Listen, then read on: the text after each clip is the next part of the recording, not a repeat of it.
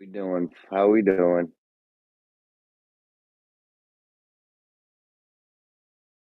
Fly on the wall, huh? You just watching?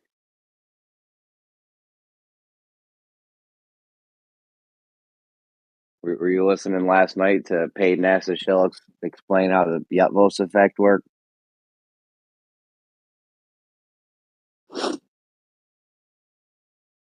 That was brilliant.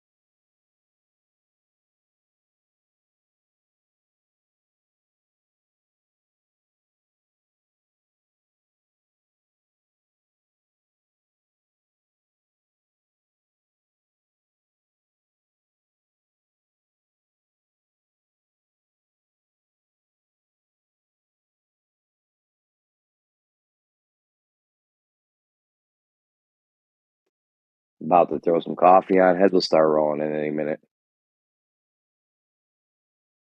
Any minute.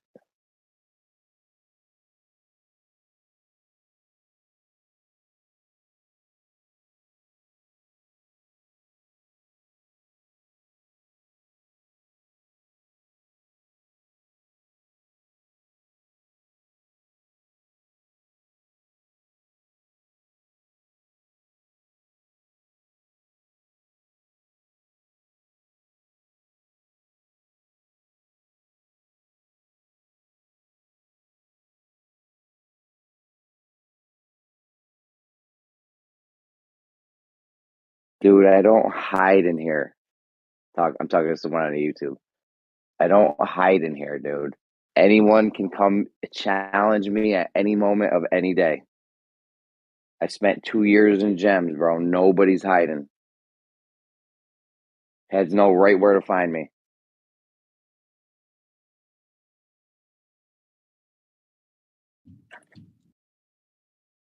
If no one jumps in, I'll be happy to go one on one with anyone about anything, whenever. Let's do it. Ain't nobody hiding. Crazy?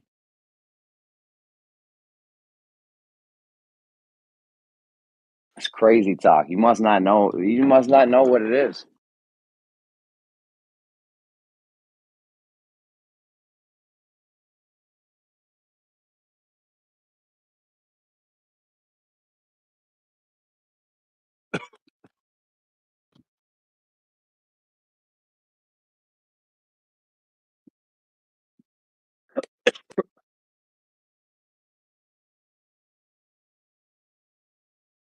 Dude, don't clog the YouTube chat up by just talking junk, please.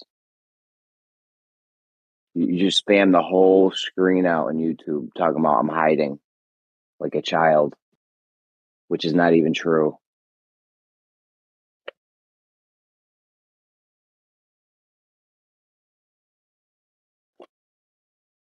But if you think I'm hiding, come talk about come here, come on in. You see how much I'm hiding.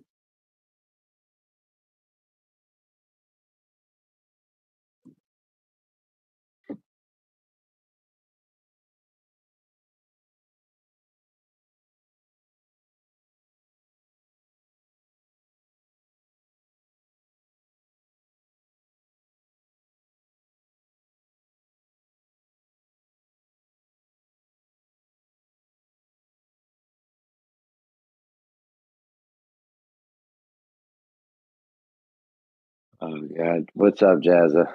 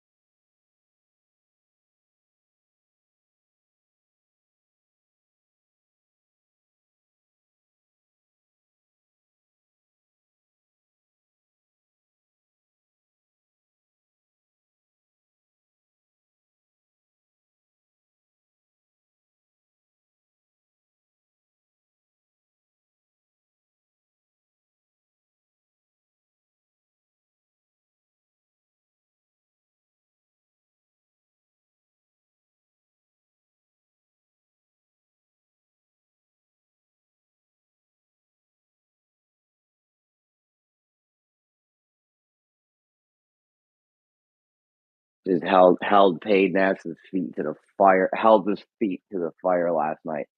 Because that's what they do. They just switch from topic to topic. They're all over the place. They make it a mess with these weird tactics they do. Nail one thing down, get right down to the bottom of it. There's some concessions out here.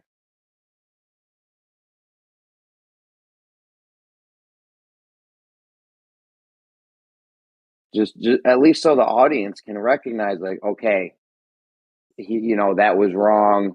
This is how it is, but we can never get a concession because they try to switch top. They try to do what Pay did last night, switch topics and jump all over the place.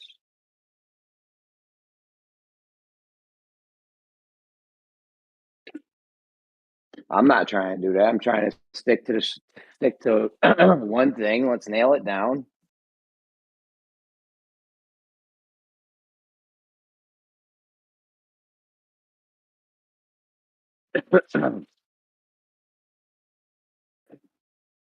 Yeah, man, we've been doing this for years.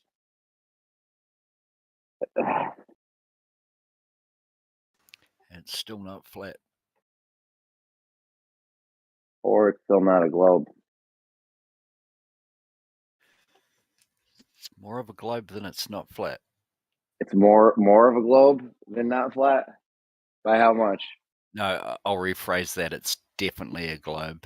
It's definitely not flat. I know, Jazza. I know. The thought of it when I first heard of this was crazy too. I'm like, these people are nuts. Flat Earth. What kind of crazy shit is this?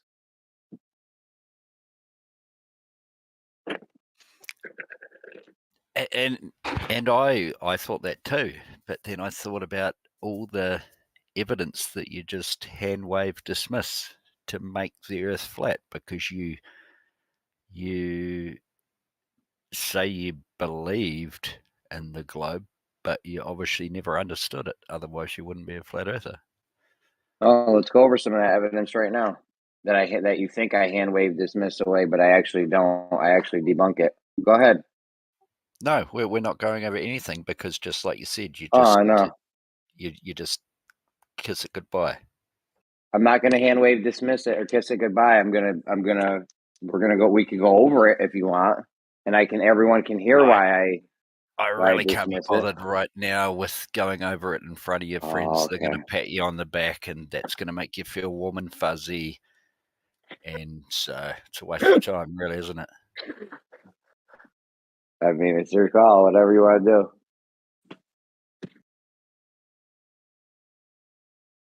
Whatever you want to do, Jazz. This is your world. We're just in it. Yeah, you're a different breed, though. So you do at least prove one thing, that you do prove evolution. Yeah. How'd I prove evolution? Because you guys are a different breed of human to think that everything is fake and everyone's lying. I don't think everything's fake. I don't even know what that means. No, everything that proves your reality wrong, you think is fake to make your reality correct. That's what I'm saying. That's not what I think. Also not what I think. Incorrect. That's exactly what you think, but you don't want to think it because then it proves you're wrong. Well, that's what I think, but I don't want to think it. This is brilliant. Because then it proves you wrong. That's This is why a you good don't want start to for think the it. day. That's how the day's gonna go right here.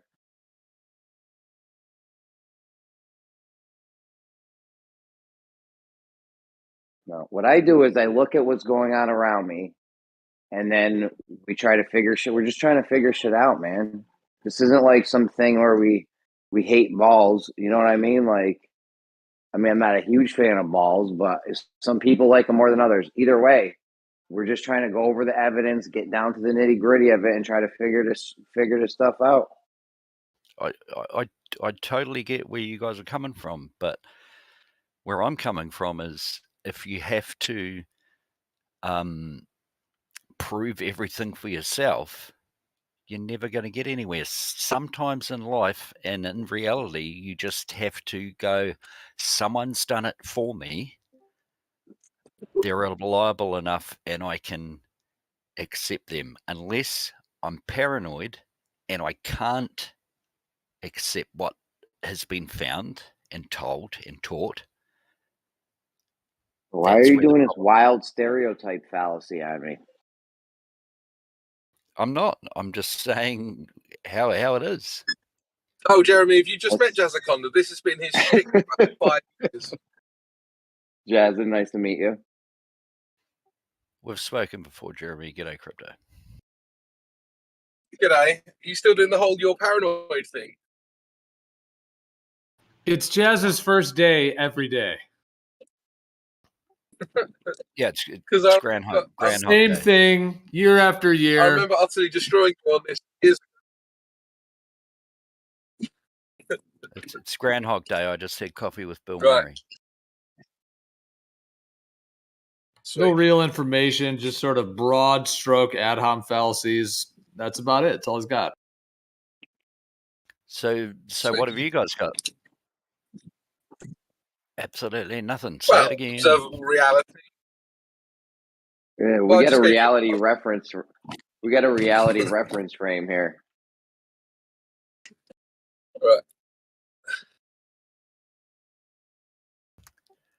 Well, you don't really. That's what you tell each other. Like I said, patting each other on the back to make yourself feel right.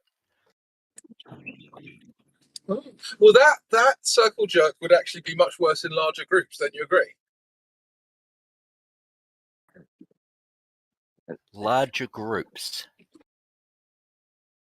Yeah, larger groups would have more of a everyone patting each other on the back, therefore agreeing with each other, therefore discounting other people's views effect. Well, are you talking about the population of the Earth? Because they don't need to pat each other on the back. We don't have to have discords to make now each other that effect feel better. doesn't happen in. Okay. So that effect only happens in groups when you want it to. Okay, got that. No, you were just saying in larger groups. I'm saying you guys are a group. You pat each other on the back, make yourself feel better. Right. If there's so if there's any globe, then that would if there's also any happen in larger globe groups to a larger sane, extent. okay, so if there's any sane or not sane, cancel that. If there's any globe activism things that I'm missing out on, then where do I find them? We can't find them because we don't have to do them. You're not addressing what I said. I am. No, you're not. You said it a larger group. You guys are a group. I'm saying you guys are also a group. Pats each other on the back. Okay, we're a group. How come my group doesn't have to have activism sites and we don't have to have a dedicated Globe Earth Discord? Because there'd be fucking 8 billion people on there. And no one would no one would get a word in, just like on a flat Earth site. On a flat Earth Discord where everyone talks to each other because they can't handle the truth. You've heard of Gem Pandas? Right. Oh, I know you can't handle the truth. That's why you don't actually want a rebuttal. Have you ever heard of Gem Panda's Discord server? Have you never heard of NASA's YouTube channel? Have you never heard of these things? Like, dude, you're saying, oh yeah, we don't have activism. No, you actually have extremely well-funded activism. We don't. You got a school. We just you got a school because we can't, because we don't have government funding. Pretending like building your government activism isn't activism. Are you serious? You have a building in every city that has a room inside of it that has NASA stickers and globes, and you teach it to little kids. That's the best shit you could possibly have. If you're trying to push your thing. I'm actually wearing a NASA hat right now. Everyone loves it. So are you going to address all the stuff we just said about how you guys have these circle jerks and you have all your dedication to education centers? No, because you're talking complete horseshit. You're just talking that now because you've got some friends here that can pat you on the back and say, good on you for I could have done this with or without them. I don't... Yeah. I challenge these... Go ahead. Like, sorry, Jeremy. This is Jazz's whole shtick. He loves to he makes an accusation which is virtually every single time projection, and then he'll just ignore the fact that he's projecting. That's his whole shtick. No, I acknowledge it. It's factual.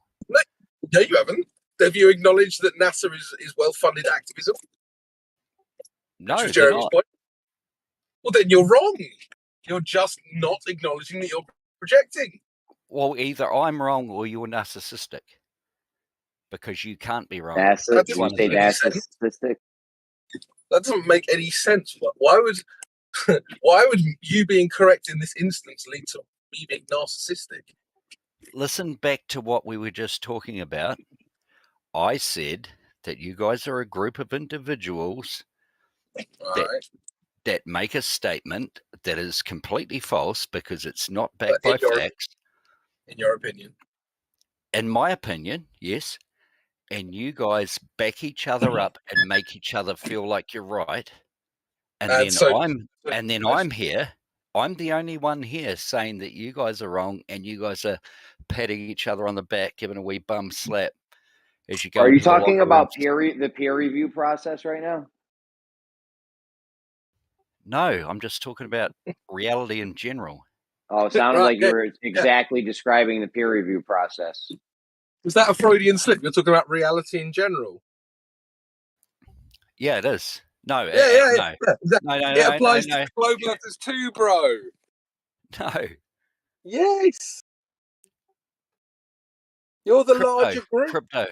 Crypto. If you were Mick Jagger's lead singer at the biggest concert that's ever been held in the world, 1 million people in Rio de Janeiro, and fantastic non sequitur. Carry on.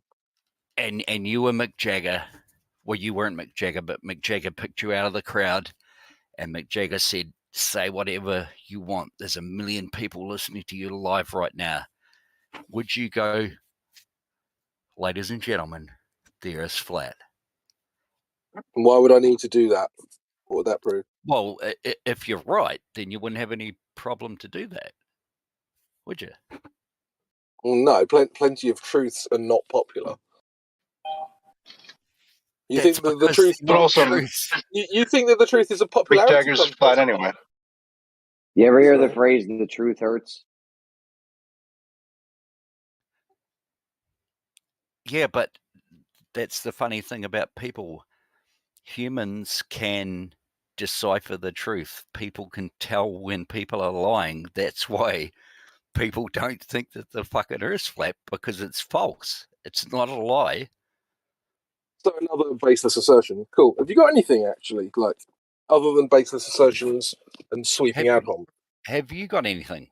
Oh yeah, I already answered that. Observable reality. Yeah, but observable reality, if I was an amoeba on the surface of a bowling ball, I would think it was flat too. Yeah, but if you're on the amoeba on the surface what? I'm about to answer if you don't talk over me. If you were an amoeba on the surface of a kitchen table, you'd also think that's flat. Yeah, because it's a larger surface, like the fucking Earth. So what you've said doesn't mean anything. So are you guys just professional fucking trolls that don't actually think that the Earth's flat, but you're just on some kind of crazed mental fucking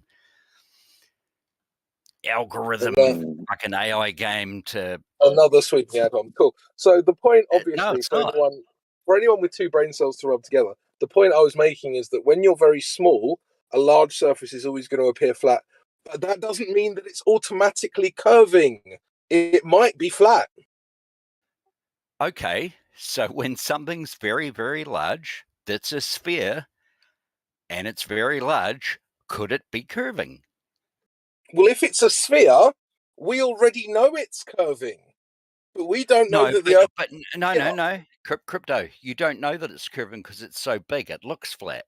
Well, if you know it's a sphere, then you know it's curving. Listen to what I just said. Yeah, I did. You said if you're on the surface of a sphere and it looks flat... Yeah, I'm going to repeat what you said. You said if you are on the surface of a sphere and it looks flat, could it be curving? That was your question. The answer is obviously, if you are on a sphere, then it is curving. Okay, Cryptos, thanks for that. I thought it was a trick question or something. So you get your friends to pat you on the back. So no, I don't need anyone else to pat me on the back, and they know that. Yeah, but they are. But so Crypto, well, they can do what they like. So Crypto. So 1,200 years ago, before we had any technology, which thank God for science and exploration, we've got that. Oh yeah, I agree. Yeah. Yeah. So 1,200 years ago, when you were on a, let's say you were in fucking anywhere, Austria, surrounded by mountains. So I was in Austria 1,200 years ago, surrounded by mountains. Right. Okay. What next? Yep. And you thought, oh, fuck, there's fucking huge mountains. I don't have any technology to get over those mountains. And you see the stars and the sun and the moon go round and you go, oh, fuck, it's flat. But then one day, little, I don't know any Austrian names, but someone ventured They're going out. to be German or Italian, aren't they? So just think of the German name. Herman. Yeah, no shit. Oh my god, this story is so boring. So Herman is in Austria, surrounded by mountains. What next? And then you eventually make it out to the coast 1,200 years ago. The coast in Austria? No, in fucking France. You've gone through Germany, so you've gone through France. So you've left Austria, you've gone through Switzerland, and now we're in France. Okay. It's taken you days because you don't have any technology. Right, okay. So now I'm in France. So now you're on the coast and you can't see England because it's we don't have a personal atmospheric dome, but some days you can because of refraction, but not many. Well, I can see England from France because I can see France from England, but carry on. Yeah, but you're in Calais, so anywho, you're quite a bit closer. So it's 1,200 years ago. Yes, we can. Hold on real quick. We can see England from France? Yeah. Oh, I didn't even know. Well, how far away is it? About 20 miles. But you're in Calais, aren't you, Crypto? I thought you're in Calais. No, I live in England. What are you talking about? Or is this Herman? Are we still with Herman? No, I thought you said ages ago that you were on the island of Calais. No, it's so confusing with Jazza sometimes. No, I've never ever lived in Calais. Go back to Herman. Oh, no. Yeah, get back to Herman. Let's finish the story up. We're with Herman. Herman is in Calais. What next? It doesn't matter. Fuck Calais. He can see England. Now what? Okay, it's not that far away. It's not that big. Okay. Herman is in France. He's just traveled through Europe. He can now see England from France. You're Austrian guy. Herman keep up with your own story, Jazz. Come on. Jesus Christ. Keep up with your. Who gives a shit? Okay.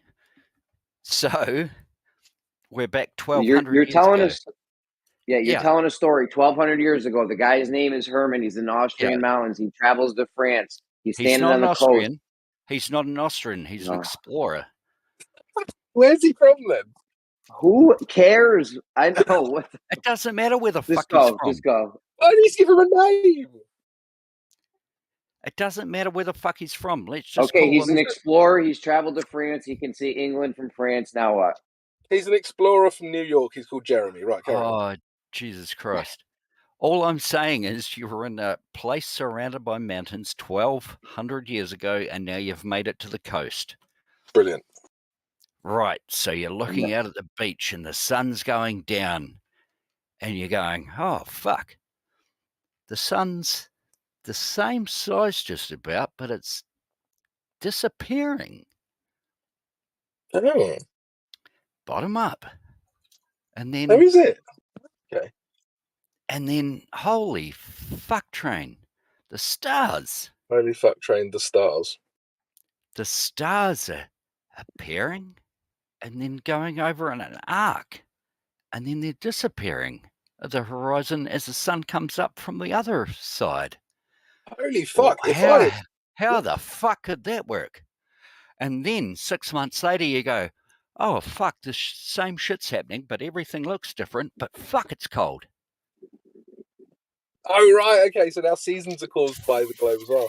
Fuck, it's Right. cold. You're going, fuck, it's cold. And the So this sun's guy rising 1,200 later. years ago, this The guy sun's 1,200 years rising later. if I assume that the Earth is a globe, then these things can only be explained on a globe. Is that No. This is what I'm saying. This is how it was realized that it was a globe, because you guys thought it was flat 1,200 years ago, and some not even semi-bright people go, well, if this is happening, it can't be flat. Right, so you just It must be a globe and What's spinning. interesting is because we're told constantly that we knew that the Earth was a globe 3,000 years ago, and that we knew that the Earth a globe was like 2,200 years ago or whatever. So now 1,200 years ago, this is what I was we just didn't saying. know- If you didn't get that, I definitely understand that you shouldn't- didn't. Definitely didn't finish. Like, I wasn't even close to my point, right? So we apparently knew that the Earth was a globe 2,200 years ago, but 1,200 years ago, random explorers didn't know that the Earth was a globe, and they thought it was flat. I think you guys need to get your story straight. I think you guys need to stop cherry picking what Admiral Byrd said. I don't think you know what cherry picking is. I do know exactly what cherry picking is, because that's exactly what you guys do. It's not what I just did. Because of what you just said, you were going to say Admiral Byrd in our local time frame explored Antarctica, and he said, so you're now going there's a to massive put words landmass in my mouth and accuse those words that you put in my mouth of cherry picking. That's what you're going to say. That's what. No, I wasn't. Tell me otherwise. Yeah, I'm telling you otherwise. I wasn't going to say that. Off you go. That's amazing. I'm amazed that you just managed to literally call out your own fallacy. Okay. And then type it to me. Okay, stop going on. Off you go. What were you going to say? Yeah, I'd already made my point that if you have an explorer who thought that the Earth was flat 1,200 years ago, that doesn't comport with the story that we're told that everyone knew the Earth was a globe before then. Those two things can't be compatible. So you're talking about 1,200 years ago, and I said Admiral Byrd. So are you disreputing what Admiral Byrd said, because you guys bring it up all the time? I didn't bring it up. You brought it up. I never mentioned Admiral Byrd, and I don't care to talk about him. Good, because you can't now. I never did. Why can't he? I've heard you I talk never did any. I don't give a shit about Admiral Byrd. What are you talking about? But he found the extra land on the other side of Antarctica. I didn't bring him up. You guys talk about him all the time. How much land was it? I was presupposing that you'd bring him up. I must admit that. Yeah. Well, can you stop that? Can you actually reply to what I actually said? I forgot what you said, because I was presupposing that you were going to bring up Admiral Byrd. That's just wonderful. Well, that's my time to leave this conversation. Thank you for owning yourself. Righto. And your other cult members will give you a big pat on the back. And ain't no cult, bro. I challenge these guys all the time. Let SE say something stupid right now. Hold its toes right to the fire. This ain't no cult, bro. All the time. It's the biggest first ever online cult in the world. I'm sorry you're part of it. Ain't no cult. I hope you can get out of it. Praise the Lord. Who's the leader? Does the cult need to have a leader? Yeah. What's it? Gets it? Thinks he's the leader. What's it ain't running? What's it ain't the leader? Huey. Okay, so how many leaders are there? It's a group of leaders. Yeah, they're all fighting for it. Okay, and what happens if you challenge one of the cult leaders? You stay in the cult, or are you out of the cult? What happens? No, because that's the thing. You guys have your leader that you will vote for, Whitsitt or QE or Mark Sargent, and you will just fucking agree with them no matter how wrong they are, because what they're saying makes sense to you, because you didn't make sense of anything to begin with. That's why you're a flat earther. It's literally not true. I don't even listen to Mark Sargent. QE, No, I challenge these guys all the time. I don't know what you're talking about. I'm not I challenge necessarily with it. saying you, Jeremy. So I, am I in the call or am I not in the call? Am I just like an observer? What do you think I'm doing here? No, Jeremy, I'm not picking you out. I'm not picking anyone out. All I'm saying is the wide fringe of the movement. You're doing exactly what Gio said when Gio talked earlier. You're doing these broad strokes, vague shit, no. not saying anything with any substance, just making baseless assertions and all these fallacies. It's ridiculous, dude.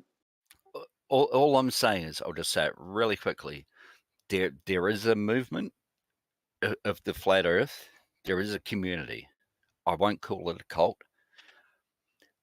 All I'm saying is there's prominent members, QE and Witsit, and if you guys decided to form a nation tomorrow and needed a president, those two would fucking go hand in nail to be the president, even though they've said there just needs to be a free community. Everyone just get on. Blah blah blah. Are you gonna say something real today or what, bro? Exactly. Blah blah blah. I just said that. Jeremy, last night, for me, it was like 3 o'clock in the morning. I couldn't sleep last night. I was listening to your conversation regarding the merry-go-round and the drone, and it was frustrating. It took you guys like an hour just to get a basic point out. They But it was still a don't very agree. They still yeah, but don't agree.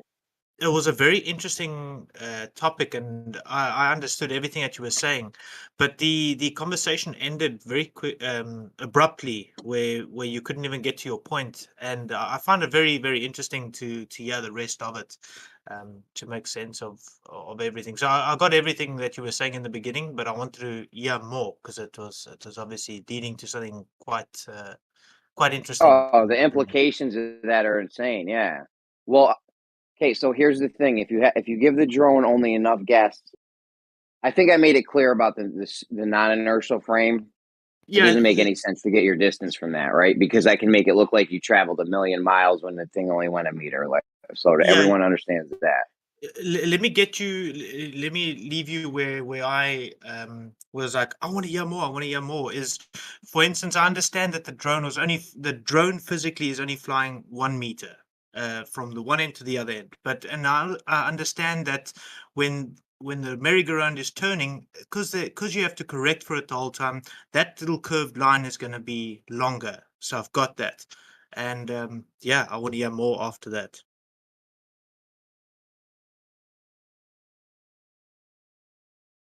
So the shorter path is to fly straight and lead the target. Chase, because if you chase it the whole time, then you're going to have a curved path. You know what I'm saying? The path where you lead the target, that's a straight line, right? You can't get a shorter distance than that. If you curve and go to the same point, it's got to be longer. You know what I'm Correct. saying? A curved line is longer than a straight line. So planes don't fly like that, though. Planes keep their heading towards the city the whole time and adjust along the way.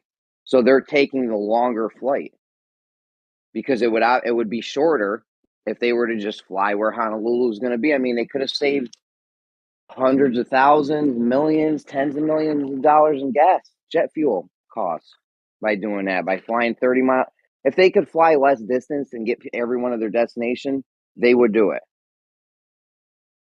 Yeah, because my thing, when I was hearing you discuss this, I was thinking to myself, okay, if you had to fly from one of the poles and you had to go land somewhere near the equator, for instance, and you flying, for instance, from Antarctica to, say, Kenya, and as you're flying up north, you're coming from the South Pole, you're flying up north, you're going to have to start trying to catch up to Kenya. But it's going to start running away from you. And this is the way I'm understanding it.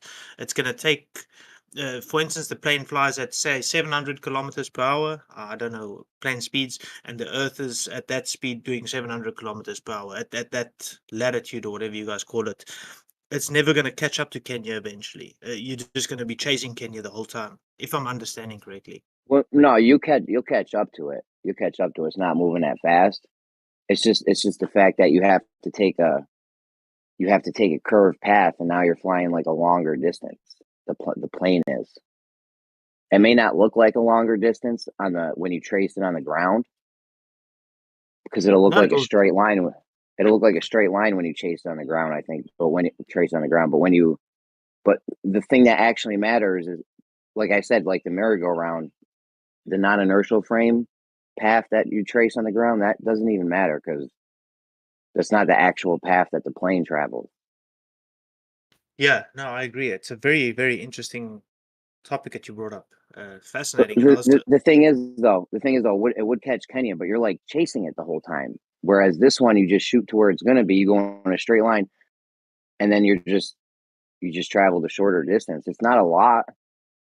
It's like if you fly from Anchorage to Hawaii, it's like 30 miles. They did the math in GEMS for me once.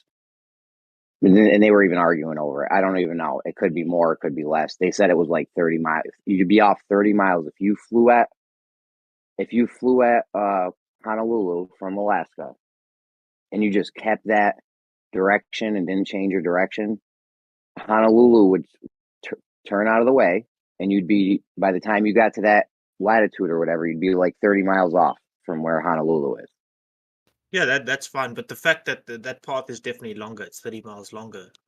But yeah, that was a very interesting topic, and I was I was in my own little world. I was very upset that the guys couldn't figure that out, or not figure it out, but agree to what you were saying, because it was pretty. If you just speak to any rational person, you guys were very clear of what you guys are explaining. But a very, very interesting subject. I wish that would come up again with a rational opposition. Yeah, these guys get sick of the Coriolis thing, though. I try not to bring it up too much. Oh, yep. See, another pat on the shoulder. No, it's not a pat on the shoulder. I'm just listening to what he was explaining yesterday. But yeah, I've heard your conversations as well. You're very anti what they have to say. It's just just listen to what they have to say, and you don't have to agree. It doesn't mean you have to call them names or anything like that. It's a very interesting subject. I'm not anti, and I try not to call names. But Yo, the way my bad, guys. Go ahead. No, I was just going to say, just very interesting that you say anti, because that implies that you guys are most definitely right, and if you go against it, then you're anti, which is not the case. Beer man, the way I've detailed this analogy with the drone and the merry-go-round and the 1 gallon of gas, there's no workaround, because they try to switch from frame to frame and make it all confusing, but there's really no reason for that. And the example I did last night, which was a freestyle, that it gets rid of all the bullshit and the extra nonsense and the confusion of it all. Yeah, because you were just talking about the merry-go-round. You didn't bring anything else into it. So that's why I say the conversation was very interesting, because you were just talking about the merry-go-round. You didn't talk about anything else. And yeah, the people that were trying to go against it was like, no, but they're bringing up the Earth situation. You're saying, no, you're not talking about the Earth. You're talking about the merry-go-round and the drone. And I found that very, very fascinating. They try to confuse it and muddy the waters and go to a whole bunch of different topics at once. It's a tactic. Well, it's not really. Jeremy, have you got a YouTube channel that I can have a look at this video with the merry-go-round thing you're talking about? Yeah, it's called Earth Awakenings. It's on YouTube. It's not my YouTube channel. It's our YouTube channel, but it's up there. The same. Like this is all being recorded, Jazz. All the crazy shit you came in here and said, it's all been recorded. Great, love it.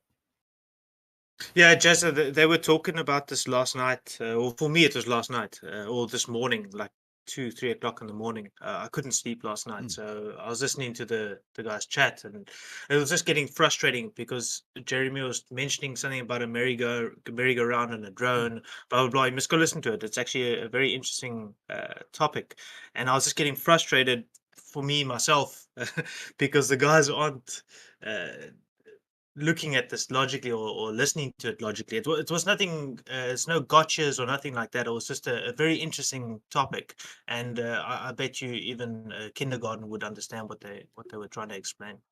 Well, Bear Man, that's interesting because I could be wrong, but you sound like you're in South Africa. That's correct. Right.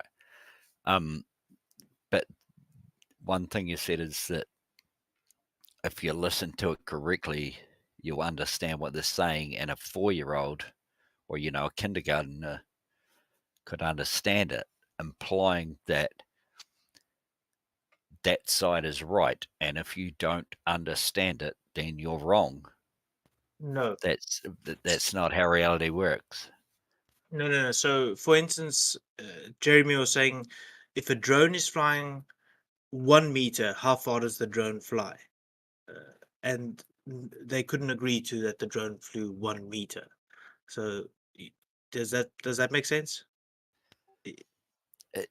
Well, it depends what you're talking about. Is the drone hovering?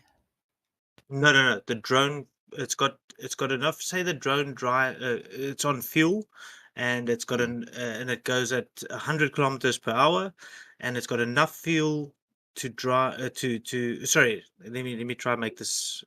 Yeah, it's got enough fuel to fly 1 meter per hour.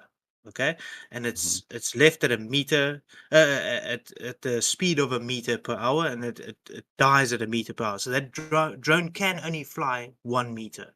So how far did that drone fly? 1 meter. Correct, but they couldn't agree to that. So I'm saying even a kindergarten could understand that drone can only fly 1 meter. That's what I was saying. It was getting very, very frustrating for them just to agree to that the drone can only fly 1 meter. They were acting like it might have been longer in the non-inertial frame because of the path you trace. But I was pointing out that that's ridiculous because when the merry-go-round's not spinning, and we fly it and we trace the path, it's only because the merry-go-round spins. It looks like you can make it look like it flew 1,000 meters if you spin the merry-go-round fast enough, but that's irrelevant because we know the drone can only fly 1 meter. So yeah, the path on the merry-go-round, the path you trace on Earth, any path you trace on the non-inertial frame is not correct. That's not the correct amount of distance that the object flew. So that's why I say I was getting annoyed, because I would love to have heard where the conversation was going to go further, but it just couldn't get further than just trying to explain that drone technically cannot fly more than 1 meter with the amount of fuel in it. So I wanted to hear where that conversation went from further, but it just couldn't get further than that. Jeremy, I don't know if we've ever spoken about aircraft carriers and helicopters or aircraft landing on them, or even we don't even have to have an aircraft carrier, just like a frigate, a warship traveling at 30 knots with a helicopter landing on the back. Same as a drone. I don't have time right now, but if you're keen to talk about that sometime, it's When you fly places, Jazza, do you fly? You have a heading at your location you're flying to, and you always keep that heading, and you constantly have to adjust for Coriolis along the way. It's not a constant heading. If it's a long distance, the heading changes only very slightly. If you're flying to Brisbane or something, do you always try to have your helicopter flying towards Brisbane? You constantly adjust for it throughout the course of the flight?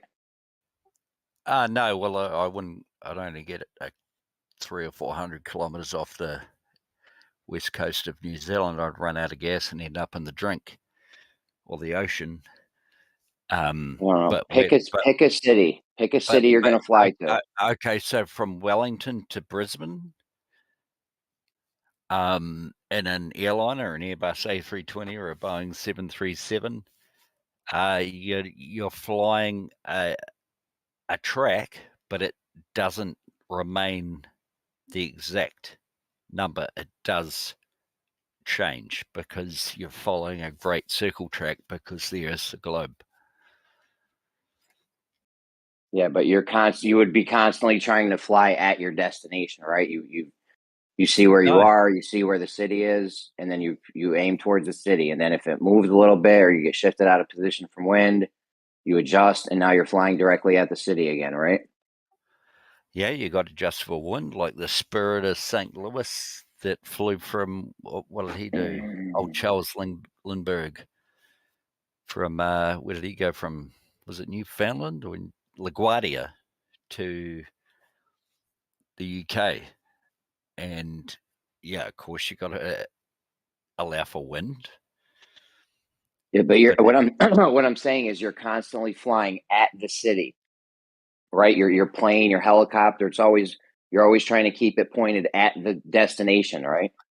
Yeah, and that's why what I'm saying is over between Wellington and Brisbane, the heading does change to the southeast because you're following a great circle track, which is the fastest way around a curve, which is equal angles between longitude and latitude. Yeah, but it's not the fastest way to get from point A to B on a spinning body. The fastest way would be to leave the city, which means you're never flying at the city. This is why you don't get that. This is why I don't get what? This is why you're a flat earther. Why? Because you don't get anything. What?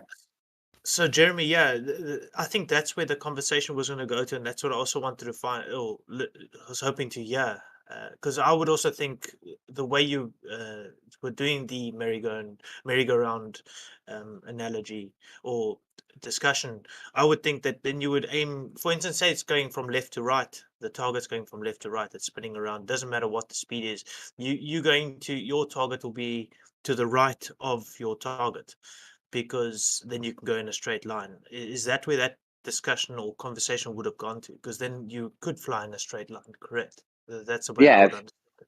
If you lead the target, you're never flying at the target until you're basically right on top of it. You know what I mean? You're leading it. Yeah. Like if you were to shoot an arrow or a bullet at a target that was strafing in front of you, you wouldn't shoot at the target. You would shoot where the target's going to be by the time the bullet gets there. So with the plane, you want to fly in a straight line. Like I said, that great circle route that they trace on the globe, that's not the fastest way. That's the path they trace on the non-inertial frame. Remember how I exemplified how that path is basically worthless because or sorry, not worthless, but it's not the actual distance that the plane flew. Jeremy, could I just interrupt before I go, because you just made a very important point. You just said that what do you say, a bullet or a bullet or an arrow? If you're going to try to shoot a moving target, you're going to shoot it where it's going to be. Yes. Exactly. So both of those, a bullet and an arrow. A bullet has a explosive charge which fires it out the barrel. An arrow has a string that fires it on its course. They are both ballistic. They have no control. You do have to lead both of those. That's why a sniper leads its target. That's why if there's a deer running across the field and you're shooting with an arrow, you have to lead the target. An airplane has engines and control surfaces. This is brilliant. A rocket has control surfaces. Everything that is controlled with an engine is non-ballistic. They are guided like a missile. Okay. It's not science and rockets. It's really not. So I know that's brilliant. Thanks for that lesson on ballistics and powered flight. Yeah. So the point So, anyways, Jeremy. So yeah, It's I not agree. science and rockets, Jeremy. Fuck. No. So you're flying from the center of the uh, merry-go-round. It's got no, as far as I understand. For instance, if you at the stand of the back of a pickup truck and it's going at 100 kilometers per hour, you jump off. You're going to be moving a similar speed to that truck. That's what you're trying to get at. However, he's standing in the middle of the drones from the middle of the merry-go-round. So there's no extra movement that's coming. I don't know what you fucking call these things. So I hunt myself, so I understand that I don't have to aim in front of the buck when I shoot or whatever. I just shoot the buck. However, this little drone is flying up in the center. It's not getting thrown to an angle because it's spinning with the motion of the merry-go-round. It's standing still in the center, but it's got to catch up to that target Yeah, because it has to catch up to it because the target's moving, but the center's not moving. yeah. I mean, Yeah.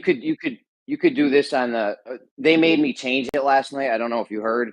He's like, that's not analogous to Earth because you're not moving with the Earth and the planes are moving with Earth. I said, okay, we can hover the drone, 3 centimeters in from the 3 centimeters out from the center, and just have it hover with it as the thing's spinning. It doesn't matter if you go from the center or any point outward. You got to forget about that, Jeremy. Doesn't mean anything. I got to about an hour and a half, 2 hours, and then I just couldn't anymore because it was the same thing for like an hour and a half where it should have just passed. It should have been, okay, cool. Well, what's next? And I was just got to, I got so frustrated. I know they got me cooking minute rice for 5 hours over here. No, dude, you had patience, man. You had patience. So I would love to hear more of it because this is a topic that, I find it very, very interesting. Yeah, sorry, Beer Man and Jeremy. Sorry, Beer Man. I'm out, but awesome conversation with you guys. We'll catch up with you another day. Have a good one. Yeah. Cheers, man. Cheers, Jeremy. Beer Man. Bye, Jazza. I can't wait. Can't wait to come back. Could you go more into this, Jeremy? I would love to hear more. It sounds. I would love to, to understand what you were trying to get to because, I think this is quite valuable information. I mean, the moral of the story is the drone can only fly a meter. It only has enough gas to fly a meter. If you fly a straight line out to the edge and you lead your target, you're going to hit your target. If you try to chase your target and keep it heading and keep pointed at the target the whole time, so you got to take this curved path and then chase it, that's going to be a curve line. So we have one straight line, and then you have a curve line that goes to the same spot.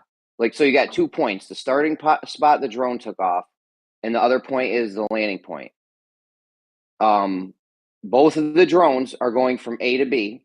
One of them does a straight line, and the other one does a curve line. Obviously, the curve line one is going to be a longer distance. Okay? Now, that's what's happening on Earth is they're taking that curved path. They're not leading their target. They're not flying to where the thing's going to be. They're flying that curved path. So that's a longer distance. If airlines could fly a shorter distance, they would, especially if it's something predictable like the Coriolis effect, where they can just calculate, crunch the numbers. Okay, Hawaii's going to be here. This is where we're going to be flying to. It's not like there's a guy holding the thing. This is like commercial stuff. It's all autopilot. So it could easily be programmed in there on where to fly, what path to take. And they just don't fly like that. They're flying extra unnecessary miles. Like I said, that path they trace on the inertial or on the non-inertial frame on the ground of Earth, that's not the path the plane flew. That's not the shortest path. The shortest path is the inertial frame. Yeah. They're not flying. And this is money. This is money now. We're talking millions of dollars. There's CFOs, chief financial officers. If they could find it one time on an airline, one of the airlines took like one peanut out of every bag or something and saved like $1 million or something. I forget what it was, but he took one potato chip or something stupid, one olive out of a salad. I forget what the story was, but it took one piece of lettuce out of every salad and ended up saving like millions of dollars. So if they could fly 30 less miles on north-south flights or 10 less miles or 1 less mile. It wouldn't matter. They would do it because they're trying to save as much money as possible. So yeah, I think Unless his there's name is. government incentives. There's a guy, Well, Sensei. that. He posted a very fascinating video with that Netherlands lady, Dutch lady, that pilot that was actually for this argument, and I was like, oh wow, it's pretty nice to hear that person come out. I don't know anything about her, so I still need to look into that. However, that's where this discussion that you were having yesterday was wowing me. It's just, is this not why they do those stops? For instance, if you want to fly from here to the US, you would fly up to Amsterdam or UK, and then from UK you would fly over to America. I understand that the shortest pass would be obviously direct, but I was just thinking, because they have to stop now, so that they make. For instance, if I need to go get a thing of rice at the shop, but I also need some vape liquid for my vape, I'm gonna make a stop at the vape shop, and then from there I'm gonna go to Pick and Pay, which is our local grocery store, and then come back home. So that they're making that route like that. They can drop off some ship orders or whatever, and that's why they're doing these stops. But I agree that if you're going to fly to your shortest path, would be you're going to aim ahead of it. That should be mathematically calculatable, whatever the word is, to fly directly to the place. But could it not be because they are doing these sort of pit stops to drop off maybe a few passengers or Yeah, the couriers? layovers are the layovers. It's all about money, bro. The layovers are to pick up more passengers and drop people off. So you kind of kill. There's two types of flights. One, it could be to hide. It could be to hide their actual route, and they're not going. You know what I mean? Because they're doing zigzags all over the globe. Anyways, there's two types of flights. There's a direct flight and there's a nonstop flight. I can never remember which one is which because the names are deceiving. But one of them flies directly to your location. So they pick you up in LA, you fly directly to New York. That's it. One thing. The other one is they stop along the way, I think. Is that right? Yeah. Hold on, let me think about this. Yeah, I would, if I look at the flight path, I would actually fly in the complete opposite direction, according to the merry-go-round analogy, if you're going to do a direct flight. But yeah, dude, I would definitely bring this up again if you can like I said earlier on, to someone that's rational on the oppositional side, to just think, yeah, to have a Dude, there's no civil one. discussion. There's no one. Bro, there's no one I can talk to rationally about this because they always try to change it and flip it, and they do weird stuff because this is the end for them because now there's money involved. Like I said, one of the airlines took one peanut out of each bag or one piece of lettuce, something. They did something with the food on the plane where they just took one little tiny thing out and saved like hundreds of thousands or millions of dollars or something. So money is crucial. If they could fly less distance, they would definitely be flying less distance. Yeah, I would agree there. And that's why I said this was a very fascinating fantastic discussion last night that just fucking got shit all over, unfortunately. Did you hear after that with the utmost effect with paid? That was hilarious. No, I couldn't anymore. Like I Uh, say, I listened to about an hour and a half, and I was like, okay, no, I have to go sleep now. So I still kept you guys on with my earphones, but then I fell asleep. I couldn't anymore. I was like, yeah, fucking hell, how can such a basic thing take so long? It was it's disgusting. that. It's pretty amazing. Yeah. I mean, that should have been like a 2-minute thing. Like I said, they got me cooking minute rice for 5 hours over here. I know. Yeah, I don't know how you got the patience for that. That's why I don't really hop into the Discord. I just listen, and I take that information and I do with it what I want, because for me it's my world that I'm living in. No one can tell me something I can believe in. I either know something or I believe something until I know it. So I appreciate you guys doing this, and yeah, like I say, what you brought up last night is something fascinating for me to know something eventually, hopefully. No doubt, no doubt. We do it for the truth. We do it for the truth. We came a long way. We came a long way because back in the day, there was a lot of heads that didn't even know how Coriolis worked and shit. You know, people got some things wrong along the way, and now here we are. This is the body bag argument for Coriolis right here, as far as I can see. Like, this is the best Coriolis argument I've ever had. So just for my understanding of Coriolis, because okay, I've been listening to this for many years now. When I say many, it's probably 2015, so 8 years.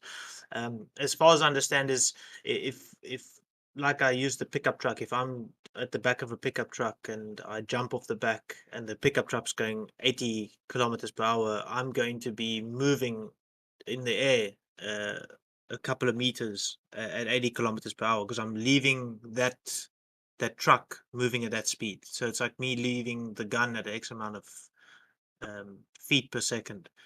Does that make sense? Because I'm Yeah, jumping it's off like something that's moving. conservation of momentum. Yeah, but because it's moving faster, the further up I go, I need to catch up to that speed.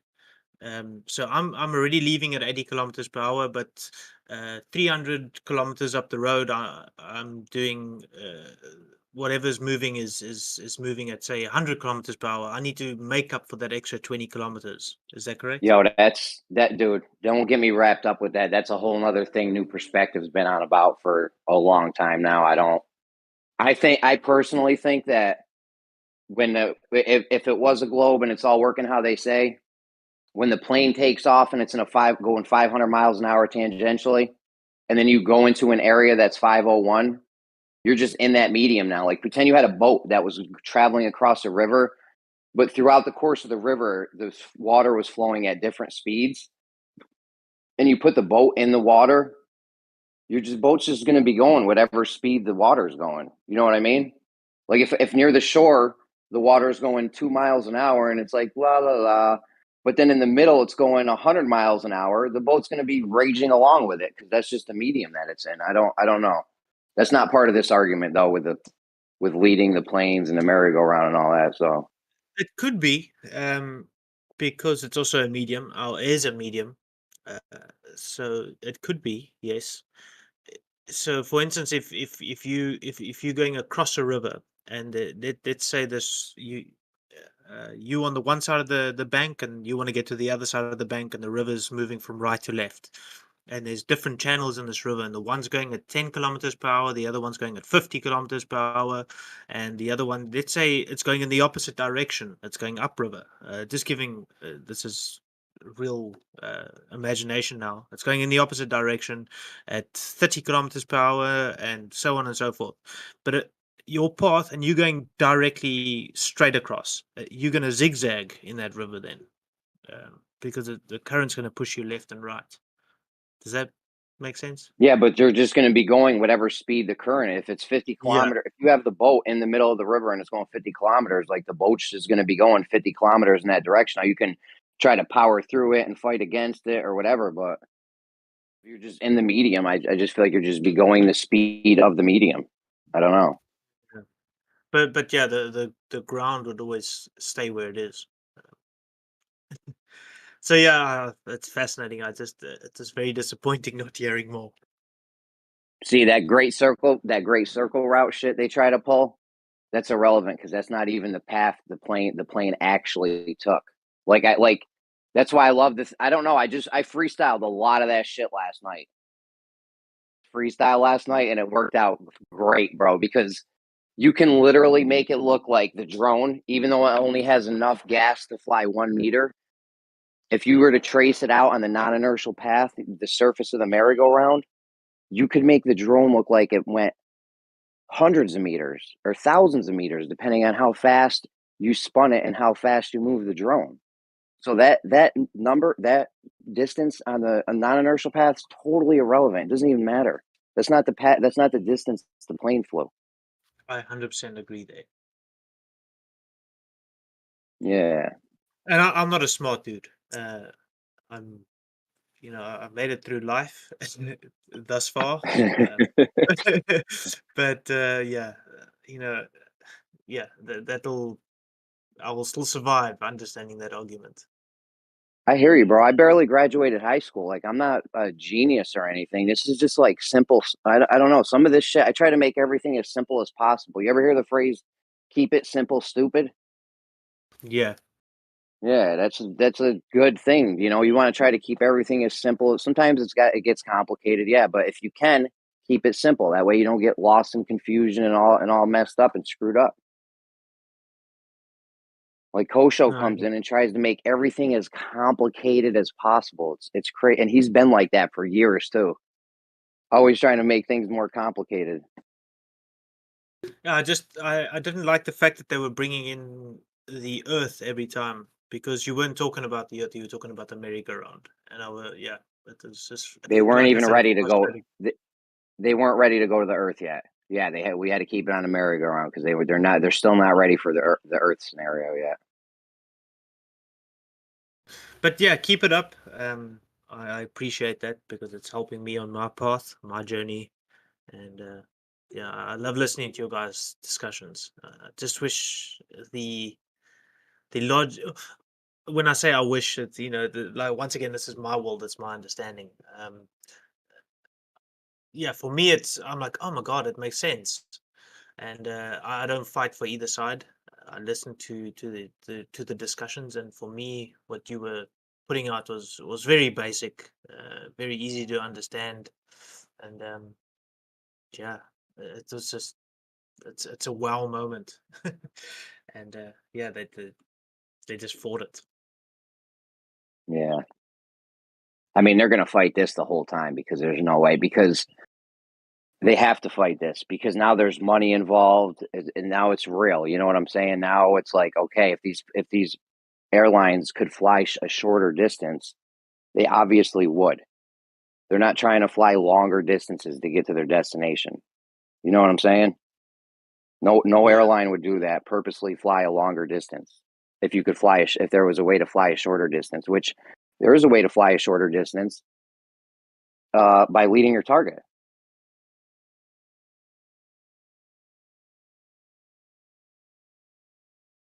I should do a presentation on this.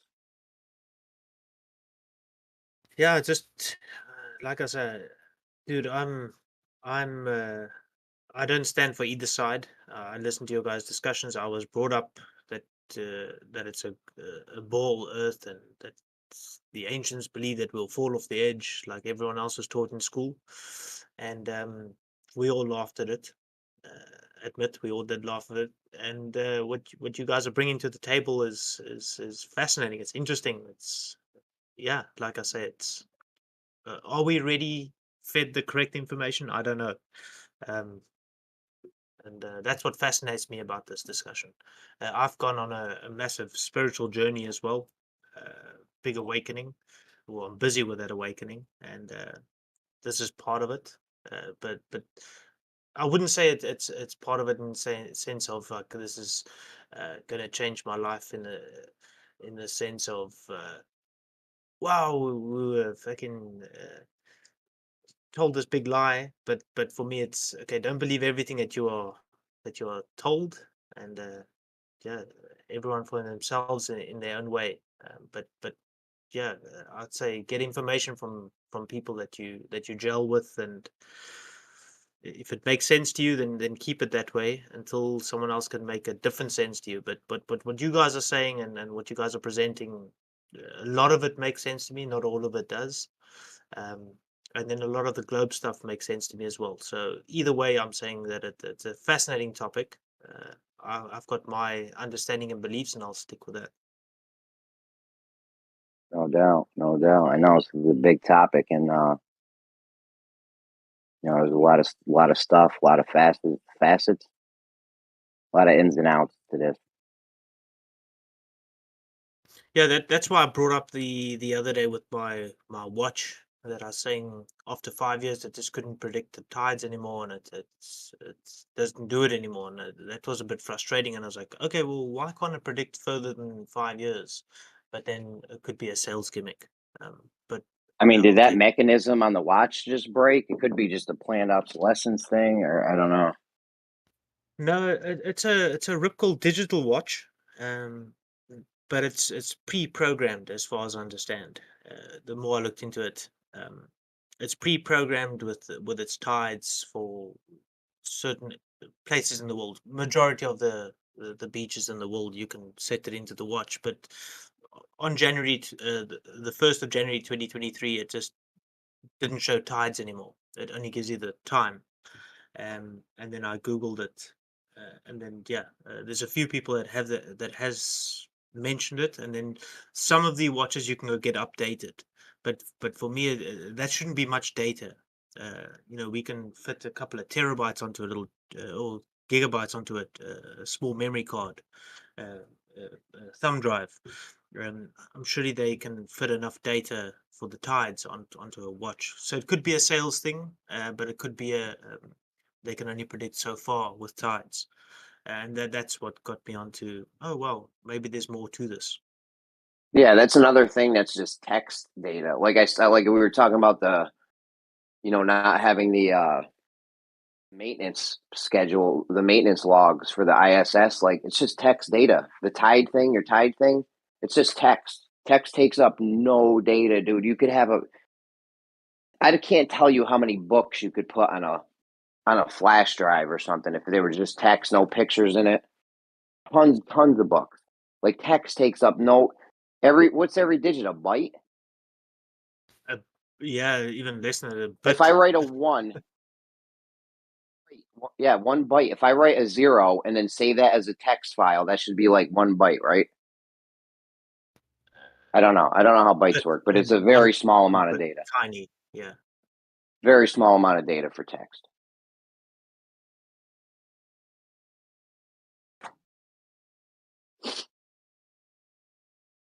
Yeah, it's frustrating, but slowly but surely, I see year after year, there's always a bit more information that makes more sense for me, at least.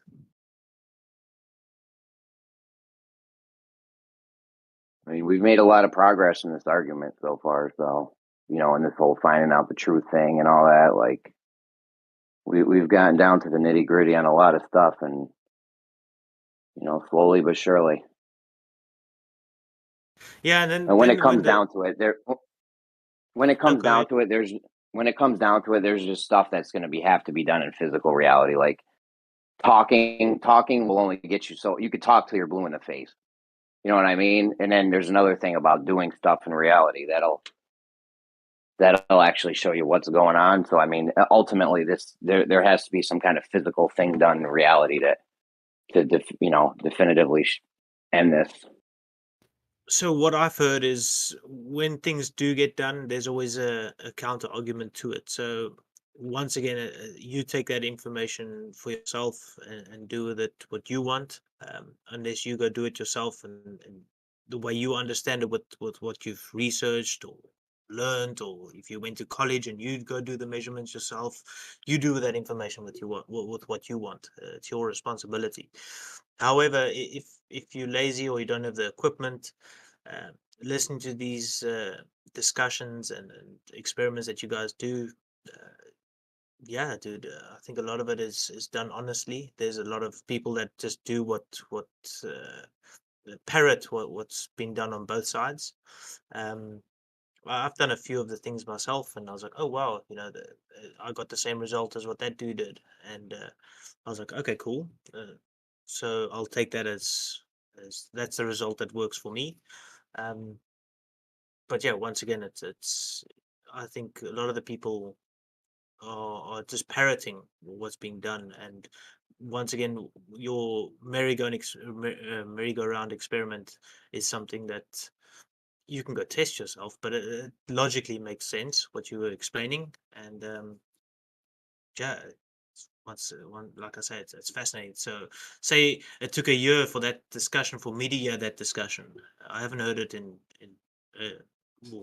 I haven't heard it in 8 years. I heard it for the first time now, but it's oh wow, it makes sense. To go play around with that, and yeah, I thank you guys for sharing that little bit of information. No doubt, man. No doubt. Stay tuned, because I mean, we be coming up with stuff all the time. These guys are always like, "You guys never have any new arguments." Well, here's one.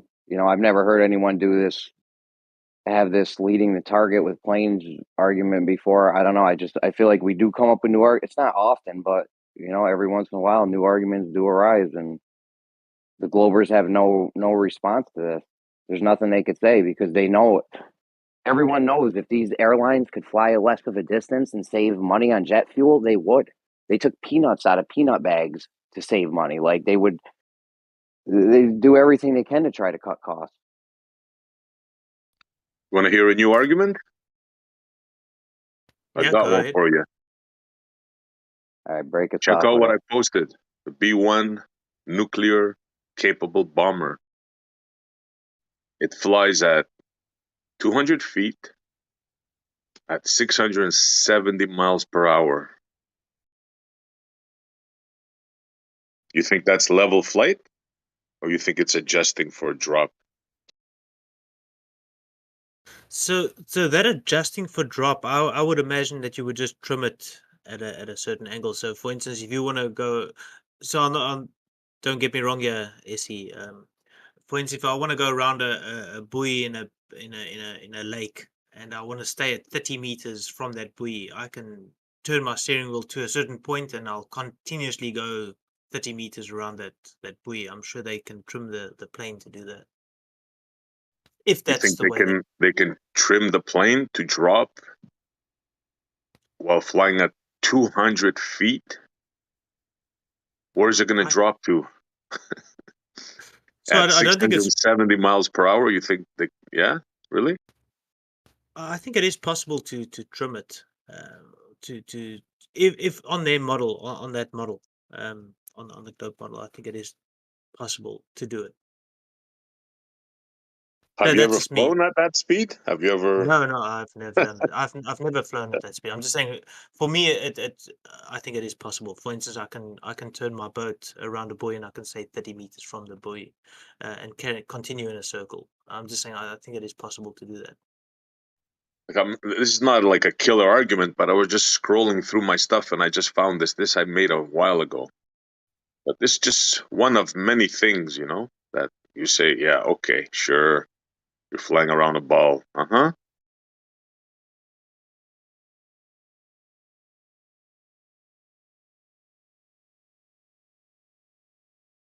What annoys me is when the guys come in here and they talk about. There's another conversation that was brought up regarding the craters, and then there was saying, "Oh yeah, it's a piece of the dome falling off," and that's just a retarded.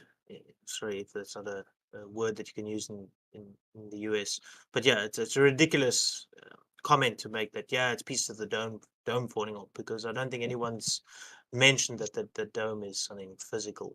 Or hard. Slightly different notes. I came across a thing called D. That's D for Derek. D for Delta GPS. It's called differential GPS, and it's been around a lot longer than GPS, I think. But still, the point is that there are things besides GPS called DPGS, and there's like a AD GPS and a RAD GPS.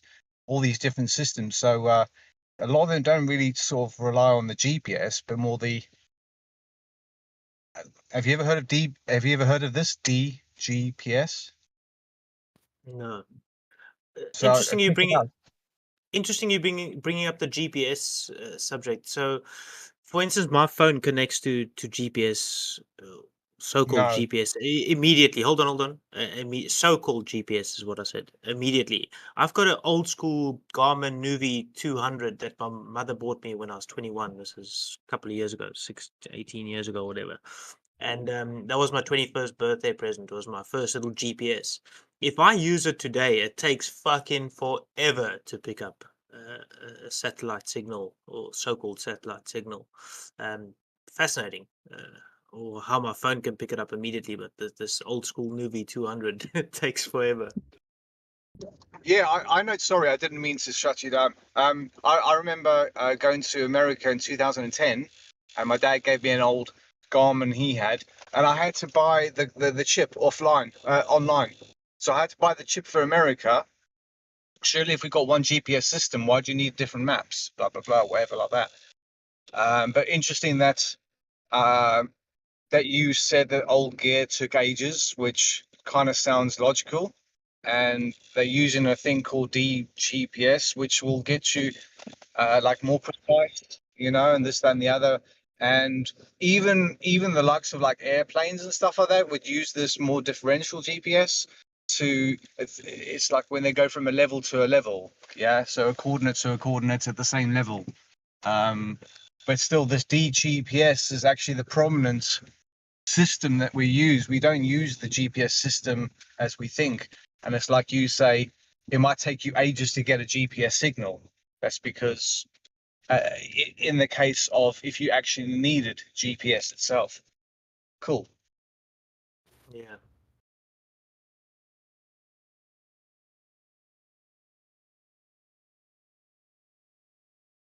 So, Blue, if you're listening, what kind of adjustments do they make at that speed? 680 miles an hour, Blue. What kind of adjustments are they making? I'm really curious.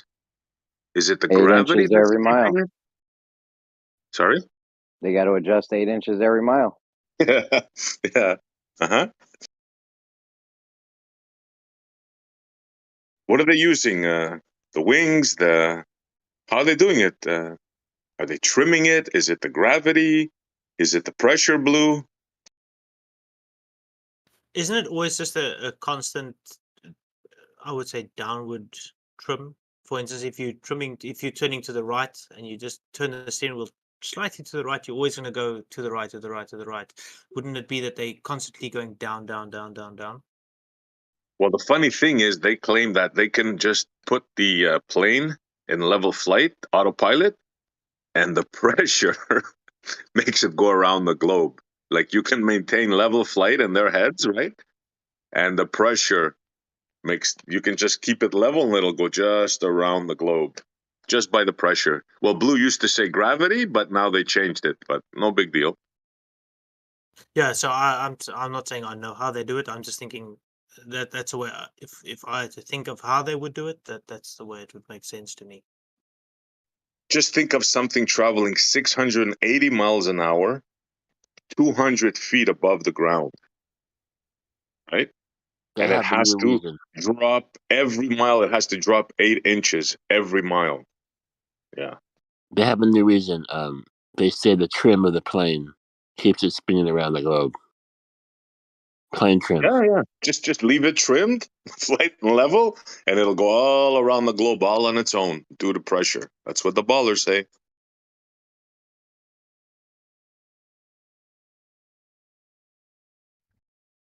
Well, I would say that if you segmented the circle of the sphere into 40,000 pieces, for every kilometer, you would have to adjust down by either 15.7 or 15.07 centimeters, 15 centimeters. So when you get to your second kilometer, you're only going to drop down another 15 centimeters. So I would So imagine what you're that saying is you're flying around. You're flying, but you have to keep the throttle pressed down the whole time. Continual down. No, you can keep straight for a kilometer, then dip a little bit, then keep straight for a kilometer, then dip a little bit. You can do that 40,000 times, at least easily. You would have to have the throttle completely down time to do that.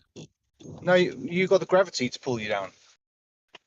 Realm, no. So Realm, think about it. If you had to go around a buoy, like I was explaining earlier on a lake, if I take my boat out and I want to stay 30 meters from that buoy, I'm going to turn my steering wheel at a certain amount of degrees, and I can go however fast I want to go at a constant speed. So let's say I go fucking 100 kilometers per hour on my boat, and I want to stick around this buoy at 30 meters from that buoy. I'll turn my steering wheel to a point, and it'll constantly go around that buoy at 100 kilometers per hour. I'll be able to keep my Okay, now steering make wheel. that buoy move. Make that buoy move at 1,000 miles an hour. Yeah. And So then try I it. don't know the rest. I'm just saying that's the way I would do it if I had to go around something. Yeah, but surely the wings are always going to automatically be given it an upward anyway. You don't have to touch the steering wheel. You're naturally going to be drifting upwards because you're floating on the air pressure, on the density of the air. So you're kind of gliding on it in a way, accelerating whenever you need to, accelerate, decelerate. You can kind of keep level, can't you? But naturally, if you put wings on your arms and then go gliding, whatever, yeah, I think they can do it. But the point is that mechanically, you don't need to do 8 inches per mile squared. You just do it 8 inches per mile. That's it. And then if you break. But I would just trim how it. often would you, if you're 600 miles an hour, right? Divide that by 60 minutes, you're flying 10 miles a minute. Okay. See how that doesn't work? I would just trim it, like I would trim my steering wheel to the right if I'm going around a buoy. Right. So they have How to are you trim going to it keep up to downward. the buoy if the buoy is traveling away from you? Yeah, They so have to trim it downwards. I See, don't understand the rest of that. You have a boat here. Let me explain to you. You have a boat that can only go 50 miles an hour, but the buoy is moving away from you at 100 miles an hour. How are you going to ever catch up to it and circle around it? Is that the 67,000 whatever that orbit that the Earth does around the sun? Is that argument? No, he's talking about rotation. He's not talking about orbit. But Yeah, so I would think say we're geocentric and we are a ball. I would understand that you could just trim it and you go around the Earth as if you're trimming around a buoy on a dam. But if the ball is if the Earth is also doing its 500,000 miles per hour through the solar system and doing all these other things, I wouldn't understand how it would work. For me, it wouldn't make sense. I don't know how it's possible. so you're not a baller then? I thought you were. Sorry, because that's how they usually start. Imagine this. No, he's not a baller. No. Right, it was the way he said. Oh well, if we imagine this. No. So I'm listening to the argument from both sides. I take the information. I do with it what I want to do with it. I don't share. Don't necessarily. Scrutiny is the best thing Yeah, for an idea. Scrutiny. yeah, Everybody attack it. That's the best thing to do. yeah. Absolutely. Absolutely. And I'll do it with what I want to do with it. And I'll ask the questions and share my Yep. thoughts.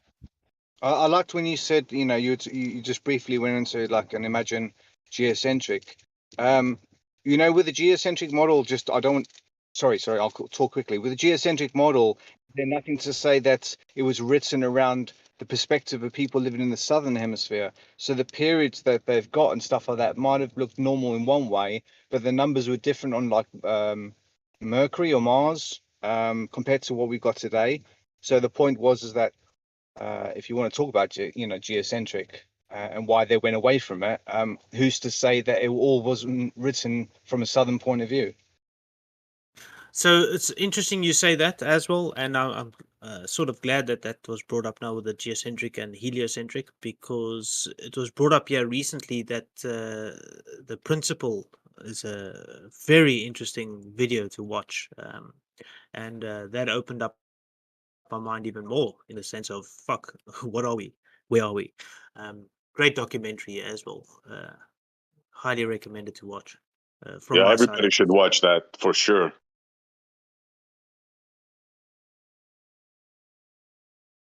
That destroys their fantasy so much so that it's almost comical. Yeah. What's that Great one? documentary. I'd missed that one. Sorry. The Axis of Evil. The Principle. I'm not sure if I've seen that. Let me see if I think I've bookmarked it here somewhere. Hold on a sec. I'll see if I can get it. Otherwise, if someone else gets it before me, post it in the live stream. Otherwise, I'll try to get it. Yeah, that's definitely a must watch for both sides. Everyone.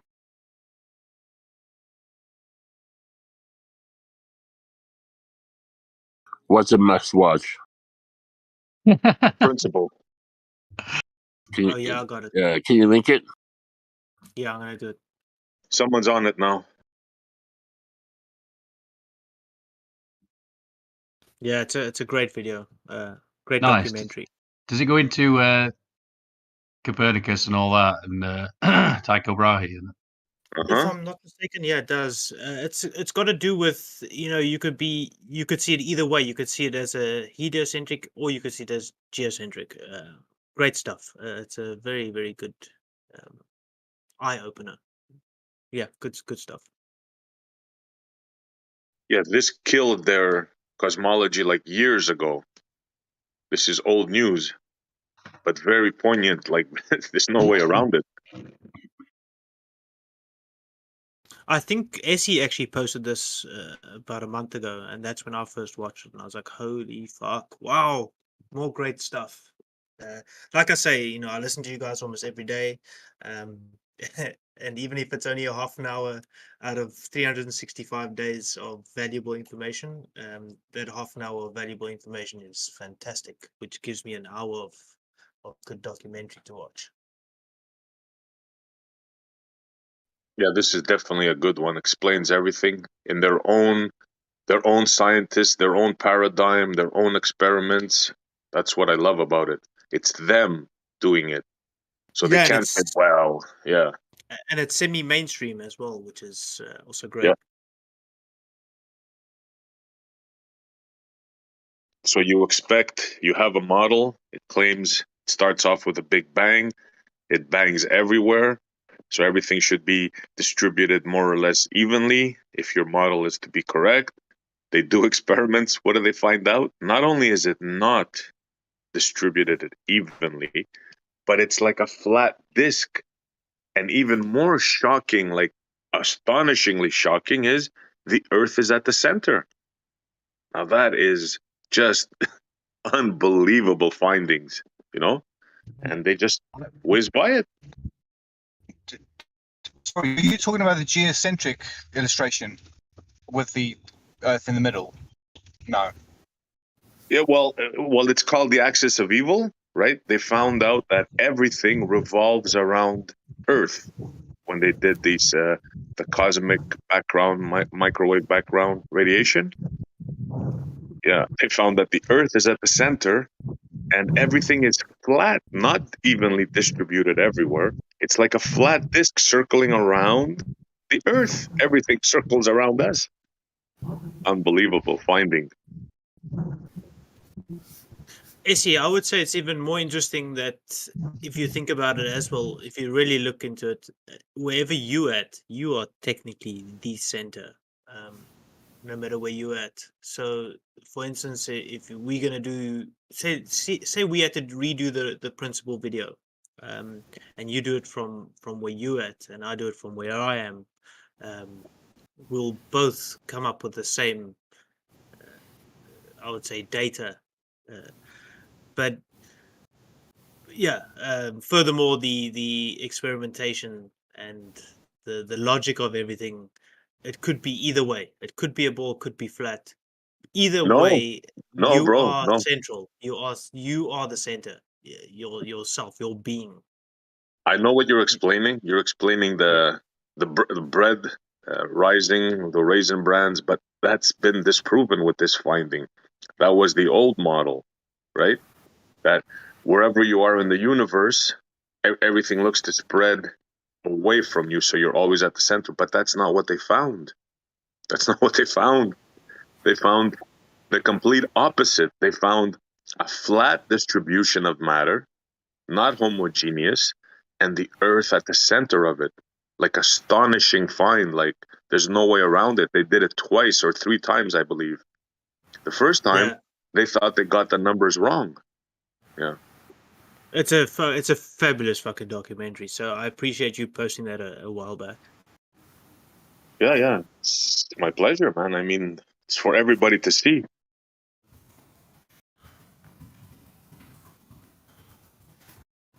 You see, when you find faults in their own paradigm, right? There's just no way around it. And now it's even worse. As if this isn't bad enough, they found early galaxy formation 500 million years after their supposed Big Bang. That's a no-no. That can't happen. It just can't happen. It's like you're looking for a baby and you find a teenager. They got it massively wrong, bro. Their cosmology is finished. Done. I don't want to derail too much, so correct me if I hear you guys talking about derailing and stuff. So if I am derailing, you guys can call me out. What is your thoughts Can on I say- the Pioneer 10 and Pioneer 11 in the, I think it was the 80s that was sent out? Do you know about I those just wanted to say Pioneer? something before you change topics. Yeah. Because they claim that space is expanding, right? But expanding into what? Like, what would space be expanding into? Like, it's illogical at best. And furthermore, this would have to be like space would have to be able to homogenize with whatever it's expanding into. It's Exactly. complete insanity. Yeah, it's like microscopics. I don't know if you ever seen those videos where they zoom into something and then they zoom. For instance, it's an animation, and you zoom into a person's eye, and that person's eye seeing another village, and then in that village is another person. And they zoom into that person, and they zoom into that person's fucking house, and there's a cat, and they zoom into that cat's eye, and that cat's eye sees You're another talking person. about a fractal. This is a Yeah, fractal, is what you're talking. yeah, fractal verse. Yeah. So I think that's the same expansion. They're just discovering, or they're seeing more things further out, and they claiming that it's expanding. But I don't think it's expanding. I think it's already there. That's me though. Yeah, I mean, regardless of our own personal ideas and stuff, I mean, we just have to analyze what's been given, and when we do that, we quickly see that it's purely illogical. Like, what would space be expanding into? It makes no fucking sense. Space is not a thing. Like, they're trying to materialize the immaterial. It's called outer space. I get it, but it's I'm a gonna big be right problem. back. I'm just gonna go for a piss. Was only a time before Jeremy got triggered on this one. Outer space. That's hilarious, Jeremy. You see, there's so many holes, bro, that each one of us could just look at the piece of cheese. That's what I love about this. Each and every one of us comes out with holes, I call them, right? Holes in the model. It's so easy, man. I mean, they make it easy for us.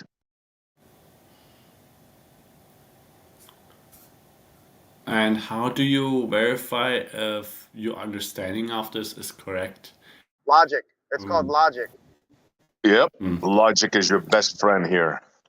Right. So you get to say, well, they're claiming this, and you don't have to verify that how those claims are actually made, or like what the actual big picture of the claims being made is actually is. You just say like, yeah, well, I'm claiming they're saying that, therefore they are saying that, and logic substantiates. No, I was It's very as simple. It's as simple Let as me this, explain to dude. you how specific I was, right?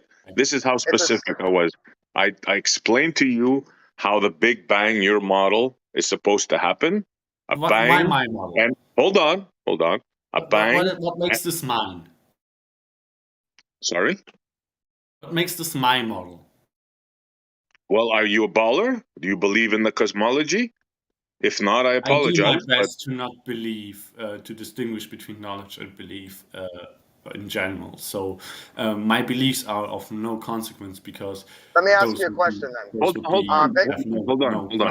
What knowledge do you have of the Big Bang?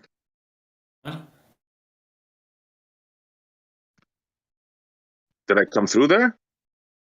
I did not hear the beginning of the question. What knowledge do you have of the Big Bang? You said you have no belief. What knowledge do you have of the Big Bang? About what's claimed on with the Big Bang. So you have no knowledge. Let me ask him a question. We're talking about space versus outer space, the thing that space is expanding into. Can you describe that thing? Space versus outer space. Yeah, I do not know of any such distinction. No. I cannot describe to you anything. Yeah, like let's that. not straw man what I said. Your model claims that space is expanding. What is my model again? What makes it mine? Is this not Pickle Rick? This is the AK dude. He's very I've had an account with that name, but I do not see the relevance of that either. So this is Pickle Rick. I know Pickle Rick. Are you not a Glober? Okay, so what's my real life name? I know your character on here. You know How my about that? character. As if I am Can we playing stay a on topic, persona guys? here? Come on. Can we What the stay on fuck topic? are you like? What the Who fuck cares are you about on your about? name, bro?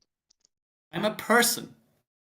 And I'm not playing a persona here. I'm just here to pass my time and Are you to a hang Glober? out, just like any of you. You're a Glober. You believe No, that space is expanding. incorrect. Oh, okay. So you're not a Glober. So would you please stop incorrectly assuming beliefs on me or assuming my position without knowing any fucking thing about me? That's what I tried to get you to think and to understand by actually asking you and making that realization for yourself.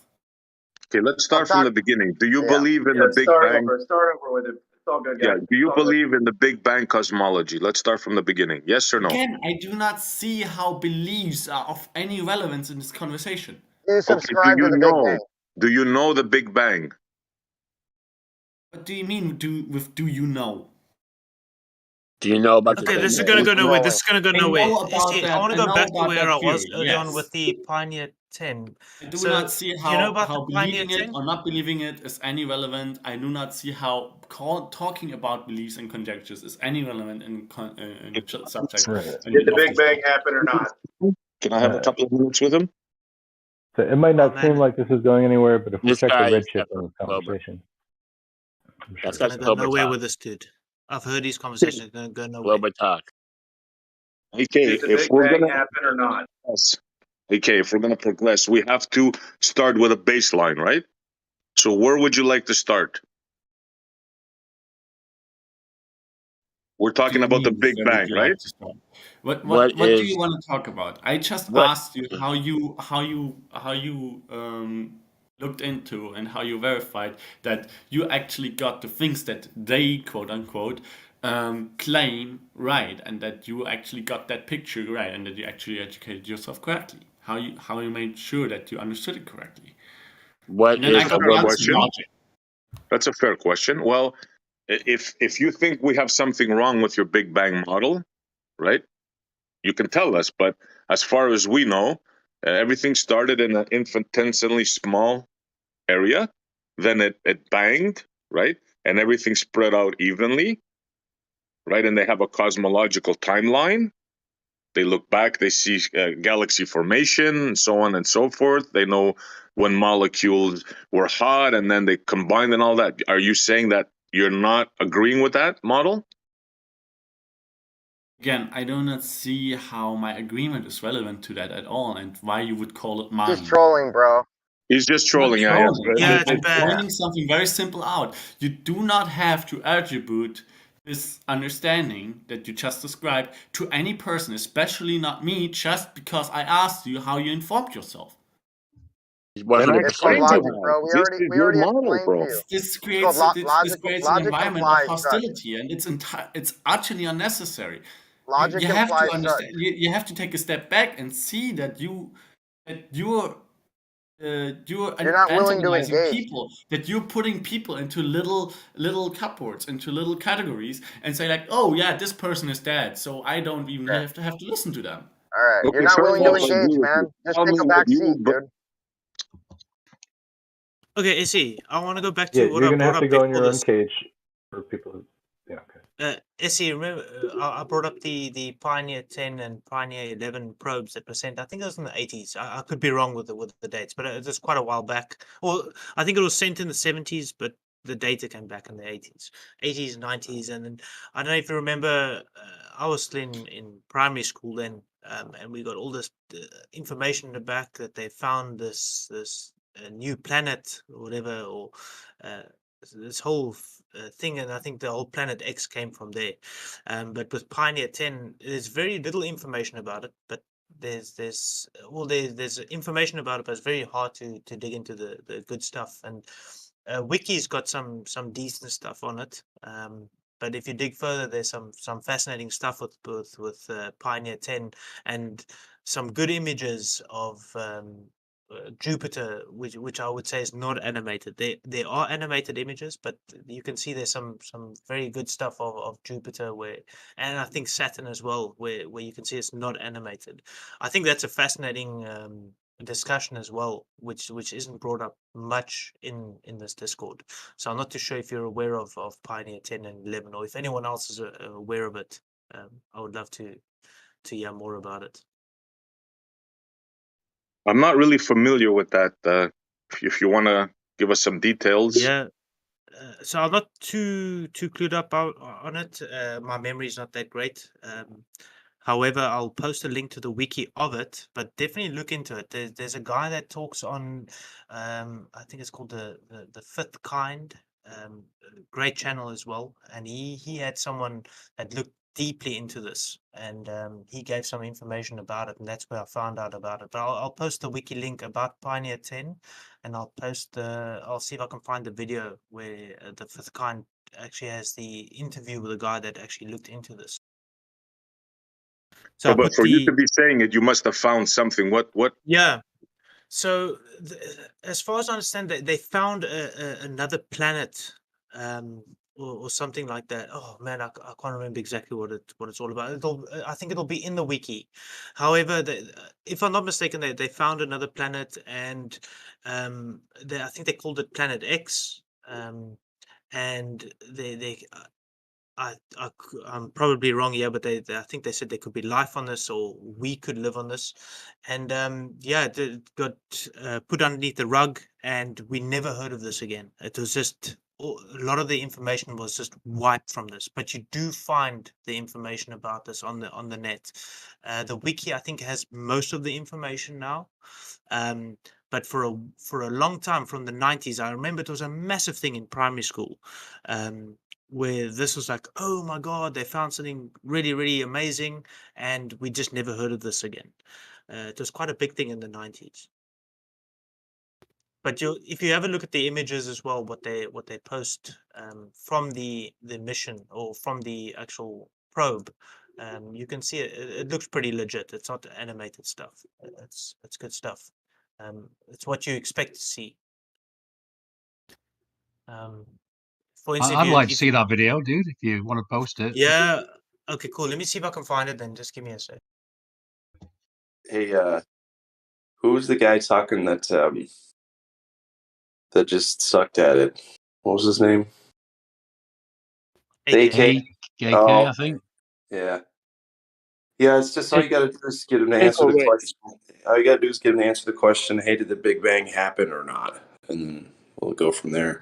Yeah, well, he wouldn't answer that, would he? So No, he didn't. No, listen, he didn't answer that. No, but you got to keep pressing him. Press.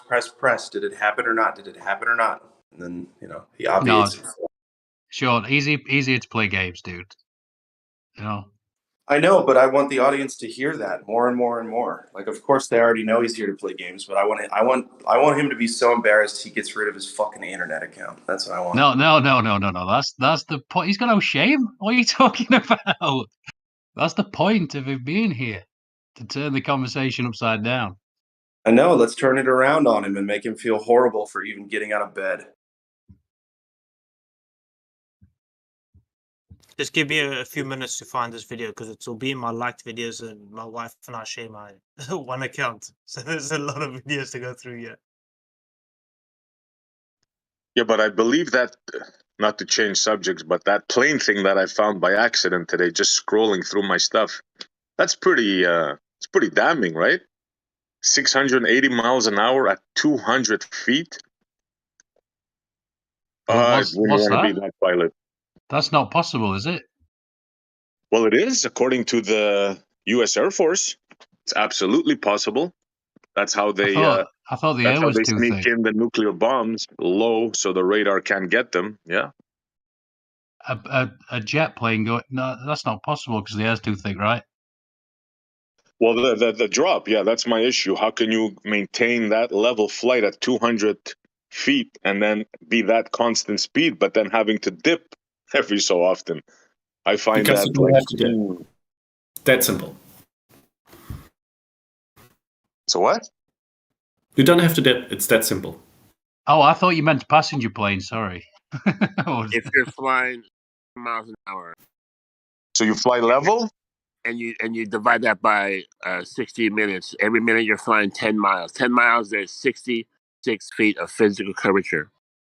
So every minute you have to Yes. jet down. If you reorientate every minute, you have to jet down. Horizontal is not a constant altitude. On the minute, every on a minute. globe. On a globe, horizontal is not a constant altitude. When you're flying level, you're flying at AK, did the constant Big Bang altitude. happen or More not? specifically, actually at a constant AK. pressure altitude. And for this AK, example, did the we'll Big Bang neglect happen or large not? changes in pressure altitude to compare to altitude. Did the Big Bang happen or not, AK? I don't It know. happened. Well, how is that relevant to how a plane flies? Oh, you don't know? How should I know? That's awesome. Aren't you a glober though? Depends on That was what an you understand amazing. global to be. I'm suspecting no. That was an You're amazing suspecting topic no. change you just had. Is the Earth a Jeez. globe?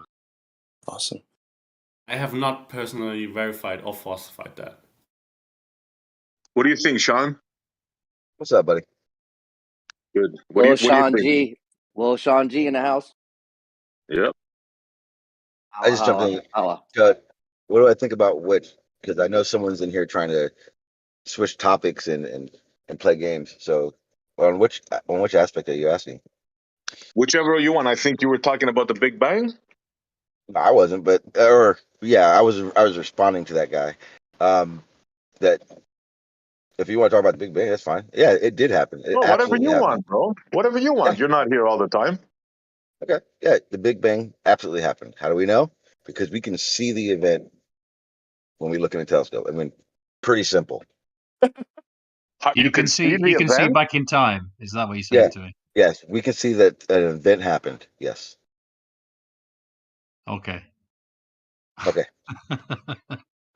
Is it okay if we laugh at you for that? Hang on. How do we look back in time to see this event happen?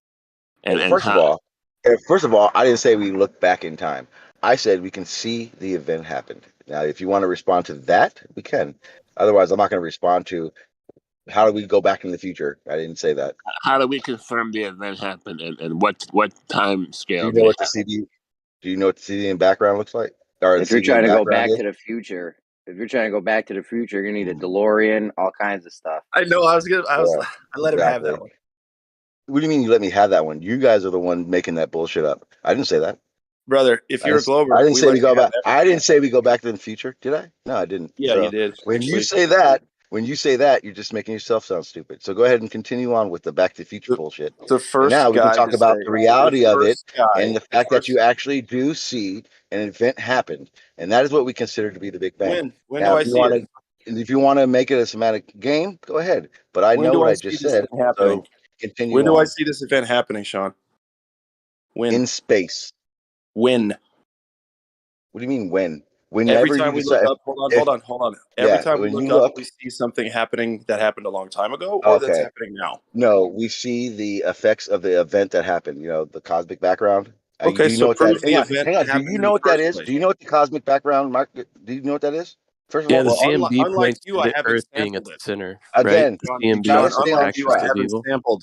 Unlike you, I haven't sampled the cosmic radiation background. So, but since you've sampled it, what's it made of? Oh, okay. Well, if you want to play the straw man game, you can play that game. So again, do you understand what the background is?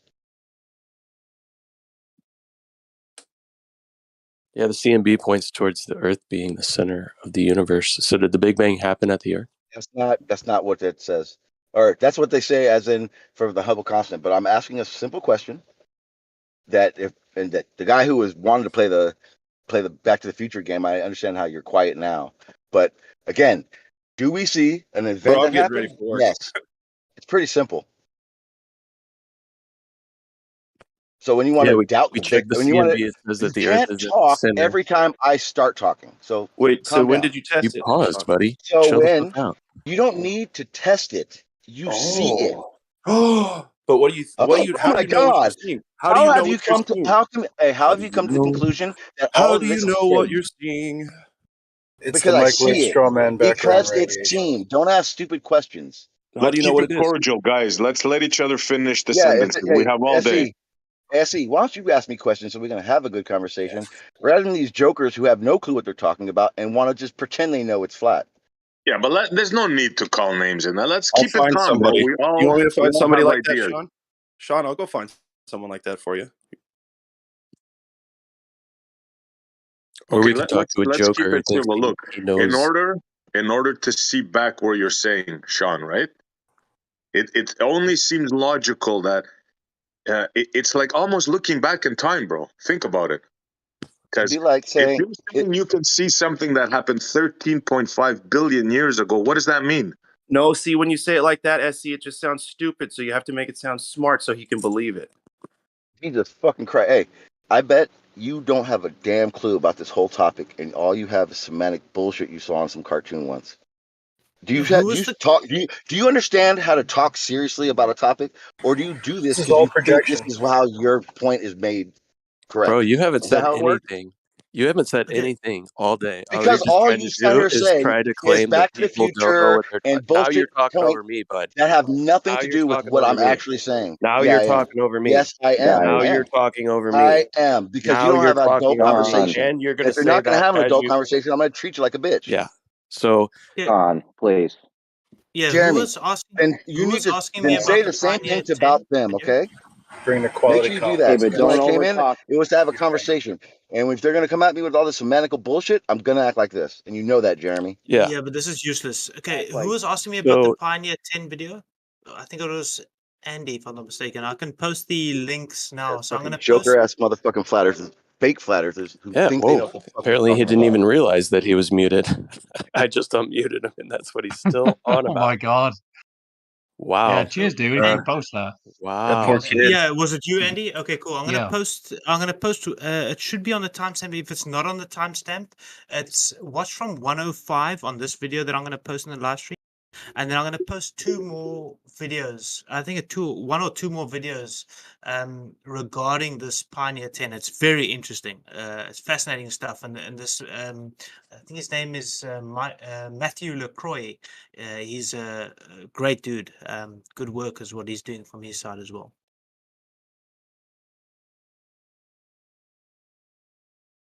Yeah, I It thought you was said the do a video footage or something.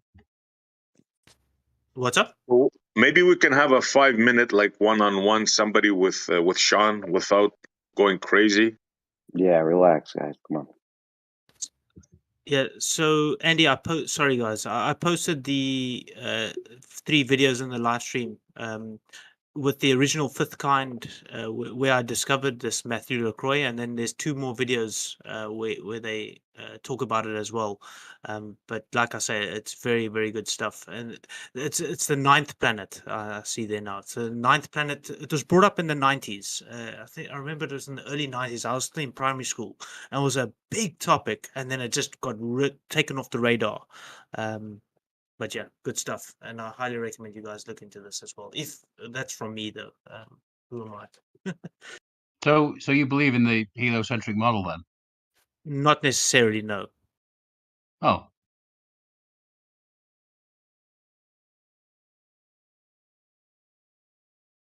I probably understand it a bit differently, but when the Discord's this full, I wouldn't even want to get into that discussion.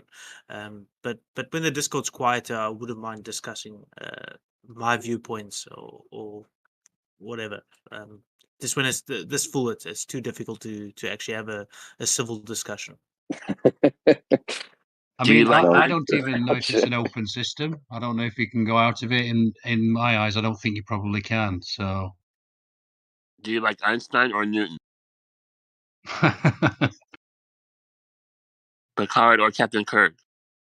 It doesn't mean I believe everything that they say.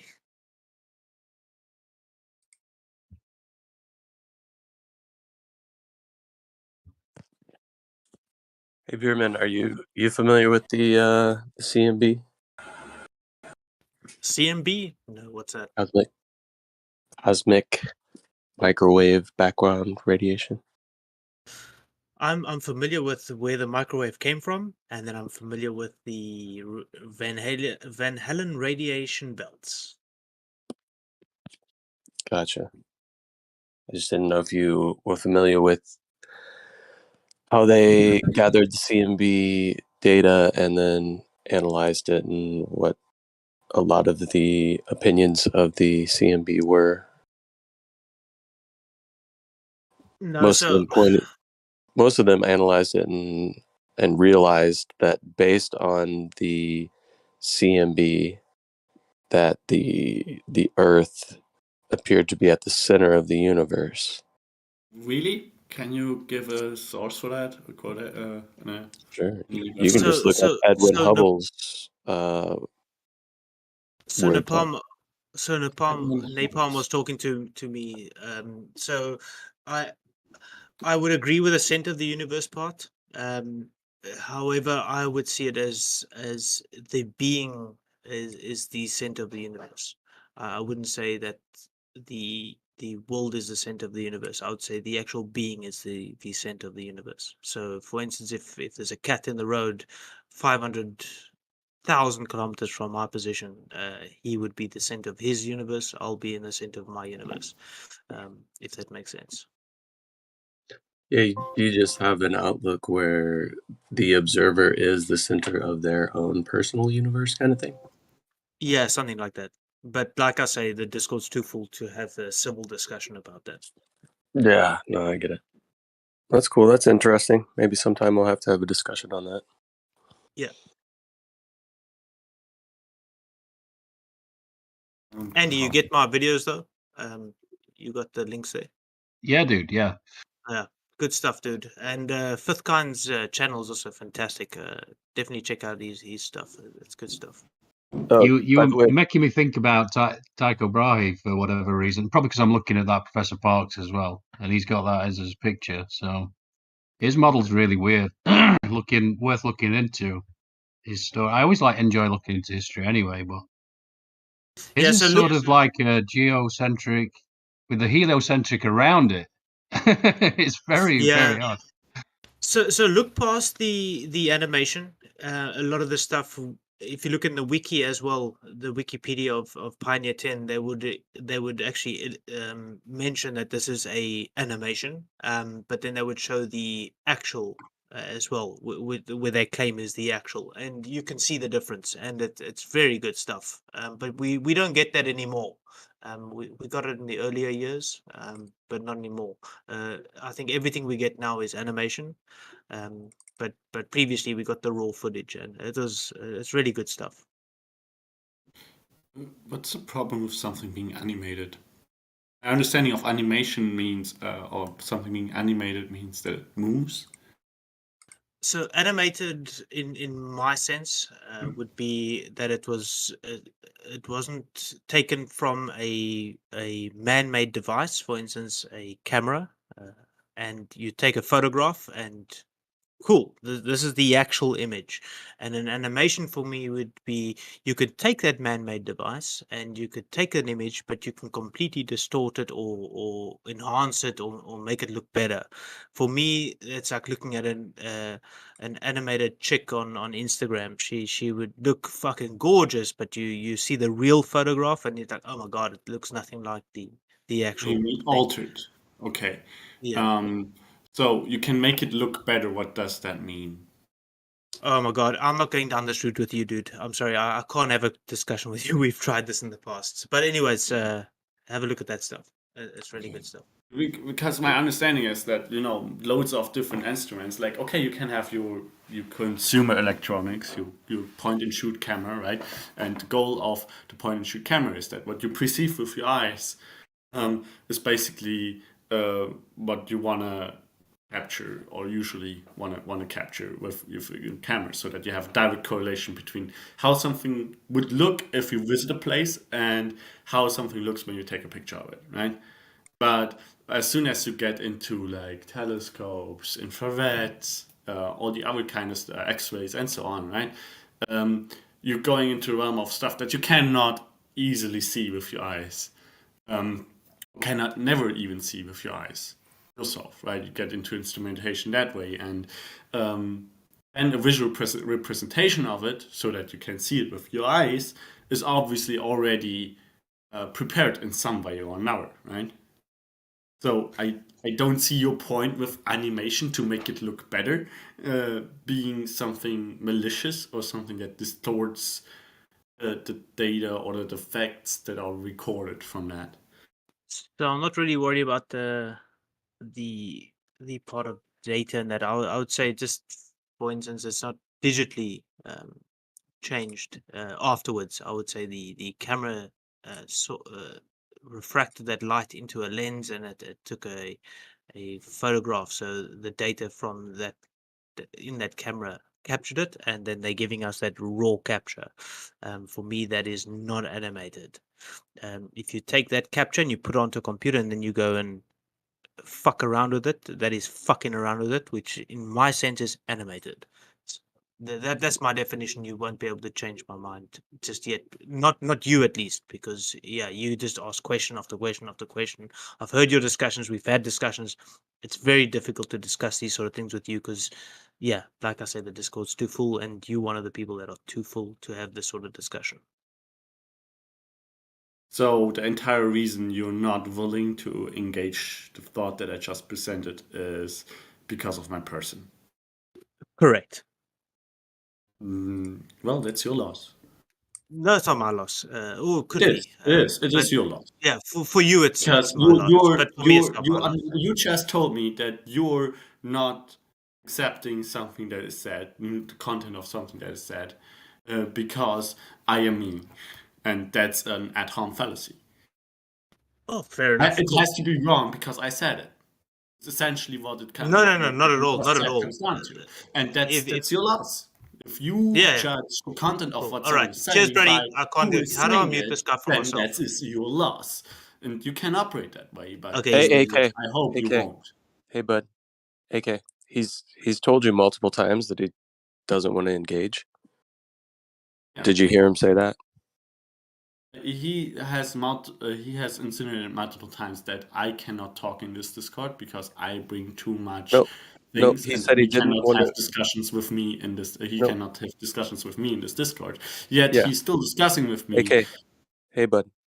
He said he wouldn't want to have that discussion with you right now in the Discord. No, he also told me that he didn't want to have a discussion regarding his ideas on cosmology because the Discord was too full, right? And I said, okay, cool. We'll have that at another time because that's what you do and you're respectful to somebody, right? It's not that he doesn't want to divulge that information to me personally. He just doesn't want to do it in this arena. I respect that. I'm not going to sit here and continue to push him, right? So if he doesn't want to engage, please respect his opinion or his statement that he doesn't want to engage with you. I do not have to respect his insult to me. Little common courtesy goes a long way, though, doesn't it? And the other thing is, Beer Man, if you mute him, then you could end up in a situation where you're talking over him because you can't hear him. So don't do that either. Although we don't like to mute him, I get that. No, I've unmuted. Just when he was rambling, I just muted, and then I heard Napalm discussing with him. So I unmuted now, just to know where I am in the discussion. I can't speak to someone like that, unfortunately. That's me, though. I can't do it.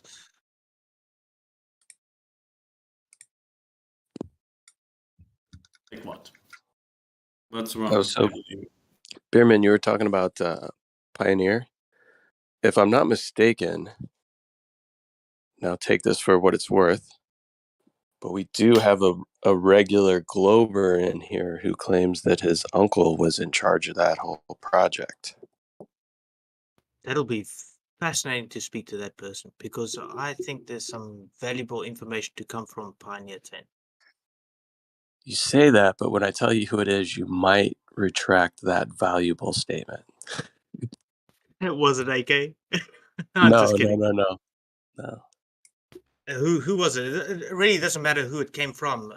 I would love to hear more about it because there's very little information about it, and the information out there does look very fascinating, especially from the 90s. The claim is from Zanuck, and like I said, take it for what it's worth. I don't know how much information he has, but he claims that his uncle was in charge of the Pioneer missions. So I enjoy Zanuck's discussions. I think he's a very clever dude. I think he also, I don't want to speak behind his back now, but for what it's worth, I enjoy his discussions. He might go over his head now and then, but it's something I would love to discuss with him because he's a knowledgeable dude. Yeah, Captain Cook was my great grandfather. Please, nobody say his name again because he will appear. I assure I you. know. No, it's fine. Dude, It's like I want Beetlejuice. to. I take the information and I do with it what I want to do with it. If Zanny can give me some more stuff about it and I can look it up, that'll be fantastic. I do think it's good stuff. And those 3 links that I sent in the live stream about Pioneer 10 is I would say the closest or most, I would say, legitimate information I could find about it in simple terms. Yeah, he might have some more information. I don't know. I tried to get a little bit more information out of him, but he didn't really seem like he had too many details. And in his defense, maybe he was just a young child when this was taking place and might not have been as inquisitive or privy to what was actually taking place. But yeah, that's the claim. His uncle highly involved in the Pioneer missions. It's just, for me, it's weird that NASA was big into this whole 9th planet thing when they discovered all the information, all the data from Pioneer 10, and now it's known as fantasy, but then it was known as they found the 9th planet.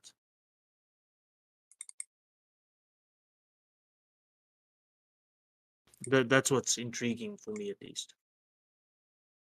And irrespective of what a planet is, I'm just saying this was quite mainstream then, and now it's no longer. That's why.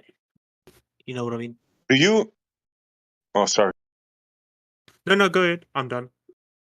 Do you realize when they say they find a planet, do you realize what exactly it is that they find?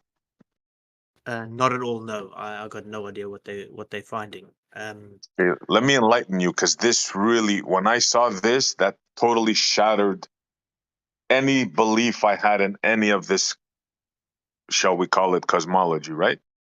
I was so excited. I remember when they said, we found the first planet. I'm like, oh my God, here it is, finally. You know what they showed? 4 pixels. 4 pixels. No, Yeah. for me, Essie, have you ever seen like a forest in a raindrop, for instance, or a forest in a water droplet? Have you ever seen things like that? And I don't think I know what you're talking about. Okay, let me get a pic. Hold on. I'm on push to talk, so just give me a second. I'll get the picture for you.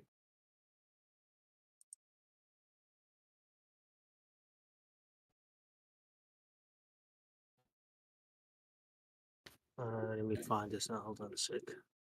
Montreal, can you give a reference what you were talking about with this 4 pixels? I sure can. I just posted it. Cool.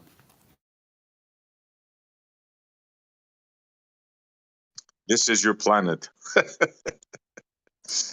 It's like, what a freaking joke, man.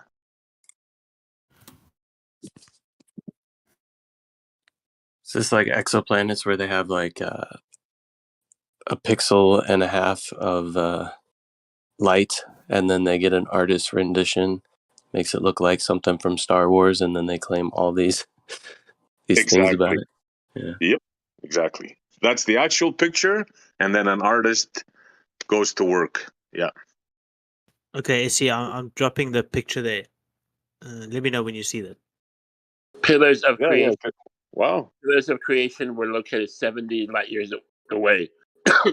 It's where the Seems like stars this are is not born. just one So you don't planet. need God. The stars are born in the pillars of creation. What, is that an actual picture? Or?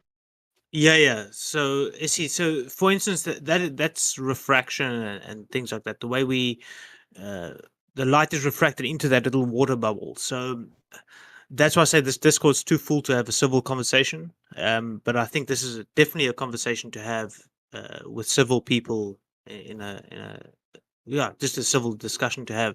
But my understanding of cosmology would be something like this.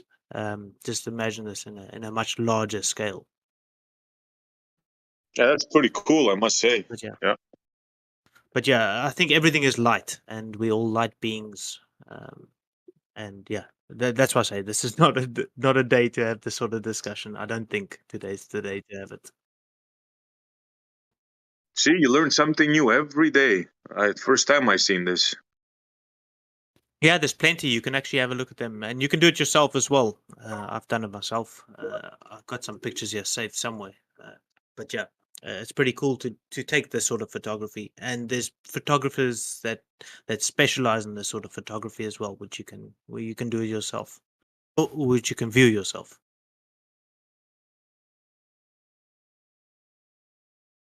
Yeah, that's pretty cool. That, I guess, if that's real, it shows how light behaves and how magnification and all that stuff. Yeah, that's pretty neat, I must say. Yeah, it's all lensing and refraction and all that sort of thing. Like I say, I think I've mentioned it before. I think we live in like a bubble world sort of thing, and the barriers between different mediums is where light refracts. I think there's a master barrier which is known as the firmament, where our light refracts into, and that's what we live in that medium. Yeah, interesting. Nice find.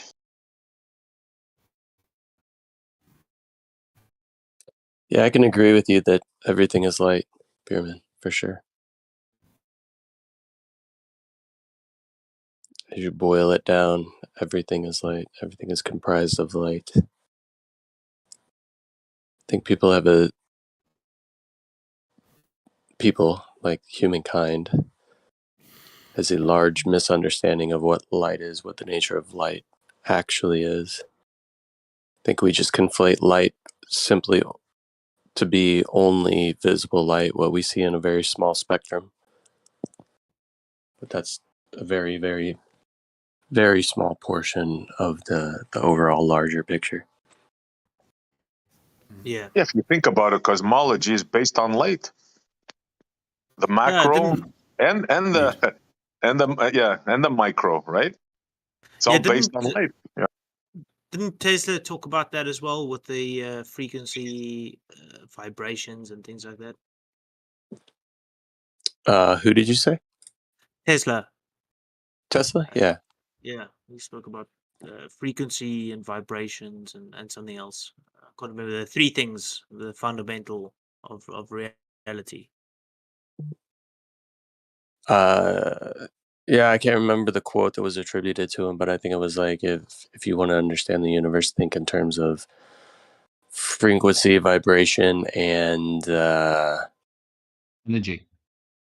energy, frequency, and vibration. Is that what it was? Something like that. Yeah, something like that. And I agree there. That's my I would say if you had to have a framework of my understanding of who and what we are, it would be in that.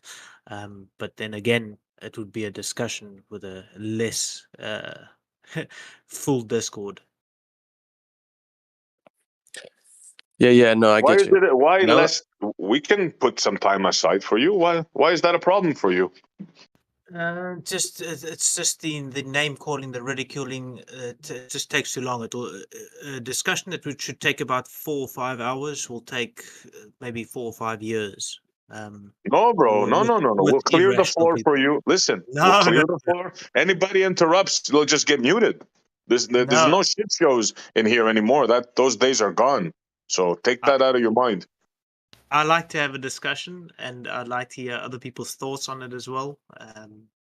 I'm a chill dude. I'm fucking married for 18 years. I don't have time for I know you're chill, complaint. dude, man. Yeah. And I'm gonna DM you, Beerman, and we'll have to have discussions in the future for sure, because I'm interested in the knowledge that you have, that I know.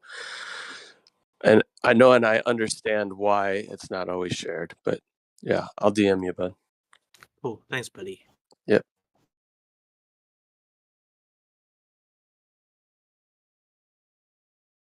Dude, I could listen to you all day just because your accent is awesome.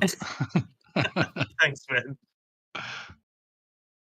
I want to do. I was actually chatting to Copernicus the other day. He's gone down this whole spiritual journey as well recently, and we chatted 2 or 3 days ago on Instagram. And I said he's created a new channel with, I don't know if you know Travis. We were chatting about refraction a lot, and that's how I got into this, because of a fucking sunset. My bad. Anyways, and I met Travis, and he went down the whole journey of not, I wouldn't say Buddha, but meditation. Yeah, fucking that whole spiritual journey. And we had a discussion about the Big Bang and where we think it came from, and it's where the sperm and the egg meet, and there's that little electric explosion which is detectable. We can detect when the sperm and the egg meet. There's a little electric charge. And I said to him, dude, when we speak about the Big Bang, I think that's where it started. And then he's like, "Oh my God, we need to chat. We need to chat." And yeah, we've been talking about it. And he started a YouTube channel where he just talks a bit. He walks down the road and he chats a bit. And I said, "Dude, I've been meaning to do this for so long, but I don't know whatever happened to him." But Bandy, he used to complain about my accent, and so when I started my refraction YouTube channel, Bandy said, "No, you can't handle my accent." I think it was Bandy that said he can't handle my accent. So I just put in the words there. So I've been too shy to even start a YouTube channel of what I think of where things start, begin, etc. But Travis said to me I should do the YouTube channel because my accent will draw in people. But yeah, I appreciate that comment, dude. That's one of the nicest comments I've had in a while.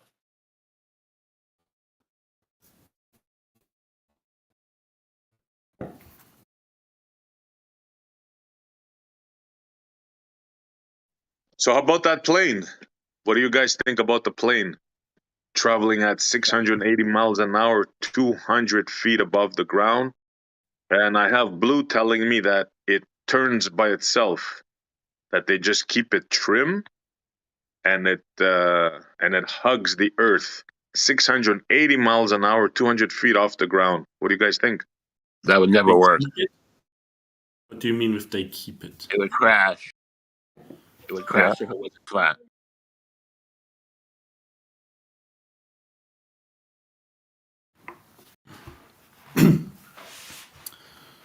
So what is supposed to be the problem with that? Well, here we have a plane. We have a plane traveling at 680 miles an hour, 200 feet off the ground. Now, according to your sphere model, there has to be some corrections made there, right? Yeah, not mine. Stop that. It's not Okay, that hard. according to the globe model. I don't want to offend anybody. According to the globe model, the plane has to make certain downward adjustments, right? Oh. Now, they claim that's incorrect. That's incorrect. Okay, set me straight. Well, there's no, it's not inherent that you have to make those downward adjustments. It's How so? You're conflating the concept of keeping an altitude with flying on a horizontal, but those two things are not the same thing on a globe. Like the natural behavior of a plane that has achieved equilibrium between their thrust, their drag, and the lift and their and its weight. Those are the four forces acting on it.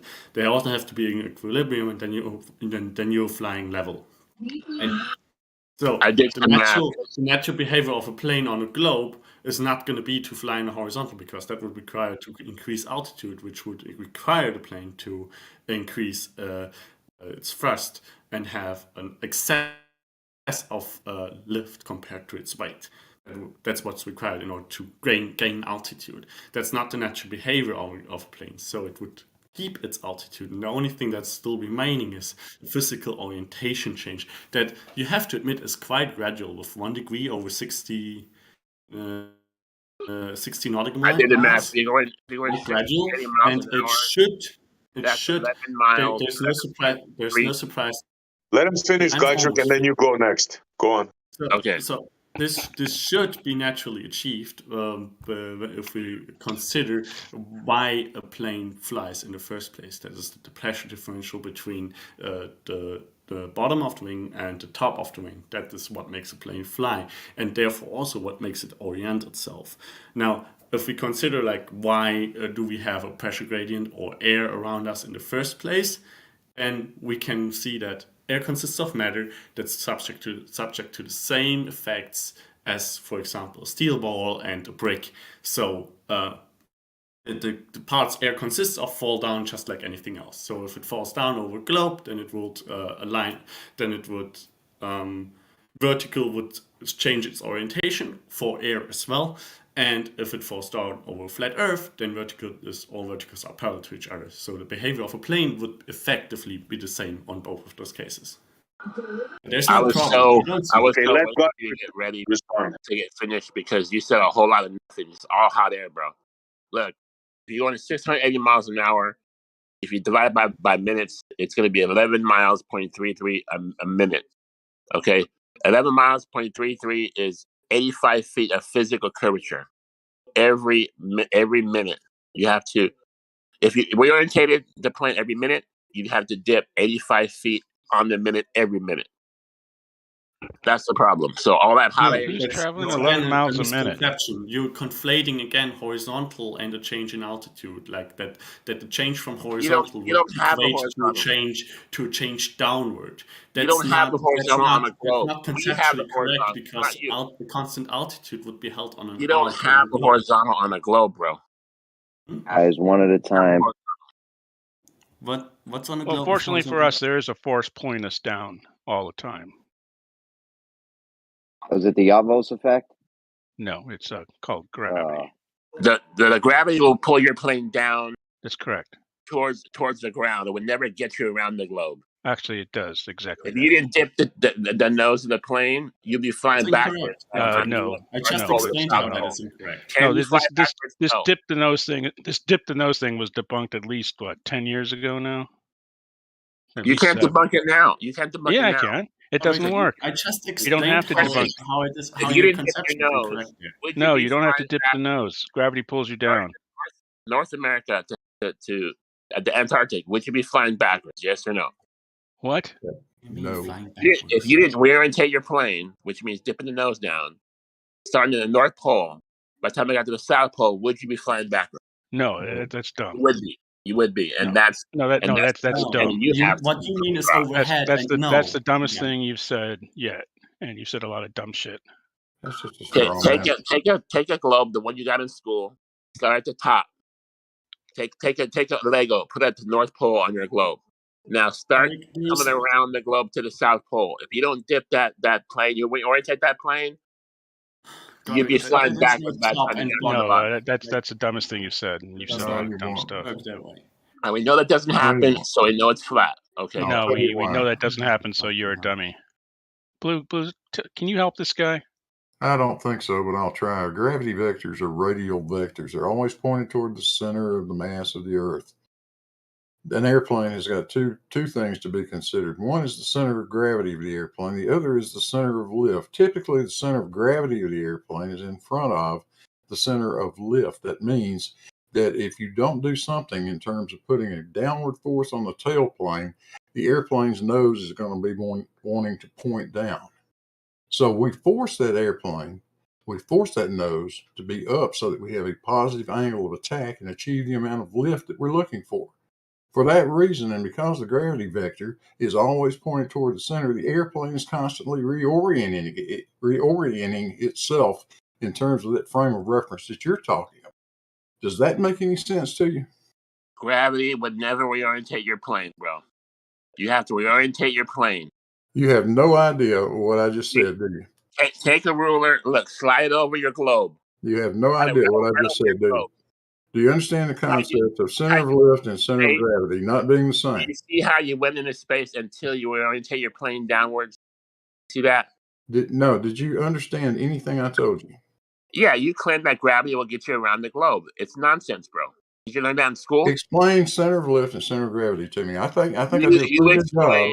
I think I did a pretty good job of explaining it to you, man. You repeat it back to me so that I know that you know what I know that One you at a got time, guys. Come on, we have all day. You're creating an impasse in this conversation. You jumped in saying I said a whole lot of things that were hot air, then did not address any of them, and instead, in fact, ignored all of them and claiming just the complete opposite of what I I said. ignore them because So, what exactly is the value of continuing this Guys. conversation? Can you please not talk through me? Thank you. So, what exactly is the value of continuing this impasse or repeating that impasse 100 times with you in this conversation now? You said a lot of hot air, and I called it what it is. This guy at least is keeping it concise. He said he's saying in so many words, and correct me if I'm wrong, gravity will get you around the globe. That's what he's saying. And that is also hot air. It doesn't have to be gravity, like the cause. No. I'm not talking to you right now. I'm talking to the other guy. Is entirely irrelevant to the fact the cause for what we perceive as up and down is entirely irrelevant to the fact that we do observe things accelerating downwards when we drop them, and the fact that air consists of matter, which is subject to the same ground rules. Hot air, bro. Hot air. Yeah, hot air as well, just as cold air. Okay. Are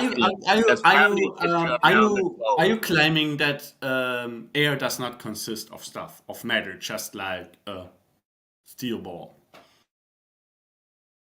Are you contesting that? The fact that you have to bring up air, okay, when you're trying to reorientate your plane. Airplanes fly because they move through air really fast. So therefore, what the air does and how it behaves is relevant to the behavior of airplanes. And you missed the point where you have to reorientate your plane to get you around the globe. No, incorrect. I asked you a yes or no question. Did you notice that? You missed the point where you have to reorientate your plane to get you around the globe. I did address that. I asked you a yes or no question. Did you notice that? This is also a yes or no question, by the way. What is your yes or no question? My yes or no question was, are you contesting that air consists of matter that is subject to the same basics, to the same principles as, for example, a steel ball or a brick? What this is called going into the wind. That's not going to get you around the globe. I'm trying to explain to you. Slide a ruler over a globe. You're not going to stay with that globe unless you tilt down, unless you tilt continually down. That was my question. You realized that this was a yes or no question. Because planes don't tilt down because it's flat. That's where we are. Go. Godric. I asked you a yes or no question. I just repeated the yes or no question. Did you notice that you did not give an answer to that yes or no question? I answered a different question. Air is not going to get you around the globe. You answered my question with a question. Did you notice that you did not answer my question? No, I didn't. Okay. Because you're taking the conversation into the weeds. I don't do that. You're not going to take us into the weeds. Air is not going to get you from the North Pole to the South Pole, bro. That's where we are. What the fuck are you talking You're about? in the North Pole. You have to get to the South Pole. What do you have to do? I have to travel from one point to another point. Right, Godric, hold on just one moment. Blue just explained to you how the center of gravity and the center of lift are not perfectly in the same part of the fuselage. You are aware that that would put a torque on the aircraft, correct? Torque is not going to get you around the globe. Yeah, what is torque, Godric? Of course it's going to fucking do it. What is torque? I have a 440 engine. When I hit the gas, the engine lifts up and goes to the left. Torque, okay? Yeah, torque turns right. Torque turns something. So is your claim now that torque's gonna spin you around? I need you to acknowledge what I said first. Torque turns something, you're claiming? I'm telling you, torque will not get you around the globe. I need you to acknowledge what I said. Torque turns something. In the back of your, is that a correct statement, Godric? There's torque in the back of your plane. You're saying there's torque's up in the circular motion and it's lifting your back end up, getting you around the globe. Is that what you're saying? Yeah, I didn't think so. A simple yes or no question. Does torque turn something? Yes or no? Torque will lift you in will take you in circles. Yes. Oh, God damn it. Godric. A simple yes would have been fine. So if there's a torque on the aircraft, unless you apply an opposing torque, the aircraft will rotate, correct? In theory, you could torque can rotate an airplane, but you have to show that that's happening. So The center of gravity, the center of lift are not perfectly in line, so there will be a torque applied. We say torque's happening, you have to explain that. My stance is we're flying flat, okay? Yes, there's torque, but that's not gonna get you around this. So you have to account for dipping the nose, reorientating your plane, continually, and you're just saying torque is explanation. Show me how torque is spinning your plane around the ball. Right, a torque can turn something. Ta-da! That's the end of the explanation. Can you show me that the torque is spinning your plane around the ball with the measurements of the ball? Oh, for fuck's sake! How deep do It's you just want to words, go into this, Godric, before you acknowledge that if there's a torque involved, since the center of gravity and the center of lift are not perfectly in the same spot of the fuselage, Let me the explain. aircraft can You're turn saying around something. you're How saying long do you go into Hold this on, conversation Doofus. One second, before Doofus. Hold you on. acknowledge Doofus, hold on one that second. there I'm is modding a this. torque Hold on. involved? Doofus, can you hear me? Yeah, I need to mod this. Godric, you can't just interrupt and blurt out every time whenever you feel like talking. It can't work like that. Okay, let Doofus finish, then you go. Don't open your mic up. Just let him finish, and then you can go next. Okay. Dude. Okay. I need you to acknowledge that they're having a center of gravity and a center of lift that are not perfectly in line with each other in the fuselage will cause the aircraft to rotate and can cause it to rotate around an object. I need you to acknowledge that. In theory, that could happen. Okay. So we don't need to ask anymore why the you're aircraft go around the sphere. So you're just saying words, okay? So the torque could be going the opposite way and be flipping your plane the opposite way, also, or it can torque to the left or to the right. Okay, so you're just saying torque's going to definitely get you around the globe with the measurements of a sphere. So those are just words. It's like saying, Right, how words did I that get to my describe the girlfriend's fact house? that there is a torque. How did I get to my girlfriend's house? Oh, I have gas. That doesn't mean that you got there. This is the argument. You're just putting your words in to explain stuff. But there's no. I'm describing the concept Show me the diagrams of the math that says the torque doesn't goes the other way. Godric, words have a meaning If you though. torque the They other way, you would transport go an the wrong way. understanding. Hold on, man. This is like the never-ending sentence. Make your statement, Godric, and then stop, and then stop. I'm just saying, for example, your torque can take you the opposite way that you're trying to go. So just saying torque doesn't mean that it's correct. Doesn't mean that that's what gets you around the globe. I mean, Dude, Godric, man, what are you doing, bro? It's like a mess every time. What are you doing? You can't. I'm still talking. Think, wait a moment. I Right, want to get to my girlfriend's house. I need gas in my car. He said, "Oh, I have gas." No more discussion. It's stupid. Okay, go. That's not my argument. Right. The question was, how can the aircraft get around something? Well, it's easy because there's a torque involved.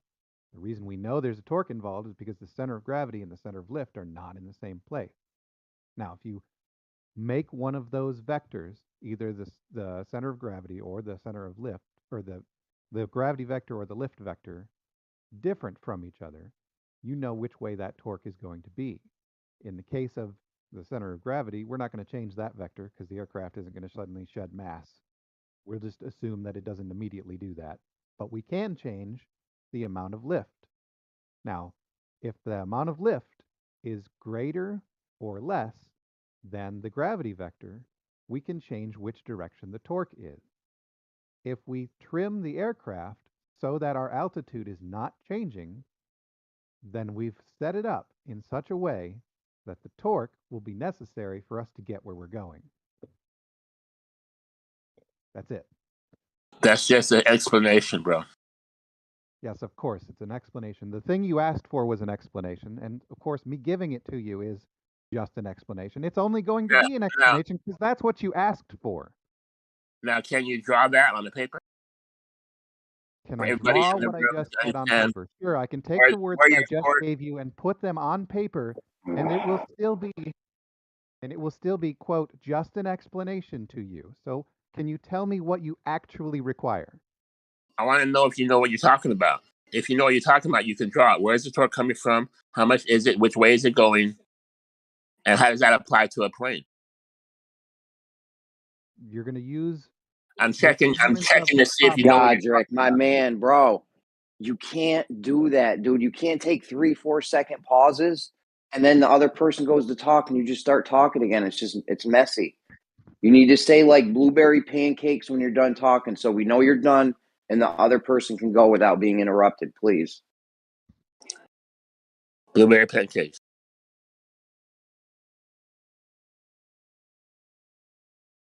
I'm checking to see if you know what you're talking about. You're just saying shit. This is like stuff they teach in education. Oh, the earth is spinning around, but we can't feel it. It's curved, but we can't see it. That's not an answer. I'm checking you. And if you don't have any more information, fine. We'll leave it at that. But if you can't draw it or tell me where the torque is coming from or telling me how much the torque's going to give you and showing me how that applies to a plane, it's just words, bro. I want to add to this. Those words describe the concept that you asked for. You wondered, how is it possible for the aircraft to get around the spherical Earth? In order to describe that problem to you, I used words in an explanation. It involves a vector downward, the weight of the aircraft, a vector upward, the lift that the surfaces on the aircraft provide. Those two vectors are also explained in an explanation for why there's a torque on the aircraft. If you keep asking for an explanation, I'm only going to give you the same explanation again. Okay, but you missed the part where you explain how the plane reorientates. No, because the torque on the aircraft reorients the aircraft. Right, so we'll leave it at this. You're saying that torque reorientates airplane around the globe. That's a fine explanation. Doofus, can I just ask something here? So, for instance, I brought it up like an hour ago or 2 hours ago regarding, for instance, if I'm on a lake with my boat and I'm circling around a buoy and I'm keeping 30 meters from the buoy, I'll turn my steering wheel to a certain point and I can go at 100 kilometers per hour at that angle on my steering wheel and I can circle that buoy as much as I like. At that trimmed angle to the right, that turn of the steering wheel, it's the same concept with flying, for instance. Correct me if I'm mistaken, because I'm misunderstanding the torque part. But for instance, if I'm flying around a curved surface, I would trim my plane the same way I would trim my steering wheel around a buoy. I would trim it around the ball earth. Is that correct? Yeah, you're just following a reference. In this case, altitude. Yeah, correct. So is that the correct understanding? Yep. Okay, cool. Seems fine. Thank you. Thank you. Let me explain in layman's terms. If you have a boat, what he's saying is torque will move your boat. Okay, let's say when I hit my accelerator, my engine lifts up from the right side to goes to the left, right? So technically it's going to flip my car over, right? So if you have torque, let's say in a plane or a boat, it could move like, let's say the back of your boat to turn it by itself without you turning the wheel. In theory, the torque could turn your boat or turn your plane. Yeah, but not by much. I am a skipper. I use a boat. If I really open up the throttle, it'll be so slight, I'll just correct it quickly. It's not a major issue. If I need to get back onto, for instance, if I'm on altitude, and the same has to happen on torque with a plane, I'll quickly correct my altitude to the altitude that I want to be on, and I'll keep it trimmed at that altitude. So same way. Right, but in your example, say the boat going around the bend, right? They're saying that the torque by itself spins you around the bend without you steering the wheel. That's what they're saying. They're saying the torque does all the corrections to get you around the globe without you having to steer the wheel or put the throttle down or up. That's what they're claiming. Can I try again? Which is nonsense. Can I try again? Yeah, let's talk about P factor. Got it. Forget about the shape of the Earth for a minute. Let's just talk about the airplane. Yes. Do you understand that the airplane, like anything else, has a center of gravity? You can think about that as a point where the airplane would be balanced. If we lifted the airplane from its center of gravity, it would just stay perfectly level, right? Do you agree with that? Like if we had rocket thrusters on the bottom, on the belly of the plane, and it thrusted it north, if we thrusted it up, it would go up instead of down. No, I'm saying it'll balance. I'm saying center of gravity is a point where the plane would be balanced. If you lifted it at the center of gravity, the airplane would be balanced. You wouldn't have to apply any other forces on the plane. You could lift it. Well, let me stop you right there because there's no thrusters on the bottom of the plane, so you don't have that. Oh my God! Plane. Gravity will pull the plane down evenly, straight down. It would not turn you around the globe. That's my point. Will the plane be balanced or not at its if you lift it at its center of gravity? Let me. If I lifted the plane with my hand, it would be balanced. Yes. Okay, great, fine. Now, what happens if you lift that airplane? Move your hand back behind the center of gravity. Now, what happens? If you lifted the plane in the back end, you could reorientate it. Then the nose would go down, wouldn't it? The nose would go down, right? It would go I'm up. The nose would go down. Okay. Go down. All right, that's perfect. Now, that's exactly what we're talking about. In a real airplane, for stability reasons, the center of gravity of the plane is in front of the center of lift, the point where the plane is being lifted, the effective center of lift. Okay, that means the plane is naturally nose heavy. It's trying to go nose down. It always would want to do that. Now we got to do something to it to make it not do that. If you don't, you're just going to fly into the ground, right? Or you'll never take off. We got to do something to the airplane to counteract that fact that the center of gravity is in front of the center of lift. And we do that by applying a downward force on the tail. That is the so-called trim that we're talking about. If we get the right amount of airflow over the wings and the right amount of downforce on that tail, we'll force the airplane's angle of attack to be exactly what it needs to be to maintain an amount of lift that will counteract the weight of the plane. Does that make sense to you? That could work in theory, but what you're explaining is the plane is reorientating continually around the sphere. In a sense, the tail goes up and the nose goes down. That's what you're saying. No, the tail and the nose, that orientation never changes with respect to the gravity vector. Never. It always has to be the same. Okay, look at it like this. Take a Lego, put it on top of a globe, which is what you learned, the globe from this classroom. Now take that Lego from the North Pole to the South Pole. Do you see how you have to reorientate that Lego to stay with the sphere? If you don't, you either crash to the ground or go up in space. All right. If you stick a straw through that Lego all the way down to the center of that sphere and notice the relationship between the straw and the Lego, and now pull the straw out and move it around to the bottom of the sphere, do you see that the orientation of the Lego and the straw to the sphere are exactly the same?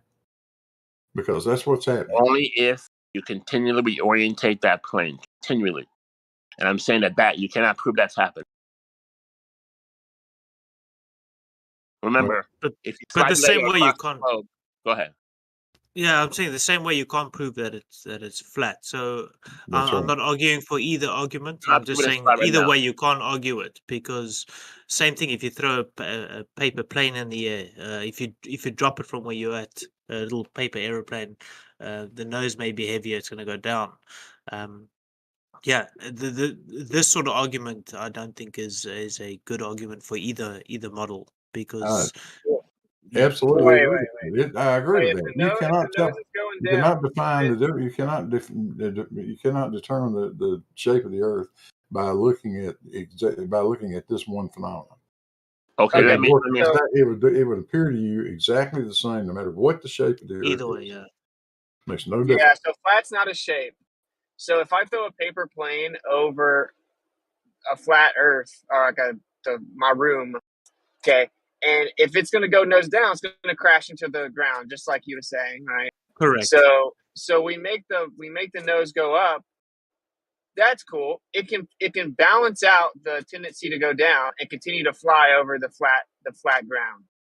Okay. Correct. If I throw it over a curved ground, okay, I'm gonna have to do the same thing because of physics. I'm gonna have to balance out the tendency to dip down, and I'm going to have to adjust for the physical drop as I go over that curved surface.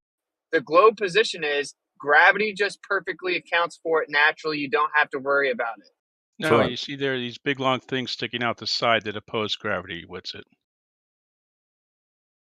Anyone in this room that's a glober that doesn't just embrace their position, which is that gravity pulls the plane around the globe naturally so that you don't have to worry about it, is just misrepresenting their own position. No, that's actually what happens. See those big, long, skinny things that stick out the side? They oppose gravity, causing lift. That's why we have them. That's totally irrelevant. No, it's totally relevant to this discussion. No, it's not. Yes, So it is. no, it's not. We Yes, it is, change Whitford. pressure. You don't know shit about aviation. You really don't. There you go. Right to the mudslinging, man. No You're one, doing no, great. it's not mudslinging. This is not mudslinging. This is a observation of like 5 years of listening to flat earthers try to explain aviation and failing spectacularly. Well, why don't you let him explain it without over talking him? How does that Well, sound? he's not explaining. Go for He's it with talking it. the same old bullshit. Cool. Only with Let the room hear it then. he's What did I basically say that doing. was wrong? He's most everything, but Name one thing. that you don't understand how airplanes fly and why. You can't name one thing. You're Yes, I so can. easy to Can I expose. ask a question then? It might be relevant. It's again with a boat. So how would you determine that I'm going around a circle if I'm going around a buoy?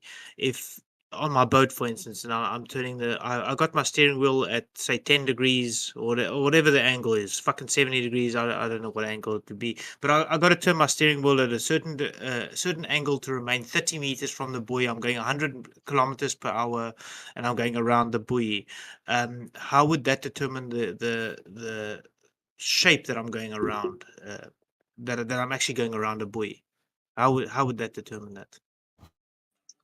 What? No, I'm not saying that it necessarily proves a shape. I don't know why. No. I don't I'm not understand. asking you. I'm asking the guys that are saying that it goes around a ball, and they're saying that. Oh, I'm actually asking both sides because I'm coming from both sides because I'm saying if you're flying in a plane and you're remaining altitude, that doesn't prove any shape because if I'm going around a buoy, it doesn't. We change altitude up and down. We change altitude in horizontal layers. And the globe claims, well, you can just change altitude as if they're parallel horizontal layers of pressure. But actually, they're curving around the ball. You just can't tell. So you can just adjust it as if you're going up and down in parallel pressure zones. So the globe is an unfalsifiable claim. They've created a narrative. Incorrect. That is falsifiable. Specifically with the planes. No, the globe in this scenario is unfalsifiable because they Yeah, just well, say the method exactly the like method being looked at, or the scenario being looked at, being insufficient to differentiate between one thing and another thing, does not mean that it's unfalsifiable. That's just intellectual. Yo, this is an That's just being unfalsifiable disingenuous. position. Was it disingenuous when you interrupted me? So, yeah, the globe has made a claim. They have no choice but to explain the claim this way, right? Correct. Which is that the globe, everything perfectly is accounted for naturally without you having to do it on the globe. If you say the Earth's a globe that spins, but we fly the plane exactly like it's flat and stationary, then that's unfalsifiable. But we don't, Witsit. Flat stationary Earth to incorrect. explain how the That's not unfalsifiable. We don't Mean that fly there the will be plane. no method by which you can differentiate the two, but it is falsifiable. You're just plain incorrect on that one. But And we plus, you didn't say why if though. the physical circumstance of the claims being made has a logic consequence that with regards to this scenario there should not be a difference, then that's just logical coherency. Like one thing or one understanding and another understanding having the same conclusion or the same behavior with regards to one specific circumstance does not mean that the entire idea of differentiating the two understandings is futile or anything like that. Yeah, straw man fallacy. Plain dishonest of you. Straw man. So thank you for that long drawn out straw man. So the globe's position is that you fly the plane like the Earth is stationary and flat, but it's actually curved and spinning. There is no conversation to be had after that. That is just a fact. There are things that we can show that planes do that they would not do if the Earth was a spinning ball. Oh, like what, Witsit? Like what, Witsit? So are you going to interrupt me if I say it? Like we have what? two people that I just want to let you guys know. I'm not supposed to mind my own conversation. If you both continually, incessantly interrupt me, I will mute you. Well, if you could actually get to a point rather than like bloviate on for a while. Okay, go ahead. Witsit, go ahead. I got you. No more interruptions, guys. All right, I'm just going to pull Jeremy's card. Jeremy's card. So if I'm flying to a location and it's spinning away from me, is it more efficient? Is it a shorter distance to lead the object I'm flying to, or to put my heading on that object and constantly update as I go to it? Which one's a shorter distance? The second one. That's how we fly. That's a longer distance. Nope. Shorter distance. So you guys don't understand basic concepts, right? No, you don't understand basic concepts, Witsit. That's how we fly. Ooh, good one. Okay, so if I am on a merry-go-round. Oh shit! You're gonna go into the back to the merry-go-round again? I just was on the merry-go-round with Jeremy you instantly interrupt yesterday. him. Dude, you instantly Well, it's because interrupt I was on the merry-go-round with you I don't yesterday. care just because. No, hold on, man. Jeremy, please, can I say something? Yeah, Yeah.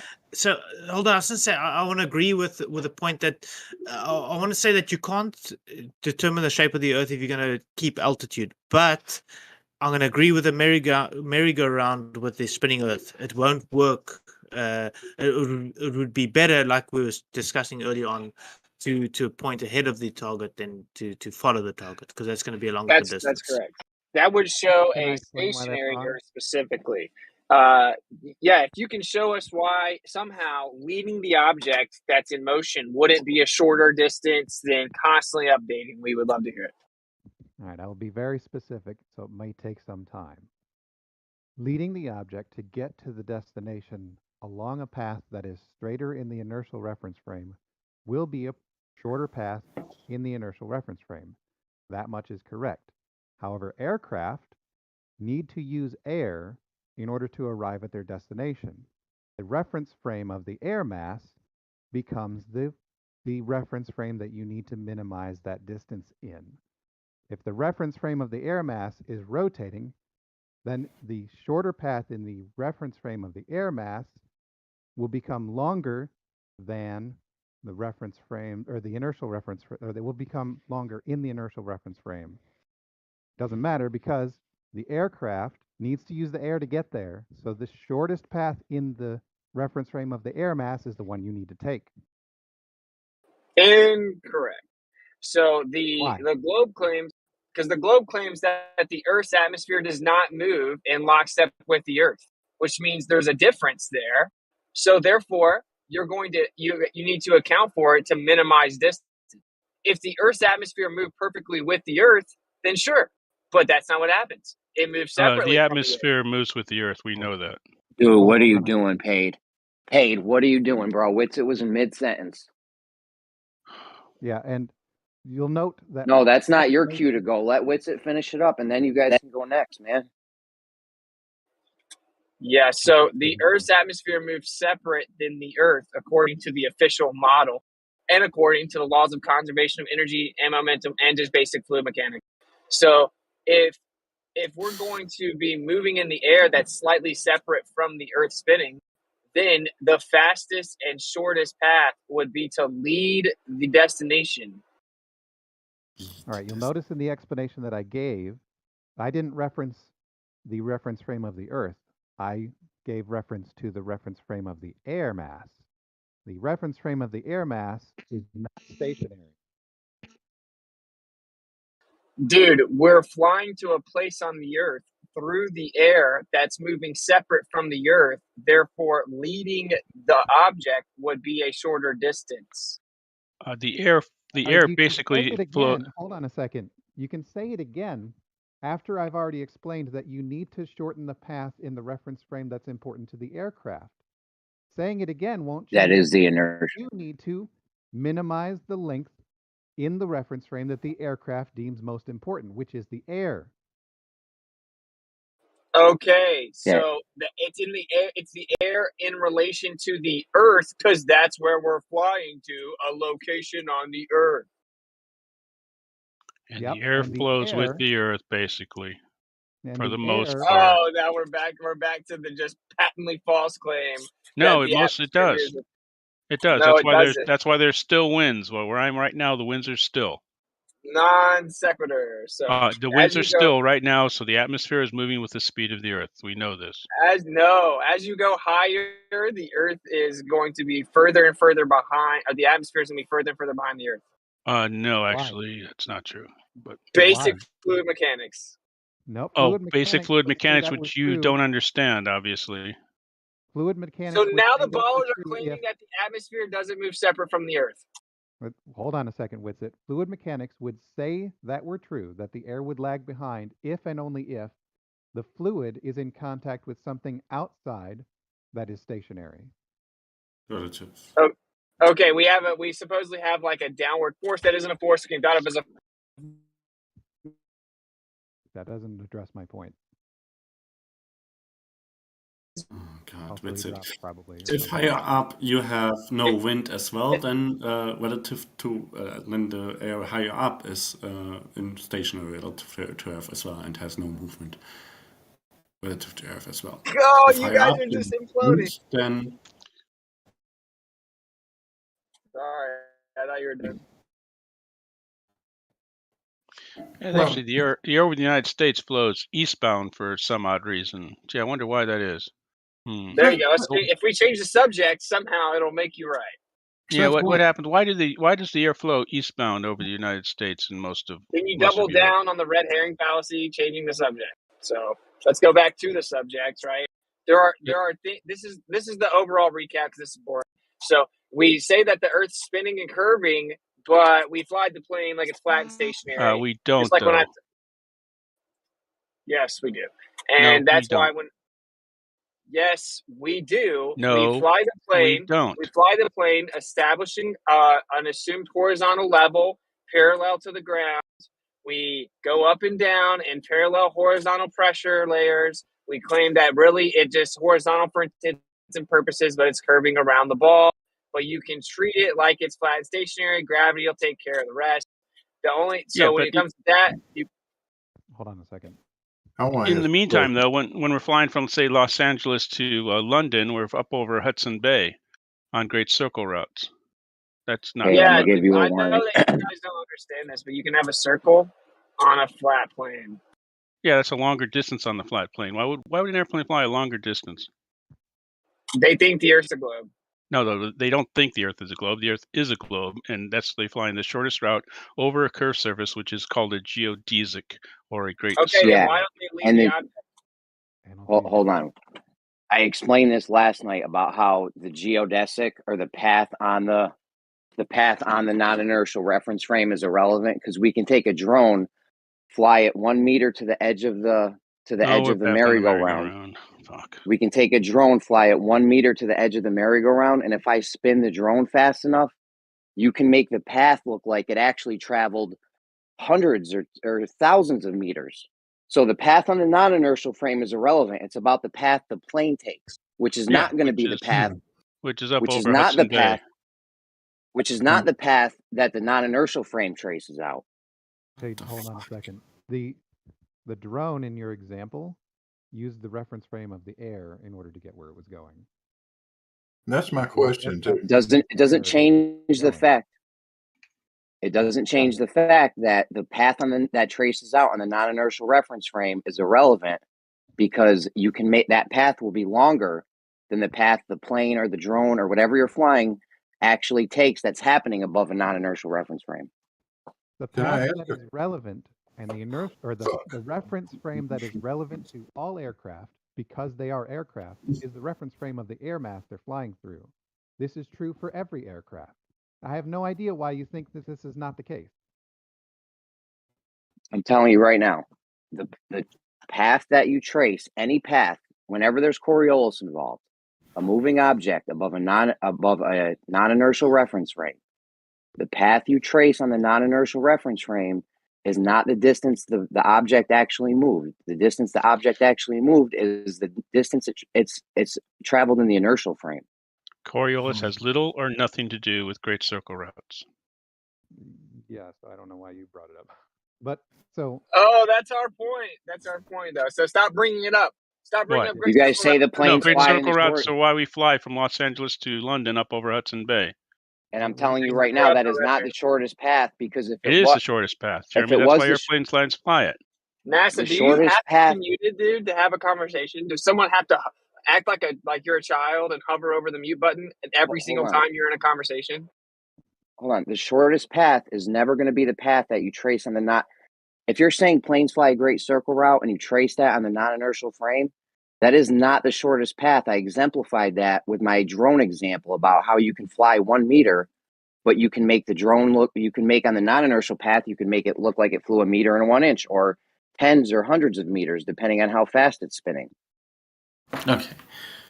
I think I got what you mean. Yeah, if you like move, for example, radially out or something, or straight east-west, and the object you're flying over is rotating in itself, right, separately, then the path over the object from that point to from the point you started on object and then land on object again, the path that you drew out with that is not going to be the shortest path along the object, but you moved the shortest path through a separate medium, through air, from that point to another point.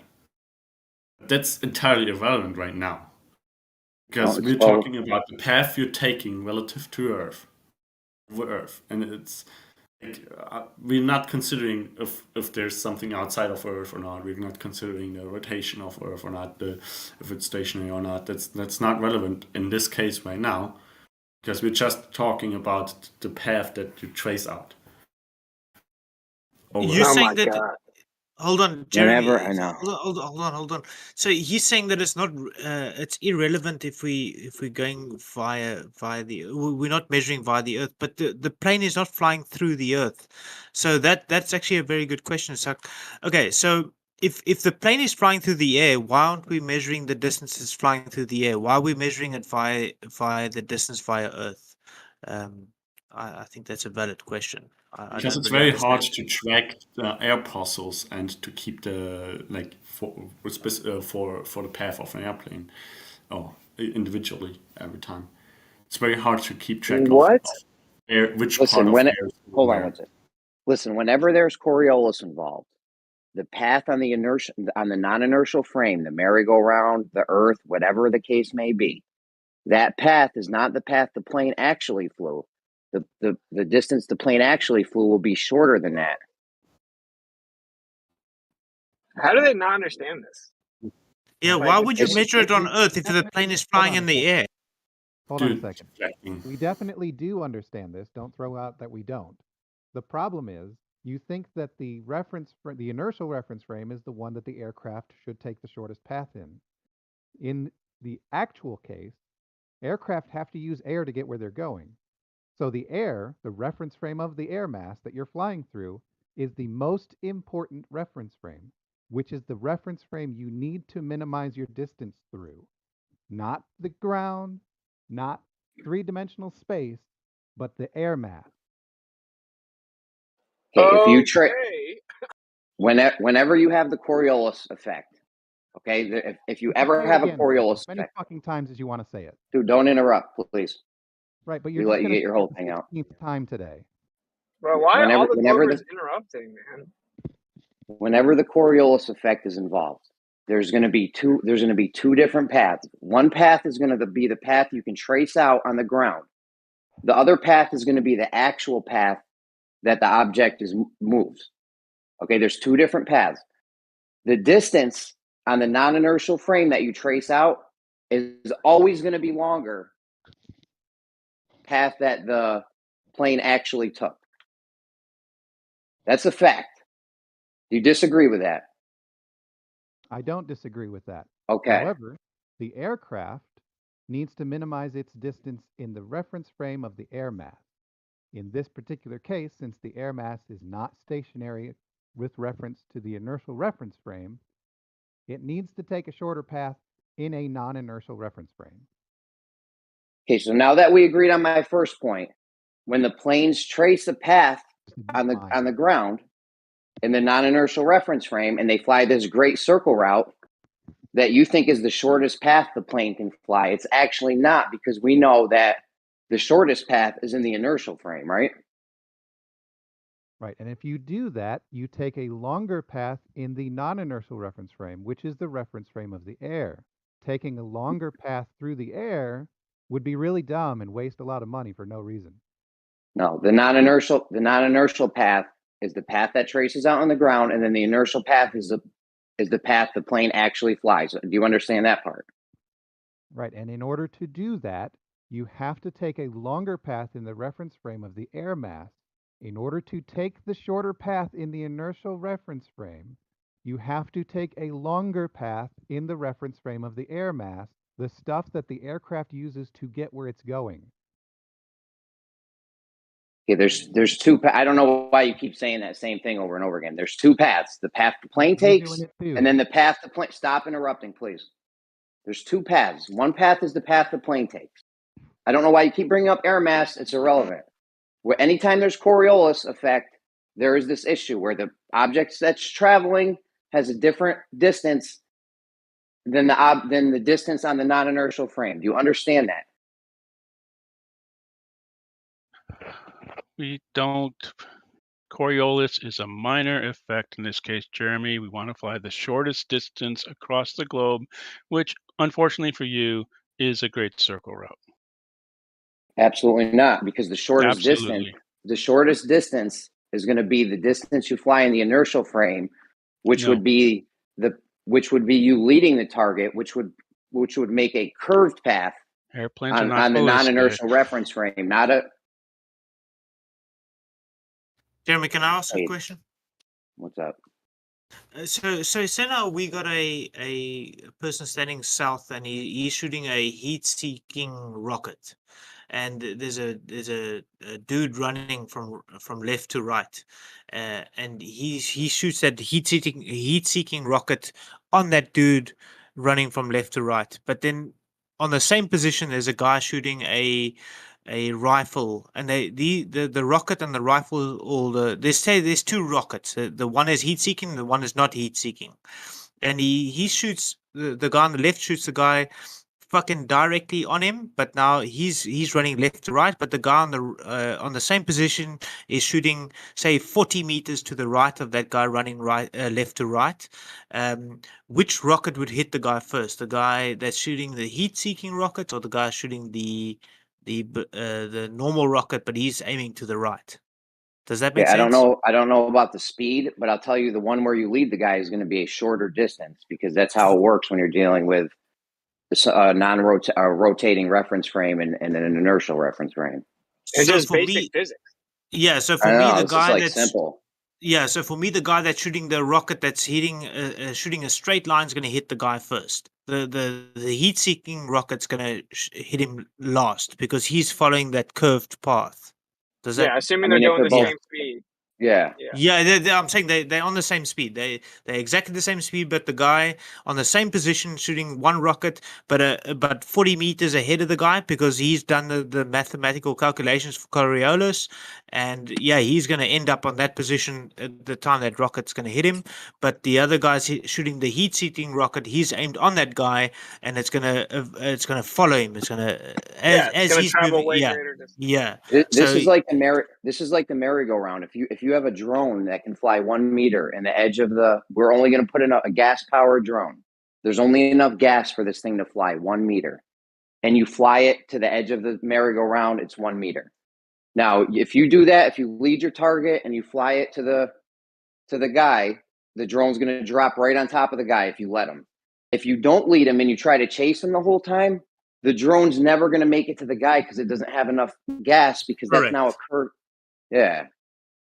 Yeah, exactly. Like think of I like the missile also, and you can also just use like a bullet, just like we're shooting a gun, just like the plane's going to leave the ground, go in the air, land on the ground.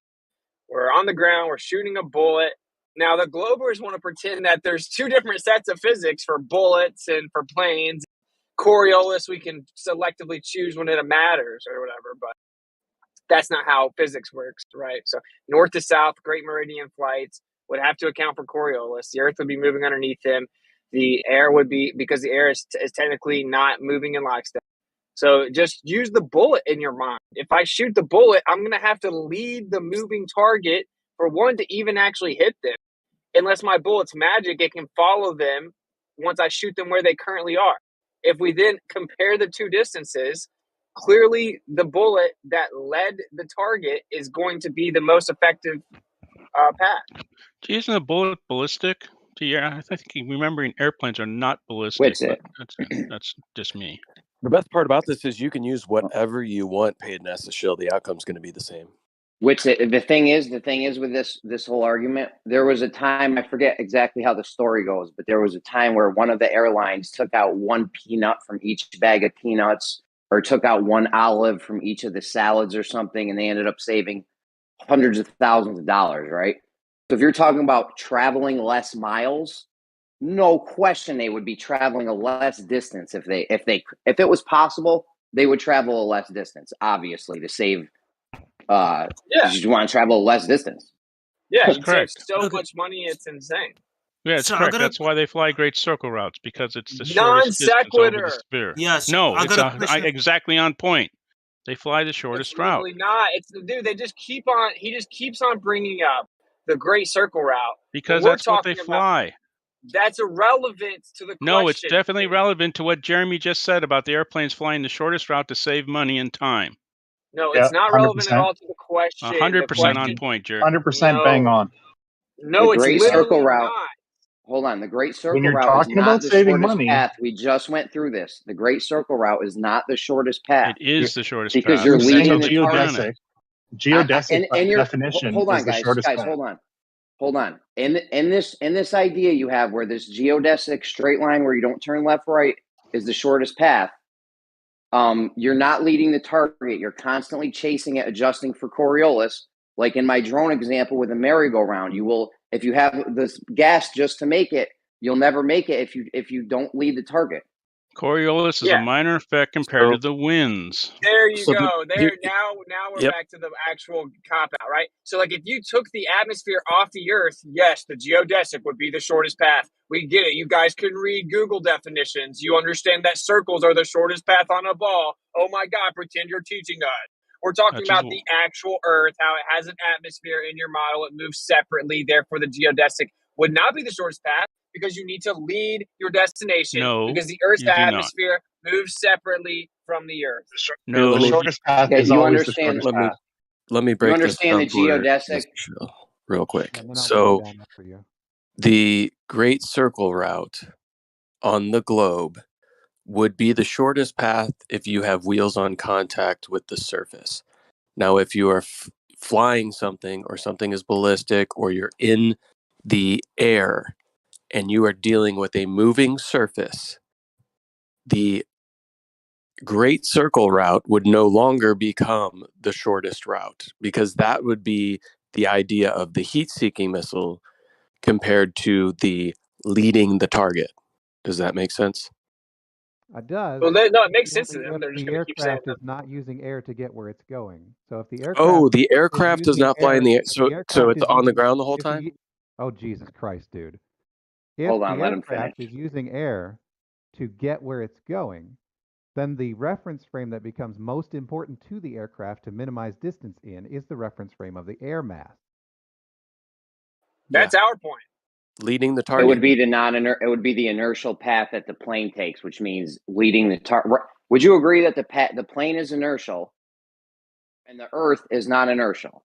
And the path that is shortest would be the path in the inertial frame, which is the path the plane actually flies.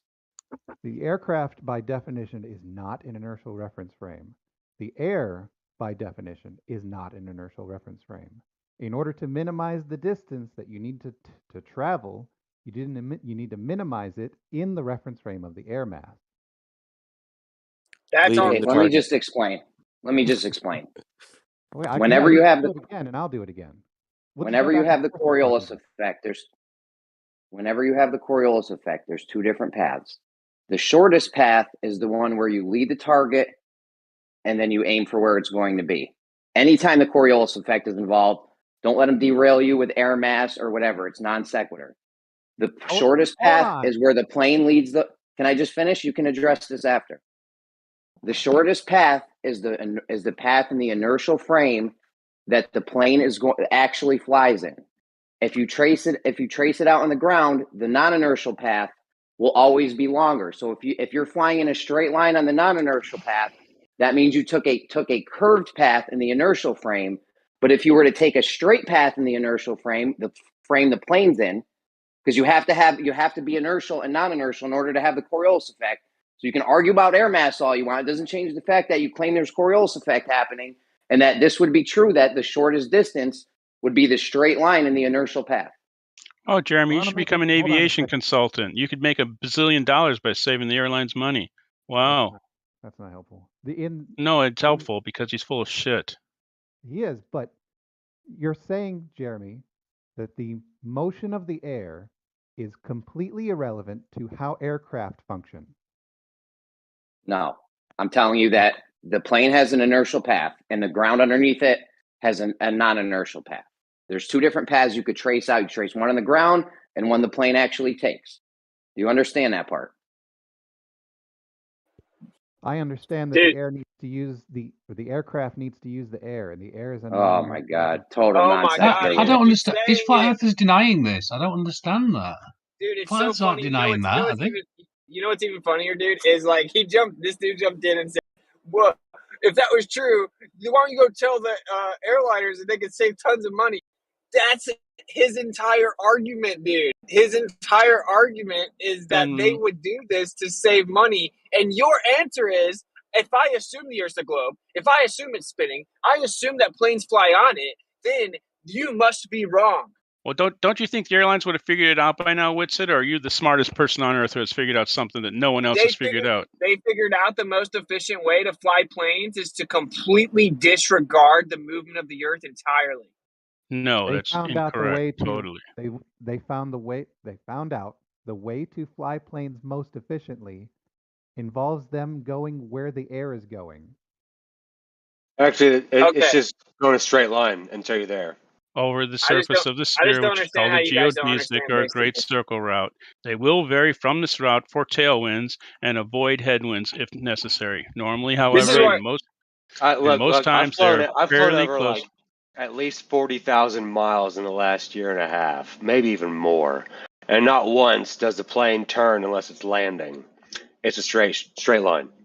Point A to point B. Yeah, of course. Straight. Yeah, it's a straight line over the surface of the sphere. This is what you have to circle. do, Jeremy. Just so you know, what you're going to have to do when you employ this conversation is what you're going to have to do. You're going to have to make them answer the basics at first. So, does the Earth's atmosphere move in lockstep with the Earth? Yes or no? Not in lockstep, even but if it generally does yes. or not. Hold on. Even if it does or not, what's it? their claim of the Coriolis effect means that there's two different paths, the inertial and the non-inertial. Whether the air is moving with it or whatever is just whatever. I don't know. Well, I disagree. No, the Earth's atmosphere moving separately is like the linchpin. Okay, what they do is they double speak and they speak of the Earth's atmosphere as if it moves in lockstep. And when it's convenient, they claim it all moves in cohesion as one unit. But when it's inconvenient, they say it's no. Yeah, well, it looks like you don't listen to all the other anti-flat earthers because people objectively do claim it. You guys, your side claims both things. You've got a guy. You've got a guy here. You've got a guy in the chat right now who's a CFI, CFII, who actually knows what the hell he's talking about. And you, on the other hand, have not studied anything about aviation. You show that you don't know anything about aviation. You continue to talk about it as though the Earth was flat, when it's objectively not. I mean, it's not that difficult. All right, look, here's the deal, man. Here's the deal. There are flat Earth pilots. No, they're not. Yes, there are. There's one of them in the upcoming Flat Earth movie, buddy. There's one in the movie. I personally know multiple. Hey, I don't know what's going on. I know. Hey, calm down, man. You're a robot. You're a pilot. So I know multiple Flat Earth pilots. Personally, I know them.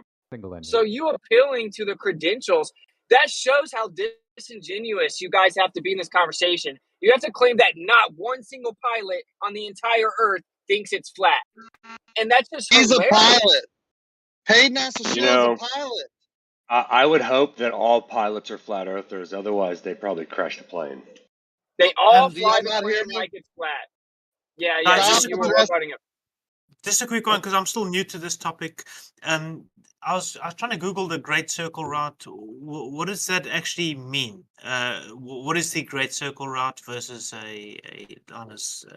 this is a straight flight? I just want to try and get an understanding of where. If you're on a ball and you go from point to point, the quickest way to get from that point to the next one is to do a curve because you're on a ball. So it's called a Great Circle Route. The quickest, shortest path from one point to another on a ball is a great circle. A great circle is the largest circle you can draw on the surface of a sphere. That's what a great circle is. Yeah, and the north to south great meridian might debunk the motion of the Earth.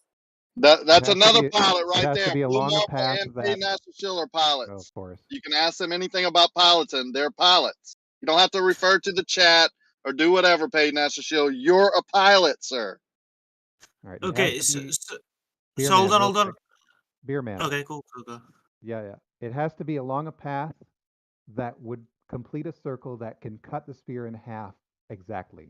That's what a great circle is. Yeah, I just described it. You have the geodesic. You continue that out, you get a great circle. So the Great Meridian, the Great Meridian debunks the spin of the Earth because as you go north to south, the Earth is going to move underneath you.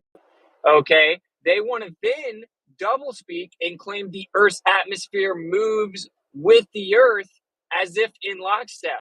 It doesn't. Yep. It doesn't, though. It does actually. See, now the Globers were just saying no one says that, and now you have a prominent anti-flat earther, if you want to call him that. I mean, no one even really knows who he is. Saying the very thing you said no one says. All right. Okay, so hold on, Doofus, hold on.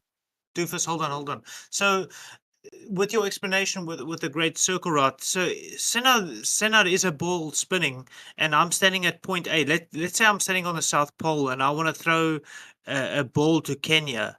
I'm not going to throw the ball to Kenya. I'm going to throw ahead of Kenya. If I throw to Kenya, you're saying that it's going to it has to take this longer circled bended curve to Kenya, or if I throw ahead in a straight line towards Kenya, say fucking 40 kilometers ahead of Kenya, it'll land in Kenya. That's how logically that's how I would understand. Yeah, that's a ballistic path. Thank you.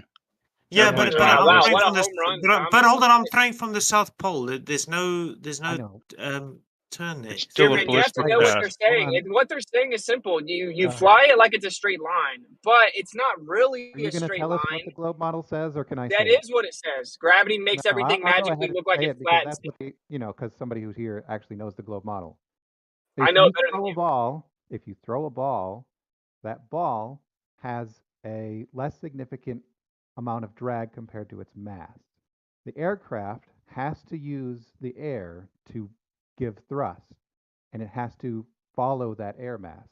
It also has control surfaces, which a ball does not. So it's not really a good analogy to throw a ball and say where the ball would have to go. See, all he did was dismiss it when all he had to do is acknowledge the argument of physics with good faith, but that would require concession, which means you could talk to them for the next week about this and you're not going to get any anywhere. I just explained what it is. You fly the plane like it's a straight path, but really it just looks like it's a straight path because gravity is a wizard that makes you think everything is flat and stationary, but gravity makes everything happen as if you're flat and stationary when it's spinning and curving. That is objectively low position. It doesn't matter if you want to say, nah, you don't like the way it's said because it's very blunt, but that is the position. That is the position. And you guys are saying that the Earth's atmosphere moves with the Earth. Okay?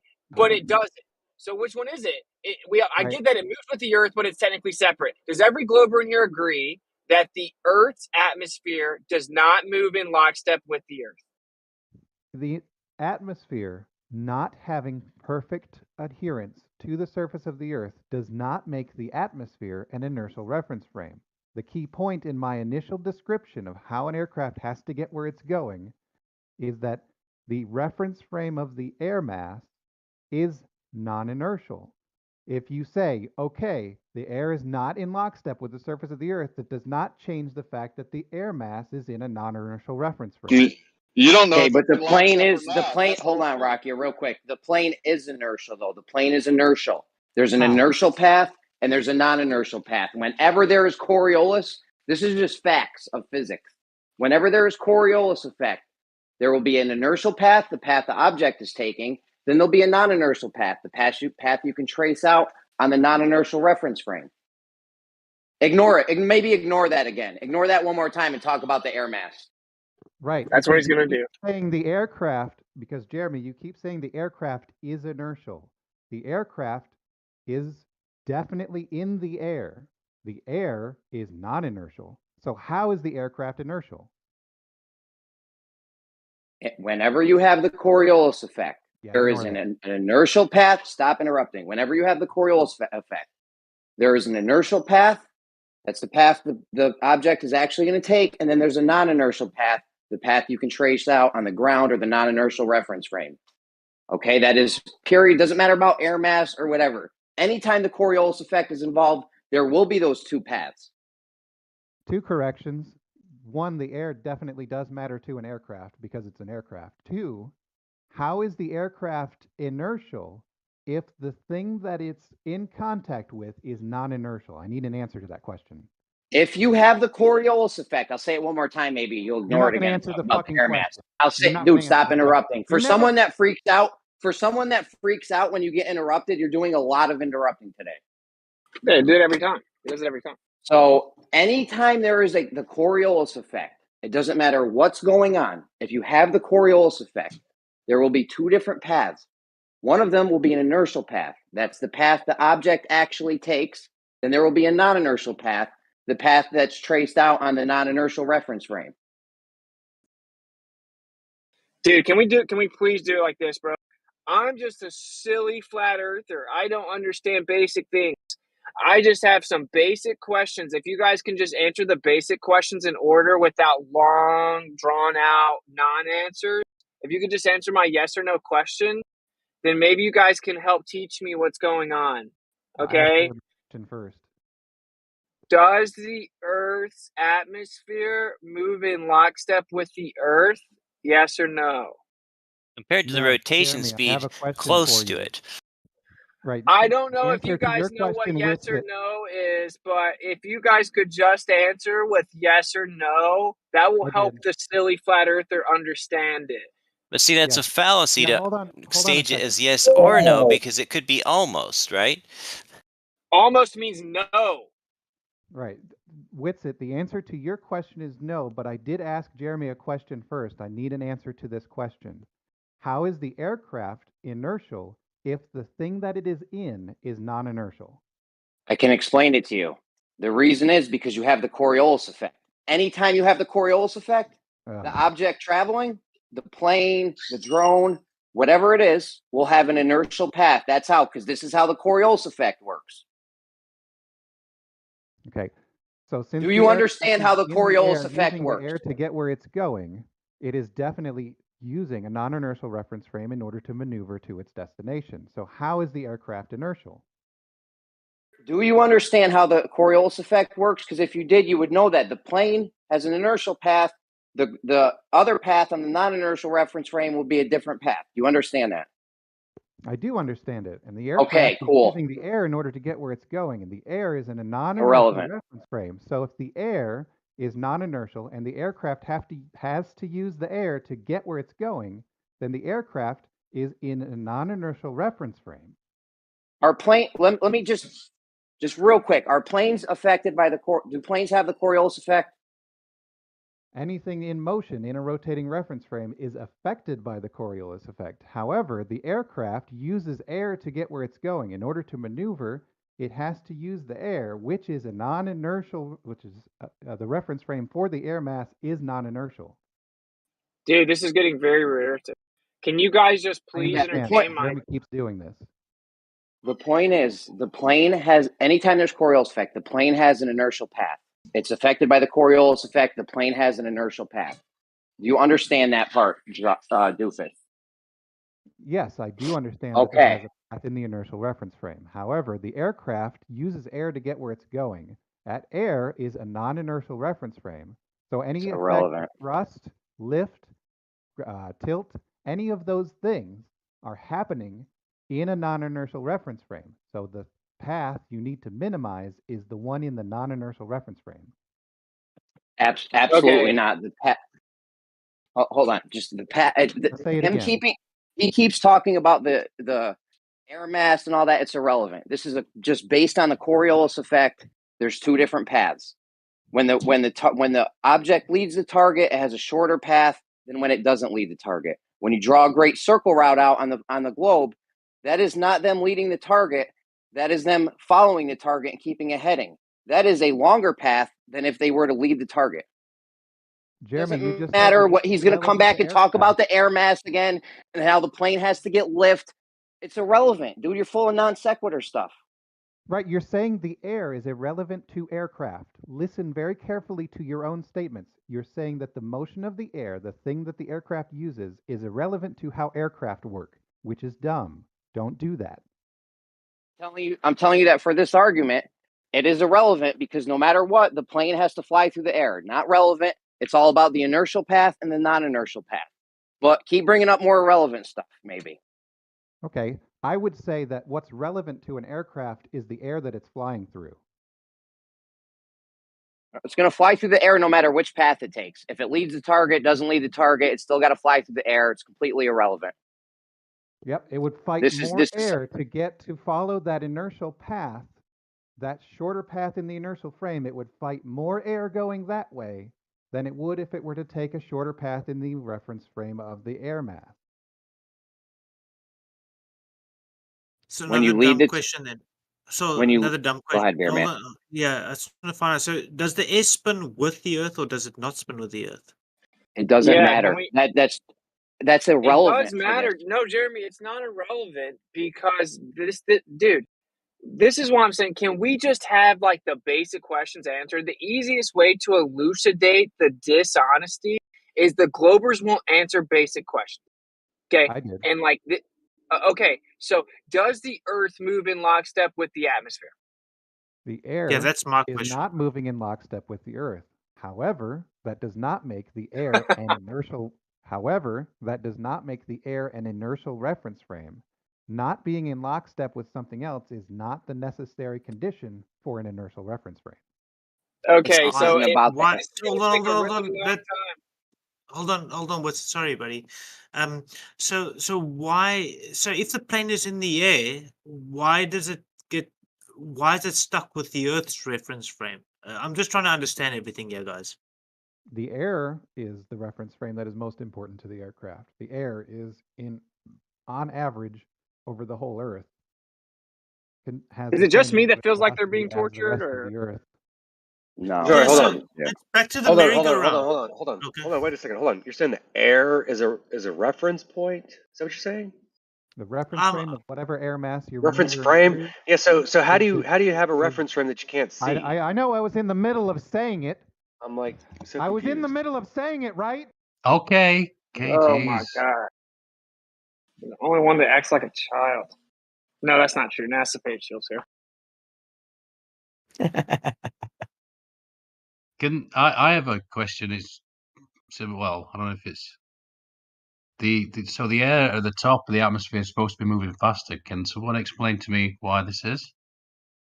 Because I thought it would be going slower. I know. If you guys would have just trusted me, it would have. We would have got to the end of this. You know. Yeah, I was trying to. I'm explain it, interested to hear the end of and I got Doofus' muted. answer if you want to carry on, Doofus. Right. Well, Without I screaming. need a Glober that's capable of being like super concise and honest and can just answer the yes or no questions.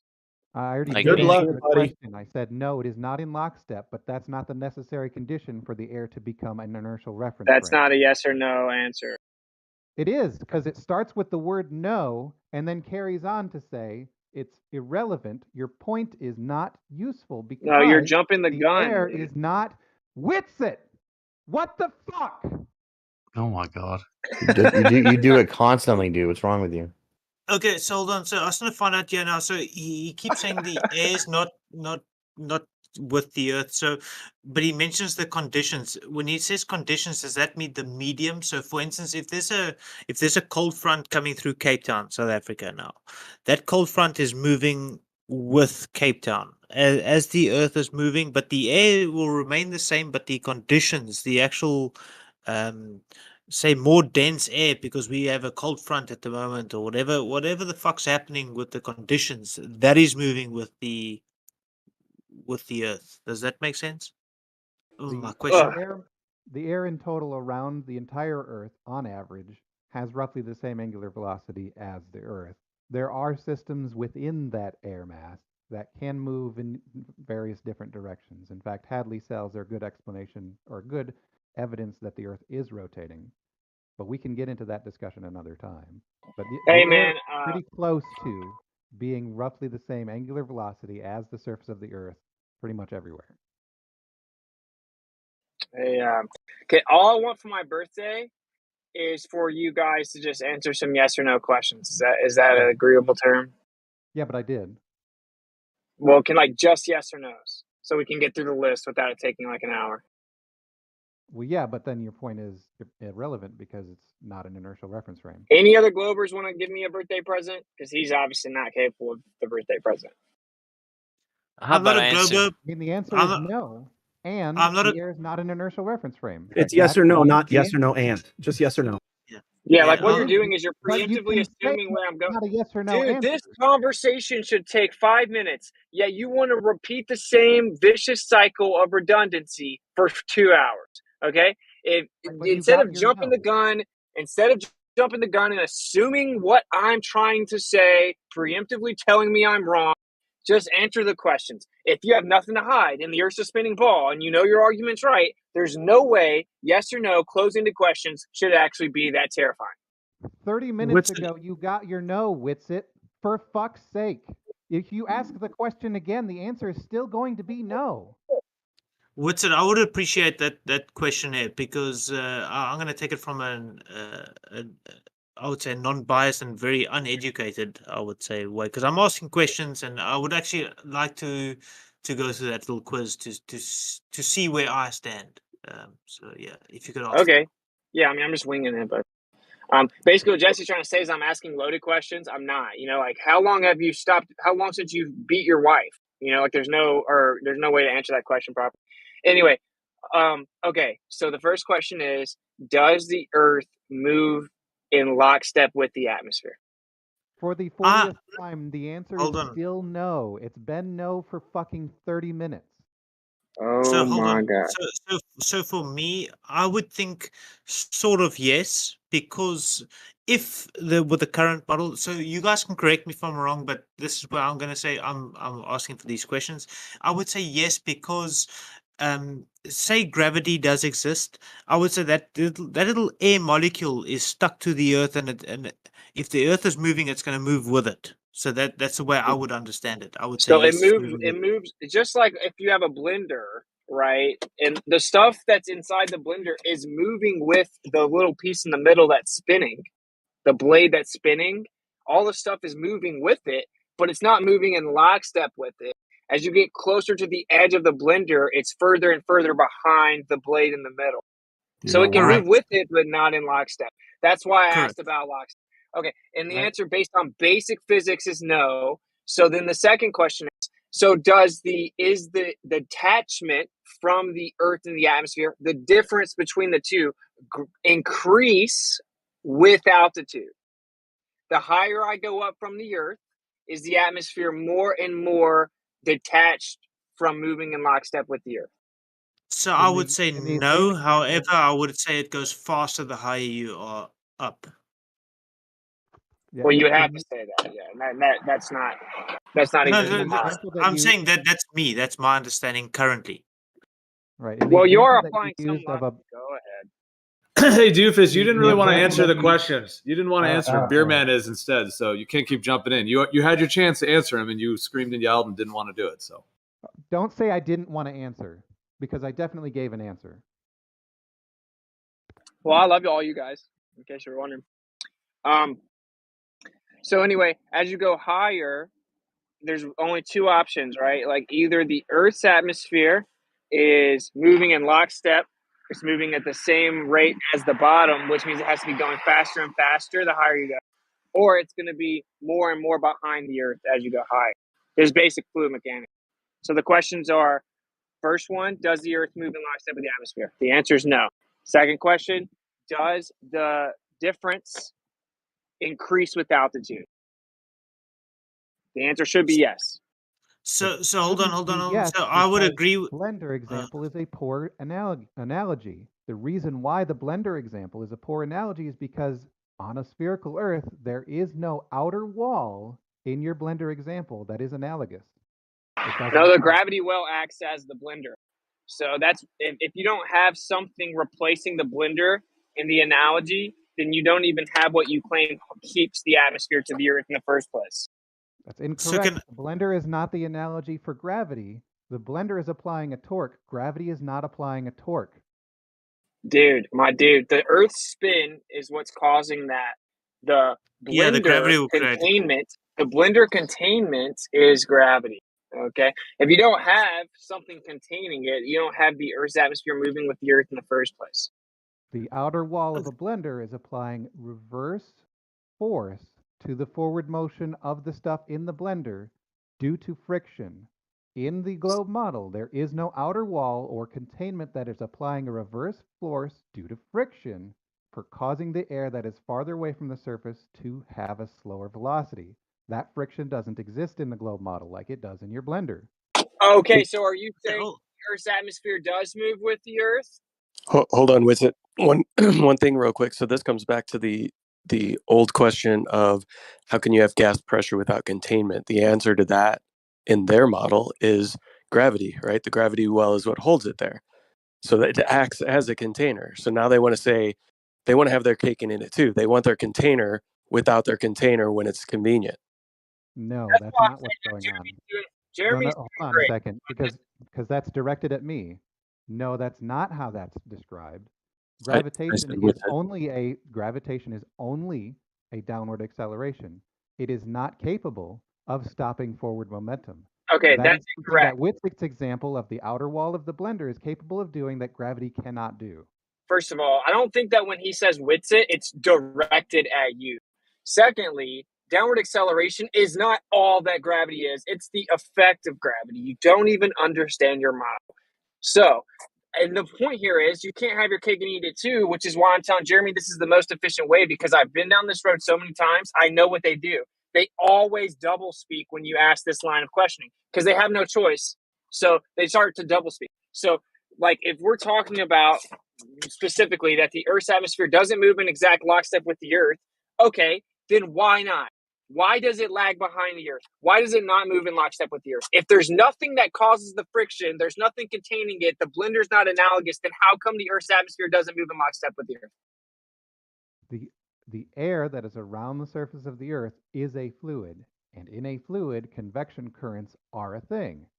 If the air around the Earth, on average, has the same angular velocity as the surface of the Earth, that's perfectly acceptable within the globe model. Also within the globe model, we shouldn't have something on the outside of the air slowing it down because that's not part of the globe model.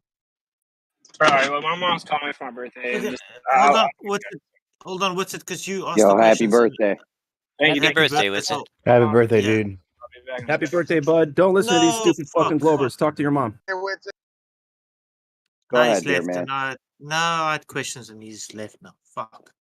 Until he lives here, he'll be back. Don't worry. Happy birthday, Globers are stupid. No, the shit is our fucking retarded powers going off at 8 o'clock, and yeah, I won't have PC power. Wait, And what? I got Where do you serious live? questions instead of arguments in South Africa. That's a thing? You guys have like rolling brownouts or what? Yeah, and it's fucking worse now. They put it off like 4 hours at a time, and it Yeah, sucks, that's what man. got, No that's what got shit. Flatzoid yesterday. FTFE and Flatzoid were going to have a convo, but Flatzoid lost power multiple times. 5 minutes just prior to the show actually starting is when he lost it. Yeah, and I've got serious questions instead of fucking retarded arguments that you guys have. It's like, yeah, it just sucks, Dude, man. I feel you. It's cool. Sounds like somebody needs to storm their capital. For real, though. Don't do that. It was a terrible idea. Hey, whether the atmosphere moves in lockstep or doesn't move in lockstep, for this argument that I'm making about leading the target is irrelevant because there's the Coriolis effect. Either way, no matter what's happening, lockstep, not lockstep, they have the Coriolis effect. There's going to be two different paths. The path in the inertial frame is going to be always going to be shorter than the path in the non-inertial frame. Does the In order distance for the aircraft to between get where it's going, it is subject to the motion of the air fuck. that it is within.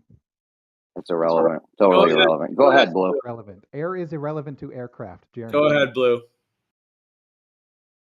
And he already left. Doofus. Right, but you keep saying air is irrelevant to aircraft. That's fucking dumb, Jeremy.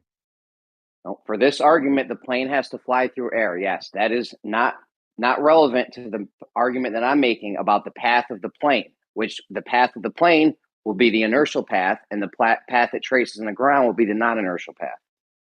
It's like saying the motion of the water is irrelevant to how a boat can move. Not really, no. Yes, because the boat is moving through a fluid. The aircraft is moving through a fluid. If the boat is subject to the motion of the water, the aircraft is subject to the motion of the air. Okay, cool. When the aircraft, when planes fly, they fly at a direct heading, tracing a great circle route on the globe, correct? Uh-huh. That means they're constantly adjusting for the Coriolis effect along the whole path. Yeah, there are some minor deviations due to wind currents, as Paid NASA Shield pointed out earlier. Cool. So straight line towards the target. They're always heading at the target, and they're always adjusting for the Coriolis effect, which means in the inertial frame, the frame the plane is in, the plane is inertial. So that means the plane is taking a curved path. If the plane was to lead the target, it would fly a straight line in the inertial frame. In the inertial frame, the one the plane's in is the actual distance that the plane travels. Because, like my example on the merry-go-round, I can fly the drone 1 meter, and the drone flies 1 meter. The non-inertial frame, it can make it look like it flew hundreds of meters. And the aircraft, when flying that shorter path in the inertial reference frame, would have to fight more air in order to follow that path than it would if it were to follow the shorter path in the non-inertial reference frame. So you agree, in the inertial frame the plane's in, if the plane were to lead the target, it would be flying a shorter distance. Do you agree? It would, but it would be fighting more air to get there in order to get that, or to follow that path, which would end up making the aircraft take longer to get there. It would be fighting more air even though it's flying less of a distance. Yes, because the air is in motion and aircraft are subject to the motion of the air they are in. Okay, but this isn't about winds or whatever. This is about which one is a shorter distance or not. You just keep bringing up irrelevant stuff every time. No, I consider air to be very relevant to the aircraft. Yeah, for this argument, though, the air and wind, it's not relevant. We're just talking about which one is a shorter distance. In this argument, the aircraft is what we're talking about, and because aircraft are subject to the motion of the thing they are in, the air, then they must consider that. Yes, so they're going to fly through less air if they lead the target and fly where the target's going to be. That's incorrect because the air is in motion. So if it's a shorter distance for the plane to lead the target, and it takes a shorter path when it leads the target, it's going to fly through less air, meaning it's going to have to fight through less air than if it was to take a longer path, because the longer path, the plane has to fly through more air. That's incorrect because the air is in motion. If you are, for example, flying against a 100 mile per hour wind or flying with a 100 mile per hour wind, your air velocity, 200 miles per hour, for example, in a smaller aircraft, would be 100 miles per hour on the ground one way and 300 miles per hour the other way. The motion of the air is very important to the aircraft because the air is what it's using to get where it's going. Okay, this is a complete non sequitur. We're not talking about wind. We're talking about which path is shorter. Right. If you take the path that is shorter in the inertial reference frame, you will be fighting the motion of the air that is moving mostly with the surface of the Earth in order to get to follow that shorter path. Doofus, quick question: with the aeroplane and the speed of the aeroplane, is it wind speed? How does it pick up a speed? Is it relation to the Earth or is it relation to the wind speed? Well, When thrust and drag are equal, you're going to have an airspeed, and that airspeed is what it's always going to have whenever it's getting where it's going. And that's how, like, if a design of an aircraft is for a certain rated velocity below the speed of sound, because that's typical for almost all aircraft, the speed of sound at your position is dependent upon only your speed relative to the air. So that's it, just airspeed. Okay, and the does that change with the density of the air? So, for instance, the higher you are in the air and the lower you are in the air, because it's obviously going to be more dense the lower you are, and the higher you are is going to be less dense. Obviously, the same speed, right? Well, the speed of sound changes a little bit, but I mean, Okay. the aircraft is, I mean, the drag changes too. You're going to have less drag up there than you are down below, but you're also going to have less lift for the same control surface settings. So it's a balance. They pick for commercial aircraft 30 to 40,000 feet just because that's where it's most balanced for them. So is the drag? How's the? Okay, so for instance, if you're doing 1,000 kilometers per hour, 40,000 or 40 kilometers up in the air, and you're doing 1,000 kilometers, 10 kilometers up in the air, it's obviously going to be more dense below than higher. How does the wind? You're traveling the same distance at the same speed, technically. I don't understand. Well, if you're doing that, then you're using more fuel in the case where you're at a lower altitude. Or if you have the same amount of thrust in both scenarios, you will go faster with less drag. Okay. I'm trying to wrap this all around my head. That's fine. Because they're trying to just have a certain power setting at a certain altitude, and that gets them what speed that they're going to go relative to the air. That's it, really. So yeah, that's the question now. The speed relative to the air, I don't understand that because speed is speed. So if you're doing 1,000, you're doing 1,000 kilometers per hour, for instance. 1,000 kilometers per hour is 1,000 kilometers per hour, irrespective if you're going through water or you're going through rock. You're going that speed. Well, now speed is relative, velocity is relative. If you're in a car that's going 80 kilometers an hour and you throw a ball 2 kilometers an hour forward. That ball has a speed relative to the ground of 82 kilometers an hour, but it only has a speed relative to you of 2 kilometers an hour, so it doesn't hurt if it hits you. Not really that big a deal. So let's pretend we're in the car and we shoot a light from the back of the car to the front of the car. Would we add the speed of light onto the movement of the car? Light's a bit different. Light is not Oh. mechanics. Light is not mechanics. Light is electromagnetism. So they have different rules of physics that they abide by. Yeah, no. Different Wait, Light is light is rules electromagnetism? What? of physics and different rules of physics. Don't let that one fly by. Yes. Okay. Sound and light, have completely different properties, correct? Rules of Yes. physics. Yes. Sound. Not completely. Sound goes through more dense media more quickly and slowly through less dense media. Light goes faster through less dense media and slower through more dense media. They clearly have different rules that they are governed by.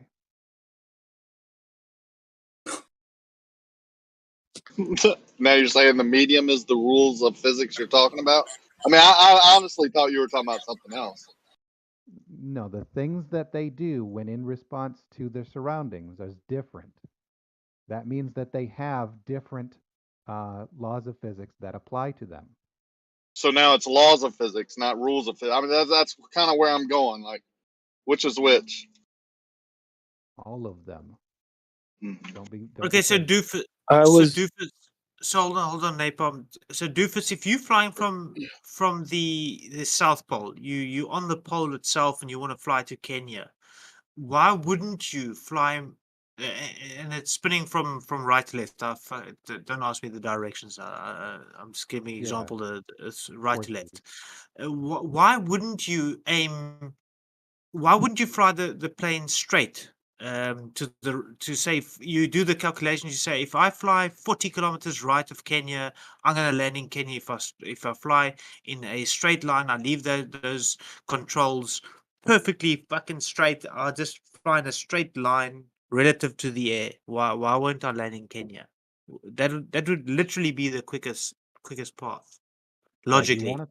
You want to take the ground track on average because the air above the surface of the Earth is usually roughly about the same angular velocity as the surface of the Earth. And since the aircraft is using the air to get there, and the movement of that air is very important to how that aircraft behaves, you want to take the shortest path in the reference frame of the air mass. And here comes Jeremy. And the shortest path is the path of in the inertial frame, which is the frame the plane's in. Because anytime there's Coriolis, the moving object will be in the inertial frame, and the shortest path would be to lead the target. The shortest path in the non-inertial reference frame is the one you want to take because the air is a non-inertial reference frame. Nope. If you do the shortest path in the non-inertial reference frame, you will have taken a curved path in the inertial frame, meaning the plane actually flew longer than it had to, because the inertial frame, as I exemplified in my example with the merry-go-round, you can fly straight in the inertial frame and it will trace a super long path out, or a longer path on the non-inertial frame. So if you have a heading towards your target the whole time, the merry-go-round will look like it's a straight path. However, you would have actually flown a curved path in the inertial frame, which means the plane is actually going a longer distance. Okay, before Doofus, ground minimize hold on, the Doofus, hold on. So, Doofus, your answer was your answer. Then you said, and here comes Jeremy. So, what does Jeremy not understand of what you understand? Just so I can understand why you understand what you understand, and Jeremy understands what he understands. Right. He thinks that if the aircraft doesn't care about the motion of the air on the outside, then the inertial path that is shortest would be the preferred path. However, aircraft are subject to the motion of the air in order to minimize the distance that the aircraft has to fly. It has to fly through the medium that it's in, the reference frame that medium is moving in. It has to take the shortest path in that reference frame. Yeah, so he's talking about wind, right? We're not talking about wind right now. We're just talking about which path would be shorter. He keeps bringing up this non sequitur about wind that is not relevant at all to this discussion because we're just trying to figure out which one is the shorter path. But wind changes. It's fucking sometimes it comes here with wind and sometimes it doesn't. So Yeah, the wind's irrelevant for this. I know. Right, yeah. but I didn't So say wind. I said specifically motion of the air. In the case okay. of wind, you're usually measuring that relative to the Earth. That's not what I'm talking about. Motion of the air relative to the inertial reference frame is non-zero. Therefore, the air is a non-inertial reference frame, and you need to take the shorter path through that. Yeah, the shortest path in the inertial frame would be where you lead the target. Yes. Okay, That's so not what I said. I said the opposite. It's so not what you does said, but it's how Coriolis works. I don't care what you said. You're not telling. I don't know if you're not telling the truth or you don't understand how the Coriolis effects work. Either one, I don't care what you're saying anymore. You're wrong. Right, but if So you're in an aircraft, you want to use the air to get where you're going. So because you're doing that, the motion of the air is more important to you than the Coriolis effect. so does the air move with the Earth or not? I'm asking. On a whole, around the whole surface of the Earth, the air has an angular velocity on average that is about the same as the surface of the Earth. Wind does exist, so I wouldn't be so silly as to say the air is in lockstep. In fact, I'm not sure who says that. But on average, the air does move about the same angular velocity as the surface of the Earth. How do you measure that? Hang on. How do you measure that? How do you know that? Right, because if you look at the cells, the way that the atmosphere is moving, those Hadley cells, they all have air going in one direction and in the other direction relative to the surface of the Earth. Since they have air going in both directions, both east and west, then the overall is a net zero compared to the surface of the Earth. You know, it sounded like a bunch of bullshit. Yeah, how'd you measure that Why does again? that You want to sound go like over that one bullshit? more time? How did I you mean, measure it Give me again? an explanation you as have to why got it's the best full of shit logic I've heard all day. okay. Can you tell me, besides saying it's bullshit, why it's bullshit? So hold on, Are you serious? I was calling. I was Yes, I am. silently. I was muted, but I was calling you out on your bullshit, and guys, totally doesn't make sense. I don't have much time, so I'm trying to get in as much questions as I can. So let's say the Earth is a ball and we are not spinning and we are geocentric. Let's keep it as a ball. I'm happy with that, but we're not spinning. How do you measure that the air is moving with the Earth? Because it could be a ball, but we're not spinning and everything's going around us.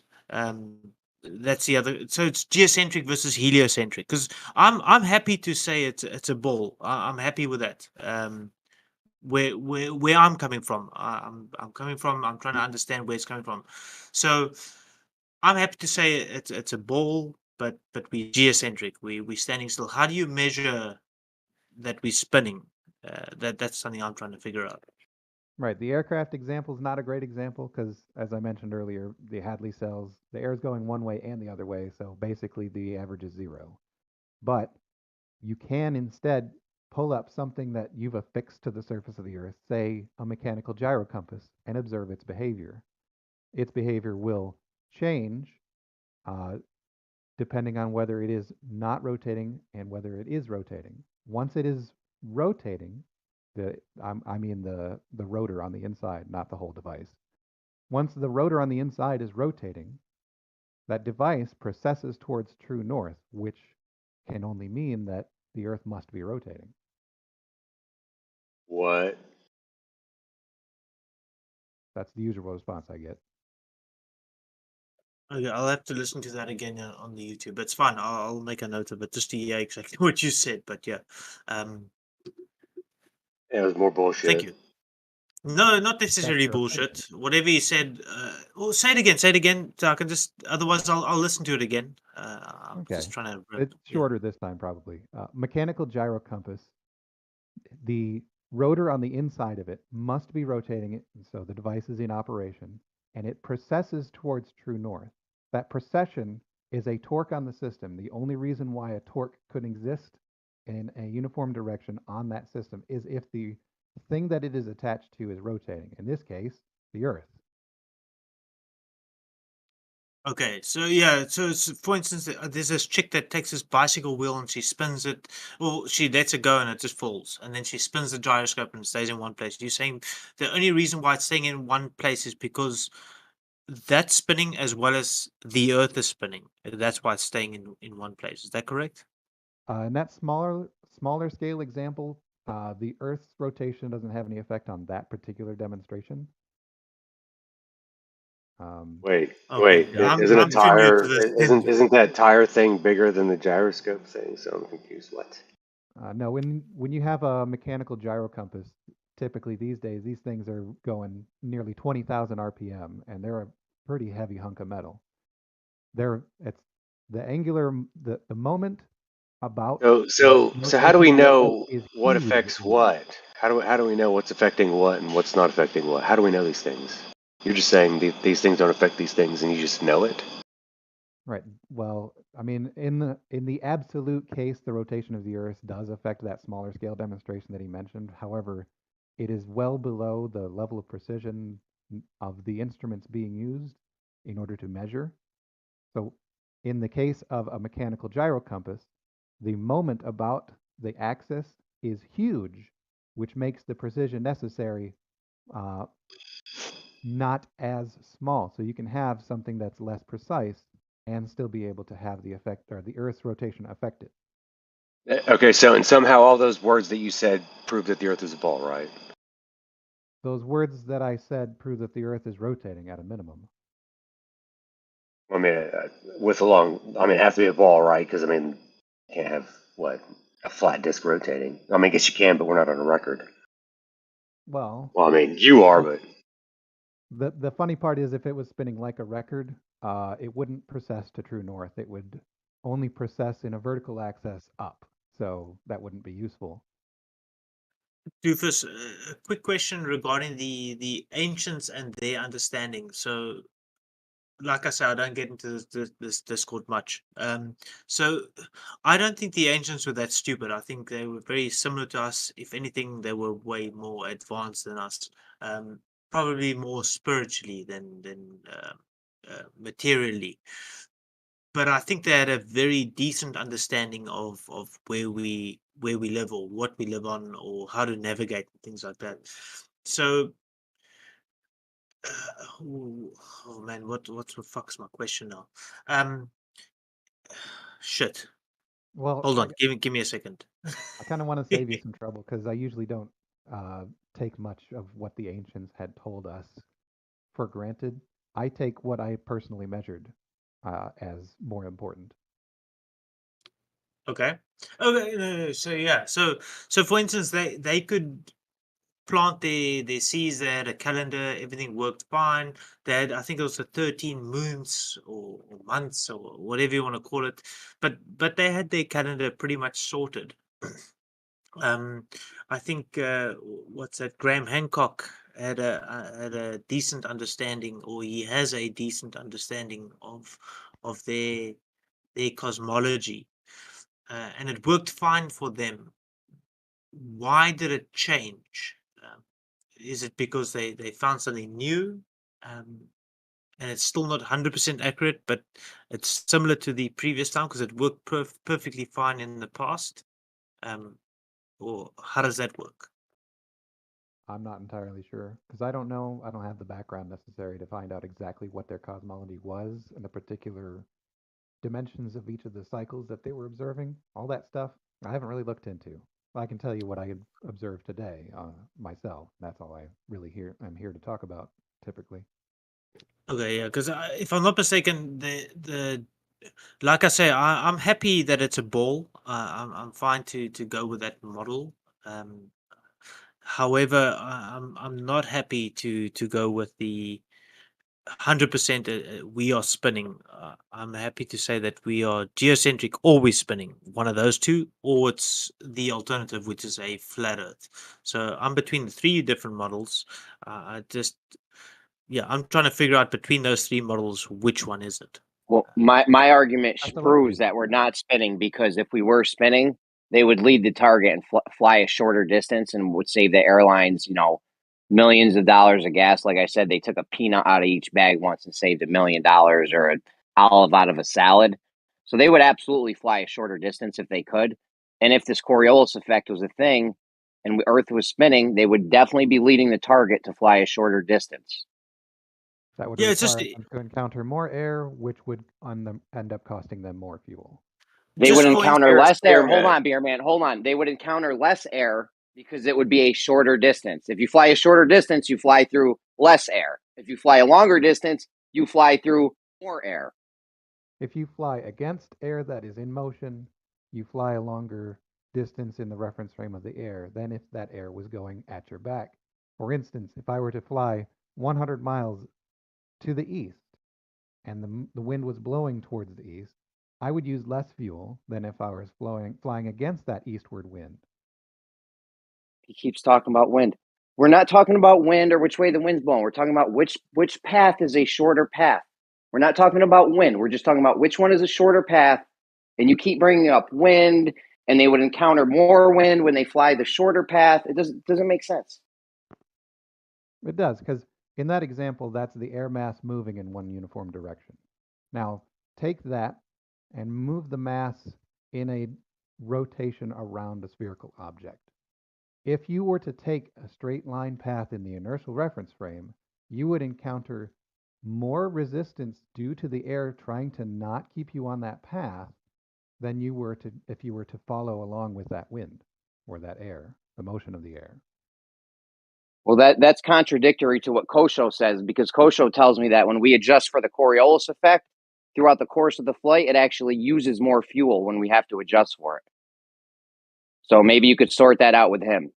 Right, it would be minute, it would be tiny. The amount that the Coriolis effect has on the aircraft maintaining the ground track is like if you had to take a 0.1 degree bank the whole way there, you could, well, you'd probably rather just turn the rudder rather than bank. But in either case, you're just fighting a very, very tiny adjustment. Yeah, and which in my case, where you lead the target, you don't have to fight that adjustment. You encounter less air. You don't burn more fuel adjusting for the Coriolis the whole way, and you fly a shorter path, therefore encountering less air. When you take the shorter path in the inertial reference frame, you are taking a path that is not the same, or you're taking it in a reference frame that is not the same as the air you're going through. So therefore, the air will be forcing you to go off of that path, and you'll be forcing against it, which would cost more fuel.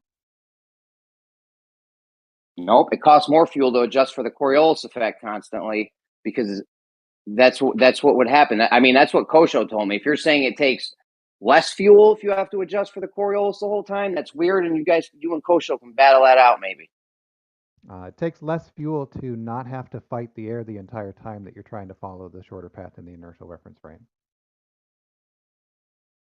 I think either The way, air that's moving. You talking about the air? Go ahead, Bear Man. Yeah, I was gonna say either Pointless. way either way you're gonna be fighting against the direction of where that air is coming from. But yeah, I don't want to divert too much. I was going to go back to the geocentric, heliocentric. So the Egyptians, I like what Graham Hancock has done. I think he's done a great job of giving us an alternative. I love Graham Hancock. He's great. Yeah, great job what he's done, and that's where I would say heliocentric model could still be not helios globe models could still be a fucking a good point, because the Egyptians, they built, for instance, those pyramids, and their mathematical calculations were to the T with the speed of sound and their positions. If you map things on the earth and you look at the different pyramids, everything seems pretty much in line with the globe Earth. So that's why I'm saying I'm happy that it's a ball. I'm just not, but I'm not bought that we're spinning. Now hold on here, Beerman. Yeah. It seems Okay. like you're basing your quote. I don't want to call it. I guess it is a belief. See, that's I'm the believing. thing. You gotta try to get rid of that thing, the belief part, right? See, so you're basing your your belief on reality on what other people are telling you, instead of actually attempting to discover the world you live in with your own senses. So, what Graham Hancock has done, and, Doofus here, the things that he's saying, these words that he's, the stuff that he's, whatever it is, I don't even know what he's saying half the time. He's just making stuff up. These things really aren't going to lead you to discover the world you live in, because that requires you to do that and not someone else's words or experiences.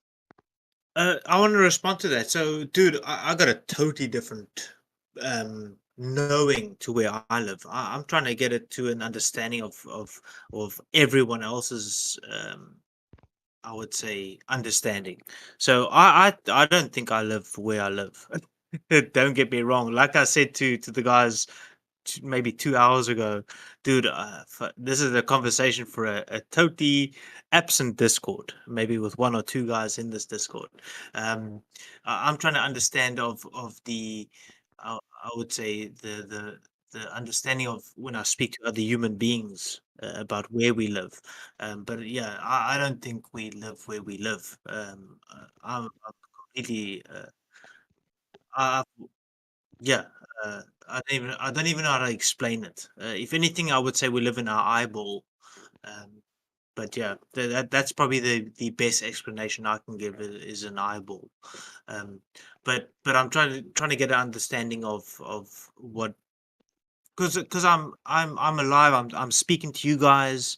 I meet other human beings. I want to understand what everyone's talking about and where they see things. When they measure with their instruments and things like that. But other than that, I think we live in a totally different place.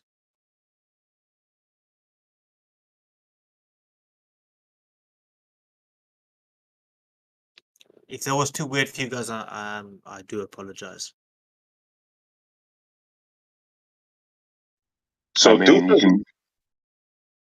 can go ahead. I was just gonna say, Doofus is agreeing with the air thing. So this is this is a good argument, but it gives the ballers more leeway. If you think of your Atmos in lockstep with the Earth as a river, right? It's a very easy argument to say, look, you got river flow, 1,000 miles an hour at the equator, one way. If your boat, meaning your plane, can only go 500 miles an hour, how are you going to make any headway? I mean, it's very simple. One sentence kills it. That's what you meant by that? Okay, I thought you meant something else. No. If the Yeah. river is flowing, if the river's flowing 1,000 miles an hour, and the surface is also moving 1,000 miles an hour, these are tangential velocities, which is really weird. Usually, I work in angular velocities. But if they have roughly the same rate and they are both moving together, then all your boat needs to do is just go with the water to reach a point on the surface. Oh, wait a minute. How? If you have a river flow of, let's say, 50 knots, but your boat can only go 25 knots, how are you going to go upriver against the flow? Well, if your boat is going to have 25 knots relative to the river, if we're talking about your example where the river is far outstripping the pace that the boat can make, then relative to the surface, then yeah, you've got a problem. However, in the globe model, the air is not outstripping the pace of commercial aircraft. It doesn't move relative to the surface of the Earth faster than aircraft can fly. So it's not conserving momentum in your model? That's not what I The said. Atmos is not conserving momentum? That's not what I said. Well, be clear, bro. Which way is it? The conservation of momentum isn't really quite what I'm trying to explain here. What I'm explaining is the surface of the Earth and the air, the difference between those, which is typically called wind, is not higher than the amount of speed that commercial aircraft can fly. So commercial aircraft can get where they need to go, no problem. Hold on. Is the Atmos in lockstep with your spinning ball?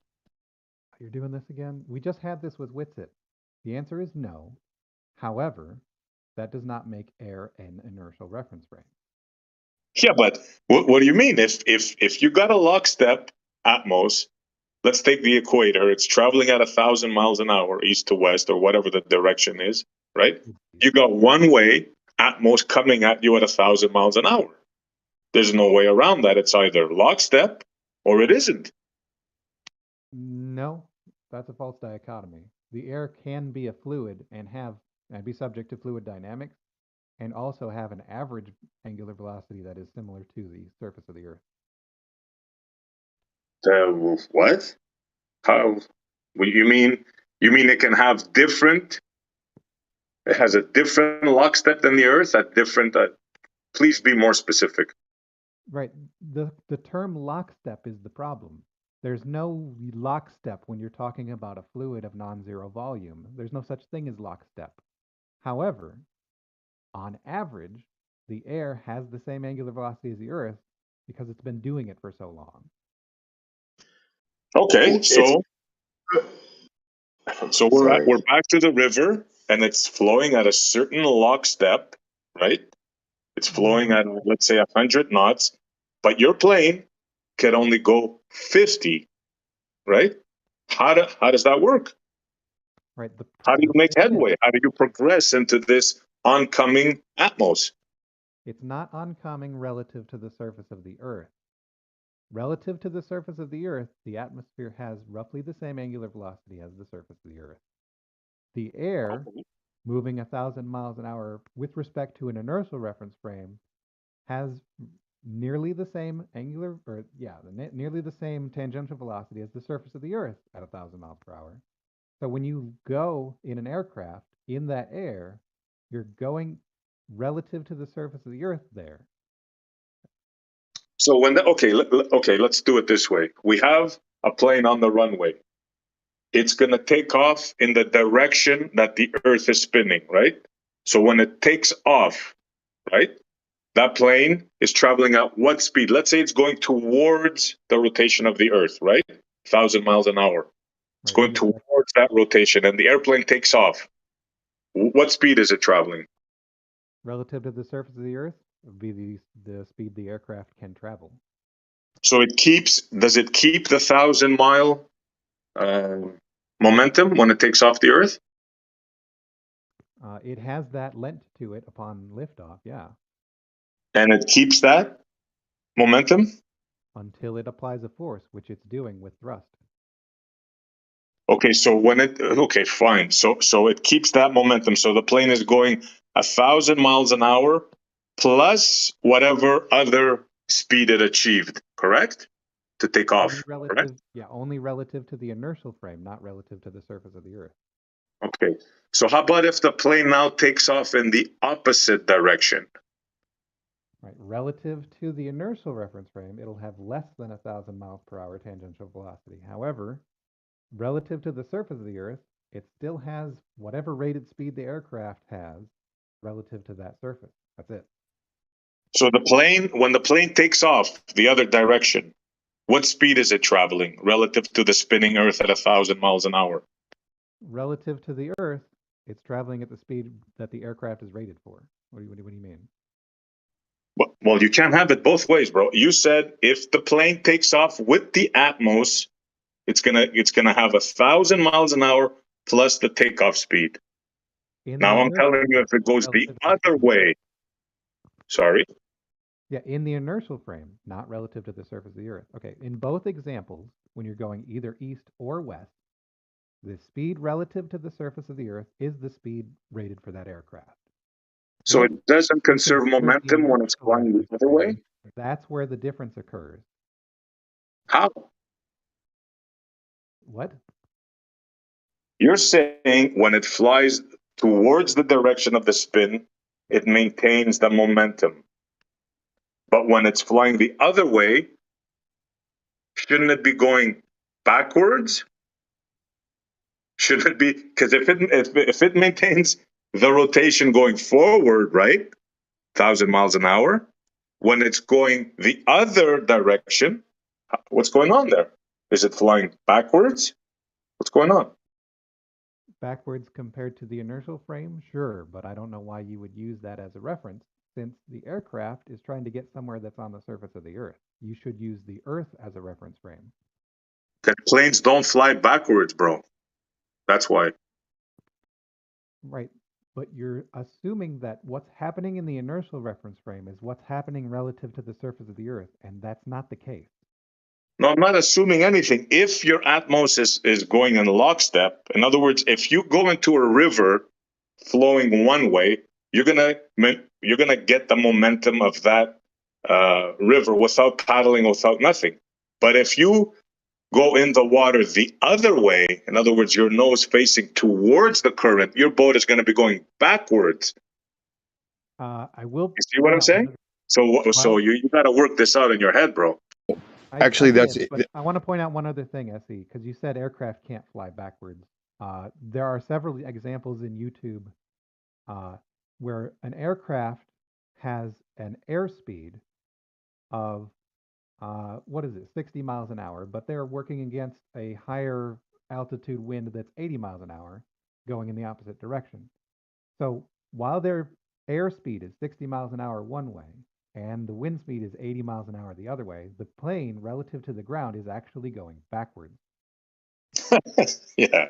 Only in your brain. So explain to us how a boat that has only. Explain to us how a boat has. Bro. Yeah, I would love to explain it to you, SE. I just thought of this. Maybe this can clear up some of the confusion. So we take our canoe, we throw it in the river. Now, what we're going to do is we're going to look at the speed of the canoe relative to the speed of the water. And for all intents and purposes, we're going to say that speed is 0. So the canoe is now moving at the same speed as the river. We don't then look at the planet Mercury and figure out what its speed is relative to the planet Mercury, because that doesn't matter. We're not talking about planets here, bro. We're talking about a river flow going one way at 100 knots. You have a boat that can only go 50 knots. No. How are you going to make headway? Because compared to the water, I can still move 50 knots. So my speed through the water, would still be 50 knots. No, you can't. If you have water flow at 100 knots against you and your boat can only go 50 knots, you will never make headway, ever. Why is the water flowing against me? I'm flowing with the water, right? I didn't suddenly grab a pole and stop moving relative to the water. Yeah, you'll be flowing. If your nose is headed towards the flow, you're going to be going backwards on your boat. You're not going to be going forwards. No, not in reference to the water. In reference to the water, I will not be moving. Or I will be moving the speed across the water. Analogous to the airspeed that Doofus was just talking about. You can say it any way you want. Everybody here understands what I'm saying, maybe with the exception of you guys. If you have flow in one direction at a certain speed and you can only reach half that speed, you will never move forward. Not in this world, not with these physics. What are you using to propel yourself? Like if we turn on the engine of this boat, yes, we're going to use one of your dirty motors on the boat. What are we using to actually propel us through the water? You just said it. The water, right? You're using the propeller. The propeller and the motor. We're moving the medium we're in. That's what we're actually moving. We're not comparing it to the planet Mercury. We are comparing it to the water right next to us. Why are you bringing planets here? Because it's something abstract that you can realize it doesn't matter if we're comparing to that. We're comparing to the things right next to it. We're comparing it to the air speed. We're comparing it to the ground speed. We're not comparing it to Uranus. That doesn't matter. Exactly. Comparing that to a planet is ridiculous, and it doesn't matter. Right. Correct. So say comparing something on or something within the surface medium to something outside the surface medium is ridiculous and is a very, very silly argument. No, it's not silly. It's actually very easy to understand. It Wait, gives you hold on. very little wiggle room. There's no way out of this. Why is it not silly when you say it, but silly when I say it? Look, get a boat, find a river, and prove me wrong. Okay, bring your boat up to a river that has more flow than your motor could handle, and show me how you can go uphill. Like My not boat doesn't. flow. What's your My water boat doesn't speed? fit in most rivers. Yeah, what's your water speed, Yogi? If you're talking me, my average water. I'm talking SE Montreal. You know what my name is, Chills. Yeah, it's Yogi. What is your speed relative to the water, which is what you're If measuring? you call me that one more time, I'm gonna mute you. Go on, try me. So what's your speed relative to the water, which is what you're measuring right now? You have water flow going downstream 100 miles an hour, 100 knots. Your boat can only go 50 knots. How do you make it upstream? But you're measuring your speed relative to the water now, aren't you? Or are you measuring relative to the land? How are you measuring your plane in your Atmos relative to the Atmos, right? Airspeed, that's correct. Okay, so what's your point? So the point here is we're still moving at 50 miles an hour forward through the water. You can't, because the water is flowing 100 miles an hour against you. Stop. No, we're not measuring against the land. We're not measuring against the shore. We're measuring against the water. Dude, do you understand what you're saying here? I'll repeat it again. You need a boat to go upstream. The river is flowing. Stop. Don't interrupt me. But you're measuring against the Don't water. interrupt me. Don't interrupt me. I was in mid-sentence. I've heard your sentence 5,000 times. So you feel you can interrupt me through middle of my sentence. Let me try it again. You got a river flowing 100 miles an hour against the direction you're moving. Now your boat can only go 50 miles an hour. How can you move ahead? How fast is the river flowing compared to Uranus? You see, they just can't. This is how they break down. This is how they break down. It doesn't matter because you're putting more complications into this problem than there has to be. Why don't we talk about how fast the boat is moving compared to the water, or the airplane is moving compared to the atmosphere? We don't need to talk about how fast it is compared to Pluto. That doesn't matter. Pluto again. He's bringing in Pluto.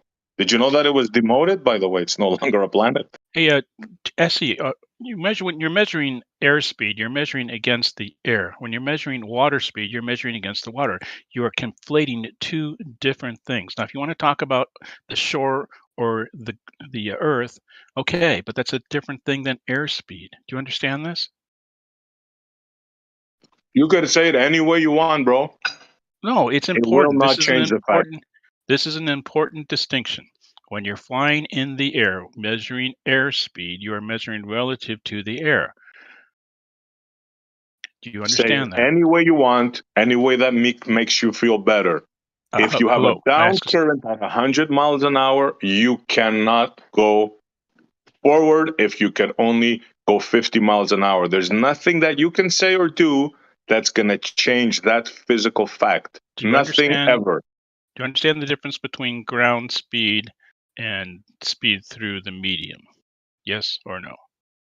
Do you understand that you're never going to travel against a medium that's traveling faster than you're capable of producing? Nothing you say or do will ever change that. Ever. Again, one last time, please. I can agree with you if you can agree with me that if you're measuring your airspeed or your water speed in this case, that you are measuring 50 knots water speed. Yes or no? You're measuring 100 knots water speed. The river is flowing downstream. Your boat can only go 50 knots. Okay, so if I have the boat, I'm floating in the river, how much water speed do I measure? What's the river doing? I'm moving relative to am I moving relative to the water? What speed is the river moving? We're not wait a minute, we're not talking about ground speed or speed against the shore right now. We're talking speed relative to the medium we're in.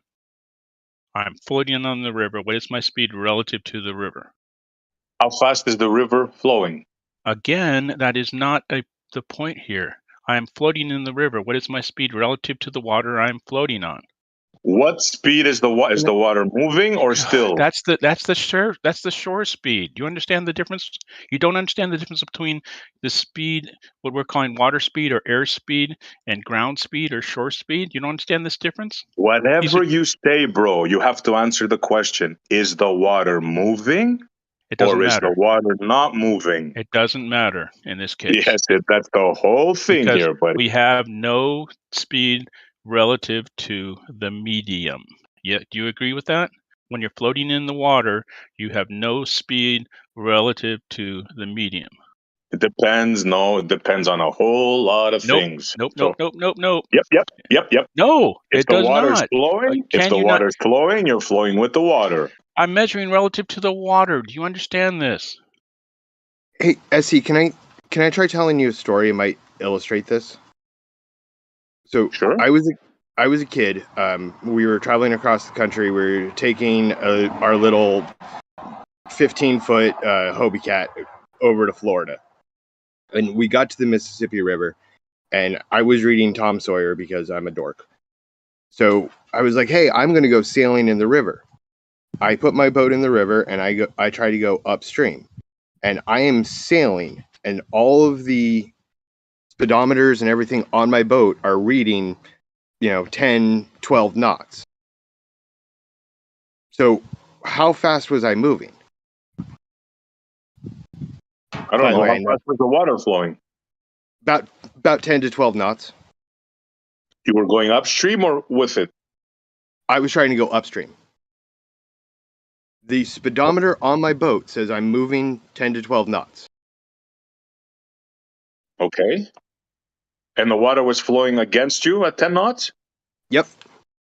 Okay, so you had sufficient enough power to overcome the flow of the water.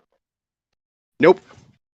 I actually wasn't able to make it upstream because the speed of the water and the speed of my boat at full up with the angles I had were exactly matched.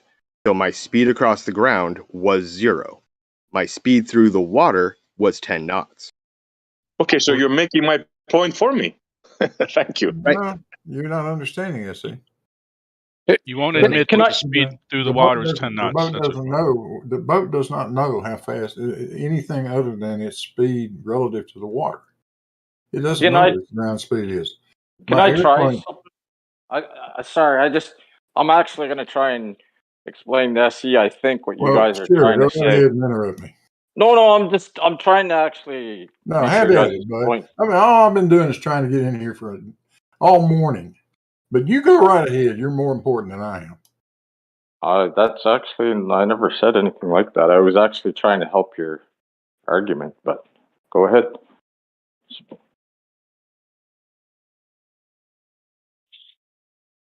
Anyhow, so SE, since he's quiet, I guess.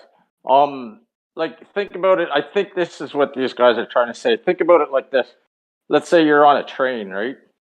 And you're going east on the train, right? Yep. SE? But you start walking west inside the train. Now, even though the train, let's say, is doing 100 miles an hour east, but you're walking west on the train, but as you're walking west on the train, to the train, you are traveling west inside the train in reference to the train. Even though the train itself is traveling east faster than you're walking, obviously. And what these guys are saying, it doesn't matter if the train's doing 100 miles an hour or 300 miles an hour. you're still only to the train, in reference to the train, you're still only going walking speed west. Now they can correct me if I'm wrong, but I think that's kind of what they're trying to say. But when it comes to the water compared to land speed, water speed, or air speed, land speed. Is that what you guys are trying to say? So I think Scalpel is on the right track there in the sense of, for instance, with a boat as well. If you're going upriver with a boat and the river's coming down at 10 miles per hour, for instance, if you had to have a boat on the river and you're floating down the river and you're floating at land speed 10 miles per hour, for instance, and your boat can only go, you put an engine on that same boat and you put it on 10 mile and it goes maximum speed 10 miles per hour, that boat will be at a standstill according to the land speed. It's a similar, it's a similar issue with going through the Neisner Heads. It's a place here in South Africa. It's a natural lagoon, and they don't recommend going through with a boat that doesn't have double engines, or some of the British insurance companies won't even insure ships or boats going through those Neisner Heads because it's so dangerous because of the ocean currents. So for that same reason, is because the boats can't handle the actual current. So you need, for instance, quite a powerful boat to go through the Neisner Heads due to the currents. So if you're doing on calm flat waters 100 kilometers per hour, but you go through those heads, you'll be doing 10 kilometers per hour. But the boat will register at 10 kilometers per hour. Yeah, Way to go, bro. You got it. And just like the one guy, I don't know which one it was, but he was saying, like, if you're floating on a river compared to the water, if you're just floating, you're not moving. And you're like, well, how fast is the river going? And he's like, it doesn't matter. It's the same. Think about it. If you're sitting on a train, in reference to the train, does it matter how fast the train's going? No, because you're not moving in reference to the train. The train could be doing 100 mile an hour or 300 mile an hour, but if you're just sitting on the train in reference to it, you're not moving. And that's what they're saying about this flow of water. It doesn't matter how fast the water's going because you're floating with it. So relative to the water, you have zero speed.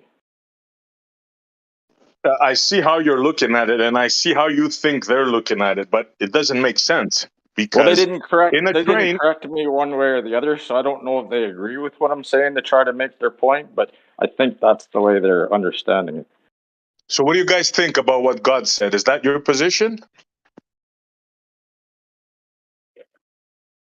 Silence again. It was pretty close, yeah. Sorry, I was only It's just to try to make listening. an analogy of what you guys are. I know it's not exactly what you're saying, but it's just to try to help further the conversation. Right. And with planes and boats to a lesser extent, it gets a little bit confusing because then we have winds or currents or other things. We don't have a perfect homogeneous atmosphere that's all moving in lockstep. You know, everybody agrees winds exist. So that's where a little bit of the confusion comes from, and it seems like people will dive back to that now. Okay, I can have clarity on this. I know I've done this before. I know exactly where this is going, and this is where I bring in this example to clarify it. Okay, simple. We've all been at airports, right? And we all seen that walkway, right? The moving walkway. We've all seen that. Yeah, the people moving. Okay, so what is the maximum speed a man could run? Let's say the top athlete could run 15 miles an hour, right? Now let's say we make that walkway go 25 miles an hour. Do you think the fastest man, Bolt, whoever it is, do you think he can ever make headway across that walkway? This is not rocket science, guys. This is simple. The answer is no freaking way. Right, but then we agree with you, Montreal. Then the question is, this 1,000 miles an hour that you get, where are you finding 1,000 mile an hour winds other than in hurricanes? Well, this is a different question now. That comes back to the lockstep and the Atmos. If the Right. Atmos is in lockstep, then it's just the same thing as the walkway I just gave you. You have a headwind. Once you get off the ground, you have a headwind of 1,000 miles an hour at you, the Atmos. That you can't change that, bro. I mean, you could try, but then there's no lift for airplanes. Nothing will work. I mean, you got to think of this logically, man. No, I'm not picking sides here at all. I don't really care about it too much. But where your example does seem to break down a bit is, on one hand, you're talking about being in air or water where you're actually in a medium, and the example you gave, SC, is being like not in the you're on a surface, right? So it does kind of, to some degree, break down a little bit your example. And I don't think But that's anybody would medium. You're not They're getting it all a now. medium. They're all a medium. The surface is a medium. The surface is a Well, medium. The air is a medium. Water's a medium. yeah, but one Everything's a you're medium. in it and the other you're on it. And it does kind of actually matter. Yeah, I'll agree there. Okay, I'll agree Yeah, there. that's my point. And it does matter. How does it argue? Does it matter? Explain yourself. Well, I think everybody agrees with you, SC, if the walkways, I'm going to use different numbers because I don't remember. If the walkway is going 10 mile an hour and you're running 20 mile an hour against it, you're not going to overpass it. But you can be in a current and still be traveling a direction within the current. You're not of thinking water. this through, bro. Let me give you a simple example. You ever see those stationary pools? You ever see like it's like let's say 10 feet of water, but the water flows and you can swim in it as if you were swimming far. You ever see those? Actually, let's go with your example. If the guy's running at 10 miles an hour and that pad is going 20 miles an hour, he's still running 10 miles an hour to the pad, even though he's going backwards. Huh? Yeah, but the question is he making headway? Well, He if you could think be about running at speed, but is he making headway? Is he ever going to progress forward? the conveyor belt as going in a circle, right? It's going one big, like a conveyor belt. You don't see these normally. I don't think they exist, but if they go in a circle and they repeat themselves, then yeah, if you go 10 miles an hour against the conveyor belt, you will make yourself move to a new location on that conveyor belt. Does that make sense? Will you ever move forward? Forward. Well, flow if you were to put like a little red paint on one part of the conveyor belt and then a green spot down the conveyor belt, you can make it from the red to the green spot. That's not the question. Okay. Yeah, but you're comparing, like, for lack of a better term, two different reference frames, I guess, right? Like, these guys are saying that and once again, nobody's corrected me as of yet, so I'm just going to continue on with it. Like, they're saying, compared to the reference frame that you're in, for lack of a better word, or the medium or whatever, you could be making headway, but compared to outside of it, you're not, right? So the conveyor belt, even though it's going 20 miles in one direction, you can still advance 10 miles in the other direction on the belt. Like this guy's saying, you could make a mark. Oh, you can't. Oh, you can't, bro. Okay. Oh. Well, just imagine the conveyor belt is infinitely long, and so you're on one spot of the conveyor belt as it's moving 25 miles an hour to the ether or the ground next to you, whatever. You can move on that conveyor belt. You can, when you take a step in the opposite direction, you're going to be one step in the opposite direction on that conveyor belt that's never has an end. And so, okay, let me put it to you this way, because we're getting lost here. Let me put it to you this way. I'm on one side of the conveyor belt and I'm holding $1 million check. I'm holding it in my hand and I'm telling you, if you can reach this check, it's yours. Now I know there's no way you're going to do it, right?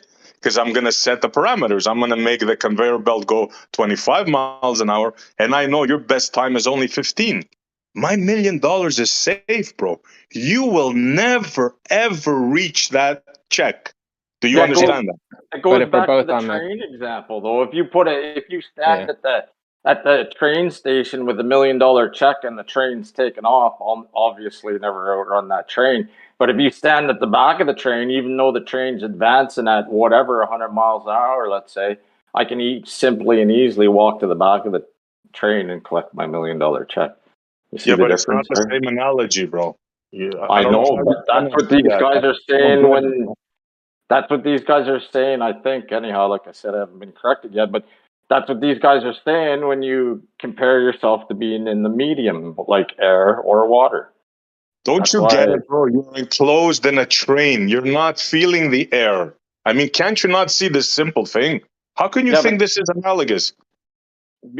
because being in the train is somewhat like being in the medium of the water or the air. No, They're it's not. saying it. Listen, I'm not saying I necessarily agree with them. I'm just saying you got to try and think about it from their perspective. They're saying you're operating within this medium, whether it's air or water or whatever, that's traveling at a certain rate, and you can move within that medium, just like moving within the train. That's all Yeah, they're but saying. gods, don't you understand that by being in the train, you're blocking yourself from the medium? Don't you see that? Yeah, because Yes. I'm using it the example to say the train is like yet another medium that doesn't exactly exist per se, but it is that it's just to try to explain what they're trying to relay to you. You got to try to understand how they're coming at it from. That's all. I do, You don't bro, have but to. you're not the You don't one have that's to agree you're with the it. one that's not understanding this. The water flow is hitting you on your body, right? The airflow is hitting you on your body, right? Now, if you go in a train, you're covering yourself from that. It's not analogous, bro. Please try to understand that. I do understand it, Odysee. Essie, hold on, God. But remember, the propulsion is happening on on a different medium, which is the Earth, which is a thicker medium. So it's got more, I would say, thrust in that medium. So, for instance, an aeroplane traveling through the air is using the air as propulsion. That's what it's pushing itself against to push itself through. But the train is pushing itself against the Earth, the thicker, more dense medium, and that's probably why it's going faster, or that is why it's going faster, or has more power through it. I think, as far as I understand, at least. I don't know how more simple to explain it. I only brought up the train example to try and relay that. Think of the train as being in the medium. The medium can be headed a direction, and you can still move within the medium. But you want to compare that movement to the land. And yeah, I would agree with you. If the river's traveling 20 kilometers to the south, and you're only able to travel 10 kilometers an hour in that river to the east, you're gonna, compared to the land, you're gonna travel 10 kilometers, or sorry, north, I meant to say south and north. But anyhow, you're going to end up traveling the distance the river's going, the speed, the difference. But within compared, you're still obviously, if there's that difference, think about it this way, Essie. If the river, would you agree with this? If the river's traveling north at 20 kilometers an hour and you're traveling south at 10 kilometers an hour in the boat, that's all your boat can do, you're going to travel north at 10 kilometers an hour. Would you agree with that? Yeah.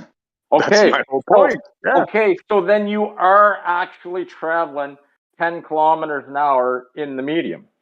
No, but in your train. Well, you are. Your If it makes the difference on the math, then it's clear that if you got to subtract that travel speed that you're operating at within the medium, then you actually are moving in the medium.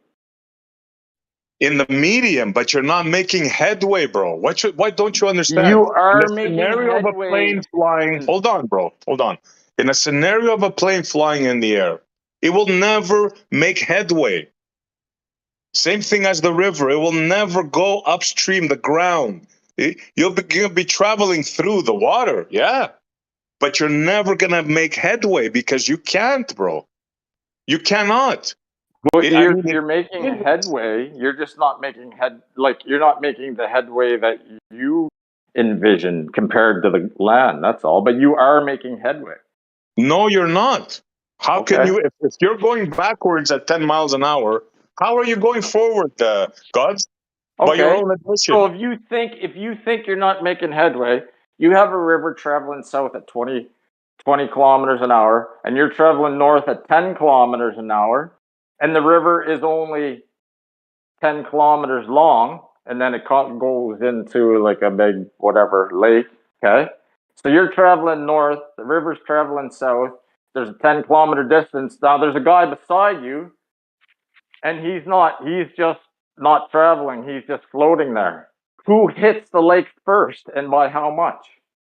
Yeah, So you can do that math. Clearly, the if one your guy. airspeed is less than the wind speed, you won't make any headway over the ground. That is true. Thank you, Without a Blue, doubt it. for crying out loud. If your airspeed is less than the wind speed, you will not make any that you're flying into. You're not going to make headway over the ground. I agree with you. Thank you. But now there's a but. Commercial airliners, just a moment. Commercial airliners fly at 600 miles an hour, thereabouts. There are no winds that flow at 600 miles an hour. I agree with you. Now there's a problem there, right? No, Your there's no problem Atmos. at all. Sure, I'll tell you what it is right now. Don't call it Atmos. SE, come on. Why? Why? I don't believe it creates a sphere, so I'm not going to call it an atmosphere. I'm going to call it an Atmos. But anyways, whatever. Well, then you and I can't have a discussion because I don't agree with that. Okay, I'll call it atmosphere for you. How's that? Okay. Okay, so you have an atmosphere that is pertaining to be in lockstep with the Earth, traveling at 1,000 miles an hour at the equator. Is that correct, Blue? No, that would mean that it's traveling at 0 miles an hour at the equator.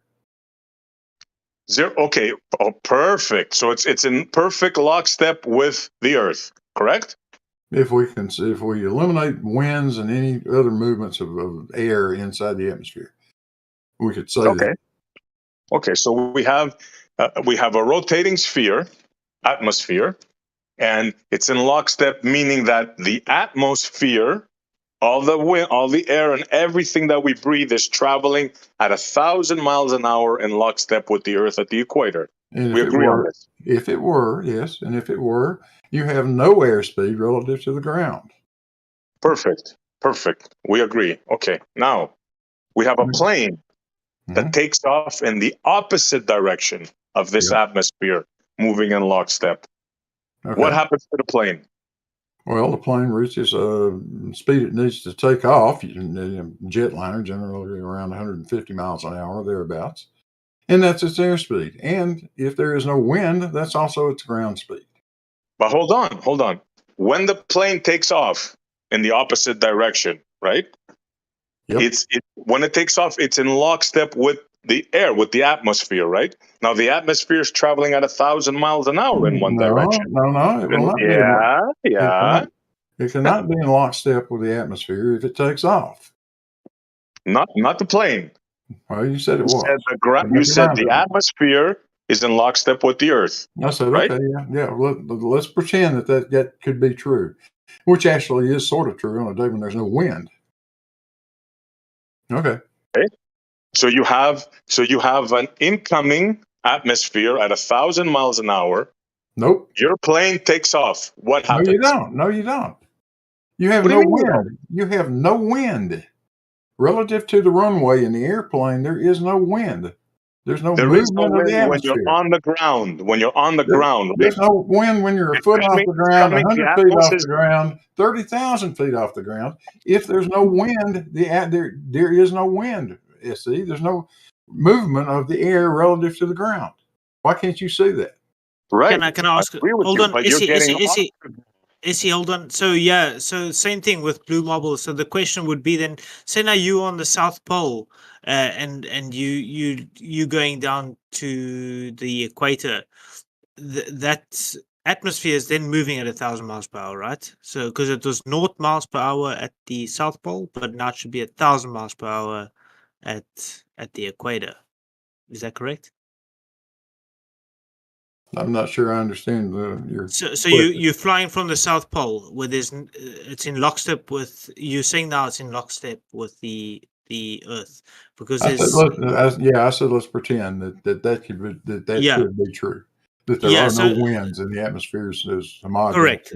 Let's say there's fuck all winds, but there's atmosphere. So we're in a ball, we're spinning around. Oh, the ball is spinning and the atmosphere is spinning with it. You fly from the south and you're flying to the equator. Slowly but surely, you will increase with the atmosphere, but you wouldn't even notice it because it's gradual. Is that correct? Well, if the atmosphere is not moving, But you said it is moving with the Earth. relative to some other reference frame, not relative to the Earth. Okay, no, then I'm lost. Okay, my bad. You carry on, AC. My bad. Now you realize the futility in this conversation, right? They will not see it. They will just pretend it's not fluid. There's nothing Pretend to it's say. not They moving. see it as one unit, SE. There's That's nothing why. to say, SE. They There's see it as nothing to one say. unit. The airplane only knows the air mass it's flying in, just like the boat only knows the water that it's moving through. It doesn't know anything about its ground speed. The airspeed of the airplane is independent of what the ground speed is. Ground speed is a combination of airspeed minus wind speed, or Blue plus wind Marble. speed, depending on which direction you're traveling. Hey, Blue Could be. Marble, if there's no wind, do you see the atmosphere and the Earth as like basically one unit? Yeah. Yeah, I see. That's why they can say this. That's why they think this. Yeah, but You said Gods, you they're don't moving in realize the lockstep. implications of that, though. No, the implications are we know that's not quite true because we experience wind all the time. Today, where I live, it happens to be no wind. 3 days ago, we had about a 15 or 20 knot wind out here. We But know that if it's not in perfect lockstep because we see wind, and we always see things like jet streams, which go both directions, I might add. Sometimes they're going with the rotation of the Earth, and sometimes against it. Depends on whether you're looking at the northern stream or the southern one. But You if there guys was carry no on. wind, you could say it would be a net zero, right? That would be Yeah. all right to say. Yeah, Yeah, yeah. that's it. Yeah, I know the way. That's just the way it is for them, SE. I get what you're saying, SE. I understand what they're saying. It doesn't matter who I agree with or disagree with. I understand both sides. Yeah, I It was a understand great. both sides. I just realize one is reality and one is fantasy. That's I all. agree. It was a great chat. It was a great chat, guys. I gotta head out. It's fucking power's going off shortly. I'll listen on YouTube. Thanks so much for listening to what I had to say and ask and answer my questions that I had. I appreciate it, and I'll check you guys soon. Cheers. Bye-bye. Cheers, man. A Blue Marble, I think the eternal disconnect is going to be the lack of grasping of reference frames, because That there seems to generally be like is.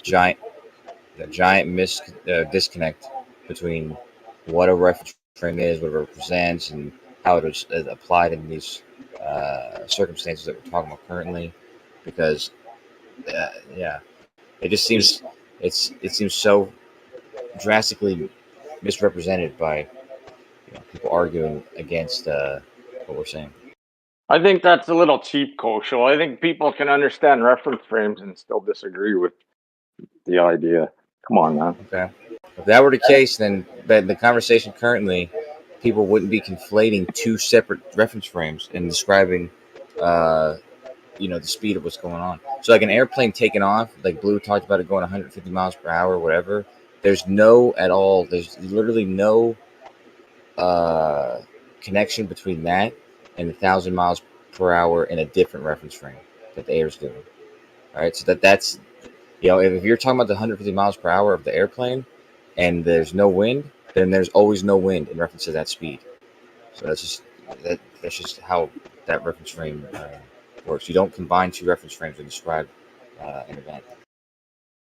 Let's be honest, you could still be on a stationary plane and just have wind and have the exact same scenarios.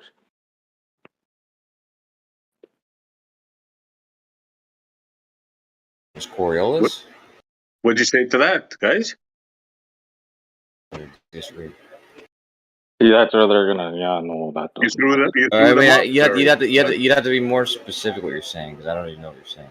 Use the same Well, scenario. what's been being talked about for the last hour about Well, wind got here 5 speed, minutes ago. air, wind in general, wind speed compared to land speed, all these other things. And in It could reference be to an a airplane. flat stationary plane and just have wind. In reference to an airplane, I'd probably agree. Well, that's what's been being talked about. Big Blue. Yeah.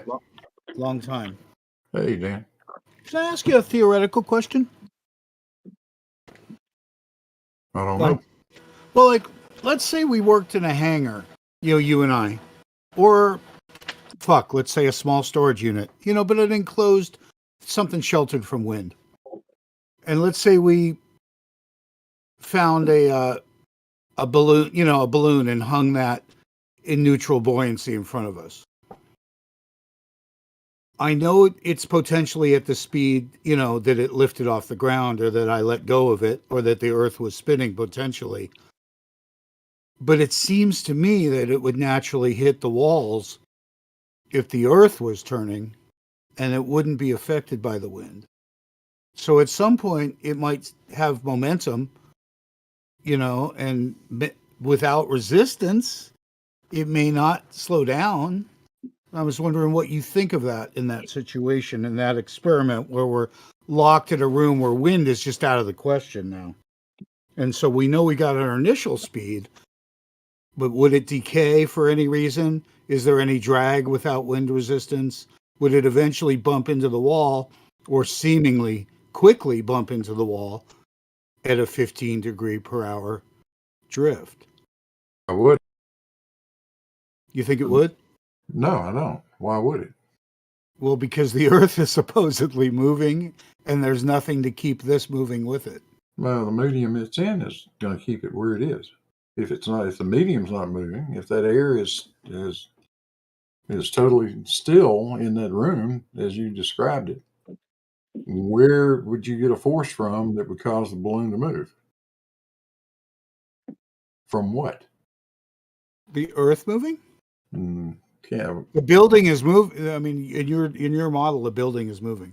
Well, the air is not in the room you're talking about is not moving relative to the balloon, relative to the room it's in. It's correct. stationary. The air is not, but the building is. The air is moving with the building. Let's say it's all not. moving Let's say together. it's not airtight. Let's say it's not airtight. Now, let's just say that you're saying that the air is the entire the contents of the building is the reference frame now, not the earth. I forget about reference frames. The air is what is going to control where the balloon goes. If the air moves, it will move the balloon with it. If Now, the air moves. Yeah. Okay, so contained Yeah. in my container, you say the air is just going to move with it, and I Yeah. didn't Yeah, do so, it. yeah, so Okay. take all the air out of the room. Make the room a vacuum. Then what happens? What happens if he does that? Does the balloon move or stay where it's at? Balloon's going to stay where it's at. See, this is what's great is because I feel like Blue, and I'm not saying this as an insult or anything like that. It's just, it almost sounds like you're talking out of both sides of your mouth in a way, but I know why it is. It's because you see net zero. That's all. That's what you see when they Say ask what? these questions. Huh? You see a net zero. So the only thing that can move that balloon is actual air movement because you see net zero of the Earth spinning and the atmosphere and all this stuff. You see it as a net zero. So the only thing that can actually move that balloon in this scenario is the wind or someone's hand or whatever, but it's just not going to move otherwise You need because a of net force. zero. Well, you need a force. Yeah, it's convenient. Yeah.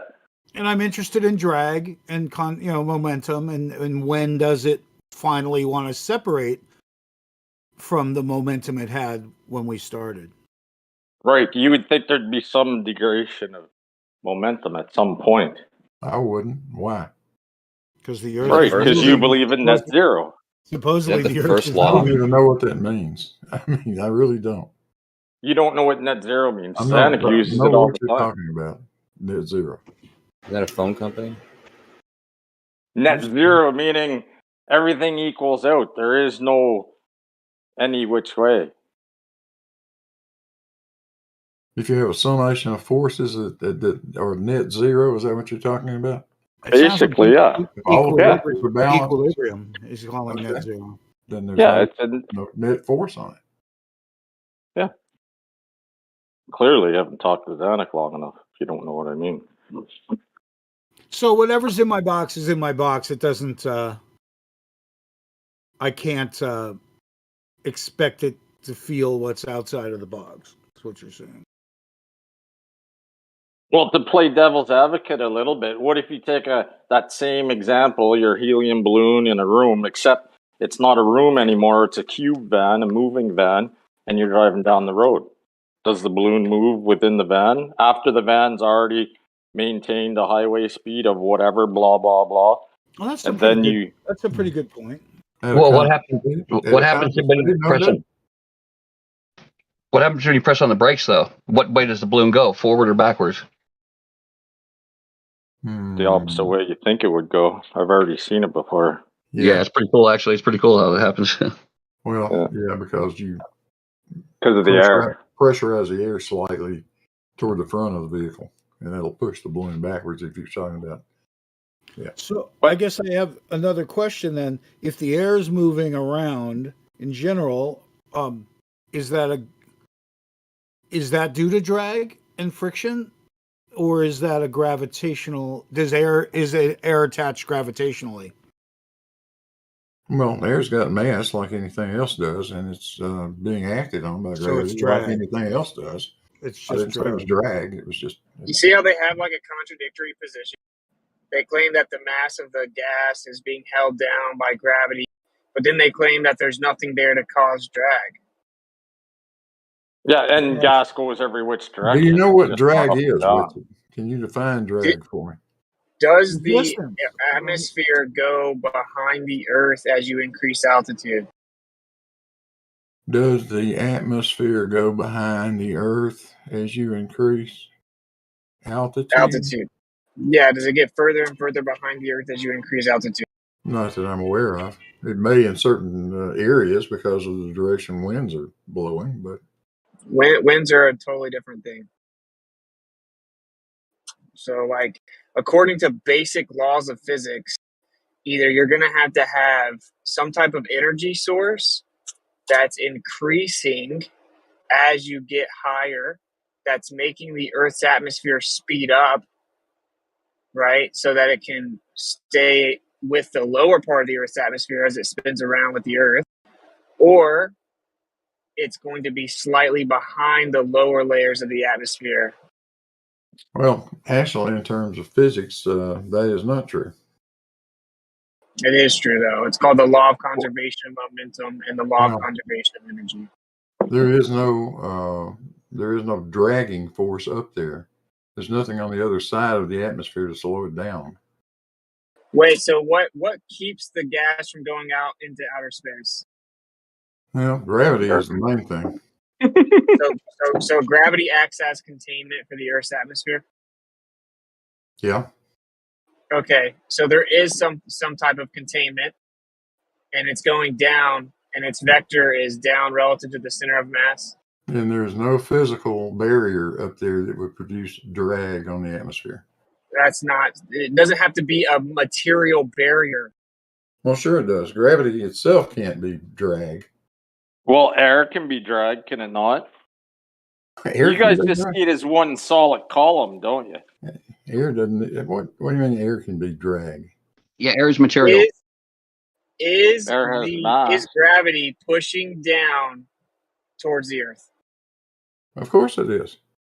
Okay, so there's a force pushing down towards the Earth as the atmosphere wants to move in rotation around the Earth. Okay, so what's your point? So those are two contradictory motions, right? No. So down and to the side isn't different directions of motion. That's the different directions. Yes, absolutely. Okay, so if you try to walk in a straight line and then I sit on top of your shoulders, is it going to affect your ability to walk forward? That's not a relative example of anything with it. Yes, it is. No, it If you jog 10 feet and then I sit on your shoulders, is it going to take more energy to jog that 10 feet the same speed or in the same amount of time? Okay, yeah, sure. It would be like an Okay. amoeba, though. Amoeba sitting on your shoulder, not a human. It would be like it would be tiny. What are you talking about? It would be tiny. It holds the entire Earth's atmosphere to a ball that spins in a vacuum and bends the oceans. Yes, but the Earth is more dense than all the atmosphere. You know, it'd be like a friggin' amoeba or a fly landing on you, and then how long would it take for the fly to drag you down? None of that even matters. That's not even true. And secondly, the point is that they're trying to deny it. It's just blatant double speak.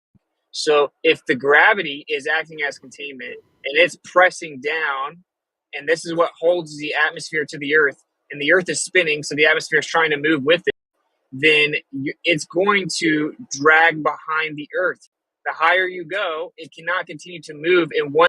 This is what's so funny. You guys don't even make the same claims. Does the Earth's atmosphere move in lockstep with the Earth? No. He already said earlier, he said Yeah. yes, at least Blue did. Wait a minute. There were a bunch of qualifiers involved. See, they cannot get their fucking story straight, dude. Oh my god. It's not about getting the story straight. It's about being honest, fellas. Do you That's want to be true. honest Why about can't you this? be Or honest? you just want to be a bunch of lying fucks? Yeah, when Make Blue your was mind asked up. that, Who's when Blue lying? was He asked said that, if it wasn't windy, then yes. That's what you said. I that said there I wasn't wind said and there was no air movement. If you ignore wind and air movement, yes, the atmosphere moves in lockstep with the Earth. That's what I said. Okay, so if we first of all, wind has nothing to do with that. Wind is temperature fluctuations, pressure system seeking equilibrium relative to the surrounding environment. Please stop. Wind, Mr. West, is the Okay, so movement if of air in the atmosphere, sir. Wow, that was profound. So if I remove the wind, then the Earth's atmosphere would move in lockstep with the Earth. Yes. Okay, so there is no Coriolis. Coriolis is just the wind. Coriolis is not. Do you know what Coriolis You're is? laughing because you have an illogical worldview. Do you know what Coriolis is? Really? Dude, stop always pretending you need to ask me questions. Does the Earth's atmosphere move with the Earth? Yes or no? You just said there's no, in that case there's no Coriolis. Would you please explain to me what you think Coriolis is? No, I'm not playing that game, Lou, No. because you're trying to avoid the actual point. So, does the Earth's atmosphere move in lockstep with the Earth? Yes or no? I've already said this, and I'll say it again. Absent air movement of the air or wind or any of that sort of stuff, you could say the atmosphere as a bulk, as a whole, is moving in lockstep with the Earth. Yes, just like a coat of paint on the outside of a ball. Yes. It's so impossible. It's so impossible. Okay, so Yes, does that's that what mean it's that doing. the top? Does that mean that when you No, go no, higher no. in the Earth's atmosphere, does that mean when you go higher in the Earth's atmosphere, it's moving faster? I'm sorry, say what? So if we go higher in the Earth's atmosphere, does that mean it's moving faster? We actually experience that in terms of super rotation if you go far enough out. That's a non sequitur. We're not talking about super rotation.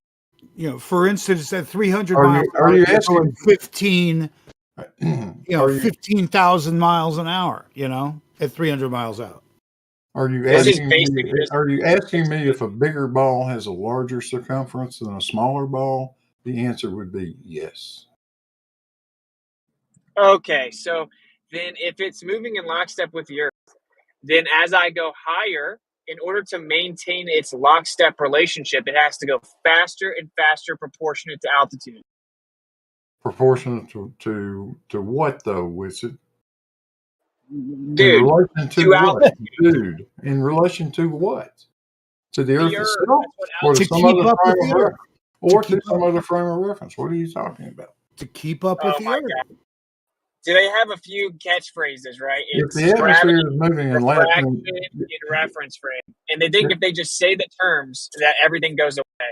So if it's moving in lockstep, this is just objective physics. If the Earth is spinning and the atmosphere is spinning with it in lockstep, then as you go higher above the Earth, in order for the atmosphere to be moving in lockstep with the Earth, it would have to be going faster and faster as you go higher. Its Basic tangential physics. velocity would have to increase, would it not? Is that not Why are painfully you obvious acting like to you're you? asking me a question? Okay, so you're saying the Earth's atmosphere is moving faster and faster the higher you go. While experiencing drag. Is that not painfully clear to you, Woodson? You'd think it would be. That is what would have to happen. This is what's so funny because Wow. I know, Lou, this is why it destroys your position. So what is the energy being introduced to cause the atmosphere to go faster and faster the higher you go? It is the drag from the atmosphere below it. It is all moving together. They're going to say eventually Wait, it's thinning. It's thinning, therefore it's freer or something. They're going to have an excuse. But Blue, be honest. This is You just said the answer. This is the toughest situation you've been in with us. This is. No, it isn't. Jesus Christ. This is easy. Bullshit. Hey, Blue. What it Blue, is. can I ask you a question? The Empire State Building. What causes the top of the building to be moving faster and faster? So it should be moving faster and faster than the bottom of the building. Oh, gee. Right? It's just the fact. Yeah.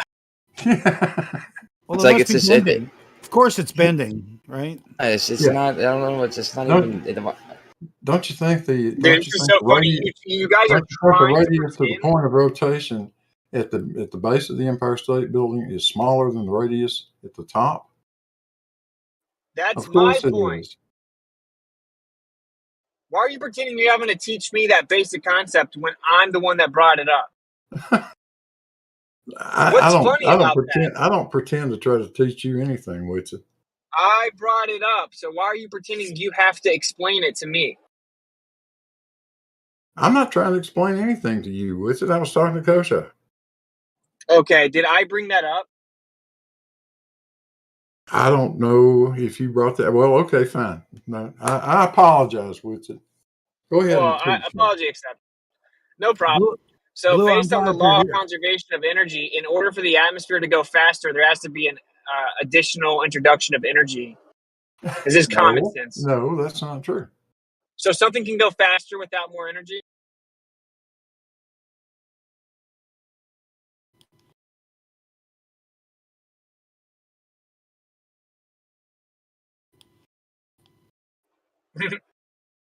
Yeah, once it's moving at a constant velocity, sure. Solid. Wow. A solid could, like, if you had a stick, maybe the top of the stick on a rotating thing would be going faster than the bottom. If it was like a spherical thing. Yeah, we had this conversation, I think. Witsa and I Dude, had this conversation. If I have, Hey, if you got the guy someone holding. runs Let's 10 go through miles this an hour- again. You got the guy holding a stick, right, spinning in a circle, and you claim the Hey, stick is going to bend, right? It does. It will be slightly behind the closer to the center of mass. It It's won't. common sense. It will. Do you want to will bet not. money on it? Then we can Yeah, live stream it. I'll be glad to. A stick? I'll be Dude, glad yes, to. even tangible material will slightly be behind the material at the center. While you're Yes. accelerating it, yes, it will. But once it reaches a constant rotational speed, it will not. Okay, can you please answer my question? If someone's running 10 miles per hour and someone runs 15 miles per hour, which one has more energy? Really, Whitson? Which one has more energy? Really? Which one has more energy, Blue? You don't know? Oh, I know. I think a 5-year-old can know. It's rhetorical. No joke. Okay, so then to go faster requires more energy.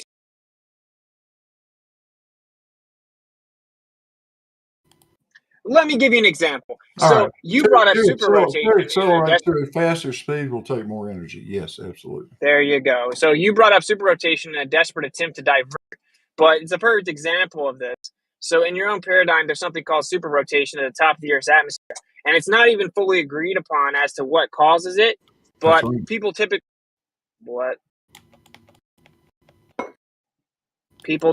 say that it's because of the sun. That the sun is introducing energy to the top of the atmosphere, causing it to speed up. Now, the reason that people have speculated that it's the sun is because there's something called the law of conservation of energy and the law of conservation of momentum.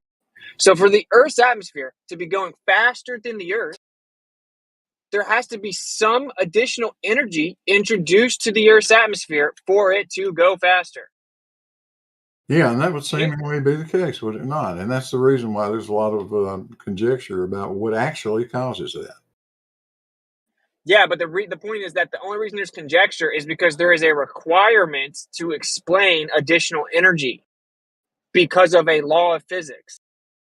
Yes, I know that with you. Okay, so same thing applies to the entire Earth's atmosphere. So, and this is where we get contradictory explanations, which is hilarious, right? It's such a slam dunk. The globe is so easily understood and proven that no one can even agree on what it is. So Xanax says that as you go to and I've actually heard Kosho agree with this, and now he's not agreeing with it. And it's just crazy that you guys can maintain like this aura of like such confidence as you flip flop constantly. So yeah, like, the same with you if too, I'm though, at, because you've been known to mess up people, what people said, and get the wrong thing. So don't get such an ego. name one example. Name one example. Like when you said that I Are you said serious? always when I said frequently. Wow. Okay, so if I'm Busted. at 35,000 feet, Xanax says that the Coriolis, or that the difference between the position of the atmosphere and the Earth, is going to be greater than if I'm at the surface. And that at around 35,000 feet would only be a couple miles per hour. Is he correct or is he wrong? Blue had already said that. Okay, so you guys do think that the Earth's atmosphere is more and more behind the Earth the higher you go. No. He said that he You said that it's a blatantly bigger double speak. circle. You guys should It's a take bigger blocks up. circle. It's a bigger circle, and so its tangential velocity, which is in a reference frame, not even relevant to what the Earth's doing, is at a greater speed. But on the Earth, it'd all be rotating the same rotational speed.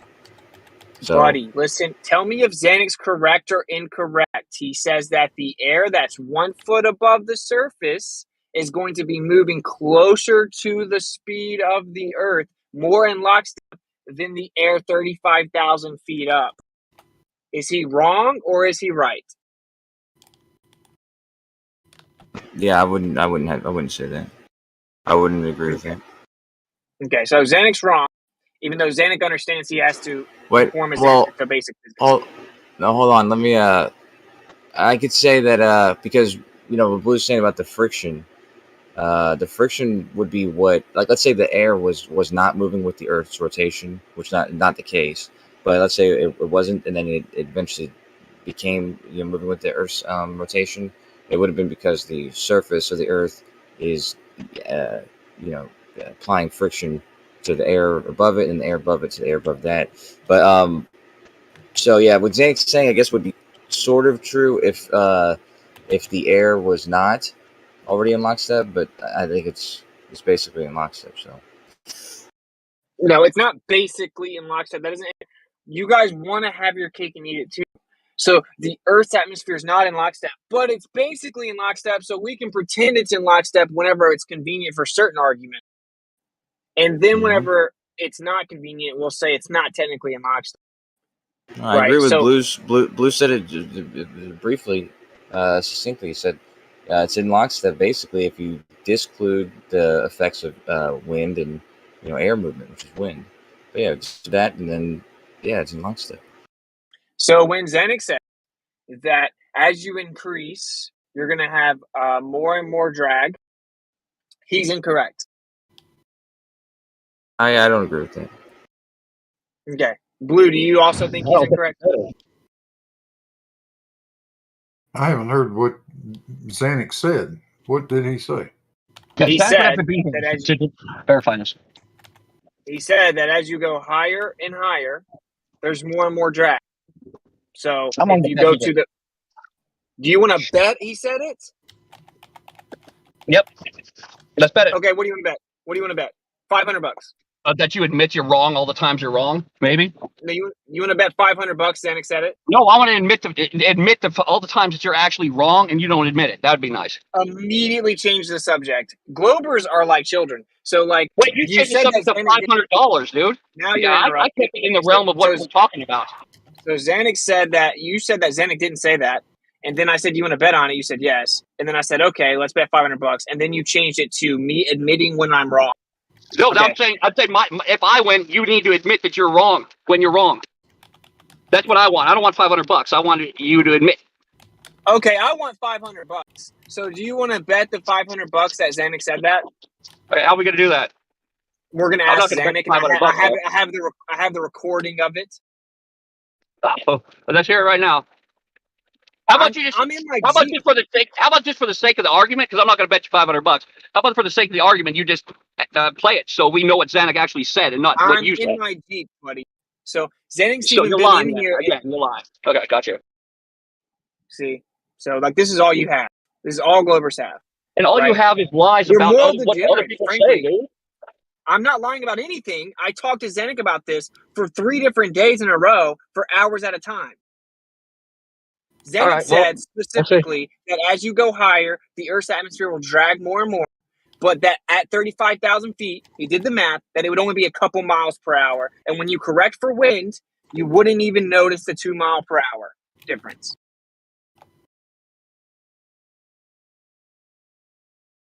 Where's Xanax at? Where is Xanax? Okay, you're useless. Where's so Xanax does any of the other ballers want to say, is he wrong about that? Xanax's explanation was, yes, as you go higher, it's going to drag more and more, okay?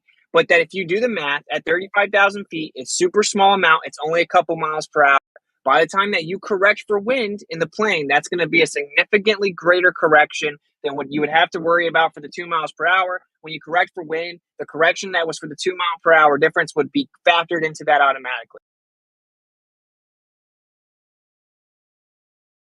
See, there's the now the Globers are like, oh, this sounds like a good argument. I might want to be with Xanax, because now that Austin laid out and still manned my argument, or Xanax's argument, maybe that is what I'm supposed to say.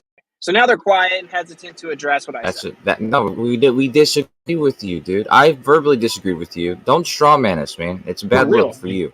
Just don't do that. For real, we all it says the guy who, dude, you couldn't even articulate the argument. Articulate the argument. Did you disagree with me? Yeah, he claims. No, Kosho, I'm not according to you. Kosho, good thing I'm not talking to you. I'm talking to the other guy who keeps jumping in with his color commentary. Still, man, my argument.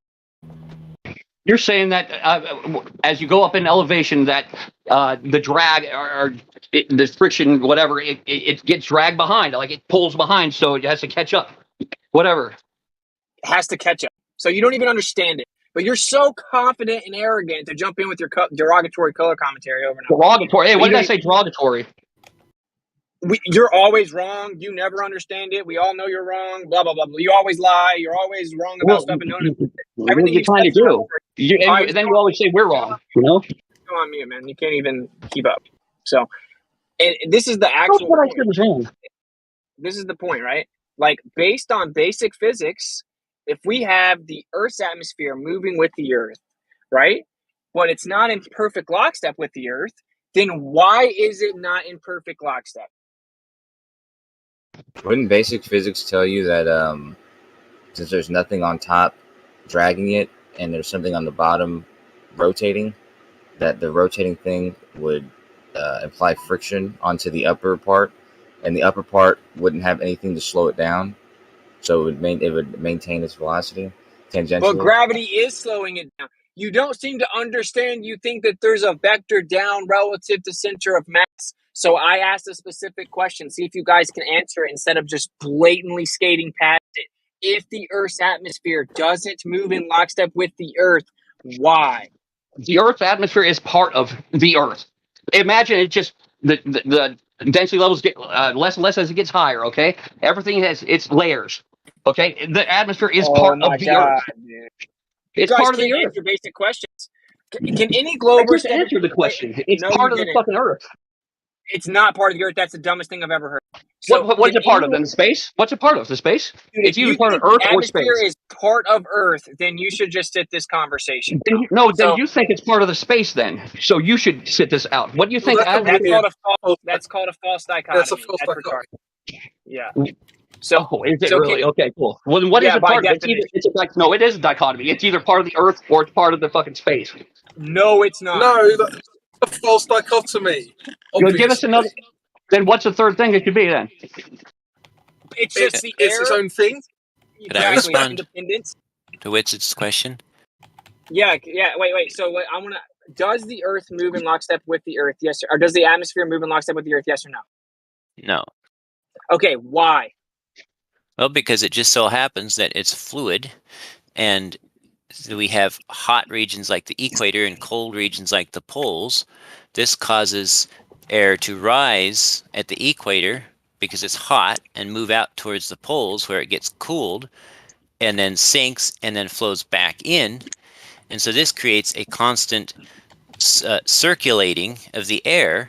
And because the Earth is rotating, the air going out over the top and coming back under at the ground are affected by Coriolis, and so it creates even more churning of the air. So it's essentially it's rotating more closely with the Earth. It's closer to lockstep with Earth than lockstep with inertial frame of reference. But it is it's totally swirling in all kinds of ways, right?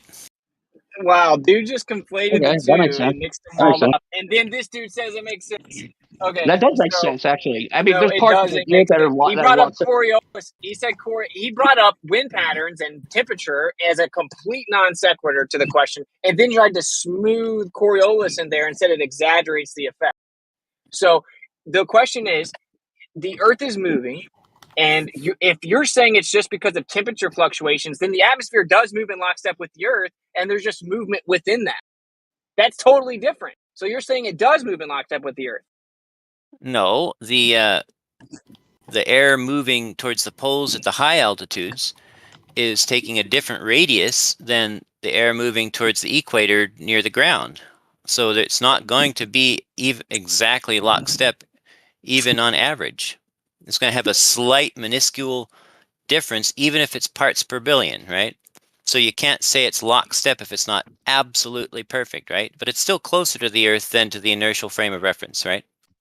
Right. Okay, and he says, right, if I paid him money, he couldn't even repeat what you said. That makes sense. That's why No, okay, repeat what he said. What he said was that there's parts of the globe that there's convection currents and stuff that it starts in the equator and then wraps around, and in those places there's pockets, and so that in those pockets that's where the Coriolis will have it catch up, and then that's what wind is caused. It seems like but it's still lockstep, but it's like lockstep like behind like a tiny minuscule little bit. Pay So the man. everything's turning. It's an awful thing. Oh my god! All right, come on, man. That was Well, what? It makes sense where it's not lockstep. Yeah, okay, but it's close to lockstep. But everything's moving up there, so it's almost like it's like a snow globe or something. You know, the water's still part of the fucking snow globe. Even if you spun sound it. super agitated, dude. You sound really agitated. Just No, I'm chill. not. I'm just inside a fucking camper right now, and I feel like I gotta like yell. It is like a snow And globe. it's thundering, and it's thundering here. No, it's thunder and lightning here. So Stay safe, Tony. yeah, I know. Okay. I'm in an aluminum fucking camper, so I should be okay. So. Okay, do all the Globers agree with Jesse's answer to why is it not lockstep? Well, I mean, I absolutely agree with him. However, I don't mind, in the sake of this conversation, calling it lockstep in the same regards that he's saying it's not, because I mean it's moving with the Earth. That system is being applied in reference to the Earth and its rotation. But he's right though; it's a very dynamic system. We oversimplified it. He made it a little bit less simple, but I agree. Can I just get in with something, Kosho? It seems to me like, obviously I've only just joined the conversation, so I don't know what was said before, but it seems to me like we're treating the dynamic nature of, let's just say how Jesse described it, the dynamic nature of the temperature's effect on an environment and the rotation of said environment, right? These should be addressed separately, even if they're happening at the same time, in terms of the argument being made. And I feel like Jesse answered the second one as the answer for the first one, and that's why I feel like he kind of missed the point. Correct. He blatantly conflated all of it and mixed it all up. I hope that makes sense, Coach. What do you mean by the second one and the first one? Well, because so there's two arguments in play, right? And I'm not going to say which one I agree or disagree or whatever. You've got the argument that the atmosphere is moving with the Earth. Okay, I'm not even going to use the word lockstep. And then you have the argument that it's a dynamic system and temperature causes fluctuations in pressure and movements of wind and all those, right? So you can't say that the atmosphere is moving around the Earth because of the temperature variations, right? So the second one doesn't answer the first one. The first one needs to be addressed specifically on its merits, and then the second can be addressed on its merits, and then you combine them afterwards. Well, that's why I agree with what Blue said explicitly, because what he said was that if you ignore the winds, which is basically the weather included, if you ignore the weather and the winds, then the answer is yes. If you don't ignore that, then obviously the answer is no. So. Then why do you suppose Jesse mentioned that when that wasn't the topic? I think he was just being explicit. I mean, he gave a fair response. He didn't address the original topic at all. No, it seems like you guys missed where he said that Coriolis exaggerates the effect. You must have missed that part. No, I heard that. I heard it very Yeah. clearly. Yeah, so that's what I'm saying. He was being explicit, and it's true what he's saying. So. Okay, so then the actual motion itself, independent of temperature fluctuations and the dynamic nature of the air, is being caused by the movement itself. The difference is being caused by movement itself, not just the air moving because of temperature. Well, that influences it. Oh, it adds to the influence. Yeah. Okay, so there's a physical influence from the spin of the Earth regarding the nature of the air moving with the Earth. In some aspects, yeah, like hurricanes, for example, is an obvious example. I think you can control this by like if you get a turntable and put a snow globe in the middle of it and just have it spin for about 2 days and then see what's going on. And I bet the water's going to be damn near lockstep with the inside of the snow globe. At least I think in my head it would work like that. You want to know why that is definitely not analogous at all to this? There's two main reasons. First of all, we're told that so in the snow globe example, there would be a physical barrier, and that would cause friction issues at the top, right? And the second point, of course, is that the snow globe has varying temperatures within it, so it's not analogous even slightly. Yeah, that's true. I guess you'd have to put it in you'd have to put it with the top off, like cut a hole in it, and then put it in a vacuum chamber to make it work. I guess. Yeah, that would totally work. Yeah, that would totally work, wouldn't it? Yeah, go ahead and what you find, bro. I'm sure that's a great experiment. Yeah, in fact, if you do that, you can maybe win some bitcoins. Where's you said? Well, I really be more than anyone else out there. Except for Blue. Blue does a lot of experiments. Not this one. I really don't see how this helps you guys. I know. I don't see it. I know you guys don't see it. That's why you're a baller. Well, it's because they don't believe in Coriolis, so or any kind of I mean, why do you think it's happening? What do you think is happening? We don't believe in Coriolis. It's nothing to do with belief. Coriolis is a real thing. That's just one aspect of but it's a different kind of Coriolis, I think.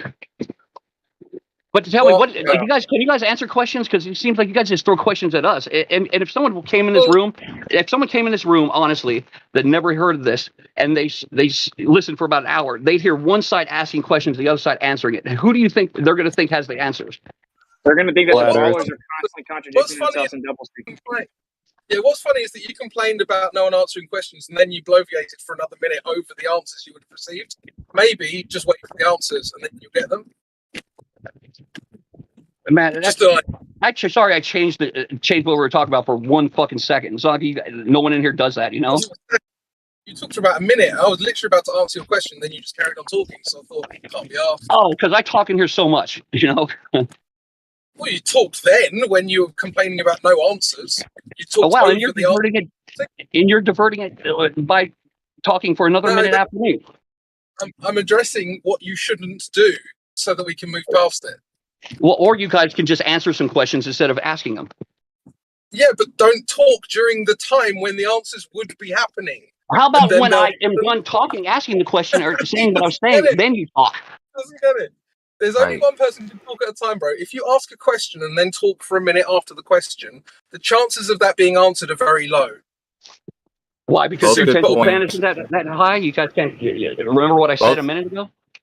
Both good points, but let's move forward. No, he doesn't have a good point, Gosho. Stop trying to massage his ego. Well, you guys are both guilty of what you both are arguing with each other about. So let's just move forward. What am I guilty of, Gosho? Wasting time right now, but doing by instead of answering the question. No. You're not going to get away with that either. If he asks a question, he needs to wait for the answer. He can't complain that it's not being answered. That's not going to happen. No, I'm talking about in the past, not just right now. You know, I wasn't saying like why right this second. I was doing a blanket statement from the past. That is the what way things are. All you talk about is the past. So let's move on. Yeah, we can move on. We notice your tactics. That was the point of bringing it up. Yeah, no, it's just like sit here and listen to it all day. You know, it's just kind of crazy. I just hear one side answering and one side asking. That's it. Yeah, that's such a good point. Well, why don't you go start a server? How is it not a good point? I mean, seriously, don't you guys? We want some information from you guys. You don't give a shit ever. Well, dude, I've answered all the stupid low IQ flat globe Earth questions for 5 years. So that's all the reality he ever is, does. That's all he ever does is fucking listening to you start over with 101. What have you missed? Tell us what you've missed so we can bring you up to speed, dude. Hey guys, we are supposed to be talking about the argument, not the people. I haven't missed anything. Try one question. Oh yeah, Jesse is definitely the person that should step in with the arbiter of moderation. I mean, a couple of us are trying. There's the third person to try, but let's just move forward. I'm sorry, I'm stopping. Okay, so is outside of temperature fluctuations in the atmosphere, is there an effect on the Earth's atmosphere relative to the spin of the Earth just based on the rotation alone? Yes or no? On the rotation alone without any other influences from anywhere? That's what alone means. I would say I would say if there was no weather of any kind by any definition, then the after a while the atmosphere would get up to speed with and then be very, very close to essentially in perfect lockstep. I'd agree with that. Oh, that's a cool story. Just so I'm clear, are you saying that there would be no lag between the different layers? They would all be moving at the same, let's just say, turning with the same angles as the center of the Earth, just for the avoidance of doubt? Yeah, after enough time. Okay, fine. Just so I understood what you were saying. I didn't want to challenge you or anything. I just wanted to make sure that it was understood. Sorry, carry on. Okay, so what did you mean when you said that the Coriolis causes an effect? You mean with or without weather? Without. You said Coriolis exaggerates the effect, which means it's something else that exists outside of weather. Without weather, without air movement, there is no Coriolis effect. No. I said that the air was being pushed from the equator towards the poles at the high elevations and pushed back towards the equator at the low elevation because of the temperature differences caused by weather. Without any disequilibrium in the temperature, then there wouldn't be any air motion relative to Earth, and then it would all coalesce into one uniform rotating mass or whatever. So Coriolis only matters when there's weather? When there's change in latitude. When there's movement. There's going to be change. They're just constantly contradicting themselves. When you have to have, That's not contradiction, man. Yes, it is. It's just latitude and movement, but never mind. It's actually weather. Never mind. It's just latitude and movement. Can I ask you? Is the cross product between the velocity vector and the rotation vector of the Earth. If you don't have a velocity vector, if the object is not moving, there is no Coriolis force on it. Fact. Hey, buddy. I know you guys think you can just make shit up and make anomalous physics claims and that you can pretend you're teaching us. But I'm just going to have to keep repeating myself over and over because you guys seem to not want to actually address the point. Based on the law of conservation of energy, the law of conservation of momentum, and fluid dynamics and fluid mechanics, the Earth's atmosphere is going to slightly drag behind the Earth as you get higher. You saying that there's no physical barrier is literally dumb and irrelevant because you claim that there's a physical force that's not a force to be thought of like a force, it acts like a force, pushing down on the air as it moves in a different direction. Okay, this is going to immediately cause an opposing momentum. What that means is, I'm sure. Can you give me one example in all of history where you can have a force pushing down on something and it's not going to affect it moving to the side? It's pulling. I didn't say it wouldn't affect it. I'm telling you that what you're claiming would slow it down would only increase was what is increasing the friction. So the friction force, which the Earth's momentum from its rotation, which is going to be the major influence of the direction that the air is going to go. If you have weight on top of it, it's just going to increase that friction. So I don't know why it would impede, why it would slow it down. Like when an ice skater spins really fast with her arms out and then pulls it in really slowly. I mean, it doesn't go slower. Dude, you thought that was relevant to what we're talking about? Yeah, well, it's something, You're talking, and anyways, it's not pushing. It's not pushing. Gravity isn't pushing. It's pulling it towards the center. Actually, it's not pulling. You don't even understand your own religion. It's attracting it towards the center. It's not pushing. For sure, it's not pushing. Actually, supposedly just guiding it down like a railroad track. You never even know what you're talking about. So anyway, that makes sense. From my ice skater thing to your railroad thing, that was completely. That's what your religion says. Yeah, it creates sense. Yeah, I never heard anything about gravity and railroad tracks. Well, I'm sorry. Learn your own religion then. Cool. So anyway, it's like that. Anyway. So you guys claim that gravity is keeping the air to the Earth within a vacuum, and it's going down relative to the center of mass, and that the air is moving in a different direction against that. Okay, is that correct? Yeah, perpendicular. If that's what you mean. I don't understand. Okay. If I have perpendicular forces, is it going to affect how quickly something moves? You have to elaborate on what you mean, because in most cases, those two forces in two directions are going to not do anything to each other. But in this case, it's going to increase the friction, which is only going to it's going to slightly slow the Earth down. Sure, such a minuscule thing is not what we're talking about, but it's going to definitely increase the velocity of the air above it. Wow, it's going to slow the Earth down. Okay. So as you go higher, in order for the atmosphere to all be moving together as one cohesive unit, the air higher up has to be going faster. You're claiming that the air is going faster because the lower layers are exchanging friction to the higher layers and then causing it to be dragged along with the lower layers. What? That's not my position. My position is that it's going faster.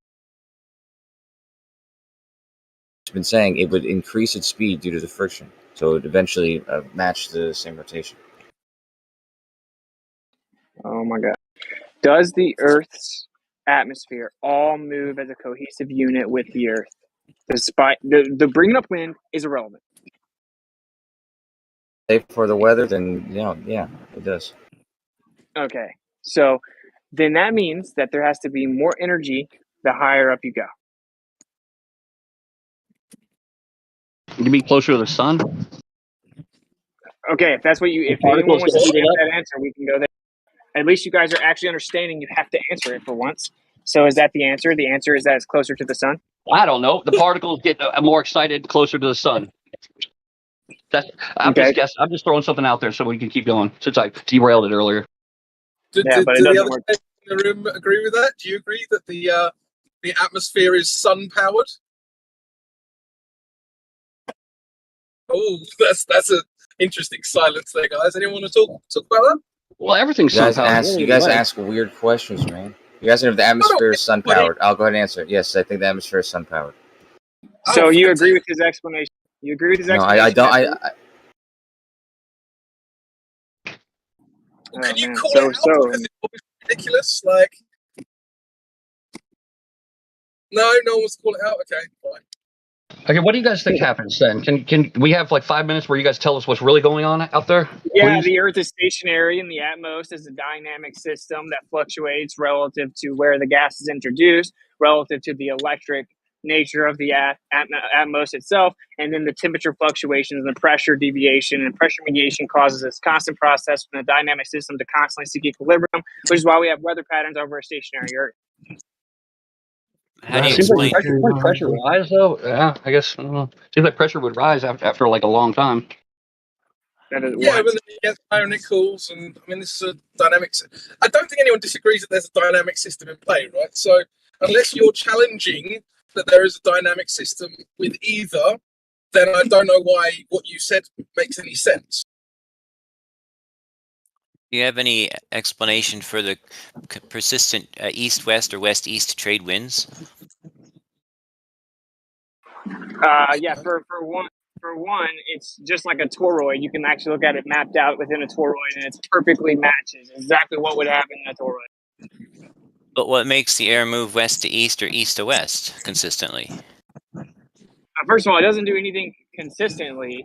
Okay, so just like you guys say, what makes the hurricanes go in one direction below the equator? That's not reality, though. They don't always go one direction below the equator. So we're in a dynamic system, and it's within a giant toroid. So what is that? And it's just a closed dynamic system trying to seek equilibrium relative to the other forces involved inside of the toroid, right? So the actual point is your claim is contradictory to reality, right? Because you're claiming the Earth itself is moving. You're claiming that the Earth itself is moving independent of the air. Well, but don't we have long east-west or west-east flights that take about an hour longer going one way than the other consistently? They can take up to 4 hours longer. But how do you get that on a non-rotating Earth? Hold on, crypto, you're hot mic. Your mic's background. Oh, sorry. Didn't I just answer that, Justin? Well, you said it was dynamic, but I don't understand how you expect that on a non-rotating Earth with a non-rotating atmosphere, you get consistently longer flights going east to west or west to east. Didn't I just explain that? It didn't make sense to me. If you did, I didn't recognize it as an explanation. What did I say? You said it was a dynamic system, and that's what I remember. That's all I remember about it specifically. You don't remember the word I said 7 times. He said toroid. Do you remember the toroid bit? Oh, toroid. Yeah. What does a toroid have to do anything? That doesn't imply any rotation. Just so you know, and I'm sure everyone else did. Yeah, there's a vortex in the center of every toroid. This is well known. We know we have sidereal rotation, so there's actually motion around a stationary Earth. This is all happening within a toroid, which can all be mapped out with celestial objects as well. So yes, there's a toroid towards the outside. Thank you, man. You're going to have contraction and expansion and then motion relative to the position within the toroid. Now we're going to get back to the globe Earth that claims that the Earth is spinning independent of the air, but you guys want to pretend that it's moving in lockstep with the air.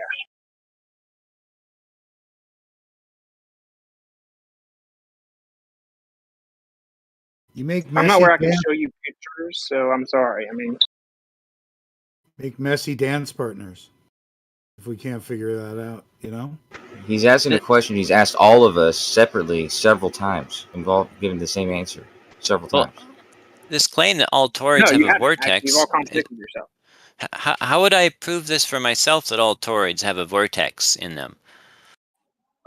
It's very easy to prove that. You can just look at any toroid and there's a vortex in the center. You can look at a ferrocell under a magnet under a ferrocell. It's the basic geometry of toroids. It's not exactly a toroid, and a toroid is just a shape, right? Well, magnetic fields aren't toroids. Is a donut a toroid? It's a similar geometry as a toroid, yeah. How do I see the vortex in a donut? Okay, the center point would be where the vortex is. We're talking about actual fields of energy that take shape under the geometric expression of a toroid. I just said you can look at a magnet under a ferrocell. This is why I don't like to answer your questions, because you just drag me through the mud. And the fact that you don't understand, no. Are magnets toroids? Are magnetic fields toroids? Yes or no? I mean, it depends on how you define them. See what I'm saying? You never get a straight answer. What's You never get a toroidal? I mean, it depends. You could have different configurations of magnets, which I suppose you could somehow have in a toroid. For example, toroidal transformer cores are in a toroid, but not all magnetic. Listen, you could ask for a definition of apple, and they'd give you the definition of banana, no problem, but they wouldn't be able to answer apple. So how can Can you name one magnetic banana. field that's not a toroid? Can you just name one? I don't see why a simple bar magnets field wouldn't be a toroid, or would be a Wait. toroid. Okay, well, it looks like you need to look it up. Okay, That's how magnetic fields work. That's how magnetic fields work, dude. That's how they work. They have a central point. They move out from that. There's centrifugal divergence, centrifugal convergence. Everyone knows this. So if there's a toroid magnetic field, is there a vortex in the center? Yes or no? I don't know. You're saying there is. I'm saying let's see it. How do I measure this rotating vortex in a magnetic field? Go look up quantum physics yourself. Go look up all the fields of quantum physics and what they say about magnetism. Look up and see if there's a vortex. They even claim that the electron's manifestation is basically toroidal with vortex. Everything has a toroid with a little vortex in the spinner. In the center, we have spin and momentum. Okay, so we have this on the Earth as well. The fact that in order to try to expose flat Earth, you have to go all the way down to just denying basic facts about magnetic field is not really like a me problem. Like, I'm not, like, look it up. Well, listen, I've got some magnets of different types. I've got some toroid-shaped magnets, some just cylinder magnets. How would I observe or measure this rotating vortex? Could I hang some aluminum foil above it and it would just start spinning? Or how would I do this? If it's real, how would I do this? Oh my God, how do you measure magnetic fields? With a gasometer? Okay, are they in flux? There's ones that measure only changing magnetic fields, and then there's ones that measure static magnetic fields, usually using the Hall. What's a static magnetic field? So one that's not changing. Okay, does that actually exist? There's a static magnetic field? So you're saying there's no motion in magnetic field? I mean, wow, if you take permanent magnets don't have motion. Well, I don't know. I've no way to detect it, which is why I'm asking you to tell me how to detect it. If it's real. Magnetic fields have motion? Not ones that aren't moving, not that I know of. Okay, so how does it? How do they work then? What's the force? What's the force without motion that's causing the magnets to quote unquote attract if there's no motion? I don't know. Isn't it a changing electric field? Changing electric field will create static. There's no change. No, that's not what he said. The changing electric field creates a magnetic field, but that doesn't mean that the magnetic field is moving. They're tied together. You can't have one without the other. Whenever you have the electric field, you have the dielectric and the magnetic that make each other up. The magnetic field is actually the dielectric field's conjugate expression. No, okay, this is the facts, right? Like, you guys can pretend you know all about magnetism, but your little particle physics paradigm admits they don't. Okay, admits they don't understand magnetism. And in reality, we know that forces, which you can't even define, and energy, which you can't even define, right, are actually in motion.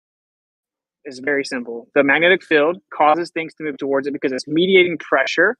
So when it's mediating pressure, it's in motion. It's equilibrium pressure mediation. How are you mediating pressure without motion? I think Jesse was only asking, how do we measure that? Like, if there is a toroidal field someplace, how do we fucking measure that shit with a voltmeter, or there's got to be a way to know it that it's there? You know, that's all he's asking. For some reason, you can't answer it. What was the? I answered it immediately. I said, dude, I brought it up. I said you can just look at a magnet under a ferrocell. Oh, so we bring a ferrocell and a magnet around until we find a toroidal field somewhere in the land? The ferrocell. I mean, come on. Is it just a quick question for the room? Is it being questioned whether the Earth has magnetism? Is that actually in question? No, you're listening to a different conversation. Then I don't understand what that last interaction was about. Well, so everyone agrees the Earth has magnetism, right? So then why was it like, oh, how do we detect the Earth's magnetic field? Why was that a question? No, I did not ask that. I did not ask that. I asked these toroidal fields. How do we find those? Because they're going to be more intense and they're going to be more prominent than regular, obviously, because it's making the air rotate in that section to the point where it's like thousands of feet in the air. I mean, so it's got to be. You don't know that the magnetic field in the Earth has varying strengths? I didn't say that. I'm just saying, how do you measure that? Okay, even in your model, there's a magnetic field that, listen carefully, even in your field, in your model, there's a magnetic field that's a toroid emanating out from the center. So is that what creates our trade winds then? Wait, can you admit that even your model says there's a toroid magnetic field on the Earth? I would call it a dipole magnet, but let's just say, for the sake of discussion, No, we're not. No, I'm not a kid. We're not just going to, let's just say, move on to the next point. You're just going to answer my question because I answered like 10 of yours. Does your model say there's a toroid magnetic field on the Earth? I don't know, but okay. Let's looks just like say you should go read a does. 7th grade science book. Let's say it does. Are you saying that's what causes the trade winds? Okay, for one, I want to make sure everyone understands. You were trying to drag me through the mud, pretending that I was insane for saying that magnetic fields are toroids. Okay, and now we've quickly found out. Oh, even your own model claims that the Earth's magnetic field is a toroid. So now we just want to skip past that, go back to the first question, which I just showed you. If you actually understand the geometry of the centrifugal divergence, centrifugal convergence, there's a conjugate expression of motion. Okay. There's a conjugate expression of motion. There's centripetal or centrifugal. These things, it basically breathes in and out. It expands and contracts. It's a constant process of trying to seek equilibrium. That's what the magnetic field is. That's what it is. Right. Okay? And I realize that when you put a magnet to a ferrocell, it shows a really pretty pattern created by the lines, the directions of the lines of magnetic force. But if you hold the magnet still, that pattern is static. It doesn't move. Nothing's rotating. So I'm still asking, how can I measure or observe the rotation of the vortex from a magnet? I got some super strong ones. I should be able to do this. Hey, buddy, if energy is going from the center around the outside back to the center, how is it doing that without moving? Well, it just sits there and floats in the ether? Well, super. So how do I measure this movement? Can I put some smoke in a jar or something, and I can, with a magnet, and I can see it swirling around the vortex of the magnet? Okay, first of all, magnetism is not fully understood by the top level of science. And exactly the best way to measure it and to map it out is still debated. You think if you go over there where no one has an answer, you can pretend it somehow refutes me? No, you don't have an answer. Answer this question. Can pressure mediation be taking place without motion? I don't know what pressure mediation is. You want to define it for me, or should I look it up? Oh my God. Which one of the words is it that you're having trouble with? No, I understand all the words. I just don't know what you mean by as a phrase. How do you not know? The pressure is mediated. If I put a gas chamber, a chamber of gas pressure next to a vacuum, and I open it up, it's going to fill the available space and seek equilibrium. That's pressure mediation. The pressure is mediating to seek equilibrium. Oh, okay. So you're just saying pressure equalizes in a vessel? Okay. Can you have pressure mediation without motion, Jesse? Well, I'm looking up pressure mediation. Google doesn't seem to think it's a thing. See, it's literally the only thing. It's the only thing. This is why it's like this place has evolved into like I'm not trying to be rude, but it's like a pure waste of my time. Like you intentionally waste my time. So call it equilibrium then. The process of seeking equilibrium, can that take place without motion? No. I'll answer honestly, no. It doesn't take me forever. I knew what you were talking about a while ago. It seems like time delay or something like, I don't know, a tactic. No, it needs motion. Thanks. Can we move on? In mediation, don't you need there's something? There's two things: pressure and air or whatever. And there's going to be a third thing that causes those things to interact, isn't it? Like mediation just isn't two things; it's got to have a third thing helping the other two do whatever they're doing. Mediation isn't things. It's like equilibrium. almost synonymous. I know. I didn't say it wasn't a thing. I'm saying it's a process. There's three things involved in it, though, right? I mean, you only said two. It's just a process. It could be a million things involved, but it's still the process of those million things trying to seek equilibrium or mediate, like what they're doing, where they're headed, where they're going. But it all dictates motion. That's what the question was about. I don't know why we're trying to avoid the question. Let's just answer it. Yes, it involves movement, and then go from there. Because we were trying to get more information on the question, actually. You know. No, we were trying to say, look up definitions on Google. We can just recap everything, right? So first, there was a denial that there would be a toroid magnetic field in the Earth, and he brought up bar magnets as if bar magnets don't have a toroidal magnetic field. Okay, which is ridiculous. So then I point out, dude, even in your own model, the Earth's magnetic field is a toroid. And then we just skate right past that. Not like, oh, wow, so me dragging you through the mud for 5 minutes and denying it was completely disingenuous and or I was just blatantly wrong. Okay, touche. No, none of that. Back to another question. Back to another question. That's why I say you're just wasting my time. No one denied it. No one denied it. Yeah. No, we asked questions. You deny it. We asked questions. That was it. Yeah, but I mean, Winston, everybody listening is able to hear what you're saying. So, I mean, even if they're... There's no conclusion ever reached, though. That's my point. So, like, if the person could just admit whenever the conclusion's reached, that would be cool. But it's not. It's like, okay, wait, what's another question I can ask? Oh, did he say a term I haven't heard? Oh, you know, it's just annoying. It's like... Then I would be willing to bet the other person takes over, and then Jesse kind of avoids this particular part of the question, and then tomorrow we'll come back and do the same exact thing. That's it's kind of the nature of the person that you're engaging with, you know. Right. Well, yeah, I mean, it's all good. The point is, you made a claim that the rotating vortex of the Earth's toroidal magnetic field, I guess, is what creates the trade winds, and if the Earth's magnetic field can create a trade winds, then I should also be able to do the same thing in a jar with a super powerful magnet, and I want to do that, right? You can affect gas with a magnet. You didn't know that? But can I create trade winds inside a jar with a non-moving magnet? In theory, sure. Okay, so how's that analogous to the Earth and the atmosphere? What are you talking about? And the magnetic field that you're dealing with in a jar? Who says you should be able to do that anyway? Well, you can probably cause air to. This is one of the main things, though, right? Is we're actually talking about an overall dynamic system with all kinds of variables, and what happens is basically the temperature fluctuation is the catalyst of movement that is then simply guided by the toroid.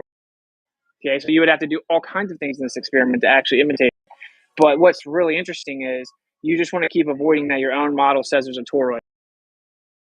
Yeah, because ultimately you'd have to have other energetic bodies that are interacting with this field that are analogous to like the sun and the moon. What are these things? How are their energies interacting with this dynamic system? It's not just as easy as like, can I put a magnet in a jar and this proves it? You know? Exactly. Yeah, that's actually seems like a tactic in itself. Like, come on, man. You know that wouldn't be. I don't even think that's possible. Why would you say that? So there's what's even funnier is the tactic's so see-through because it's it's double standard. known as a fallacy. There's no way to prove it then. So. Sorry. Well, the reason you can scale it down and prove that magnets affect the air, and you can create toroids. Like you can do all kind of things that show that this would happen if you could replicate it, like with all the variables. But that's a huge if. But you have to realize that you come to a conclusion that when you could do that, then yeah, we would get what we see now. That's the whole point. It's actually your model. But hey, if I ask, I should be able to put a magnet inside of. I should be able to create a magnetic field with a dynamo effect using a liquid core, imitating the liquid core, putting the same elemental composition in there, then spinning it, generating a convection current that generates a magnetic field that would then match what we see on the Earth. Oh no! Whenever we ask for that, no, double standard time. We don't have to be able to replicate stuff for the globe. And then pour water. Isn't the claim in our model that the toroidal field, magnetic fields, only exist in the core, and there's a poloidal magnetic field that we experience? Dude, there's one magnetic field, my dude. Okay, and in Yeah, I your know. There's model, one magnetic field, and it's okay, poloidal at our scale. no, actually, if you take the magnetic field that's on your globe, which there's just one, okay, it comes from the center, it loops out back down around to the center again on both sides. That's a toroid on all sides. That's by definition a toroid.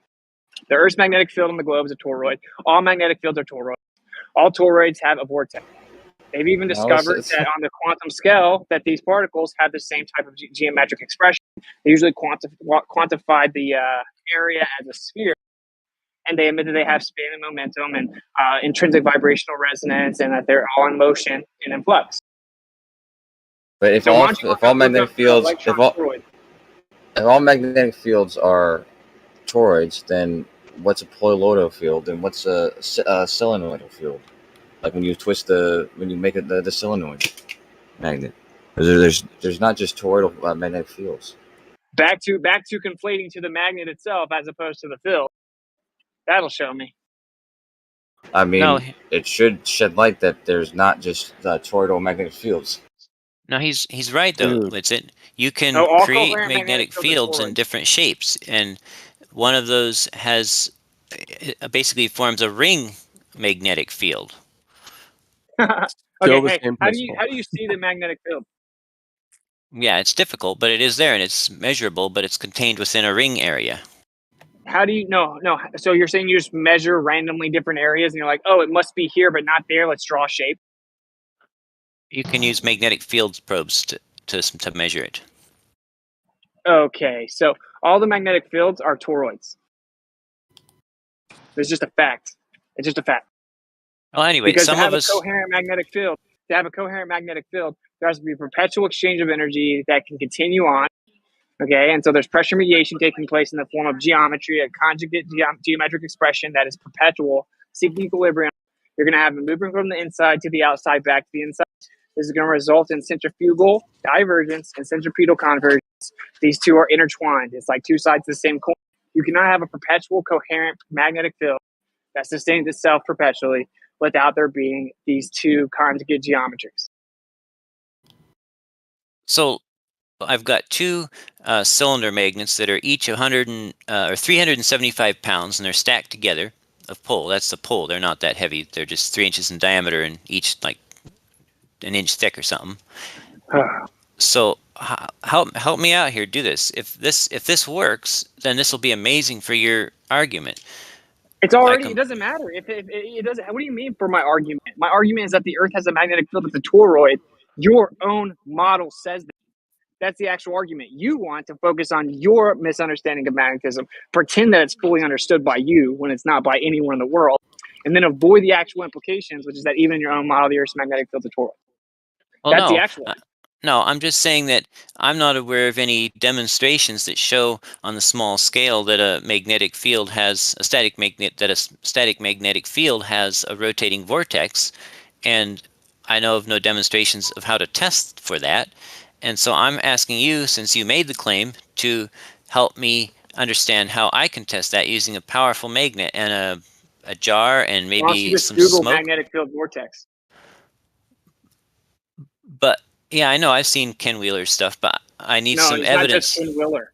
I need some evidence that vortex is rotating. See, that's the key here. Is you said the vortex is rotating and caused the air to rotate, right?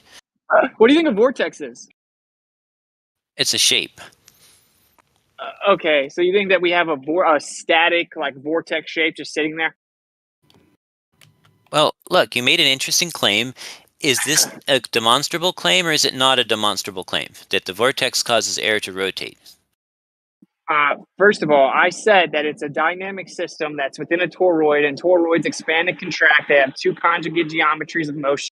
And this is going to explain the weather patterns combined with the variance of other factors, which is that the initial motion itself is set by primarily temperature-pressure relationship, and that this motion is simply guided within the overall system. And it's repeatedly, you're ignoring the main part, which is even in your own model, the Earth's magnetic field is a toroid.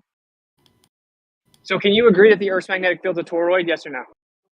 The field lines of any dual pole magnet in a bar magnet would produce the shape of a skin of a toroid. Is the Earth's magnetic field a toroid? Yes or no? There's different definitions for whether you're talking about the perpendicular to the lines of force or along the lines of force. Is the Earth's And magnetic field a toroid? Yes or no? I just said the lines of force follow the surface of a toroid. Okay. So why can't you just say yes? Because if you're looking at magnetic field as perpendicular to the lines of force, then it's not a toroidal depiction or representation. The entire Earth's magnetic field as a whole is a toroid. Why is it that you keep denying this? This is what I'm saying. This should be like a 10-second exchange on to the next point. But no, it's a 20-minute conversation. Yeah, Geo just provided a definition for toroid. In mathematics, a toroid is a surface of revolution with a hole in the middle. Of revolution. Yep, keep reading. With a hole in the middle, an axis of revolution passes through the hole and so does not interfere with the surface. Intersect. Intersect with the surface. For example, when a rectangle is rotated around an axis parallel to one of its edges, then a hollow rectangle section ring is produced. And that's all I can see in the axis of revolution? What's the axis of revolution? It's a revolution. So where's the surface of this toroid? Intentionally avoiding the question. What's the axis of revolution, Jesse? I think that's the major radius, not the minor radius, right? Is the revolution stationary? It's not talking about. It's not talking about a dynamic. It's talking about along the major radius. It's not talking about something that's moving.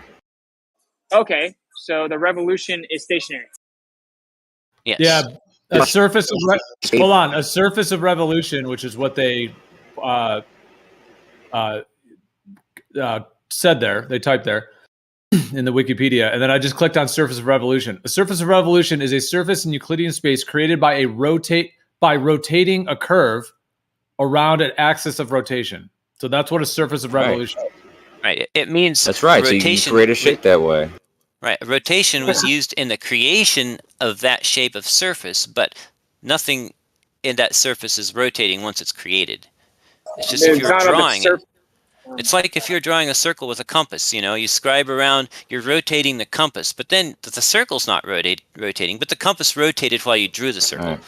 We're talking you need about the rotation. The representation of a magnetic field, dude. A magnetic field, a force, a magnetic field that mediates pressure, causes things to accelerate to and away from it, displaces things due to the mediation of pressure. Talking about magnetism.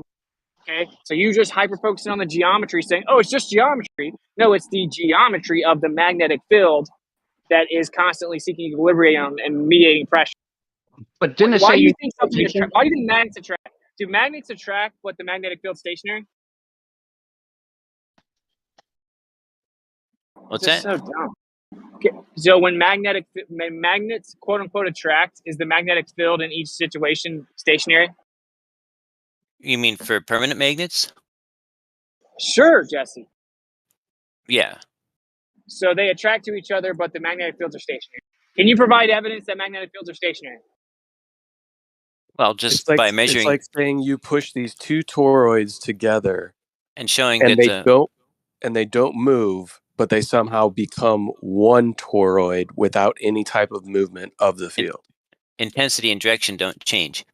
But didn't it say it needed rotation to create the toroid? I mean, didn't it say that, or did I misread that? That's correct. That's like movement of the energy. Calculus. Yeah. It's just like when you're rotating the compass to draw a circle. Yeah, just like a circle or a sphere is a circle rotated around its axis.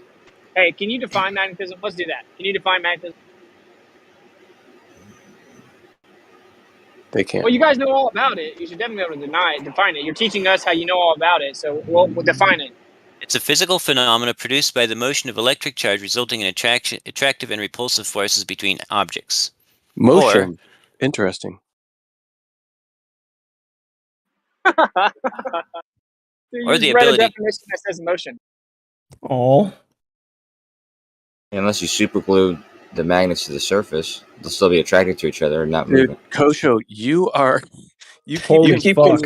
Is that incorrect? Yeah, because there's still a movement. There's still a movement that causes magnetism. Yeah, the movement of the electric field. But shouldn't you be able to cancel it out just with make it shoot out a ferrule cell and then be able to float around or some shit? Right back to the same point. According to You can't Maxwell's, have a magnetic field without there being movement. Well, could we just? the movement of the electric field. Yeah, That's how magnetic fields are created. 20 minutes ago. That Yeah, but that's not the magnetic field. Yeah, the magnetic field is caused by that. Can you have a magnetic field without electric current? You can have a moving electric field without having a moving magnetic field. You didn't answer my question. Can you have a magnetic what field was your without question? electric current? Can you have a magnetic field without anything electric? Without electric current? Well, I mean, you have the properties in a permanent magnet. I mean, I wouldn't call it an electric current by any means, but So there's nothing electric in a permanent magnet. There's a charge. Yeah. Is the charge moving? No. Really? So this is the first time in the history of physics that there's just stationary. So there's something that's electric that's just sitting still. No, it's not electric. I'm saying there's electrostatic charge. I'm not saying that it's electric charge. I'm not saying that there's a moving charge. So the magnetic field's created by electrostatic charge? Created by in that case, it's created by the alignment of the electrons in that specific material. By the way, I just posted in the chat. It's shows the actual movement of the magnetic field with the iron filings and water. Shows them actually moving in flux. I Nice. can't believe this is even denied. So, one thing, Jesse, you pointed out that I thought was actually okay. You mentioned the surface of the toroid. Well, what's interesting on a stationary planar Earth that's surrounded by a toroidal field and within one, then the surface is the extent of this realm. Now, what that is, whether it's whatever the extent of it are, would be that surface. On a globe, where's the surface? Outer space, infinite space. There is no surface for the toroid to even exist within. Well, that's Gio, because in the your globe. gift. Go ahead, sorry. I was just going to say the globe doesn't need this vortex toroidal field to get trade winds. That's irrelevant. That's totally irrelevant. That just goes to show you guys haven't even adequately incorporated the phenomena of magnetism, which is not hard to figure out because all you have to do is go look at your current model and the geodynamo process and the geomagnetic field and how it doesn't work and it's argued about and no one even knows what causes it and the data doesn't match the predictions and blah blah blah. But no, you guys definitely have a more secure, superior position here. You can't even explain in theory with supercomputers and billions of dollars and millions of people how it can even theoretically work. But you for sure know how it works. So where's the surface in this toroid in the GIF that Geo posted, and why does it not have a hole in the middle like a toroid would, except forced by the physical constraints of the container? If there was no hole in the middle, and then there wouldn't be any hole in the middle of the toroid either. There's a hole in the middle. Oh my god! It's more of a spherical, and there's no surface. It's a gradient. Where's the surface? It's also not moving. Geometry. Dude, you guys. Dude, I asked you to define magnetism, and you said moving charge. No, he said a complete definition, and then I described what causes magnetism. No, that wasn't the definition. He gave a complete description. No, he didn't. He said that it's moving electric current that then causes things to attract. Motion. He defined it from Google. Can you divorce motion from the definition that you read of magnetism? But just because the electrons are moving doesn't mean, as long as they're moving at a consistent, constant rate, that doesn't mean that the magnetic field will be changing. It will be static. I'm about to show you guys a bar magnet under a ferrocell cell. And this is just pathetic that we have to do this. It's like, are you serious? Like, here's a bar magnet under a ferrocell cell from two different angles. And you guys, please enlighten me how this isn't a toroid. And there's no center. Jesse says there's no center, there's no hole, so maybe you guys can help me out here. The ferrocell doesn't show the actual lines of force. It shows the interference patterns between the lines of force and the grains of metal in the fluid, and probably even the wavelength of light. Hey, buddy, is there a hole there? There's a dark spot, but you're assuming to know what that means. That just means that the angle of the lines of force cause a certain reaction to the super tiny particles of metal in the fluid. That's not a hole in the magnetic field. That's the region of greatest strength of the magnetic field. Yeah, that's right, which is actually pure unimpeded ether, if you actually knew what you're talking about. The point is that you have ferrofluid, the magnetic field interacts with the ferrofluid, disperses it. The light illuminates based on the density distribution of the fluid to show you the geometry of the magnetic field. That's what it's doing. It's illuminating the fluid relative to the dispersion of that fluid because of the geometry of the magnetic field.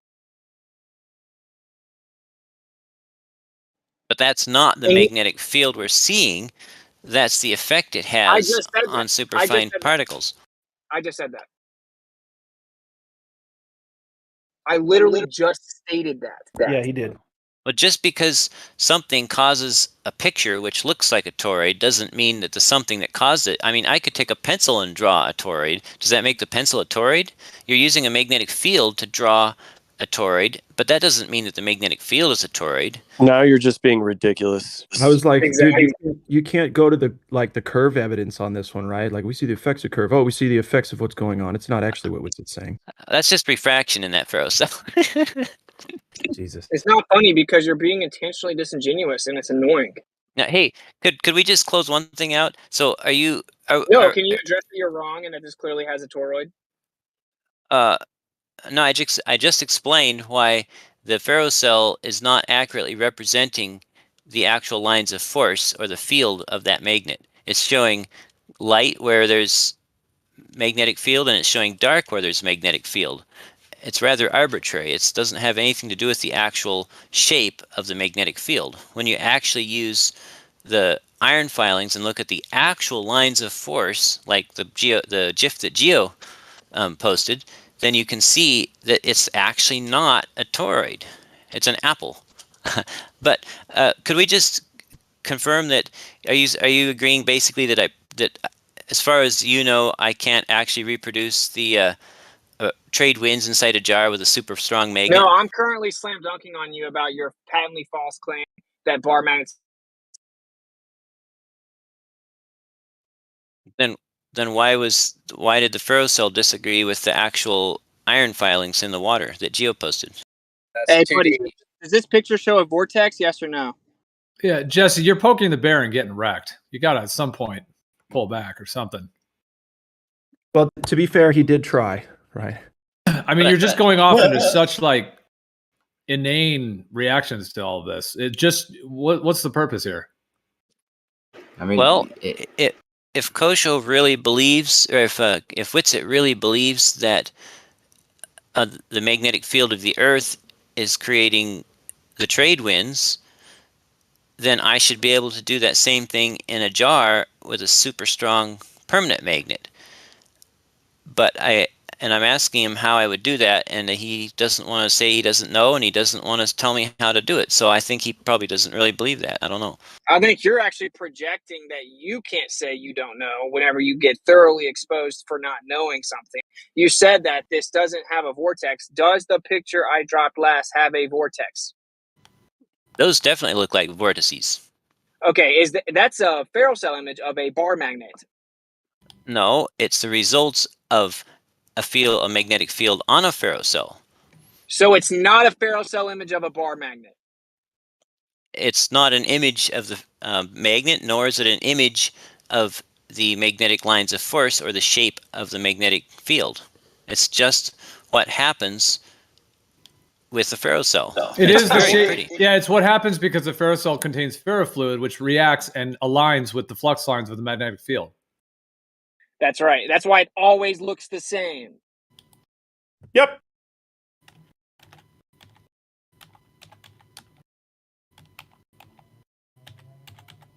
I got a phone call. This is insane. Booyah.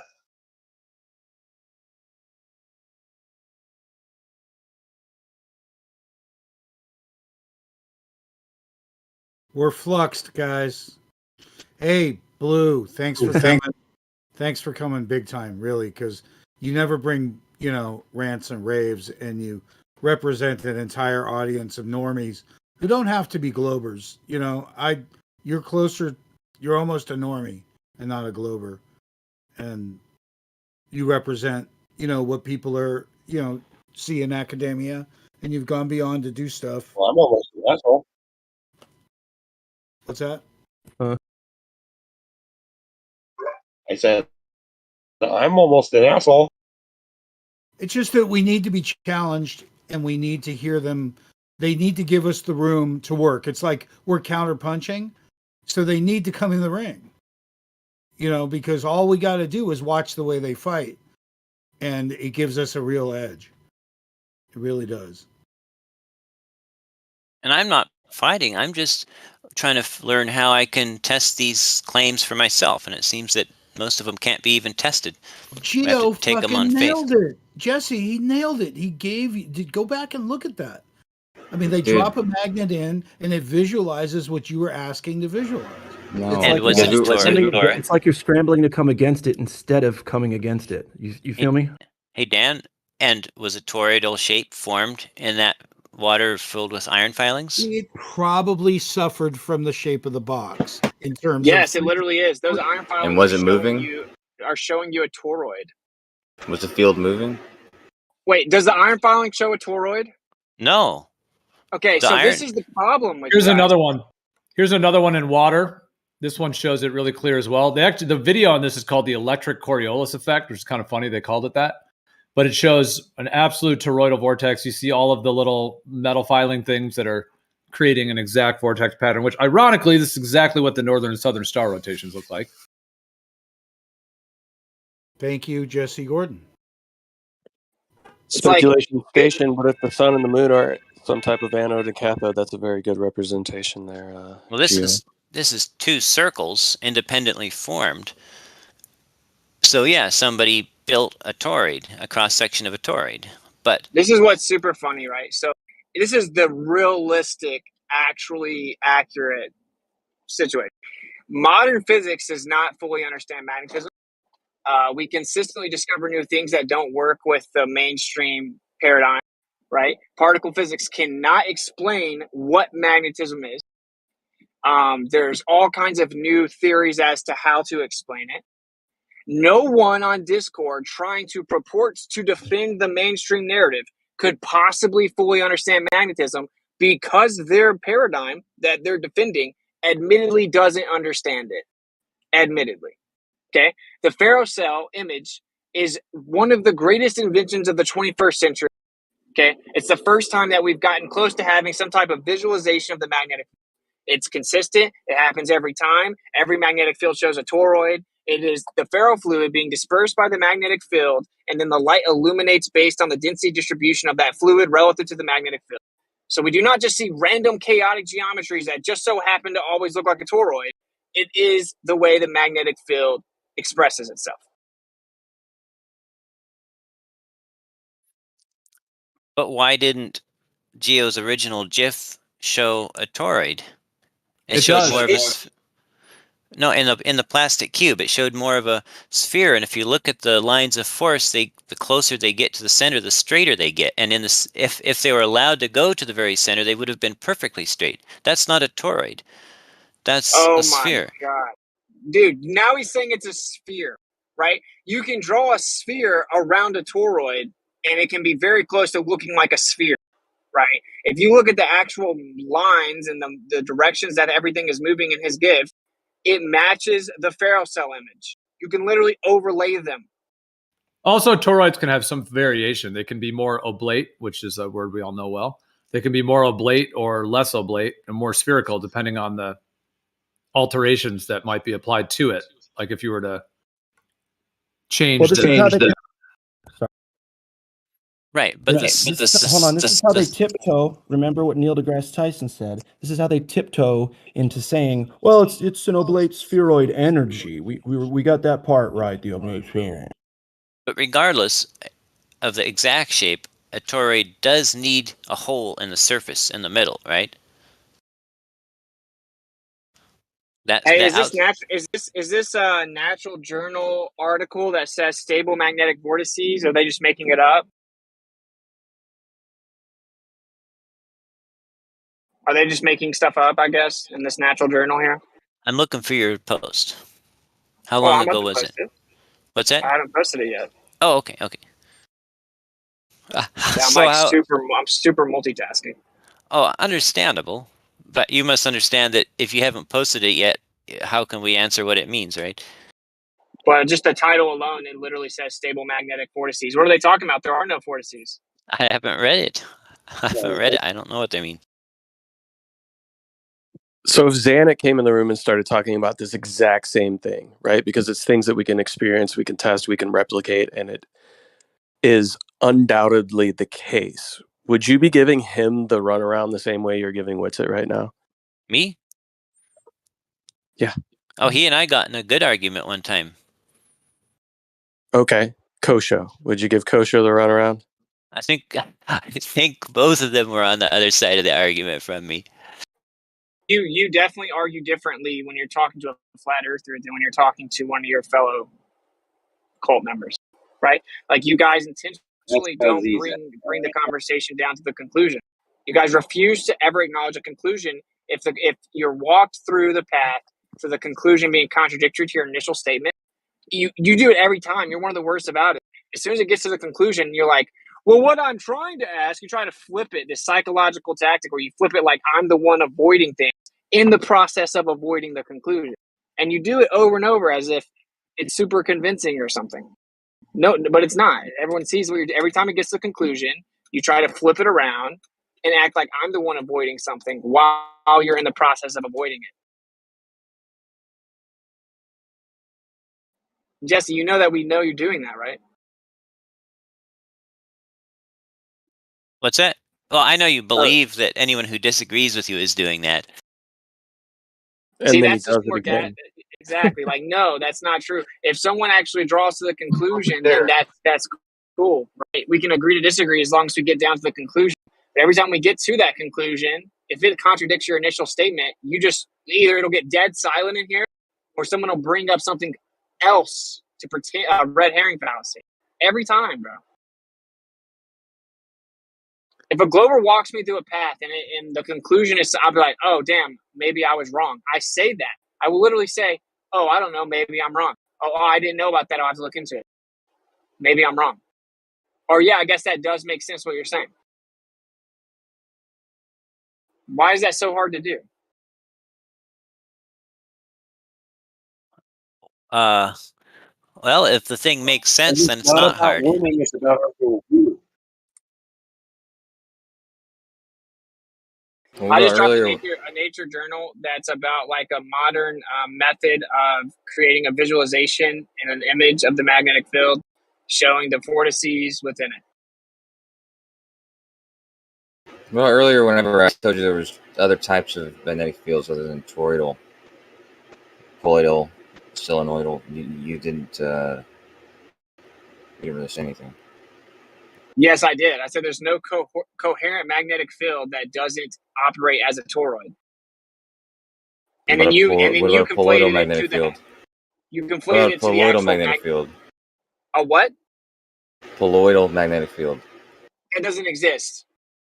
Oh, okay. Yeah, so even in your little picture that you drew, it shows the Earth and it says that word, and it shows one line out of the whole magnetic. So if we compartmentalize and isolate one little section, we can call it a different type of field. Is that your argument? Yeah, I didn't draw that, and no, that's just describing how there's a toroidal magnetic field only in the core, and on the surface, it's experienced as a colloidal magnetic field. That's a non sequitur. That's what that was describing. So you agree that has nothing to do with what you're saying right now, then, because the entire magnetic field is a toroid, and you just showing one line on one side of the Earth has nothing to do with what the magnetic field itself is? No, it said the magnetic field's in the center, probably around the thermals. Dude, What it's saying was it's toroidal. out from the center, my dude. It's one magnetic Yeah, field. yeah. Do you I'm think telling the you. Earth I'm has just a telling lot you of what it magnetic said. fields? I'm just telling you what Does the that Earth have said. multiple magnetic fields? It's got multiple thermals. I mean, I don't. I'm telling you what the thing said. The thing said that the toroidal magnetic field only exists in the core. How many magnetic fields does the Earth have? 1,000. Right. It's got one So the magnetic answer's field. obviously one. See, there you go. Yeah. So there's only one magnetic field. Is that magnetic field a toroid? They said only at the center. It That's can't what be that thing only said. at the center. There's only one magnetic field. What is the one magnetic field of the Earth? What is it? Well, they were saying that if you read the thing that I posted, they were saying that the toroidal field that exists in the center is fixed, and because of that, the Earth rotates. It basically would result in a poloidal magnetic field. So that's what it's talking about. But that's a different. That's a different. Yeah, that's just a different concept because it's separately there are toroidal and poloidal magnetic fields.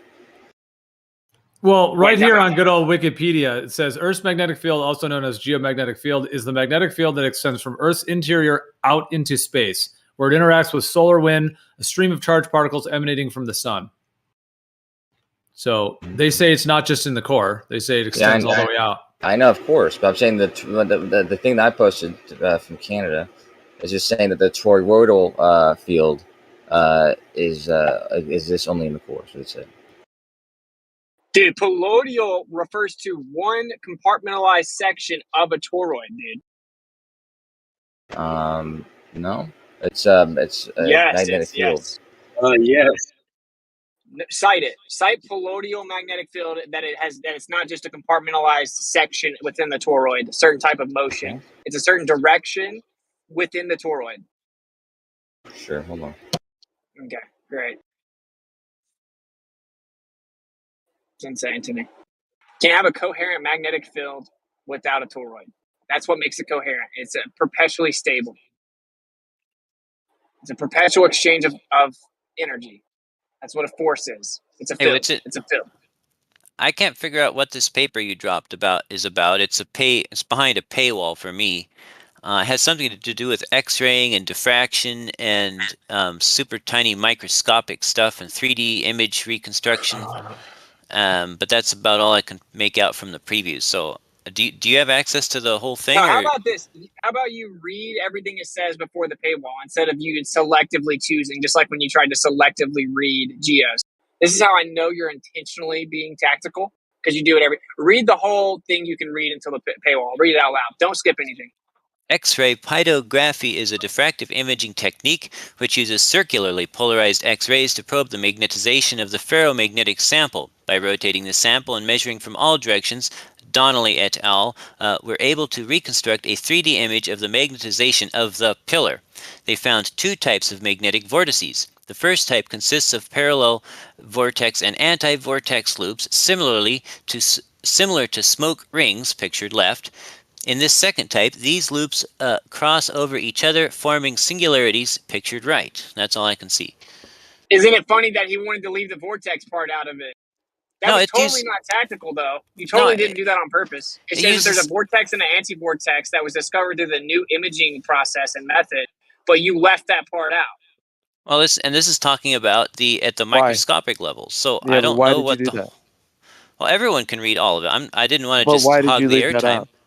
Well, I didn't want to hog the airtime. Everyone got the link, but when he asked, I was super glad to read it. I mean, everyone got it. It's not like I could even possibly hide it if I wanted. Why did you intentionally leave it out?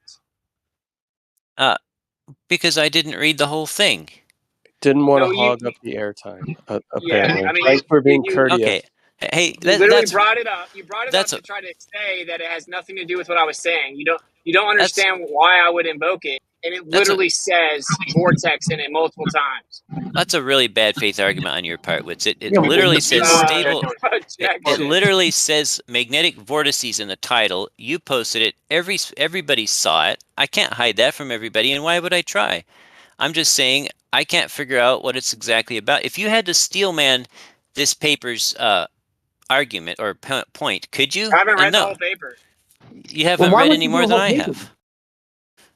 That's what I know. I just said that. But that's my point. Even in the small point you can read, it says it's a new type of imaging method. I'm in a car. It took me 1 second. First thing that pops up is that article, which goes to show you guys are much more comfortable just making stuff up ad hoc on Discord, right? And then trying to sound convincing. You don't ever try to, instead of telling me that I'm wrong, why don't you go see if I'm wrong? Because that's not as fun. It's not as fun as to pretend that I'm always wrong. So what's a vortex and an anti-vortex, Jesse? I have no idea. I haven't even read the rest of the paper. You tell me what an anti-vortex is. Well, it would be the opposite of the vortex, wouldn't it? And what is a vortex? You see where we always devolve to like this weird little game. Dude, it's not right. It's not right. So He neither gets one of old, us, he really does. either one of us can define a vortex or an anti-vortex. But if there's anti-vortexes, if there's an anti-vortex for every vortex, then doesn't it make sense that they'd cancel each other out and we wouldn't get any trade wins? Oh my god. Oh, it's a valid question. No, it's not. It's not a valid question, dude. Jesse, who's telling you to ask these questions? Who the fuck is that person? There's a voice in his head telling him to ask these things. That's not nice. On the fly, he fucking just comes up with tons of, let me say, I guess, intelligent sounding questions, and they're just fucking immediate right after Witsit says something. It's like, where are you getting all this information, bruh? Well, no, it's like Jesse's not dumb. So if you focus all your intellect on like anything you can come up with to try to refute the position, if that's your only goal, then yeah, I mean that's why you get a bunch of ad hoc things, and each different thing said is going to contradict the prior thing said. It's just a constant shifting the goalpost.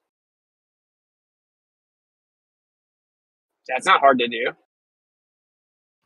Yeah, I mean, there's no requirement that we continue talking with him. But Jesse, I mean, there are vortices and counter vortices created, and no, they don't just cancel each other out. They can. That's why they're both observed. Yeah. So how would I measure this overall net rotation from a magnet? Why don't you read it, look into it, see if you can do it. And ironically, that's what electricity actually is. Electricity is this field moving along the wire, outside of the wire, through the center of the hole. Right. It's a coherent hybridization of the electric, the dielectric, and the magnetic. And like, this is the point, bro. Like, your side admits they don't fully understand it. That was a 2021 article. I have another one right here. I'm like driving. I don't always say it because people are like, why are you doing this? But like, yeah, I'm talking on one phone and I'm reading this article on the other phone while I'm driving. But I've already found another article that's sitting here explaining the vortex, anti-vortex motion requires the interplay between the hard and soft magnetic layers as well as the straight fields of the whole magnetic layer. And that this is a huge leap in understanding where we can begin to actually create 3D magnetic logo circuits. And discovery could advance memory cells and this future development of basically imaging the field. Right, an international team of researchers has discovered magnetic vortex, anti-vortex pairs arising from correlated electron spins and a newly engineered tri-layer material. So this is the thing. Like, you guys want to pretend we've known what magnetism is since 1900, and no, in 2023, people are still trying to figure it out within your own paradigm. And what they're doing is every time they have a new discovery, it seems to just coincidentally match what the flat earthers say about it. Oh my God. That's because we don't have like the confinement that we have to believe something else. We have no problem going back to Oliver Heaviside and Charles Proto-Steinmetz and being like, maybe these guys were right and they were thrown out improperly. Right? We don't have to devote ourselves to the current rhetoric. That's why we're ahead of you guys. It's not even an intellect thing. It's like a freedom thing. To be fair, Jesse might have to do that, but we don't. Yeah, I just dropped CP or Charles Proteus-Steinmetz's image of the electric field of a circuit from electrical impulses and waves, so they can chew on that image for a little bit as well. Well, what you have to understand about that is that the original machine has a base plate of prefabulated aluminumite surrounded by a malleable logarithmic casing in such a way that the two main spurving... It's spurving bearings. What do you want? But you need to adjust the connuter valve in That was order good, for yeah. your trajectory of the rotary girder to be accurate. The nipple housing has a problem too. But this originally was... This whole thing got started by trade winds. Is that even wits at how this even was started? Because that's what Jesse keeps bringing it back to. Somewhat, yeah. No. So it started with like the whole Earth spinning and the air moving separately, right? And then this evolved into him flipping it around on me, asking me, well, how would it work on the flat Earth? And so then, in that sense, he's like, how would trade winds? He brought that up. I brought up the magnetic field, and then he just went on to like denying basics about the magnetic field because he couldn't accept that the flat Earth does have an explanation that works for the trade wind. So yeah, I guess technically it started from there in a way as an offshoot from the shifting the burden of proof away from the globe atmosphere. Did they ever answer whether or not the Earth is moving or the air is moving in lockstep with the Earth? Did they ever answer that? Yes, but no. How has that not been answered 1,000 times? That's the answer. Yes, but no. Yeah, okay, that's what I heard too. No, clearly it's still an issue, brother. If we're still asking for it, does that make sense? Well, no, that's because you ask silly questions and you change the statement slightly. It's moving essentially in lockstep. What do you mean by yes or no, man? Exactly in lockstep. No, it's not. There is wind. You do know there's wind, right? All right, hold on. Whoever, someone respond to Moyak. Don't let me keep you up. Let me just say this one thing because I'm about to post. I just found this video super cool. I even timestamped it. So, I mean, I could share the screen or anyone could just watch it. But check this out. He's got like a tub of water with a bunch of like kind of dirt, dust, whatever that material is. I haven't watched the whole video, so I don't know what the material is. And then he's got like a ring, like a metal ring on the outside, and he connects that to an electrical charge. And then he's got like a little piece of metal in the middle. And there's a magnet under it. The minute he touches the electric wire to the pole in the middle, it creates this incredible vortex, almost wind-looking vortex in the entire circle. It's pretty awesome. But he's adding energy. The magnet by itself doesn't do it. Hey, Witsit, how long till you're home and you can look at my screen share? I don't want you to do it while you're driving. Proves him wrong. The magnet by itself does do it. He shows earlier in the video where the magnet does it on its own, and that one that I showed you with the iron filings in the plastic cube does it. No, I mean creating the rotation. Yeah, the one with the iron filings in the plastic thing, the magnetic field was stationary. The iron filings were just moving because they were being attracted. They were getting into position. But if you watched it long enough. So, in answer to lockstep, have that been answered sufficiently for you now? Man, I asked a yes or no question. And Moyak, we've only been talking about that for 4 hours, but yeah, we could bring it back to that. Yeah, let's say you're in your car. Has the answer ever been different? I don't, Jesse. I don't want another way to maybe imagine how you could be right. Especially the audience isn't here for that. So give a smoking gun or stop. Smoking gun for lockstep. What are we talking about? Or are we talking something else? Yeah. Is the atmosphere moving with the Earth? Let's say you're in your car and you're driving at 60 miles an hour, and there's a mosquito in there flying around at 1 mile an hour relative to the car. Is the mosquito moving lockstep with the car? Yes or no? Don't know, man. I'm not in a car with a mosquito. No. Next. I think one of the places that I've seen that in the past, I did some work in one of the tunnels down here. He's going to tell us he's in a mosquito car. Cell phone service inside the tunnel. And I noticed as the traffic was whizzing by at 60 miles an hour, all the air in the tunnel was moving along with the cars. Not quite in lockstep. There was eddies. Really cool story. Gosh, that's a cool story. Wow, that deserved an interrupt? Oh, I'm just asking him still the same question. Yes or no, does the Earth's atmosphere and go lockstep with the rotation of the planet? How many times did he answer you? At least 3 times now. Yes or no. It's just a simple yes or no question. And we've answered no repeatedly. But very almost no. so. So it's no? Oh, I just want to make sure. Yeah. Who hasn't said no? Flat earthers? Listen, we get Exactly. versions. Flat earthers haven't said. Hold on. We get versions of yes or no because it's tactics. We just need yes or no. Well, how do you give a yes or no to something that's more nuanced? Here we go. He says it's more nuanced. I don't care what you think. It's a yes or no question. Right. Well, no. Who said no? Everybody has said no. In absolutes, then no. But an absolute doesn't in any way answer the question. Right.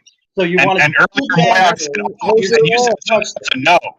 We're saying overall, does it move in lockstep? That's what we're saying. Overall, you want to get nuanced. That's because you want us to be wrong. Well, it's a stupid question because. Whatever, dude. It shouldn't be a yes or no question. Explain how the atmosphere moves with the Earth. It almost moves in lockstep, but of course there are winds. A decent, quick answer.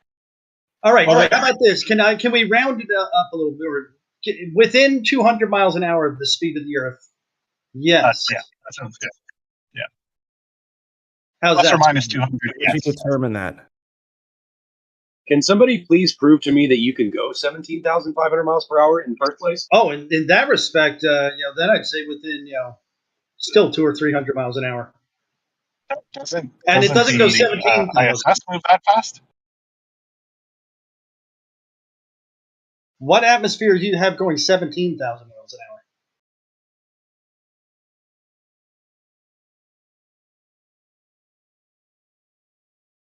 hour? Crickets. And it's it's a very dumb question being asked. I just don't understand why you can't understand that. I want to know what unimpeded media later. You don't understand why I don't believe that you can make anything go that fast? Because it's bull. Yeah, we don't understand it. Because it's a big number?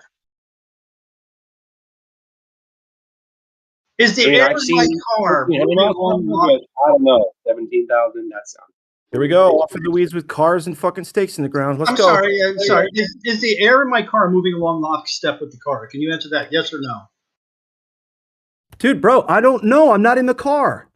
In your car, you're sitting there going 60 miles an hour. Is the air moving along with the car lockstep or not?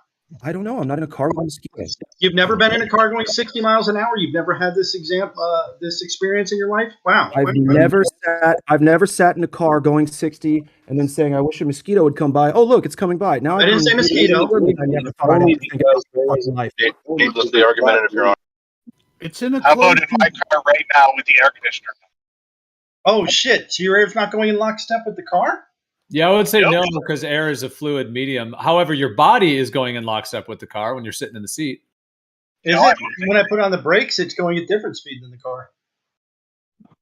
Yeah, atmospheres don't cling to balls in space. If you were lockstep, then the brakes wouldn't affect. Why not? That's a stretch, but why not, Gio? Because it defies physics. There's no physical principle that allows for that other than just this fabricated concept that is too big for anyone to test. And you guys have to, people push it and claim it. No, if air has weight, then that's good enough for me. Air has weight. That means it will tend towards the ground. And we've got it solved. You'd have to give it enough energy to get away from its to overcome its weight. Yeah, when you buy propane, you purchase it by weight. She don't lie. She don't lie. She don't lie. Propane. Propane. Don't ruin a good air clapping song, please. Damn it, Bobby! Hold on, let me get this straight. You want us to come on a journey that compares the rotating Earth to a car situation? No shit. Well, why has it been 5 years and you still don't understand that the atmosphere, more or less, moves with the Earth, but not exactly? He just said no. He said less. You see, that was a nuanced answer. You've got to think. Yeah. And that lets you guys get away with murder. It's fucking ridiculous. But I don't even understand why you don't already know that. I don't agree with it, bruh. Oh, okay. So why do you not already know that? Because you don't have a straight answer, yes or no. We gave you a straight answer. This motherfucker just said it mostly does. He said it mostly does, and you said it mostly doesn't. For the most part, no. No, I said the answer, if you're just asking yes or no, the answer is no. But the more nuanced answer, as Moyak has been saying for hours today, and everybody else, is it more or less moves in lockstep within a couple 100 miles. When doesn't it? When doesn't it? When is wind? Well, so when then there's wind, a really arbitrary, hold on, a very arbitrary, murky thing to say and think about in the first place. How do you know all that shit? All the wind conditions in the earth, on the earth at a certain time. We don't know all the conditions, but we know that there's almost never no wind. I agree with that for sure. Okay, so it almost never moves in lockstep. And at some point, we don't know of any time where the entire Earth has not had any winds at any altitude. So we could safely say no. All right, man. I just don't know how you can determine one way or the other when you no, it's got to be definite. That's the thing. Because there's wind. That's why. Okay, so you can't answer then. It's not yes or no. We don't know. Can you say that yet? No. The answer is no, but it's very close.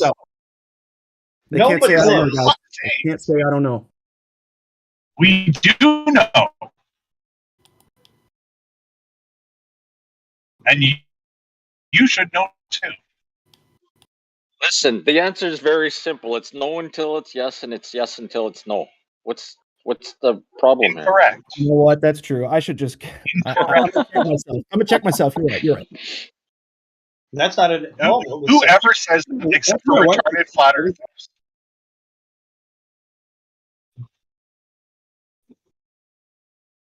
Here's one for you guys. It's a fluid around a ball, rotating, same speed. Cool. You should have been around earlier, Chucky, for all the yeses and the nos and the whatnots, the dancing around stuff. I mean, did you just hear Jesse for the past hour? Why would you call it dancing around when the answer is just simply nuance, and you should be able to agree with that? Even you, Napalm. Were you around? Did you listen to the conversation earlier regarding the planes and the movement? Yes, for the most part, I was around. And I was not. Okay. You were. I heard you say no. Oh, no, I've only been around for past like 10, 15 minutes.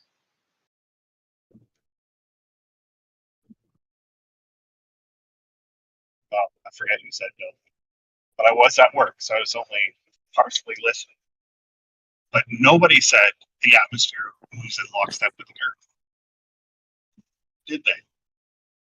I don't know. I was just asking the question because y'all couldn't answer it. I was calling you out on it. We all answered it, and the answer was no. Okay, that's great. You were given a version of an answer. We can move on, bro. It was kind of a no, it doesn't, but you can treat it as if it does kind of answer. Would you treat it any different? That is very close. Yeah, that's very close to it. Add it. It's all relative, it's all relative, buddy. We'll add it to the list of illusions. Right. Napalm, would you answer it how would you answer it differently? At least knowing what the claims of the globe Earth are, how would you answer that question? Well, and remember, you know the model better than we do. So that's the problem is in one sense of it, you have to say yes, and in another, you have to say no. Because I feel like with most parts of the globe model, things work if you only look at that one thing. But then if you look at other things around it, the thing you say works doesn't necessarily work in the way that you say it would if you take other things into account. Well, hey, Napalm, real quick. I got a question for Napalm. Knowing that the winds or the atmosphere or whatever they call it, knowing that it doesn't move in lockstep, would you compare it to the air inside your car ever? Yes. No. Oh, that makes sense. That's an analogy no one should ever bring up again. Well, the car. No, that's a great analogy. The car is going 60 miles per hour. There's an air conditioner blowing, so the air is blowing the air around inside the car. It's moving, it's doing else, but it's essentially keeping up with the car. You fart in the car, it stinks in the car. What brings it back? How is that not a good analogy? So this is, well, farts are always good analogies, but what makes that air travel in lockstep with the car? What is the requirement for that? It doesn't move in lockstep with the car. The answer is contained. So what if we hit the button and we put down the drop top? What would happen then? Then you're going to have a slow-moving air around the outside of the car, causing all sorts of eddy currents and shit. Yeah, lots of air change-outs very quickly. Well, if you took the drop top off, that would make the ass drop. But down by your feet, the air will be going very slowly and just keeping up with the car with the top off. Since we were talking about farts, the ass would drop out of that car real quick, right? Make that ass drop. Yeah, but your feet will be essentially almost in dead still air. So that air would be on pretty much stationary. What? You're completely missing the point. Because this was discussed earlier, right? The need for containment. The claim is that the container is gravity. Right. Right. Yeah, and that's gravity is not a force. How can gravity be doing? So that's gravity is a pseudo force, so it acts like. But then the idea that the motion of the atmosphere is remaining in lockstep is due to the fact that there is no containment that is restricting it, like in the way that Blue tried to explain with if you're doing a motion in the air, it's the outside of the container that allows for the drag, blah blah blah blah blah. Can somebody get mostly not pregnant? Yeah, sorry, Moyak, it was Blue that answered him earlier. Okay. Yeah, so I'm still at a loss. If air has weight, what would make air leave the Earth? What would make it continue going out towards space? A force that counteracts the weight greater than the weight. Right. So what is that force that would make that happen? So that I don't know. Solar wind and stuff can strip off some of it, but just generally speaking, air is going to go up. If it doesn't get hit by light and knocked off into deep space, it'll fall back down. Some of it will get hit off. It'll go way far away, and it'll come back because it has weight. Off we go into Narnia again. That's not Narnia. That's fact. Some of it will go to outer space. He said outer space or deep space. Okay, you want to talk about? You were talking about no container, so you were implying space. I wasn't implying anything. I just heard you make a mistake, and I'm pointing it out. Okay, near space, is that better? Near vacuum? You want that? I don't care. How about near the end of where we can go? How's that grab you? Further than that. You guys don't believe that, do you? Okay, even if it's near where we can go, what the hell would make it go further than that? I don't know. That's up to you guys. You say it goes further. You're saying that air would go away into this void if it existed. Why? Well, I do want to know. I want to know. Sorry, I want to know at what height a certain airplane has to go to experience zero gravity and then go to 1% negative gravity, or the Tor stuff you guys have to work out. There's no such thing as negative gravity. Oh, so I can't go there? I can't see where this happens? No, there's no such thing as what you're describing. There has to be zero. It's a demarcation line between the two mediums. Where is that? So like the Lagrange point? Where can I go from not outer space to space? Where's that line in the sky? No, but there's not a height that planes fly. Oh, that's convenient, isn't it? Gosh. They draw an arbitrary line and call it the Kármán line, actually. No, that's the point. That's the demarcation between where orbit would begin and powered flight no longer can happen. Yeah, it's a demarcation between what you guys consider space and not space. Right. Yes, but it is an arbitrary thing using powered flight as its metric. Not really. That's exactly what I said. Like, I love how when I literally say your guys' idea, somebody comes in to basically say no and then yes at the same time. That's because you guys ask silly questions. I literally gave the answer as the Kármán line, as the demarcation between space. And then you're like, Nope, that's where powered flight is no longer accessible and orbit takes over. Like literally, you're agreeing with me by saying no. Well, I'm not sure. It's It's so annoying the way you guys I act. was answering the person who said that's where Tor becomes negative. Yeah, he said. I don't think he said Hey, I just want to No, say, I said negative. Listen. Here's so the audience can do it because I'm dumb, right? I'm a layman. I want to know this. We go from 1% psi or 1 psi, whatever the measurement is, pounds per square inch, 1 pound to 0 pounds. And then where's that line where I can take a plane and be like, I'm in between the shit. Yay. What does that mean? About 80,000 feet or 100,000 feet, I think, is one. Oh, that's PSI. 20,000 feet window. That's pretty sloppy. So, are you rounding down from 0.5 pounds? So you can't find it. There's no line. What are you talking? Are you rounding down from 0.5 pounds or rounding up from 0.5? There's a threshold between too much, just right, and not enough. I'm looking not for enough to do what? It's not a line. It's a gradient. Sorry, what? Oh, you say it's a gradient, right? When does 1 become 0? Well, it Never. becomes point. It It becomes goes from point. 1 to less than 1 to lesser less than 1 to even less than that and a little less than that until almost 0. Well, that's Yeah. how everything does that. But what I'm saying is, where's 0? What foot? Exactly. Where's 0, There dude? isn't a 0 as far as we Then can you tell. don't have a We've plane. never found a 0. Then you haven't left. We've never said there was a 0. You have to calculate that. You have to know exactly where that is before your craft goes through it, bruh. No, bruh. Never mind. I'm done. Everybody at all, understands bruh. what just happened. Bro, it's not necessary, bruh. Powered flight needs more than that much pressure.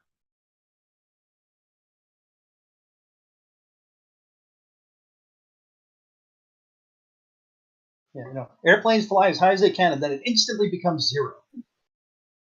Yeah. When weight is greater than drag, the plane can't fly higher. Or more accurately, when weight equals lift. I mean, not drag.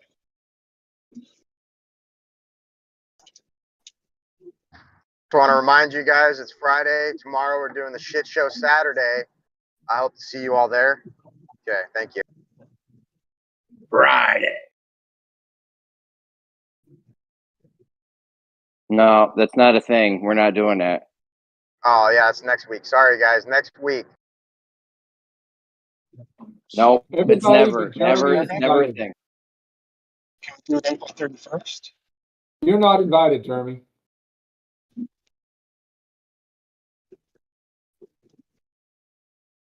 I am selling tickets half off. Get them while they're hot.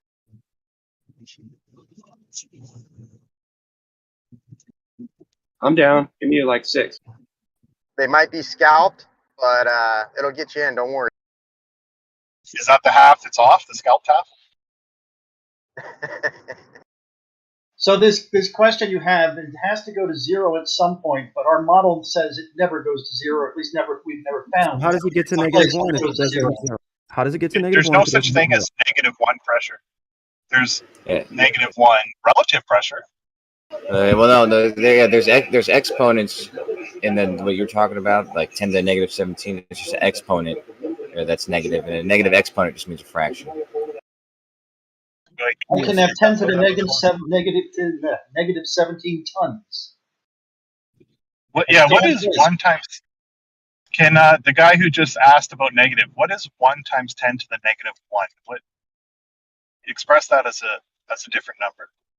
Yo, negative. When it's a negative, it just means it's on the other side of the decimal point. Yep. If it was positive.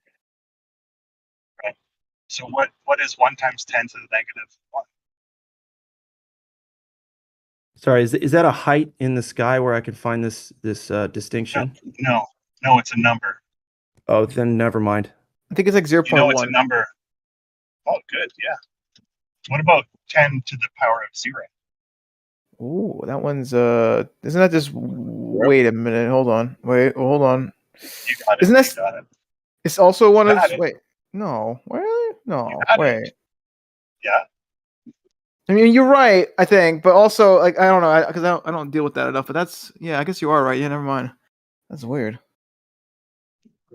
No, yeah, that makes sense. Yeah, right. I forgot about that. No, it's been a while since I messed with exponents, but you're right. Yeah, because 0 would be 1, and then obviously 1 would be whatever the number is, but for 1 it's also just 1, and then 2 would just be the number times itself, so it would be like 10 times 10. I think 2 to the exponent 0 is what? 2 to the exponent 0 would also be 1. Okay, good. Yeah. Okay, you're right. Yeah, it makes sense. Yeah. No, it's just been a while. That's why I'm just trying to. Yeah, and then negative Karma. 1. Yeah. When are you gonna get a girlfriend, bro? I don't know, man. 1984. Gotta make it happen, bro. I know.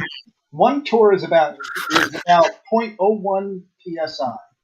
When you have to leave the 0.02 psi. Now, if it's 0.01 psi, that would be 10 to the negative 2. You understand that? It still has psi. It's 0.01, 0.019. Okay, so where does it make the switch? Switch to what? From Earth stuff to space stuff. Where does it make the switch? It's arbitrary. So it's not there. Gradient. No, we gave it a name. That's where you can't do powered flight anymore. You're in orbit. So is this more nuanced that just gets us lost in the weeds instead of getting It's not lost in the weeds. You just gotta listen. You got to leave the house. In grayscale, where does black become white? Nope, you're not going to do that. He just did. It doesn't. You can do shit. Well, it's important. It's important to understand that that's what we've come up with the Karman line for, is to give arbitrary the distinction between arbitrary. I love that word, arbitrary. Although it's not necessarily arbitrary though. It's based on the aeronautics and shit like that. And you could change it if you want. I mean, if you want, we could just say 0.00000 psi. Yeah, whatever the hell you want. You want to give it a number? I thought the United States had a different number than everybody else. We do? Yeah, well, slightly. Assholes. I mean, it's not a standard number that I can reliably send my craft through and expect right at that moment is when things are going to switch. Well, is the atmosphere? Wait, hold on. What's the switch? What do you mean? From Earth atmosphere to space stuff. What does that mean? Okay, so if I don't know where the Earth's atmosphere is going to turn into outer space, I'm not sending my craft up there. Why not? You're not sending your craft up there anyway. You probably want to send a pressurized craft. Oh my fucking god, dude! No, Really? regardless. Okay, a pressurized craft. Okay, so it doesn't matter. Glad the chart that I posted Look at would be it looks good. I like that. Well, yeah, now I can see where the guess of where it happens is. Right. That's what I would give it. That's what I give a pilot who was wanting to go up there and be safe and shit. So about 85 miles. You could have just said that, guys. Well, I mean, at 45 kilometers, it's already 1 psi. Anything below that is below 1 psi. You're already in the See, if zeros. we go up in altitude or down in altitude, even a couple thousand feet, that shit should be drastically changed. Correct? Oh yeah, yeah. Well, Wait, 1,000 feet? You said? Then how am I sending a craft up there reliably if that's the fucking window? Too sloppy for me. There are no aircraft up at that. Well, hold on. No, you said 1,000. You said 1,000 because Kosho has spacecraft. Good lord. Hold on. Aircraft or spacecraft? Yeah. Spacecraft, kid. Okay. Well, you can send it farther than that, but it's not changing immediately. It's a gradient. So what happens Sounds like craft what happens if macaroni. you get the gradient really wrong? What happens then? We can call craft dinner. You don't see what I'm getting at. I hope someone else does. No, but the ISS has to shift its altitude over the course of several years, like 50 miles or so, because the atmosphere actually shifted in, like it shifts in size actually based on the. That's within a window of temperature. years. I'm talking about one mission. What would be the problem with one mission? They usually go. I don't know when my craft is going to go from aircraft to spacecraft. That's what. They don't. They usually do go up way higher than the Karman line in order to stay in space. There's nobody who sets up something to orbit right at the edge in that gradiented area where it's got lots of air density still, but not enough to fly anymore. That would be Right, and I'm coming with you on that. You want to blast right through area that. to reside with the spacecraft. You'd have lots Right, of and I'm coming with you on that. You have to blast through that because it is kind of a murky area. You don't know exactly what the pressure is doing or anything's going on, right? Right, You that's why blast we do through. most stuff at about 200 miles. Okay, and I'm just asking where that line is. That line is from the Kármán line all the way up to about 200 miles in a gradiated fashion. I think it's fuzzy. That's all I'm I mean, saying. it fluctuates, I'm sure, and I'm sure they test it with balloons and all that kind of stuff, and because it definitely it's not something that you can just guess at. Okay, well then, what's the gradient between all that stuff? Can we get a gradient between space or Earth's atmosphere and space stuff? Well, that's like 10 to the negative 2 to 10 to the negative 14, 15, I think, where the ISS is. That's over that area, it gradiates to that. And relative to something heavy on Earth, how much does that weigh? Weigh? Yeah, like how big is that window of stuff? That's like 100 miles. I don't know if that's how big the window Okay, is. so pressure, pounds per square inch, right? You're with me on that one? So if we were on the ground measuring it. Sorry, go ahead. I said, okay, I get what you're saying now. Go ahead. But weight and PSI are two different things. At sea level, how much PSI would that be? Do you know? That's okay if you don't. It would be. Yeah, it'd be 10 to the negative 19 PSI. And you don't think that would affect the fuselage of craft? No more than not much more than a vacuum of 1 PSI of say 10 to the negative 2. I can neither confirm nor deny that. It's above my pay grade now. So, but thank you guys. 0 is 10 to the infinite number of negatives. Yeah, in the realms of a spacecraft. Oh, sorry. So and for a spacecraft. Go ahead. No, you go, Kosha. I was just gonna say for a spacecraft, and you can look at the rocket equation and see this. But yeah, for a spacecraft, the more atmosphere, it just makes it more difficult, and then decreasing that to 0 just makes that much easier. It just becomes easier and easier and easier for a spacecraft. It doesn't make it harder. Doesn't the ISS only have about 5 pounds PSI and stuff? Or was it? No, it's 14. It's 14. No, it's not 14. No, it's 14. It is. The it's identical the space are 4. Okay. I could have sworn the ISS was much lower than. No, they did that at one point, and they decided that it was not conducive. Only people from Mexico City and Denver liked it. Right. Yeah, they have to act. They take 6 hours. They got to acclimate for spacewalks. Oh, to get down to the floor, yeah.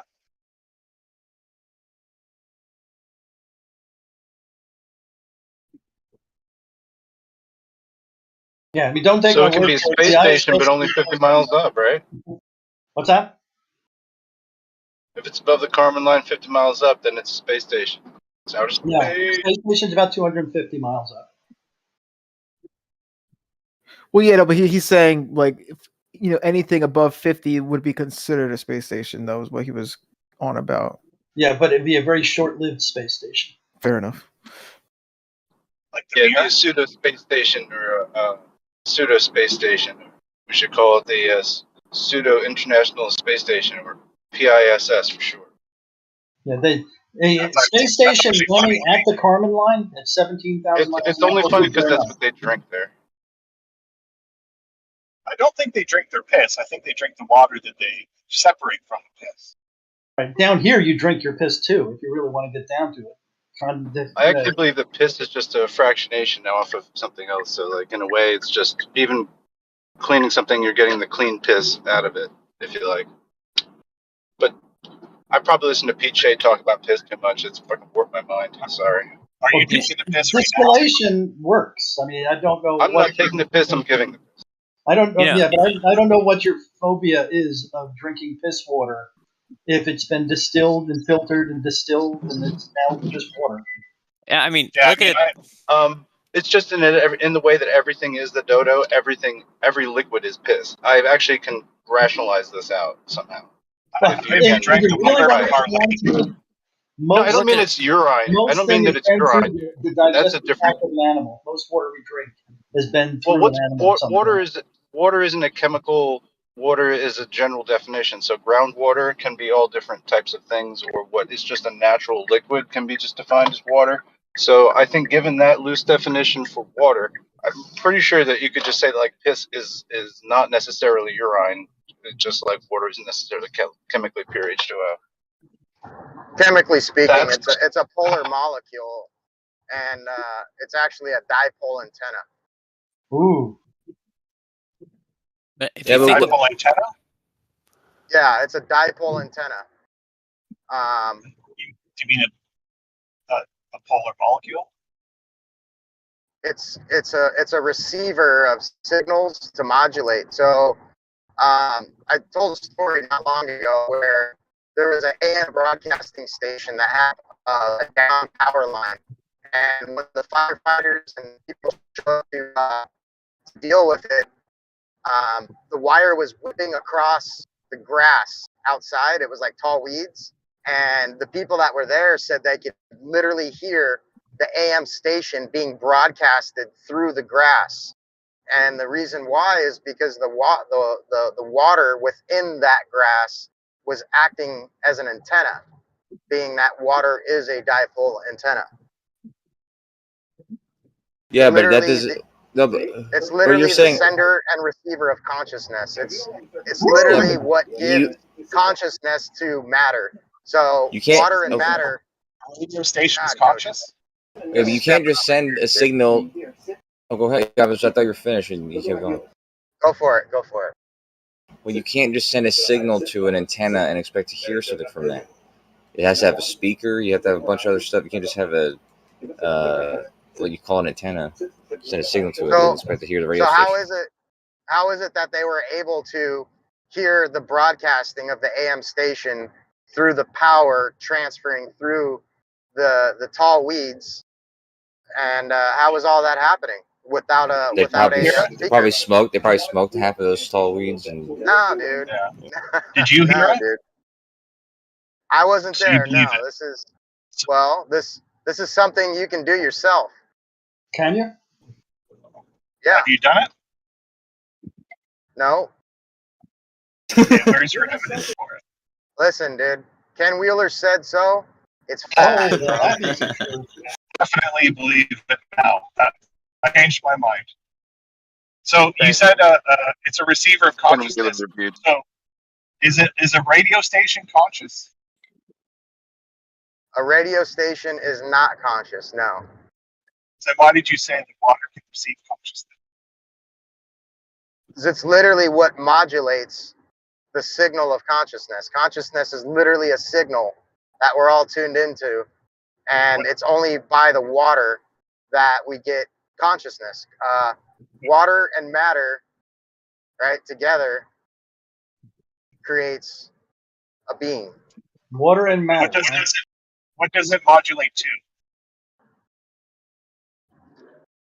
I don't know. It's a good question. We'll have to look further into the topic. Yeah, read the next page. I'm driving, but I could pull up a video. We could all watch it together and hold hands if you'd like. Yeah.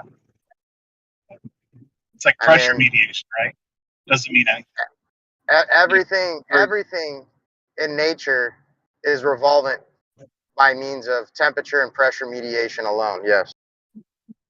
Revolving. So Earth is revolving? No. Well, you said everything is revolving. I did find no, I didn't say revolving. I said revolving. I did find some stuff on pressure mediation, but it was the mediation of pure pressure, I think. Yeah, like family court and things like that. Yeah. Or like that TV show PSI Miami. Did I find it funny that you guys can't take a simple phrase as like pressure mediation and just apply the meanings of those terms to figure out what's being talked about? You have to put it into Google. And if Google doesn't give you something that relates to the phrase that somebody said, then you think that the phrase is not applicable. It's kind of funny. Does Google do all of your thinking for you? I would think that it's relieving pressure until it reaches zero. And what does that accomplish? An equilibrium. Yeah, but just making the two pressures equal is also equilibrium. So why don't you just increase the two pressures? That wasn't the point earlier, though. It was proven. Yeah, it's not just about relieving the pressure. I don't think you were here for the conversation, or if you were, you just completely misunderstood. And don't leave out temperature, because I was pretty concise when I said temperature and pressure. Okay, but what does pressure mediation mean in your context? It means that essentially everything is seeking equilibrium in a dynamic system where homeostasis is only a short-lived thing. Not necessarily, no. In fact, the upper atmosphere is in homeostasis, is it not? Well, that's the assumption, but we can address that if you'd like and continue the conversation. I mean, I guess what do you mean by homeostasis? Is a filled tire in homeostasis? I think so. No. Why not? Because there's a gradient. In the tire? You said pressurizing a tire. Would there not be a gradient? Not when it's pressurized, I don't think it equalizes. No, there's a gradient in the tire too. Top of it has slightly less pressure than the bottom. Due to gravity. Yeah, gravity. I've taken a tube, and I haven't pressurized it, but I've taken a tube, sealed both ends of it, laid it down, stood it up, and the pressure balances out. There's low pressure at the top, high pressure at the bottom. Flip it over. There's low pressure at the top, high pressure at the bottom. I found out the other day our heavy equipment tires at 120 psi, which is why when they blow up, they can kill you. Right. 120 psi at the bottom, and well, actually, where you measure it, so probably somewhere around the middle. But if you went up to the top with a barometer, if you put a barometer in there, you'd see that it was slightly lower at the top. That's nuts. Gravity's a wonderful thing.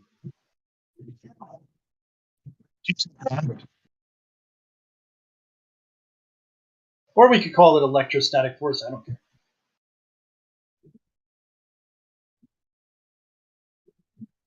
It seems like you say it that way. Kosho's mom's got a squeeze box, and Jeremy plays it all night long. Kosho's mom is 63. I don't know if that's impressive. Where else are you going to get the senior discount, dude? My mom? Yeah, but no one wants to deal with your mom, bro. I know. She's 5 foot tall. She's too feisty. I know. She's a French-Canadian woman.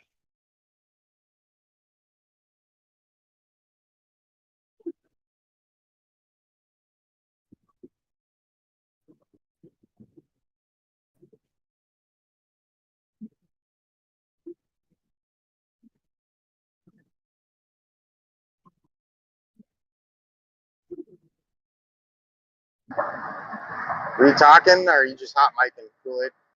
Or Chucky? Not talking. Driving. I was at this customer's house, and he had a vacuum chamber sitting there. Asked me if I wanted it. I thought about Jeremy. It'd be too heavy to send in the mail, though. Sorry, what did they have? Because he had a vacuum chamber sitting there with a bunch of like paint cans in it and shit. And I asked him about it, and he's like, "Oh yeah, I'm not doing nothing with that. Why? You want it?" How big? Thought about it, dude. How big? The inner dimensions, I would say, would be maybe like 1.5 feet by 1.5 feet, something like that. That's very nice. But it was like solid steel. Like, it looked fucking legit, dude. Like, you could really put some pressure on this thing. Oh, okay. So it's not glass. It's not. Does it have windows at least? Yeah, it had a window in the front with like I don't even know what the hell you'd call it, but yeah, it looked legit, bro. Is it curved glass or flat? Oh, it was flat.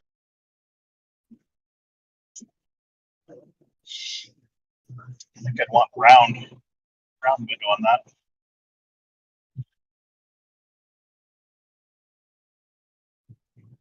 You can make a little one out of a Hellman's mayonnaise jar. I bought one on Amazon. It's just small. How small? Like 6 inches? No, it's maybe like I don't know, like a foot by a foot, essentially, round. Have you done any drop tests in it to see if things drop at the same rate, like a feather in a rock? What's that? My Bluetooth died. Oh, have you tried dropping a rock and a feather in it or anything cool like that? No, I was using it for extract purposes. Oh, okay. But yeah, I also got a cylindrical stainless steel chamber as well, but no window or nothing.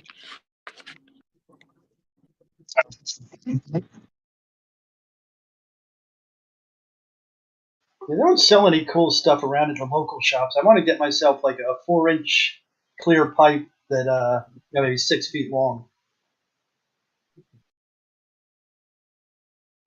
How big? 4-inch diameter and 6 feet long. Moya, can you please do the thing? Moya, can you please do the thing with the globe where you had the straws or whatever, and show people that thing? It's my wife's globe. She gets mad at me whenever I steal it. Who's wearing the pants over there? Who's wearing the pants? It's her globe. His wife. Tell her she don't even know shit about the globe. Start debating her on it. She don't know nothing. That's a good idea. Just do some globe flexing on her. Globe smack her, and then she can globe smack you. Just smack me with her curves. Think of worse things.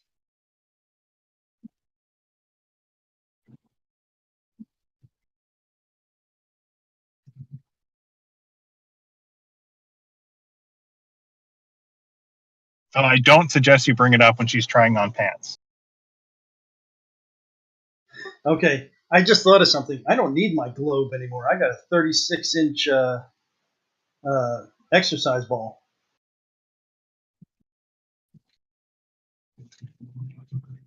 It's my office chair for when my back's hurting. Does it help? Don't know. I tried it a couple times. It didn't hurt. Oh, okay. That's good. I guess it beats a $1,000 Opus Form chair. Now, how do you fix something to this silicone surface? Silicone glue.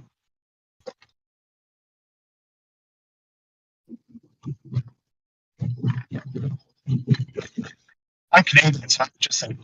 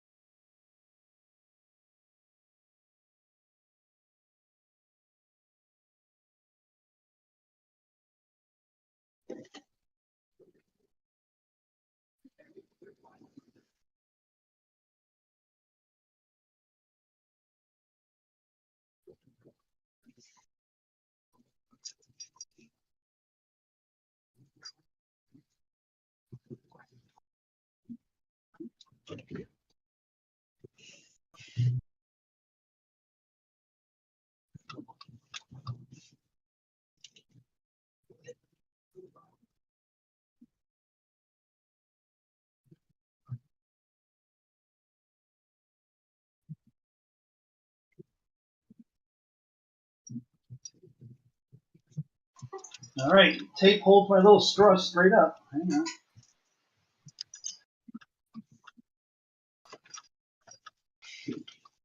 Hey, you know those little things that you get for balloons? The little cones? Tape one of those down and stick a straw in those. Dude, don't listen to him. Just do what you did before, please. Tape it all, record it, take pictures, whatever. Yeah, I'm gonna live stream it. Wait, why are we doing this for? What is this? What does this do again? What's going on? Why are we doing straws and balls or whatever the fuck? Because there's a people lot that of don't confusion in understand. flat Earth of how a great circle route works. No, that's not why. No, it's because people are confused about how these spherical triangles are measured. That's why. Oh, okay. What are you doing, Moyak? We're just spherical excess thing, right? Spherical excess. All right, what exactly do you want me to do? I know you say what I did before, but tell me exactly what you want. When you showed how to measure spherical excess, you have the 3 points sticking up. You go to one point, you got your protractor, you see the angle. You go to the other point, you get the protractor, you see the angle. All right, I think I could probably, even on the scale that I got here, I might be able to get something useful out of it. Ugh. Just do that because heads don't understand how this triangle is measured. They think it's point to point or something. I don't know. Yeah, triangle. Triangle. Are you my hype man? What are you doing, Armbar? No, I'm just repeating the last thing that's said. I don't know. I sometimes do that. I'm like a parrot, you know, but not that kind of That's parrot, what though, hype right? men do. You ever listen to the locks? No, I haven't. Sorry. You said the what now? Never The mind. what? Just never Yeah. mind. Yeah, but yeah, all right. But I didn't mean to be a hype man though. But I mean, all right. I guess that's what I am now. I'm Jeremy's hype man. Yep. You're my hype man and my backup dancer.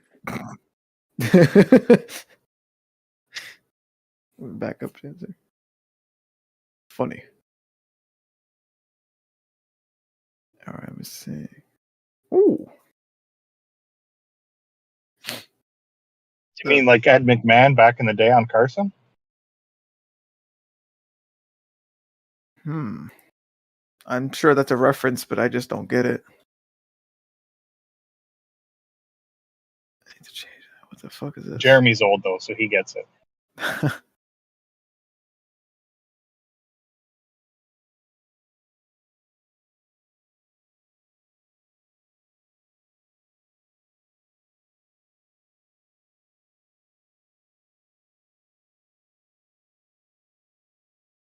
I don't know. It's hard to get readings off of this thing without like I'm putting a protractor there. It's just hard to get a hard number for where the straws are.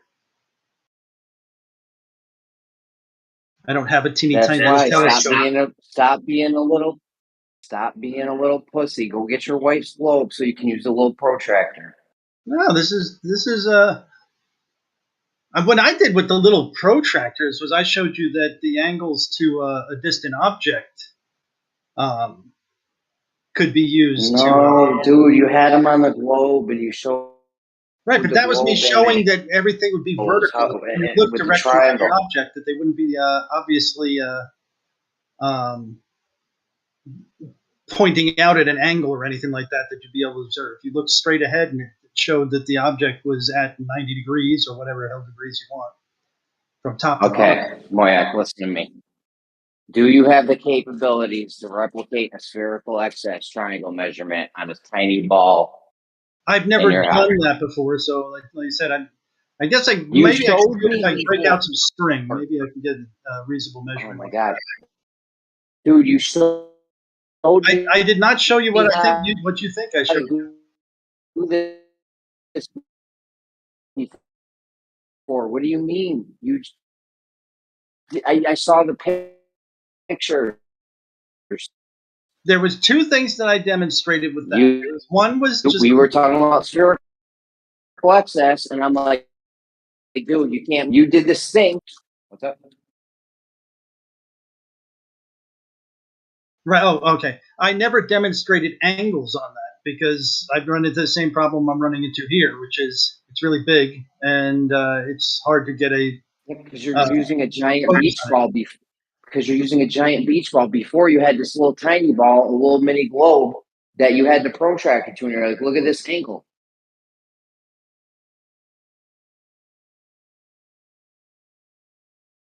You literally showed me this before, and now you're saying you can't do it. I mean, it's fine if you can't. If that'll be going in your file, but I think you're misremembering what was demonstrated in that example.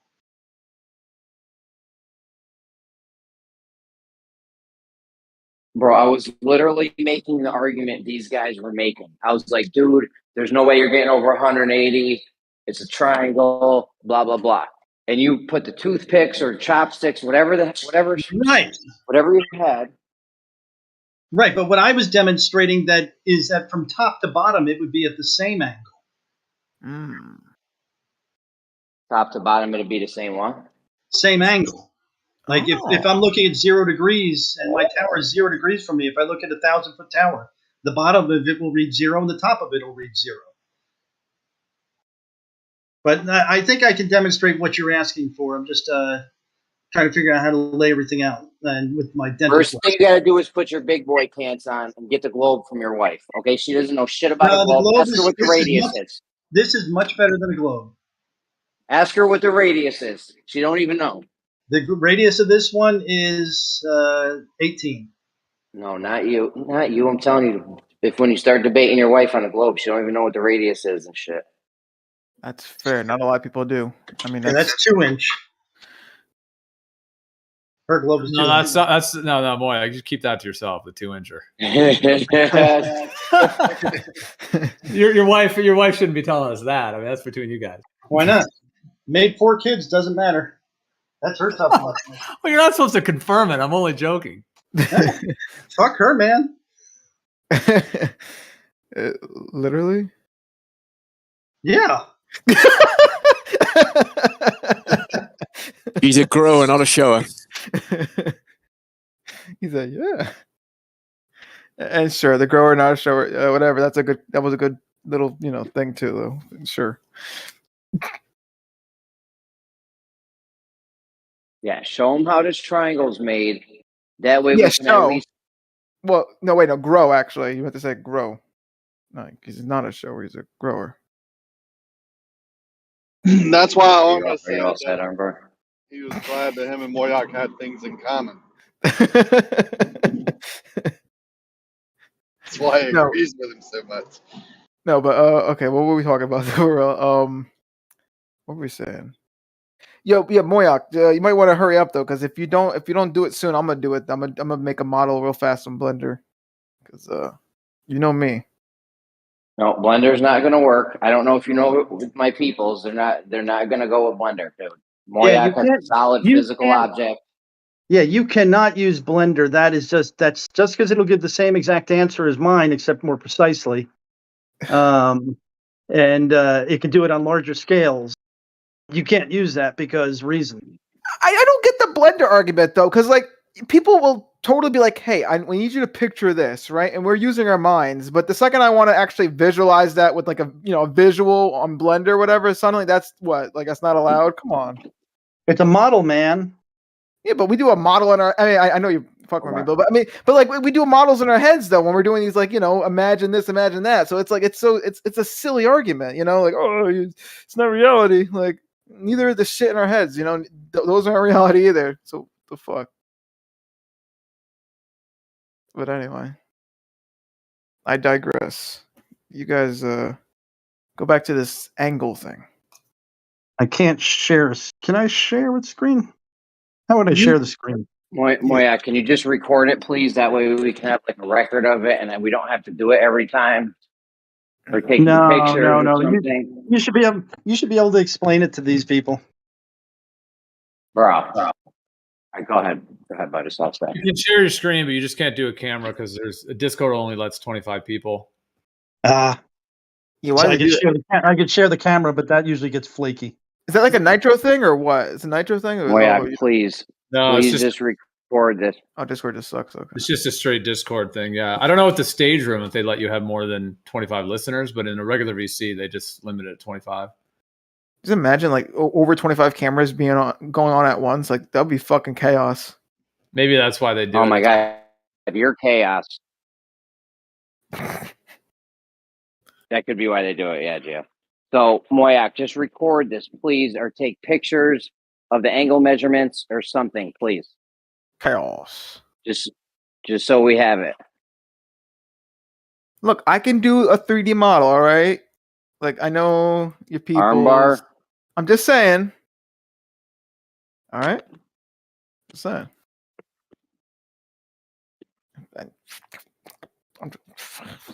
See why it doesn't work. I mean, it's really good. It got nice little colors too. I got the ball like gray, but everything else is like red, green, and blue. It looks really nice. Like it's pretty.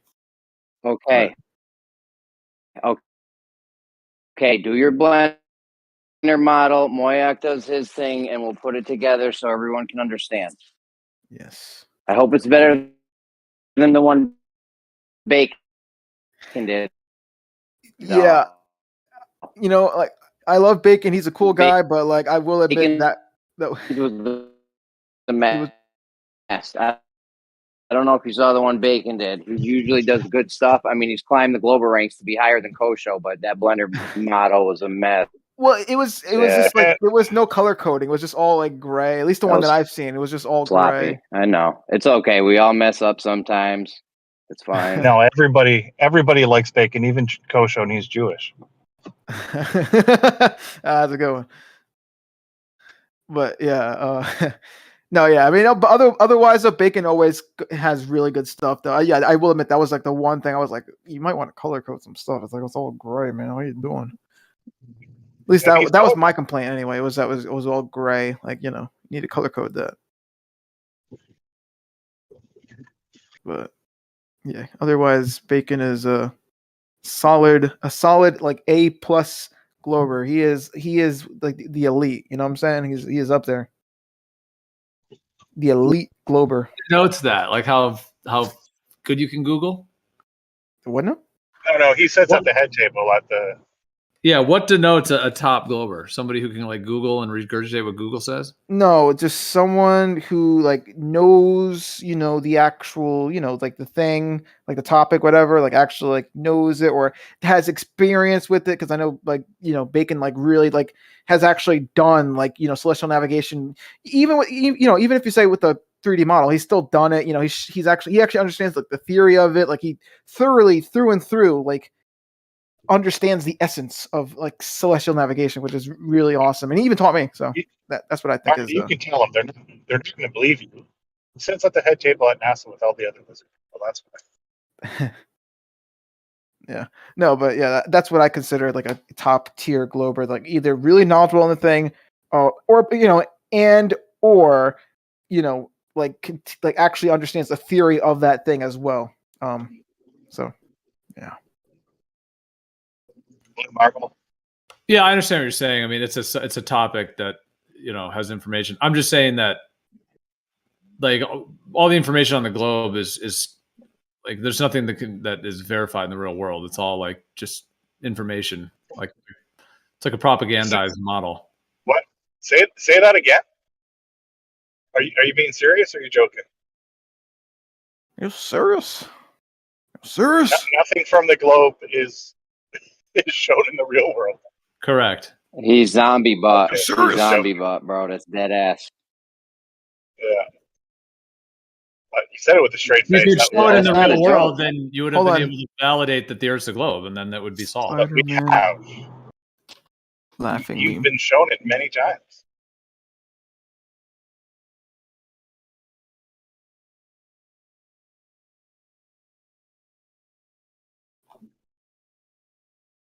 Hold on. Let me see it. Let me see. Never mind, I can't find it.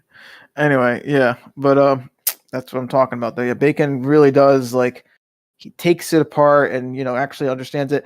Let me see. Kosho is also pretty good. Marble science. I'm obviously the best though. But with that being said, though, yeah, there is a hierarchy though. And yes, Bacon is way up there though. But, yes. And Blue Marble, yes, yep. Mm-hmm. Yeah, rich 12-year-old child. Is it a pseudo hierarchy? It's my hierarchy. I'm on top. All right, I'm the best. I'm the best. You got pseudo forces, pseudo physics. Might as well have a pseudo hierarchy. What's pseudo physics? Physics that doesn't actually exist, but is only theorized on. Oh, you mean theoretical? Yeah, well, you're being pseudo funny. How about that? I don't know. I don't even think it gets that far. It's not funny, haha. I'm pseudo funny looking. Funny. Yeah. No, you're actually funny looking. Oh. It's funny. Like, look at how funny that three-legged dog is trying to run. That kind of funny. Oh, okay. Let's calm down now. Bro, keep thinking this shit is a joke. But if there was some definitive Gotta be shit a joke. you guys had, we wouldn't Jeremy, you got like a pseudo connection right now, man.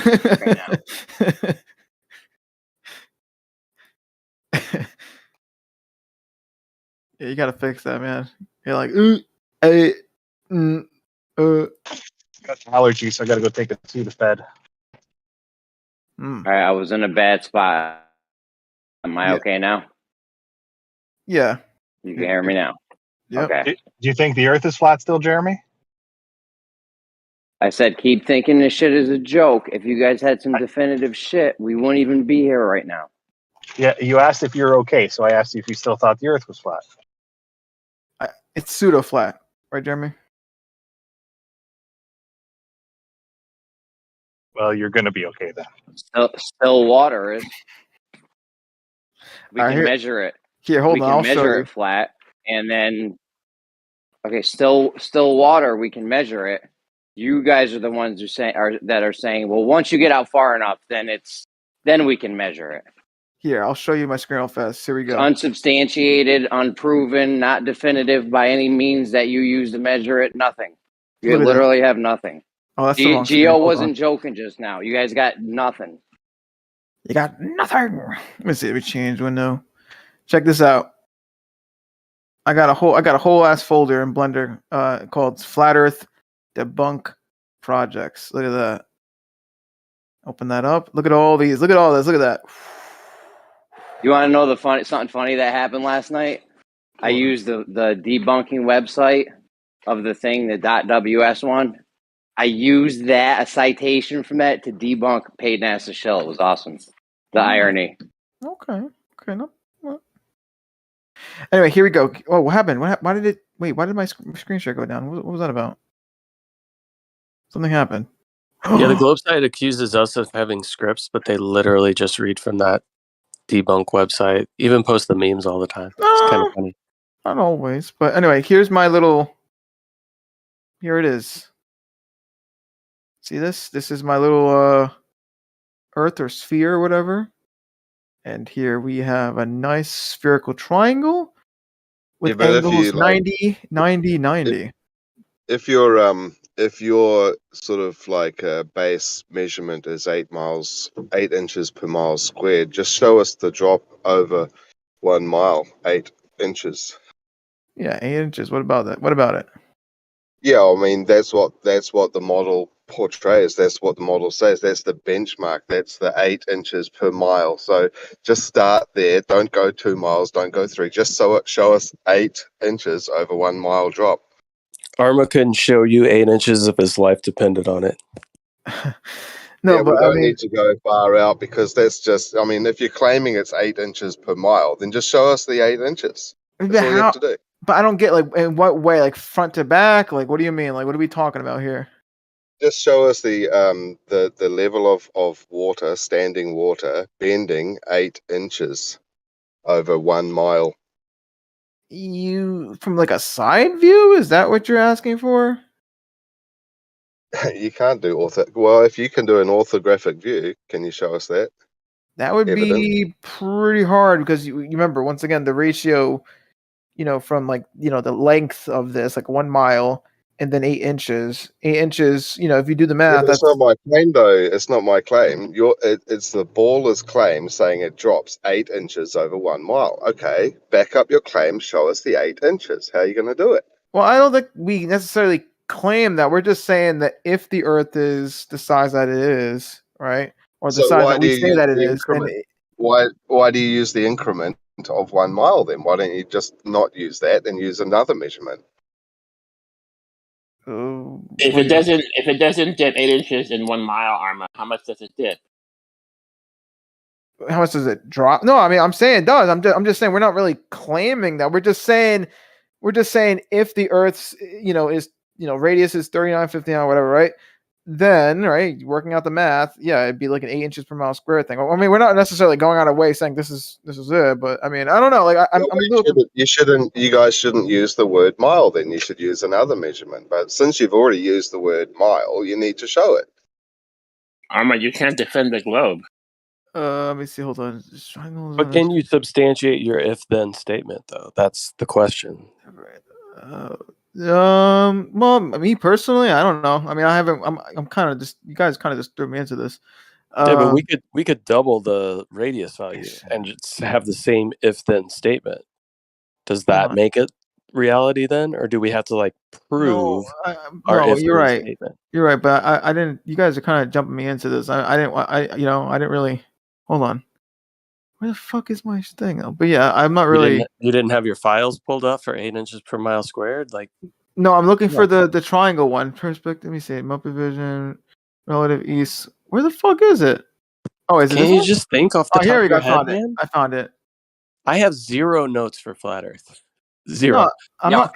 Everything I do is freestyle. Fire off the top like Michael Jackson in the Pepsi I commercial. I freestyle too, but I'm not doing that right now though because I don't really care about it right now. I'm trying to do this triangle thing, but okay, hold on, where is it? Okay, I found my triangle thingy. Here we go. I don't get rid of the triangle. Look at that, guys. Look at this shit. I just gotta get rid of the triangle now. But there we go. Okay. So this is pretty obvious, right? As you can see here, my little awesome little. No one's watching. Never mind. Got one person. Sonic Shooter. Sonic Shooter is watching. That's it. Speedy shooting. Anyway, what are we on about? So we still doing the triangle thing, or are we talking about something else? Your best answer to the question that show us the 8 inches per mile is I don't know, I can't tell. The same answer to we can't feel the spin, you can't tell, we can't see the curve, we can't tell. Because I wasn't really like normally whenever I debate, I usually ask for it. I didn't really ask for that. You guys kind of came out of nowhere with that, without my consent. We snuck up on you, huh?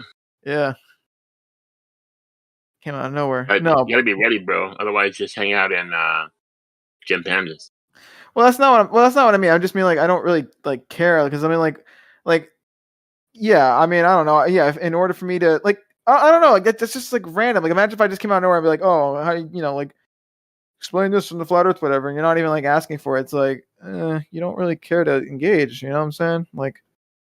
I don't know about the 8 inches per mile square thing. I'm just saying if the Earth is a certain size, and that's it's kind of the benchmark of how you measure the curve, isn't it? And if you've got that claim and you understand the ball and you're in the elite hierarchy of the understanding of being a baller, then at least you should be able to show your most fundamental baseline measurement in reality.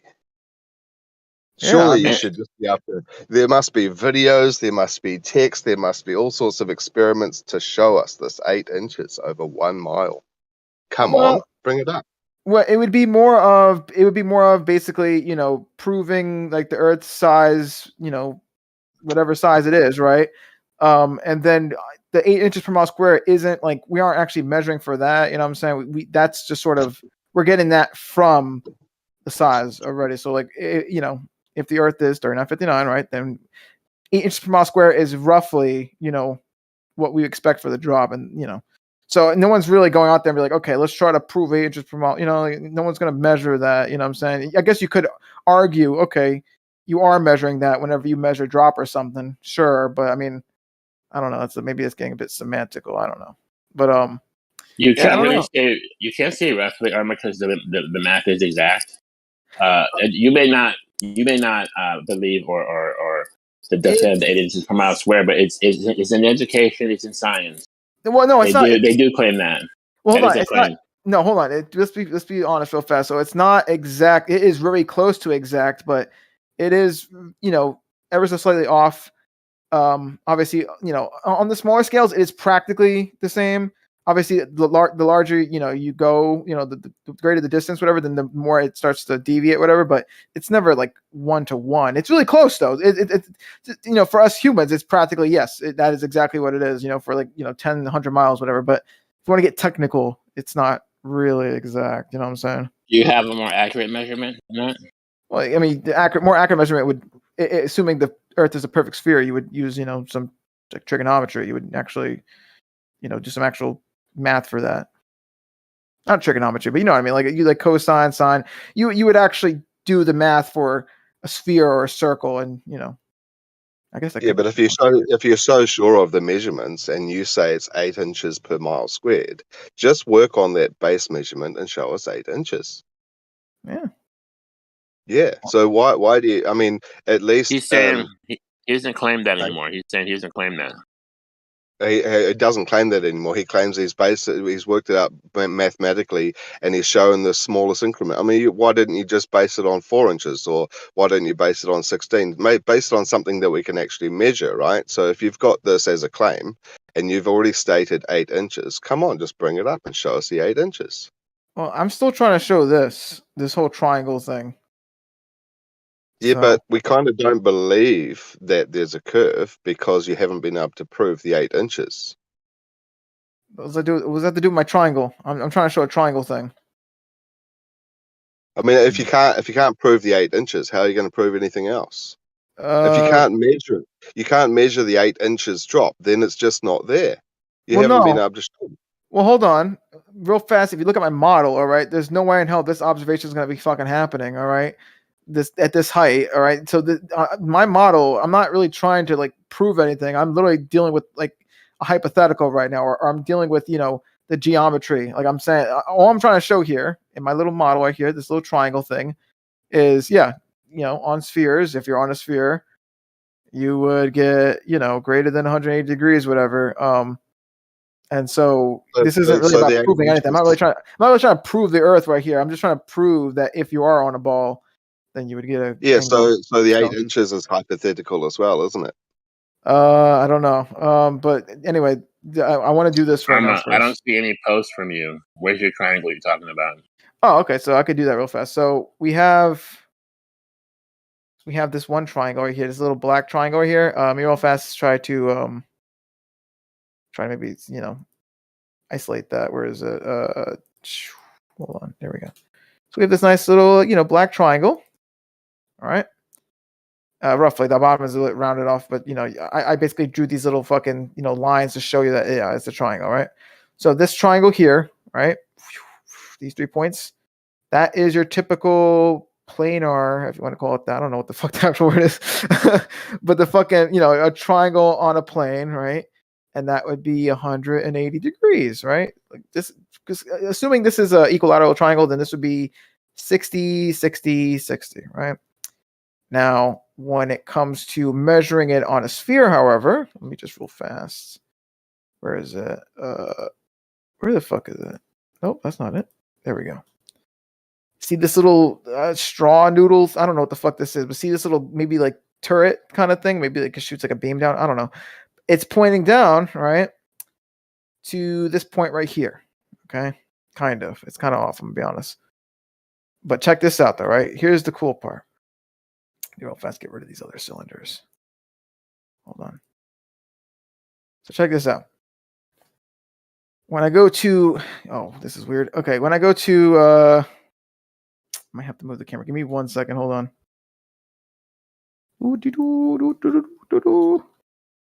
Yeah, so check this out, right? When I go to measure from the red to the green, right? I'm actually rotating 90 degrees, and I could prove that by, let me click this real fast. Hold on, where is it? Give me 1 second. There we go. If we take a look at Sharon. Yeah, so if we check out look at the z-axis, when I go to rotate, it does a full 90 degrees, right? So the thing is, when we go to measure these angles, right, we're not measuring on the same plane as that one triangle, right? Which if I bring it up, right, we're not measuring on that plane, right? We're measuring on like a plane, like, let me show you. We're measuring on this kind of plane. Let me just pull it up real fast. No, that's a cube. Give me a second. We're measuring on this plane right here. Check this out. This is the plane, all right? We're rotating on this plane right here, okay? And I can show that right now by rotating. See? This is that the flat Earth? No. But as you can see, I'm rotating on that plane. So when you go to make this angle measurement, right, and you rotate this little thing, yeah, it's actually 90 degrees. See? That's actually 90. You can't. I hope you wouldn't disagree with that, right? I mean, that's 90. See, that's 180 right here, and the half of that is 90. See, 90 degrees. So that is how you get, all right, a triangle on a sphere with angles greater than 180 degrees. All right. Let me help you, Arma. You can't actually see from the North Pole to the equator. So this is like a hypothetical? Yeah, I literally just said that when I first did that. So this is a little hypothetical, whatever, just to show that it's a proof of concept. I think that's the whatever, right? So it's just a proof. It's just to prove. He's very high off the ball with this measurement. Yeah, this is like maybe like even greater than the ISS, perhaps. It's pretty high up. But the point is, though, it's just to show, though, the whole point is to show that you can have a triangle, or at least you can measure an angle, like 90 degrees in this example, and do that for all of these points. Hold on. What's your height above plumb? Above plumb? Height above plumb? He is plumb. He's past the Kármán line. It's just a joke. He's in the He's in the Van Allen belt right now. Yeah, but don't worry about it. The point is, though, right? Obviously, at this point, at this height or whatever, you could obviously get, you could see these 2 points. So therefore, you get the maximum amount, right? Of that 90 degrees, whatever. Obviously, if you're a little bit lower, then you don't see as far, and therefore the triangle is smaller, and therefore the angles are less so. All right. But this is sort of like the maximum amount in terms of, like something that kind of looks like a triangle, 3 points and whatnot. You could go technically, I think you can go even greater, but it starts getting ridiculous, and we're not going to touch that. But yeah, this is. Arma, can you show us on flat? On flat? Tell us the difference. Show us the difference. On flat, it would measure 180. Yeah, so on flat. He didn't give us any measurements so far. Yes, but it would measure 180. I gave you a measurement. What are you talking about, fucking Godric? I showed you a fucking measurement. I heard 180, so what is it on your ball? On the ball, right here, this is clearly 270. You got 90 up here, 90 here, and a 90 here. Okay, so this is a 270. But it's funny, your video shakes almost as much as mine when I was doing my actual physical measurement. Oh. Would you look at that? It should be up in about 3 or 4 minutes. Arma, shade in the area in between the lines, like a represent line of sight. So just 2-dimension shade in the area of that triangle. You mean and then measure it. Shade in that area. Oh, you mean like kind of like that in a way, like that sort of like what I did here, kind of. Hold on. Yeah, just shade it into the area, in between the strings. Representing line of sight, so 2 dimensions. Yeah, but that assumes you're rotating on that plane, though. We're not rotating on that plane. We're rotating on. But that's all we can see. All we can see is a line to one point and a line to the other. So if you shade it in, if you try to shade it in, you're gonna have 3. You're gonna have 3 different angles to try and show us more than 180, and that's not how anything works, bro. It's gonna be this triangle here is 180, bro. Here's a point. Here's a point. The whole argument is the orientation change. By you changing orientation is how you're getting more than 180. Okay, but by measuring at line of sight. So in other words, if you shade it in, you're only going to get 180 degrees. Yeah, we understand how to draw. We understand how to draw it on the sphere, and we understand that whole argument. But we're trying to say line of sight. If you shade it all in, it's going to be 180 because it's only going to be up one planar triangle. Yeah, no. I think the problem is that when you take these measurements, you get greater than 180. And the answer to why we think that happens is because it is not that they are not all on the same plane. They are on different planes. Right. That's what you have to assume. And that's why we say that it's just mathematical. Because when you assume it and then and then change the orientation and change the math, and you get more than 180. That's the whole point.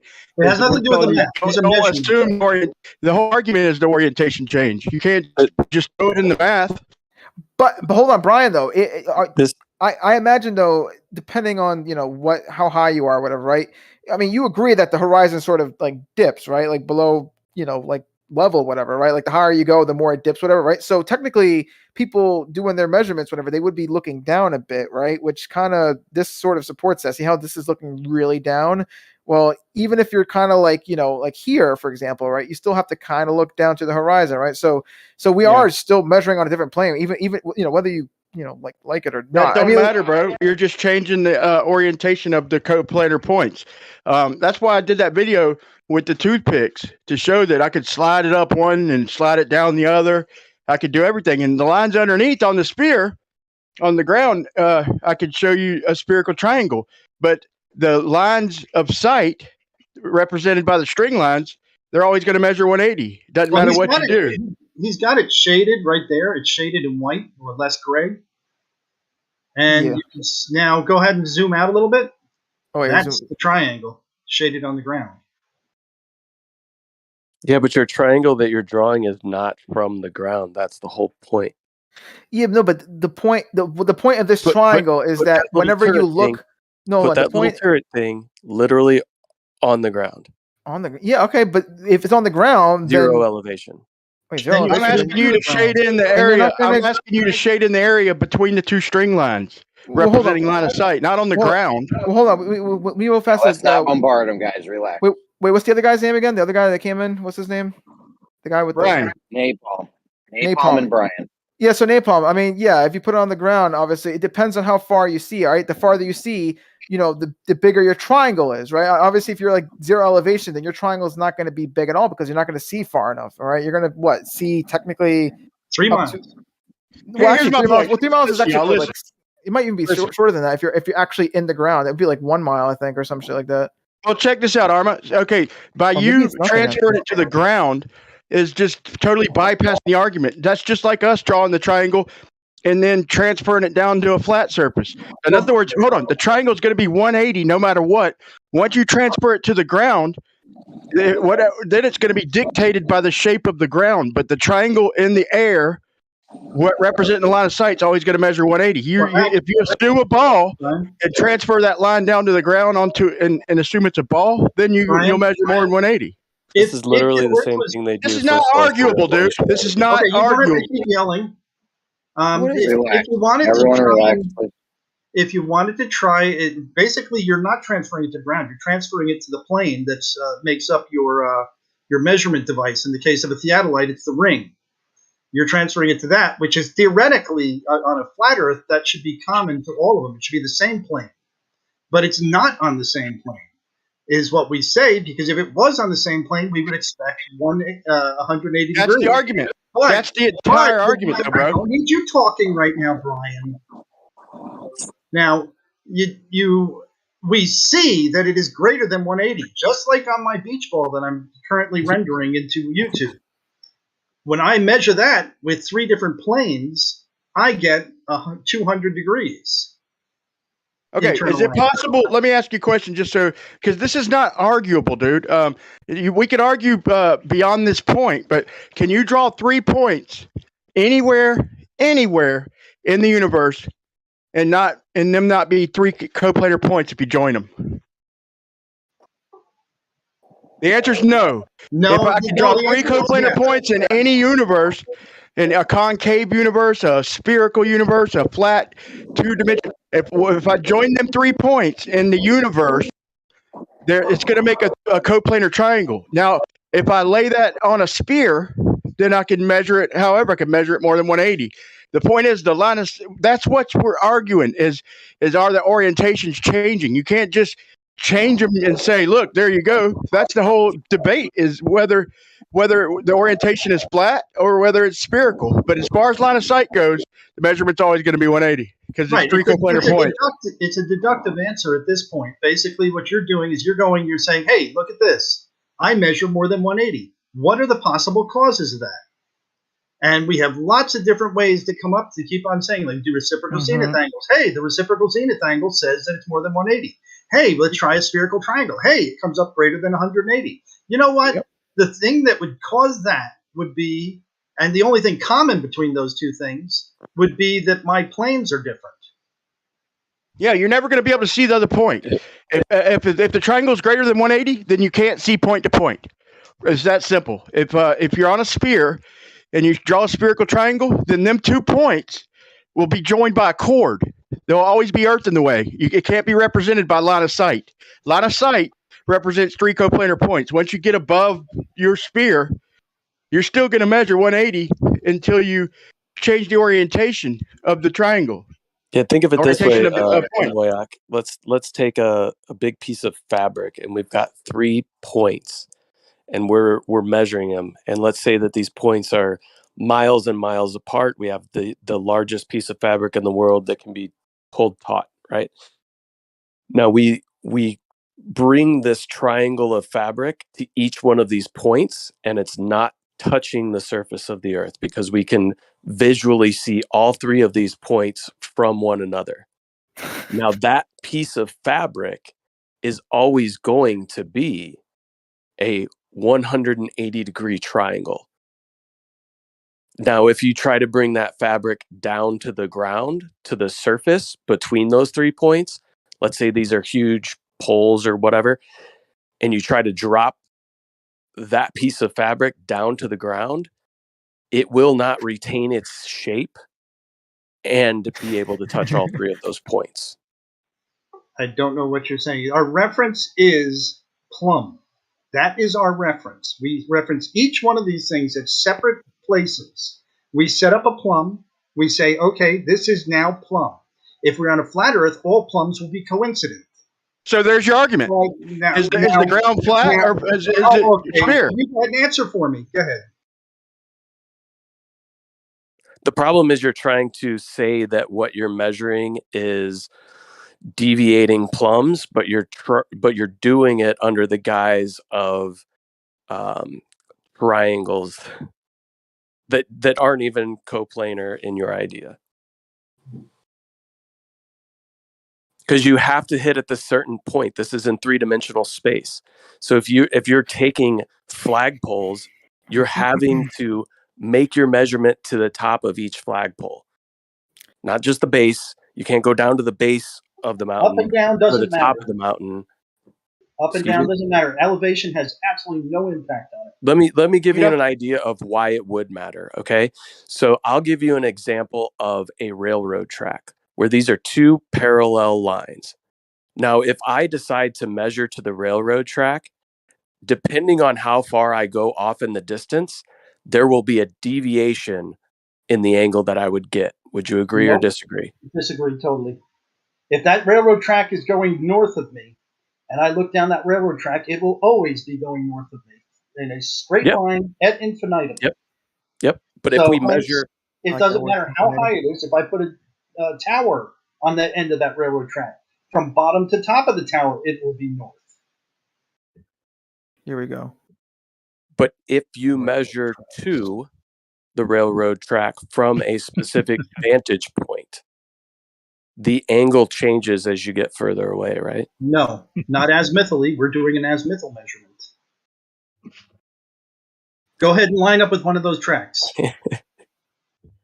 The problem is you're saying line up. How about this? I'm not talking about lining up with the railroad track. I'm viewing a railroad track that is, I'm not viewing directly down a railroad track. I'm viewing a railroad track. In this case, I am. Not directly. Wait, if we cut 3 tunnels, if we have 3 lines of sight, and we tunnel through the earth where we can see them all from the ground, and so basically we chop a piece of the sphere off and to see between the 3 points. So then now we've just created a coplanar surface, okay, with lines of sight. So if I chop the earth, if I chop a piece of the earth, and then I got 180 again. That's what I'm saying. Well, hold on, no, anytime you have line of sight, you have 180. Well, hold on. No. You get. Hold on now. All right, you get 180 if you're dealing with the plane on which that triangle is on. But when it comes to actually rotating to face the direction of that whatever the fuck it is, I don't know, tower or whatever, right? You have to do angles that are going to add up to greater than 180. Yeah, but chop your spear to represent line of sight between the three people. Chop your spear representing the three tunnels, and you got 180 again. Because line of sight is always going to represent 180. Are y'all arguing that? No one's arguing freaking the 180 thing. I'm just making sure my mic is working, but no one's arguing that. We're just saying that if you're on a sphere, all right, and you have to rotate your body around to face this other target or whatever, right? You're going to get an angle that, in this triangle that adds up to greater than 180. I hope that made sense. But yeah. I posted my video now, Jeremy. If this is what you want, yeah. Good. If it's not, go suck an egg. It should have made sense like a month ago. Yeah, it really should have. Also, what's up, Bacon? The one of the elite Globers. Yeah, yep. Glober by that. Yeah. You have 90, and then you have 45 and 45 if it's line of sight. Nope. If it's line of sight, bro. So you found a way to curve space time, I guess. No curve space time. Do you agree? Do you at least agree with this or disagree so I can see where to start from? You agree that 3 points in our universe, if we connect the 3 lines anywhere in the universe, direct lines, then that's coplanar. They can be. Yes. So give me an example where they wouldn't be in our universe. When your planes of measurement are different. Yeah. It doesn't matter, bro. A string line. It does matter, bro.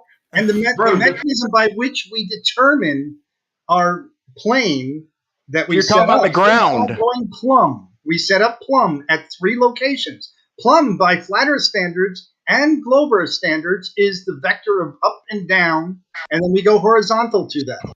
Now, we please quit talking about the ground. And you're right. We'll be on the same plane. If those are different, then we'll be on different planes and get different measurements. Very good. So now let's quit talking about the ground and let's talk about line of sight. Okay. This isn't about line of sight, though. I mean, yeah, you get line of sight to the thing, but at the end of the day, though, you're going to be rotating, right, to face the thingy, right? So what matters is when you shuffle your feet to rotate to the other thingy, all right? And when you shuffle your feet, that angle that you get is going to be a part of a triangle in which its angles are greater than 180. There you go. Okay, this is why I did this video, man. I used an actual globe, dude. And I put point way up above the globe to show that on the ground underneath, yeah, I can curve my lines. I have to curve the lines to get a triangle. There's no arguing this, bro. To get a triangle more than 180 degrees, I have to curve my lines. Nope, because we're not putting it on the ground.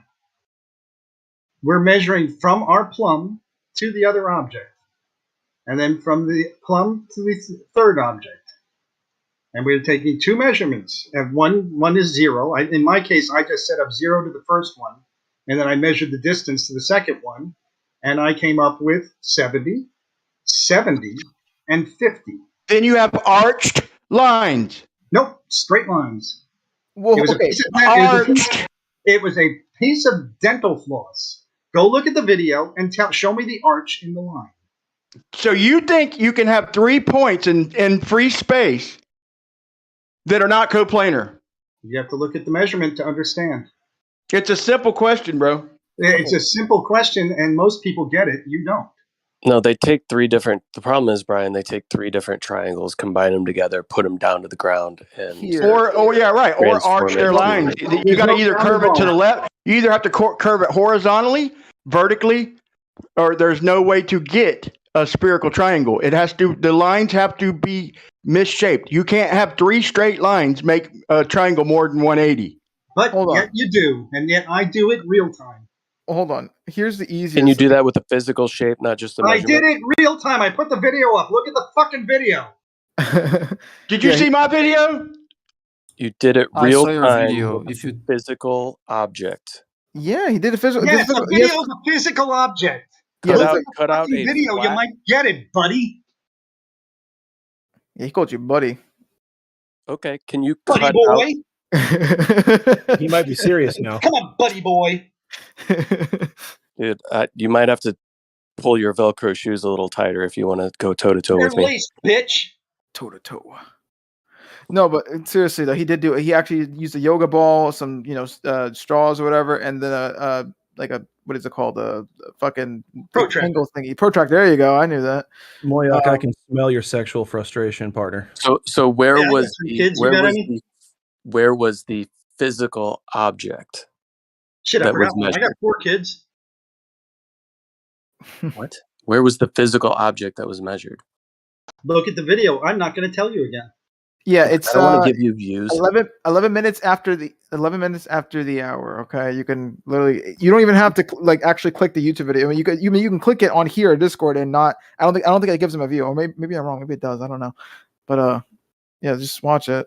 I can bet $10 that he didn't make measurements to the actual points in which the dental floss was touching the string or the straws or whatever. He probably made a measurement to the straw, not the actual point in which the dental floss was touching. Even if he did, it would still work out though. The whole point. What do you mean, even if he did? How are you Well, making a measurement to a point that's not there? If you raise or you lower the point, the azimuth won't change. Yeah. So why is that a point? Because then you would have to go to wherever the raised point was. Watch the video. And make the same measurement. That doesn't change. That doesn't change the azimuth. I mean, the whole thing about axis is adding up azimuths.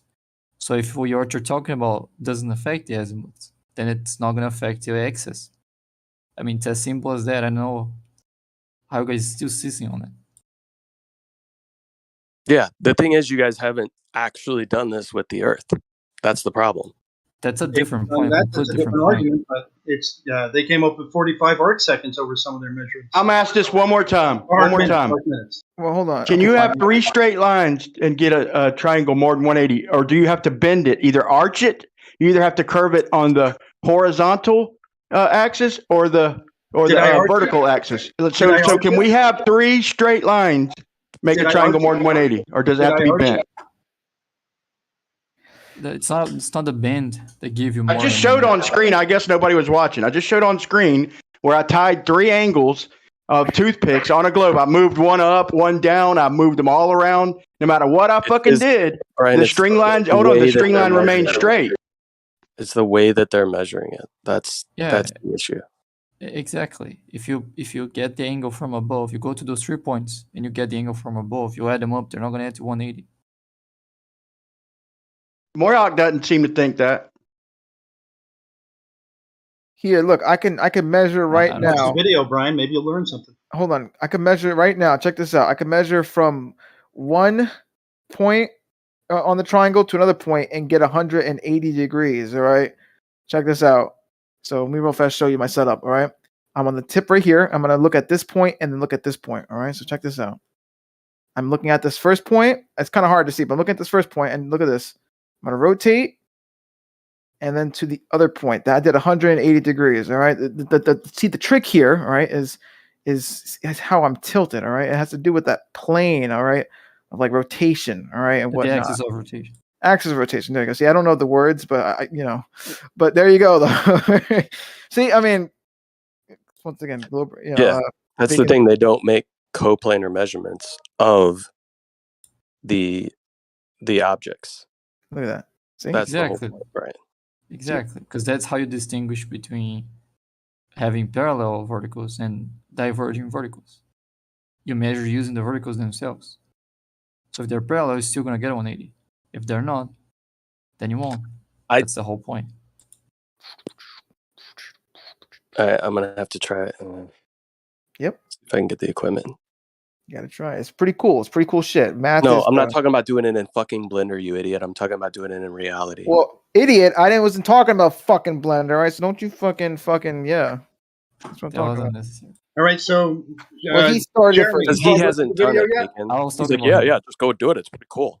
What do you mean I haven't done it? How do you know I haven't done it? Have you done it with dude? Look what Moyak does in his video. He's literally changing the angle. I can't hear you. Protractor. Brian. Hold on, Moyak in his video. Anybody who didn't see his video, he's literally changing the angle of the fucking protractor. That's what's in contention. God damn it! Listen, I changed the angle on the protractor in order to line it up with one tower, and then I would measure the angle difference between those 2 points. To the That's the second fucking tower. debate, bro. Are we changing it's an exact angles? measurement of how you measure an angle. Hold on. Can I come back to napalm? Hold on, guys. Hold on, Swearing at me. Armbar. Hold on a second. Brian, you got to stop yelling. Yeah, okay. Okay, so real fast, Napalm, you were swearing at me, so let me answer your question. No, I haven't done it, but I'm pretty sure if I did it in reality, all right, I'll get the exact same results. All right, so Cool. yeah. So you have no actual idea about reality because you haven't done it, but you're pretty sure that you would. So then, therefore, you can claim that it's the case. Yeah, I can, because if I had the exact same setup, if I had the exact same setup, right, like in my Blender model where I had a fucking sphere and I stuck out, 3, sticks, a blue, a green, and a red one, right? I'm not green and red colorblind. I know I said it backwards, but anyway, if I did this exact same thing, right, and I fucking rotated the shit, all right, I'm gonna get the exact same results. If you think otherwise, all right, then I don't know. That's something wrong with you, all right? My measurement matched what he showed. I didn't do it to 90. I did it to probably like 15 or 20. Hold on. So the problem with this, right, in the surveying is you're doing very long distances. So any inaccuracy within your measurement tool when you're getting that azimuth as you're swinging it, right? So when you're setting it up to be exactly flat, right? Any slight deviation in that is going to be exaggerated increasingly. Not really. With distance. What do you mean not really? Not really, because basically what you're doing is you're setting it up. You can get precision of an arc second left to right. And so when I aim at a tower off in the distance and I line those crosshairs up on that tower, whether it be 10 miles away, 50 miles away, if I can line it up to it, I am pretty damn close to an arc second. Yeah, exactly. Can you show me the accuracy of up to an arc second for the distance of the machine in which you're using? In my case, I had probably like 2 degrees of error in my setup, but yes, I mean, I could set up my dumpy level, and I could show you that if I spin it around, I'll come back to the same measurements as the first time, and I could do that to anything that's in a line with me with the same precision. Can I talk to Brian? For the distances that you're trying to obtain, so like 20 miles, you're going to get an arc minute of accuracy. How big is an object 20 miles away? That's an arc minute. Doesn't matter. It has an angular size. It does matter, Arma. No, it's an angular size, and that's dealing with angles, so it doesn't really matter. You're not being honest, man. No, you have to line up with if you're dealing with angles, and he's saying he has an accurate. What was it? Like he has the accuracy is like an arc second or some shit. Then it doesn't matter what the angular size of the thingy is because for the most part anyway. I mean, like because you're dealing with fucking angles with this whole thing. I mean, you're dealing with angles to objects. So in order for you to be able to accurately get the angle at distance, it's going to be different. Yeah, so as long as the thing isn't smaller than an arc second, I'm pretty sure he can pull it off. That's the whole point. The accuracy is up to like an arc second, he said, right? So if the thing is about an arc second, then he's pretty much good. At 20 miles, what is the width of something that would render an arc second in your theodolite?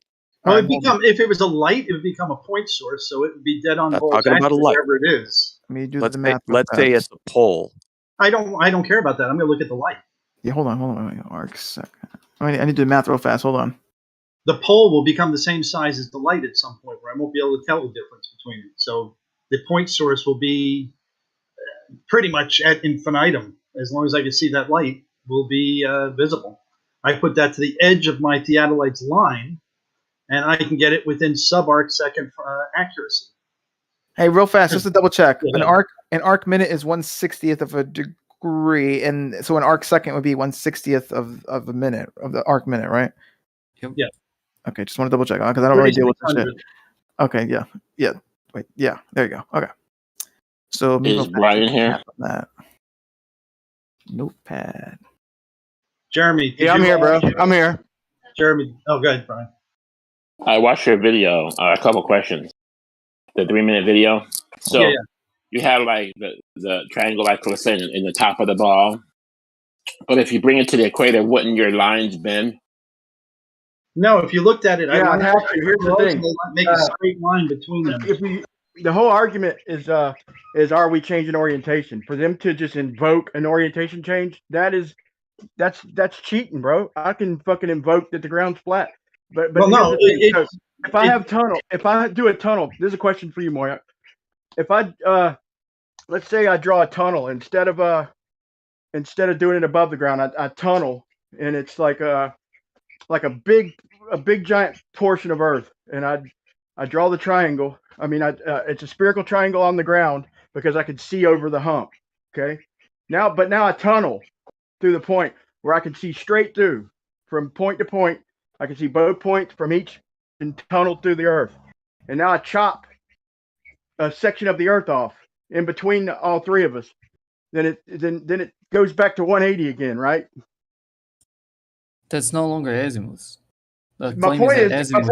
My point is it just depends on the shape of the ground. 180.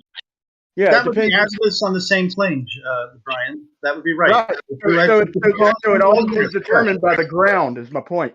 So the ground determines the spherical excess. Without the ground, in other words, you have to curve the line either vertically or horizontally. I know I've said this, but it's important.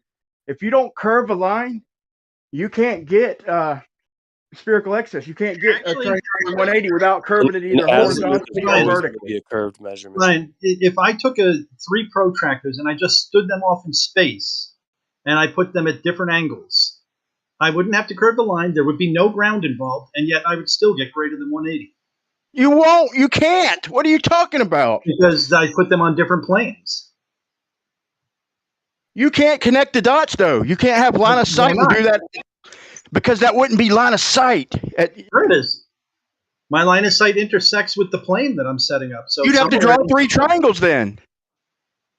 That ultimately is true. Of course it's true. But if you want to draw 3 triangles, that's not spherical excess, though. Why do we have to draw 3 triangles? Because it's not a common plane. That's okay, so there it is. He just said it. So if you want to assume the orientation change, if you want to tilt the protractor, but my point is that's the debate. The debate is are we changing orientations? Is the Earth a sphere and we're changing orientations, or is it a plane and we're not? So I can do the math. I can invoke an orientation change and do the math and give you spherical excess, no problem. That's all they do. Okay, let me ask you this: are all planes when you're talking about the Earth? When I set up plumbs, are all plumbs parallel in your world? The point is, from each station, you can only see one plane.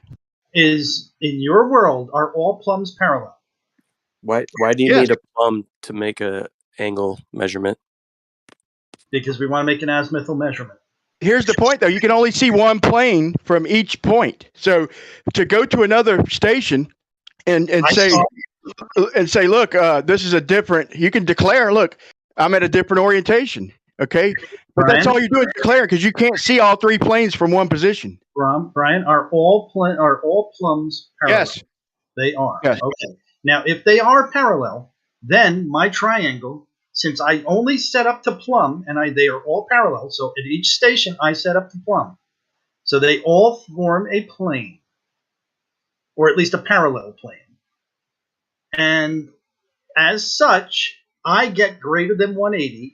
Why? Say that again. If all plumbs are parallel, and I go 90 degrees to that to find horizontal, and all of them are parallel, therefore, if I take a measurement between 3 points, I should get 180. I don't. Why? You can only take a measurement from one point, dude. You know, but he's asking you what happens if you get, greater than 180. Then what? Like what is the explanation for that? Like then you're fucking using a protractor, or you're using mathematics. You're using a protractor wrong, or you're adding an orientation change. Okay, orientation change. Well, I set up each one of these stations. No, you got to invoke it, brother. Once again, all to plumb, and they're all parallel, then I should get 180. Why don't I? You do. Well, hold on. Hold on. Yes, you do. Wait, Brian, when did I invoke that? When I was doing my little blender model, when did I invoke that? I literally just rotated you transferred it to the ground. No, my character, or it's actually not even a character. It's like a little fucking like straw thing. But let's just imagine it was a person. All my person did was shuffle their feet. All right, they went from one point and then they shuffled their feet to look at the other point. All right, they did 90 degrees. All right, they shuffled their feet 90 degrees. All right, that's what the person had to do to look at those 2 points. Bro, but here's the thing. Okay, from where you shaded your triangle, you can't see the other point, bro. You got a hump of earth in the way, bro, so you can't make that measurement. That's not a measurement. Listen, that's not a measurement you can make in real life. No, but that's because you can't see it. I don't. In my model, you do see the points. You see the red and the green. You don't. No, I'm talking about where you have it shaded, where you shaded the fucking triangle. It was on the sphere, and where you shaded it, bring it up in the air, Arma, bring that gray where you shaded the triangle, bring it up in the air where they're actually seeing. Okay, and you won't do it, bro. You won't do it because it's gonna show a 180-degree triangle. That's not the point. Yes, it is, bro. No, it is. The whole point is you shuffle your feet, you look at the 2 points, and you realize, oh shit, I just did 90 degrees, and everyone has. You can't see them points, bro. Yes, you can. You're not looking at the tips of the points in that. Then why won't you shade in the triangle between all 3 lines? Why won't you do it? I get that you can make a fucking triangle with that, a normal planar triangle, whatever you fucking call it, but that's right. 180, right? No one's that's my point. My point is no one's disagreeing with that though. But what we're saying is, if you are on a sphere, all right, or if you are looking from one point to another point, and the angle that you get, all right, happens to be in my example 90 degrees, all right, and then everyone else did that from their points, all right, and you got 3 90-degree angles, right? No one's assuming anything. They literally just rotated to look at the other people, and okay, then now I see you're not lying intentionally. I see you're not lying intentionally. Okay, but let me tell you this again. On that sphere, you're way further away. Okay, by going to the ground, you've literally drew in the angles. Okay, like in other words, as you go up the pole in your example, they're getting further and further apart. Okay, and but you're keeping the angle the same. Okay, so wait. You're taking that big angle between them big 3 points and condensing it down to the surface, bro. My point is without curving the line. Okay, you can't make that measurement in real life where you shaded the triangle because you can't see the other point. So you took a bigger triangle because you're farther apart and condensed the angles down to a smaller triangle. So now you know. So I don't think he was lying on purpose. That's irrelevant though. Oh my god! In my example, the whole point is, at least once again, in my example, you're seeing the object, even if it's just a tip. You're still seeing the object though, all right? And for you to see the object, you had to literally rotate 90 degrees to see one object to the other object. All right? There's no, there's no way you can fucking get out of this. All right, get out of this one, whatever. You're literally turning 90 degrees. So you took them big angle measurements and then shrunk them down onto the sphere, right? So in other words, sphere. You don't have to touch the sphere ever, Brian. If you don't have a sphere, you don't have excess, bro. That's my point. I didn't touch the ground. Did you look at my video yet? You showed 3 different triangles, bro. Yes. And there you go. And that's not fucking. Flat Earth, I shouldn't have 3 different triangles. That's the argument. And I was a flat Earth. I shouldn't have the same or I should have the exact same triangles. Bro, y'all are showing angle measurements from way fucking up. Bro, you're showing angle measurements from way up in the air. Brian. I don't know if you're just talking loudly or you got a lot of. You just got to stop yelling at us because it's raising the hostility. People are getting fired up because you're screaming at us. Yeah, all right, I'll calm down, man. Yeah, be nice, bro. It's frustrating, bro. I'm sitting here telling them that they're spreading themselves apart on their sphere by going up higher, but then when they're taking them same angles they're measuring from up high, and then bending them straight lines onto their sphere and calling it spherical excess. Okay, listen. On a sphere, okay, if I assume there's a sphere. Okay.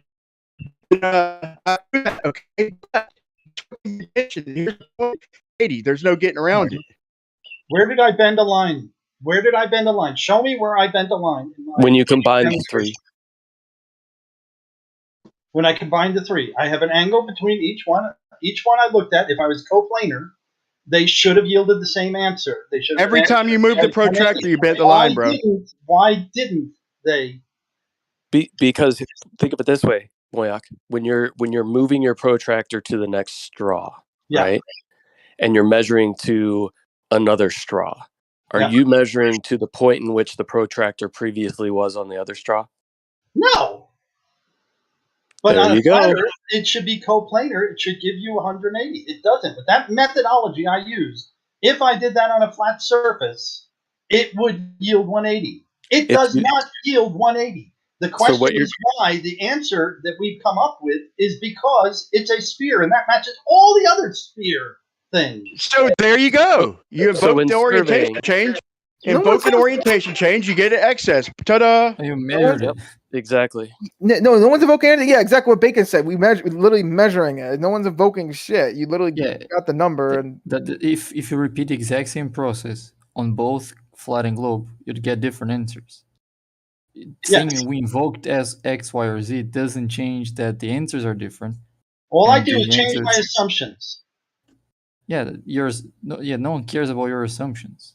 Yeah, if you take a 20, let's say you take a 180 degrees triangle, which doesn't if make you any take a sense. 1,000-mile line, okay, I did that's about spread that. out on your globe, and then you shrink it down to the ground, but you got to keep it 1,000 miles, right?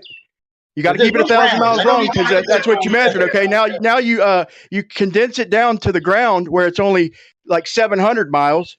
Then you've bent the line. You bent the I line. don't ever bring it to the ground. I don't need to bring it to the ground. There's no reason to bring it to the ground. You My can't thing with shade all it. my You measurements can't. is making above the ground.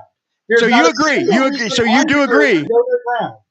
So you agree that from each point, okay, all you can measure is one orientation.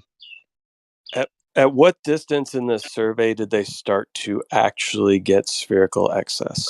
All distances, but the They didn't. ones that became incontrovertible are the ones that happened out west where they were doing I think the longest one was like 140 miles. Wait, you have 3 points 140 miles apart that are line of sight? I think that's the number. I don't recall for sure. Jesus. If I show the head of the Survey Society saying that they measure 180 and then do How math, tall are these mountains? will you believe me? If I showed the president of the Survey Society saying that they measure 180 and then applying the math to it, will you then believe it? If your geodetical president of the Survey Society tells you, then will you believe me? I think if you ask him whether those measurements out west, let's say specifically the 140-mile measurement, is there any need to correct for the error to demonstrate the spherical excess? Not to get an accurate measurement, just to demonstrate that there is incontrovertible spherical excess, leaving out all corrections. Should we be able to get this spherical excess on anything that we measure on Earth? It becomes exceedingly difficult to measure over small distances. So small distances where your tools are the most accurate. No, it's harder. I disagree with the accuracy, left to right accuracy. If I line up on a pole, let's say that's on top of Mount Everest, 120 miles away, and I line up on a little light bulb that's up there, I will be able to get on that with an accuracy of somewhere around an arc second. Can you substantiate that by like any manufacturer specifications? Or are you just saying that you would do accuracy down to an arc second based on Moyak's expert opinion? Expert opinion. Okay. So there is no actual testing that was done to ensure that it comes down to an arc second over this distance. It's actually sub-arc second, but I'm using arc second as a rough Actually, so you can Okay. cite me where it's actually sub-arc second? Yes, look at the geodetic surveys. Hey, put up 2 straws and take your protractor, okay? Take your protractor and angle it at a 45-degree angle and do line of sight, okay, and look and see what your measurements come up to. Now, lay that protractor down and tell me if them angles still match what you've seen with it 45. The point being is when you tilt the protractor like you're doing, you get different readings, bro. You get different readings. And the point is we can only do one measurement from each position. and it's going to be a horizontal measurement. You can't say that the measurement that I'm making from each station is horizontal.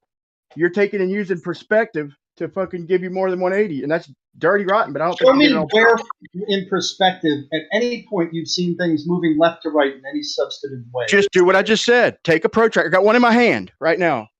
Okay, I got one in my hand. Okay? Just find you a square and turn it sideways where you get a triangle. Now tilt your protractor and line up your angle like you did in your video. Then drop it down horizontal and tell me, did it line up the same? The answer is no. No, absolutely not. And that's the whole point. That's the whole point. So by you invoke, but all these measurements that they're making in real life are horizontal, right? Nope, they're not. Oh my god! Oh my god! Oh my god! We need Makita in here. Fucking making more noise. Thanks so much, Makita, for your. Bro, you're not being honest, bro, and now you're getting freaking hostile. The point is that what I did on that sphere, or rough sphere, is I put the protractor, and if you look at it, it's off the surface in all directions. So it's essentially what it's doing is making a tangent to the sphere where I am. And it does that at all three positions.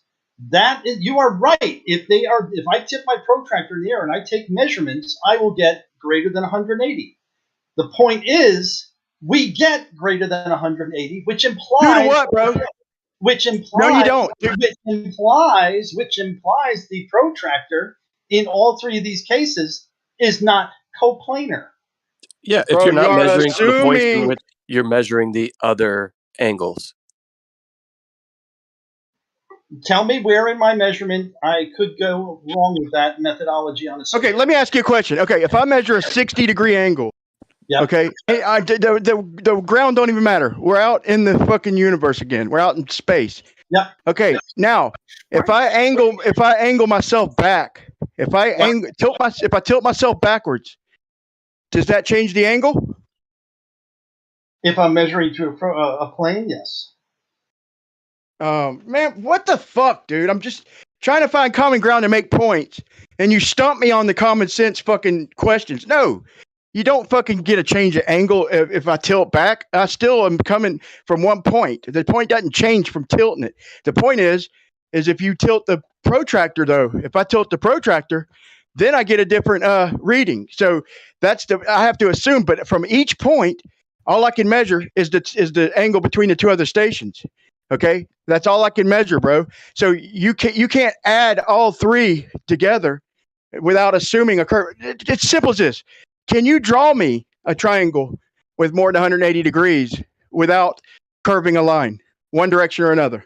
All I can tell you, Brian, is that I just did a measurement on my ball in my house, got greater than 180 degrees using my methodology. Now, you have to tell me how my methodology would have broken if the surface of the Earth was actually flat, because the result of that was greater than 180. I just told you how. 180 in real life. Why is that? I just told you how, bro. You can't have line of sight, and that you can't do that in the real world. You can't do that. You're going from the ground. Hold on, you're going from the ground and measuring up into the air. Okay, and then you're changing the angle.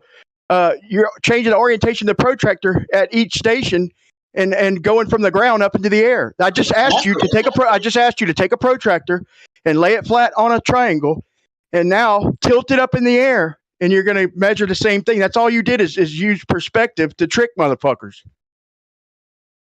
To trick motherfuckers. We don't measure that in real life, bro. In real life, line of sight is going to be from our point to the two other points. It's going to be a horizontal triangle, no matter what our orientation is.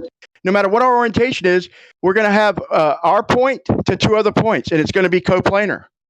In real life, we get greater than 180. You can't. Brian, if you got a headset, or are you talking into your phone, or what are you doing? Let me turn it down a little bit if it's still loud. Yeah, it's like you're spitting into the microphone when you're talking. Yeah. And I don't know what to tell you, man. I measured it. I showed that you can measure it. Yes, the planes of my protractor changed. But then in that case, I got a triangle that was based on the three triangles I created. I got 180 degree, greater than 180 degree measurement. Now I've got to figure out why that happens in real life. Perspective, bro. Use a God view. Do the same thing you just did with a God view. Perspective on a flat Earth, how would that have changed? No. If the Earth was flat, how would it have worked?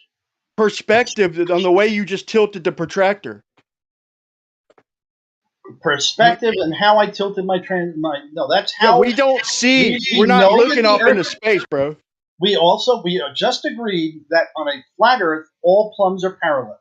So no matter where I set my station up, anywhere on Earth, 100 miles away, 200 miles away, 500 miles away, those are parallel to each other.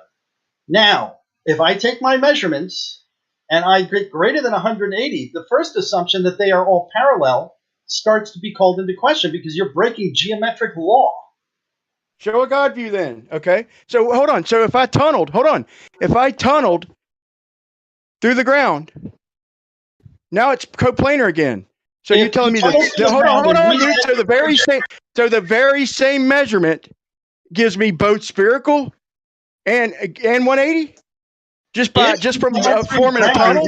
If you tunneled through the ground, theoretically your string would be going down further, so it would be going to the base of the tower. It would be going through the Earth. So you're now just line of sight. I'm now line of sight. So what? So now I'm line of sight, and I got 180 again. But you're telling me the other line of sight isn't 180. Did I change my plane of my protractor to match the string that's going through the Earth, or did I keep it plumb? Bro, do a God view instead of doing. Why won't you just simply tie strings from 3 points, bro? That's what I did in my video. You apparently didn't watch mine, but I watched yours. Just simply tie strings from 3 stations and then measure the fucking string, bro. I can't believe I'm having to do this for grown fucking men, dude. You gotta send me that. Why in real life it's greater than 180. That's all. Yeah, Jerry. Do me a favor. Send me that. Whatever you made, or if you just did that thing again, send it to me in DMs. Thanks. Jesus, can't go and look back a couple of minutes. Just do it, man. I'm busy.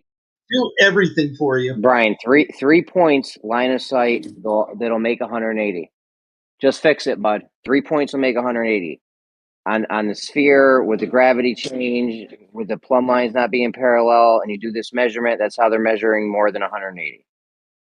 Right? We all got that, right? Say that again. If you string 3 points, you good? If you string 3 points together, you got 3 points, you make 3 line of sight lines. Obviously, we all know that's 180. I don't think anyone's arguing that still at this point. The way they're doing it,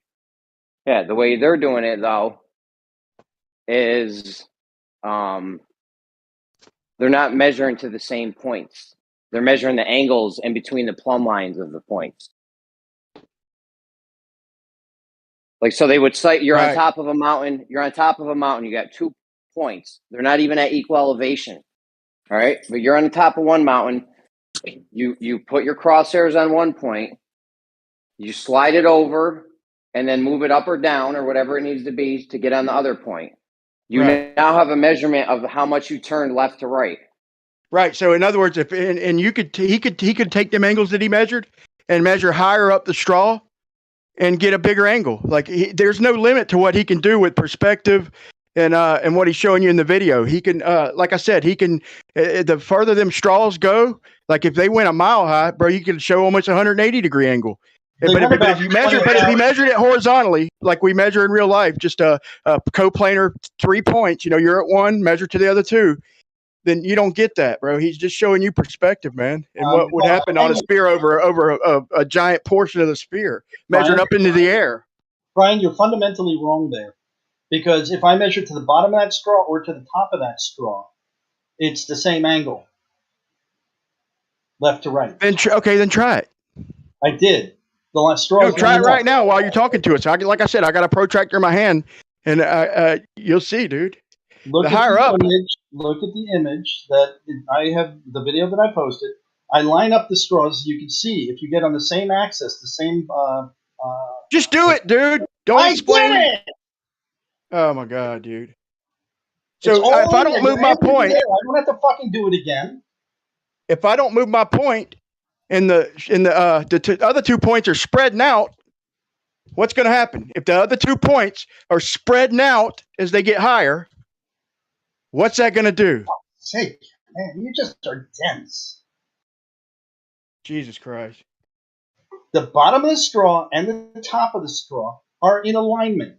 If I put a protractor pointing at the bottom of said straw, and I look to the top of said straw, it will have the same azimuthal angle. It will never change. I could go out with my little demonstration model here. I could go all the way to the fucking moon. Then why won't you try it? I've done it. It's demonstrated. Bro, guess what? You have to tilt the protractor in this example, okay? You have to line it up to the top of the straws, okay? But you don't change your position. You're just changing the angle of the protractor, okay? My point is, yeah, from a God view in this example, you're going to get the same angle. But if it's line of sight, then you have to point the protractor to where you're looking. So if I'm in one position and I start looking at the 2 straws, which are spreading out, means I got to tilt my protractor back because I'm looking up higher. And it's going to measure wider. Why are you denying just simple fucking life? I mean, just all right. Real world example. Take 2 straws, put them in a line on a curved surface like I did. Now, I lined up that protractor on one of those straws. I set the 0 point between the straw A and straw B. Now, when I looked across that protractor and I looked at that thing in the distance, the bottom of that thing in the distance, that straw, was the same angle as the top of that straw. A great circle route will give you a straight line away with that straw. So everything in that direction will be from floor to ceiling, from top of that straw to bottom of that straw, is one angle, 0. The second straw, when I look at it, from bottom of that straw to top of that straw, will be 70 in my case. When you plummet and you look across a great circle, or when you plummet and you look across a flat object, either way, it will still show the same angle from bottom to top. Okay, now tilt the protractor to represent a straight line of sight and work your way up the straws. Stay down wherever you were just at. Just stay there. And now tilt the protractor and look down at representing line of sight and watch what happens as the straws spread out. Let's see, when the straws spread out. Every measurement I take across flat or globe, those straws won't spread out. On a globe, they're literally spreading out, bro. They are, but directly opposed to your direction. Hence, their azimuthal angle doesn't change at all. So they don't change angles. They don't tilt away. So the top. So here you go, ladies and gentlemen. You heard it. 2023 Moyoc. Buildings don't tilt away from each other on a globe. No, they tilt away. They don't tilt azimutally. So if I measure the ground, it's going to be closer than the top, right? The top's going to be further, right? For example, that's the case. When you see the very first, but on a baby globe, on a toy globe, image, they're all pointing away from each other. So the measurement is going to be a bigger angle then, right? At the top than the bottom? Not azimutally. Oh my God! But line of sight though. Line of sight, not azimutally. Thank you. For fuck's sake. For fuck's sake. That's what I've been saying all along. If you fucking were not trying to think of the next stupid thing to say, you might have. So now you agree that on a globe, especially a little toy globe, and I'm going a quarter of the way over the Earth. If I represent my line of sight with my protractor, higher up them straws is going to measure way more with line of sight. If you took like a dental floss and tied 2 buildings, let's say 60-story buildings, right? Took a dental floss or a rope and tied to the top of 2 buildings across that are 3 miles apart. There should be, I guess, some spherical excess or some bending backwards, right? I don't know how many feet that would be. It'd be more than a couple feet. So think about that. Like, can that be measured or detected or confirmed? Actually, it might not. How many miles? Let's just say 3 miles, 2 tall 3 buildings. miles. I don't think the top should be longer than the bottom. Is my point. That's like only a couple of arc seconds of tilt. So a couple of How arc many feet is an seconds arc second? between a 60-story building from top to bottom would be in inches, not feet. Well, 3 miles should be 72 inches physical curve. So I think it'd be more than a few inches. I don't think you did your math right. 60 stories or 50 stories? Be a couple of feet, not a couple of inches at most. I used to think y'all were being dishonest by using math. From the base to the top of the tower, you said it would only have been back a couple inches. Yeah. Can you show us the math? And I don't know the math. Can you show us the math? Maybe put it down in the text chat. I know that the Frog's Neck Bridge is like about an inch, or it's the Whitestone Bridge. No. See, here's the problem.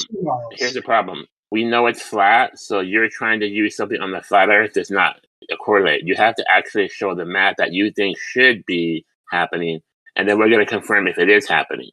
Right, that's what I used to think. I used to think that they were being dishonest. And I just now realized that. I thought by using the math they were like trying to trick somebody, but I realized that. But they're tricking themselves. Like these measurements are so close in reality, bro, that you're not gonna. It's ridiculous. But here's the thing. I think that they think that the math has to represent our visual reality. That's what they think, bro. But that's not the situation. So here's the thing. I want to give you the opportunity to not just say you can't tell because it's 2 inches. I want you the opportunity to show the math, show 3 miles, or you can put any. You can make the scenario up. The point is, how much is it going to change bending backwards per se, or vertical SS? And then can we confirm that? That's all I want to say. Wait, what? Are you still here? Could you do the math on this? Because it'd be a pain in the ass to do. Wait, the math for what? A 60-story building 3 miles apart. What is the difference? Two 60-story buildings 3 miles apart. 60-mile apart buildings. What is the difference between the base distance and the top distance? Yes. Oh, and I guarantee you, I'm just guessing, way more than a few inches. I mean, I could probably do the trig distance. I don't know about the like. Can't you use? Well, I guess that's all that matters anyway. So let me try to do that. Okay, give me a second. I mean, basically, all I would do is I would take what would happen if I tilted that building one arc second, because and I'm guessing at an arc second, but if I tilted it 1 arc second from top to bottom, and I measured that distance, that's how I would do the math. Actually, you know what? That kind of math is gonna hurt me. So never mind. Well, I mean, I think I could do it, but I don't want to do it though. You have to start with the base that there's a 72-inch curve between those buildings. Okay, let's just say it was a perfect sphere, right? It'd be 72 inches of curve between the two buildings. So that by itself is it bending backwards. But that doesn't really mean anything, though. It should be 3 miles. Hold on, you would want to actually take the 69 miles per degree and take 3 miles relative to that. So hold on, so 69 miles per degree divided by 3. 43. It's 23. It's 43 thousandths of a degree. Is 43,000. How many? Yeah. How many feet is that, left lane? Wait, 43,000 is it? That's a flea fart. Wait, is way less than way less. How many feet is that, left lane? Is it like 5 feet? What? Hold on. Wait, You just divide 1 degree by 69 and then multiply it by 3 will give you the angle at 3 miles. Well, hold on. Is that 43,000th or is that 4,300? Hold on, 10,100. It's 43,000. 0.043. 0.04. Left lane. How many feet is that? Let me real fast. I need to look that up. Maybe I'm wrong about this. No. You're right. No, it's Let's just say 400s. I'm wrong. I'm about that. I'll get it 0 in there. Yeah, those always confuse me. Those always kind of. But the point is 0.04 degrees. So that's not a lot at all. Yeah. But I guess you know what? I think I've actually done. I think I've done this math before. Actually, I think the math is you just have to all you have to do is really just tilt the building a little bit, and then from there. I don't know. It's a weird math. I forgot the exact whatever. It's but not 0.04 of a degree, bro. It's like it's about 0.3. It's about I think 0.1 something. I ain't doing the exact math, but just in my head, it's close. Brian, how do we translate that into feet? How many feet is that? I don't want to do that. It hurts my head. Bro, it's not going to be recognizable. Period. Not by humans. It's a flea fart, dude. It's not feet. Yes, a flea fart. Okay, well, okay. So if without the difference between the top and the bottom, right? There is a bending back of these buildings, right? Yeah, will we If be it's more 3 likely to measure miles, that? Oh, sorry, shit. there is a Let me. bending It's back of very these important for buildings. you, bro. I don't want to end it like that. Listen, we'd be way more likely to measure spherical excess over them distances, the tiny, than we would. We'd sooner be able to measure what you're saying than it's more of a margin of error for spherical excess than it is the example you're giving. So if we could measure what they're saying, we'd easily be able to measure the tilt over 3 miles with a 60-story building easily compared to what they're fucking Well, claiming. can someone put the math for me? Because I don't actually know how to do that. Yeah, like I said, I would do it brute force, and I would just take divide the number of degrees per given distance, and then I would say if I tilted a 600-foot tall building by X number of arc seconds, how much will that be off of plumb? Huh. Now, can you tell if it was a 69-mile distance? Is that better to tell? 69. Then you got to It'd be easier, bro. It'd be easier. But here's all you got to do. All you got to do is make the radius into feet, and then measure the distance between the 2 points, and then just add let's say 700 feet or however high a 60-story building is, and then add the 700 feet to another circle, and then get the distance between the and then just subtract the difference. You want me to do the math? Commercial stories are about Yes. 14 feet, right? Yeah. How it's not complicated, but I personally I'll do it, man. How are they as a commercial? I think a commercial story is 14 feet. Okay, give me a minute. So 966 feet.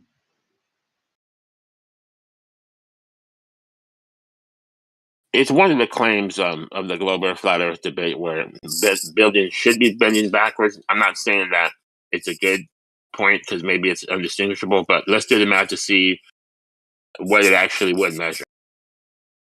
But here's the thing: say you got 1,000-foot tall building that's off in the distance, whatever distance, on a small sphere, small enough that building would be angled away from you 45 degrees. If you're looking at the base of the building, or you look up at the top of the building, you're not changing your azimuth whatsoever looking at that building.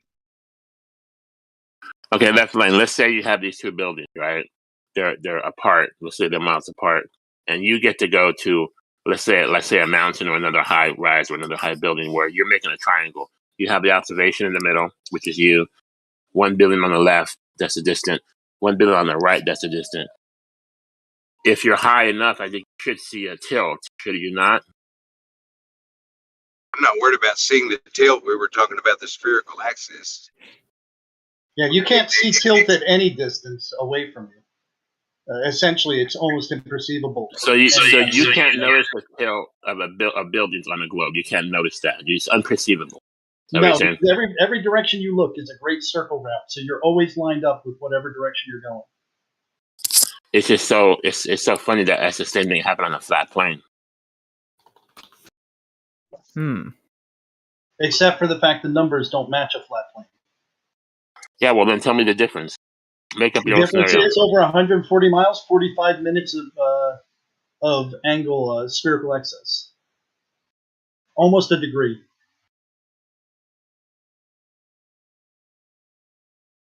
Is it 1 degree every 69 miles?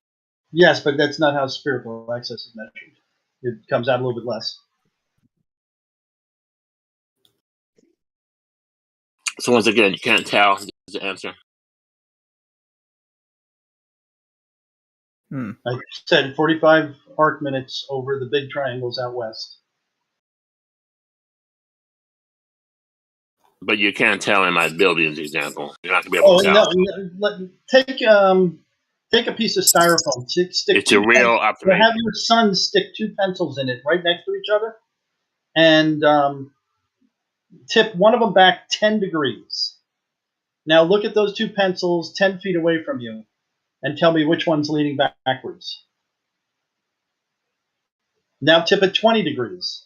Tell me, and keep the tops the same height when you push them into this medium, and look at it. You cannot tell when something is leaning away from you until you start to see distortion in shapes, which will be like 30, 40 degrees. You start to see that the eraser becomes shorter on one or something like that. Hmm.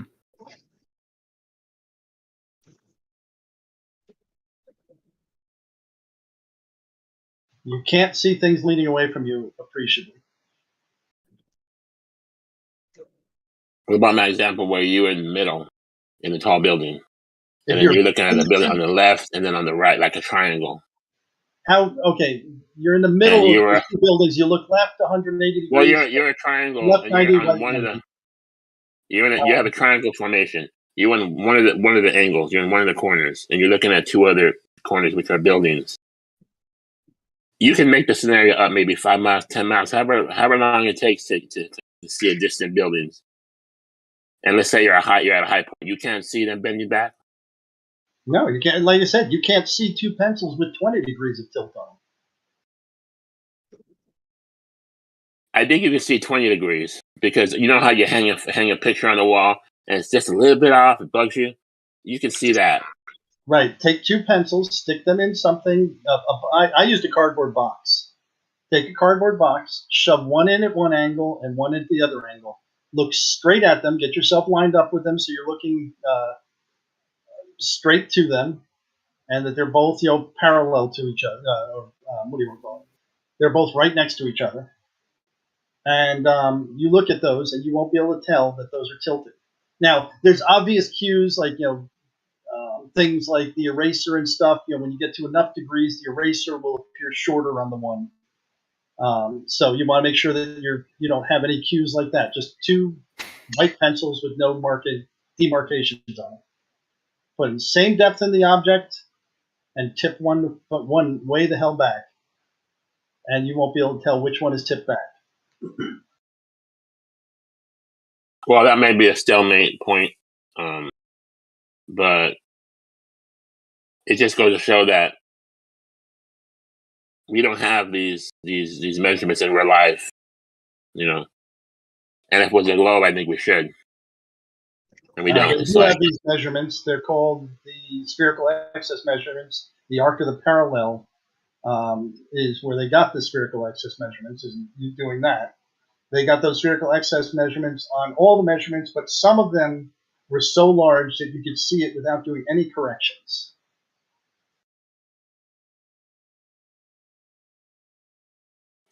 Is this from the document that's 120 years old? That's one of the places, but these things are still done today, I think. At least they can be verified. You can throw that out because we have current laser tests that are current that show flatness, right? Those laser tests are not, at least we do know that those are happening in the dirtiest part of the atmosphere. We do know, without a shadow of a doubt, no questions asked, that things in the distance change in elevation. So we do know that the light is bending as it goes through the air. If you want to call it something else, redirecting. So without a shadow of a doubt, both flat or globe, horizontal measurements are vertical measurements are highly suspect. Well, I mean, so is your... It's almost impervious to refraction, the method that was used in the arc of the parallel. So is your 120-year-old document. I mean, you can't just have tea with one of those guys like say, hey, how did you do this? Like, you can't just have tea with Eratosthenes. No, but if you can go to the benchmarks that still exist today in some cases, and you could go and measure them again if you really felt compelled to. It's going to take you a week to do it. That's all we want to do. We want to confirm it. We want to see if it's confirmed. If it's a globe is falsifiable, we can confirm these things. It's not. We're not just parodying wiki and parodying indication. No, I'm parodying professionals who did this with a high level of accuracy. In that, other results that fell from it are still valid today, like the elevation to things in the distance. The methodology that they were using across the country was yielding accurate results. We don't crash airplanes into mountains. So, we know how tall those mountains are. I suspect I can't prove it, but I suspect that these people, the names on these documents, they weren't real people. Documents were fabricated just to prove this conspiracy that there's spherical happening. So I want to test it. I want to see if we can confirm it today. If we can't confirm it today using basic science and basic math, he's got stories.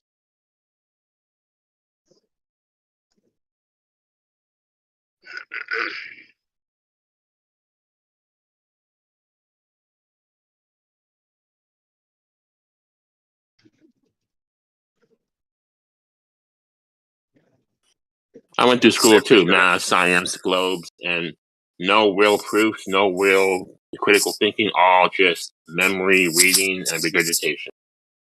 The Well, if you want ACU to, experiments. if you want to go with modern methods, we just use satellite data and GPS. I suspect that all satellite data is corrupted. It works though. It's just there to prove a globe, so it's manipulated to show spheres and globes, but really it's just on a flat plane. And the fact that the military runs it, and you can't control that source, it could be feeding you corrupt data, and there's no way you can check it or verify it. But it works.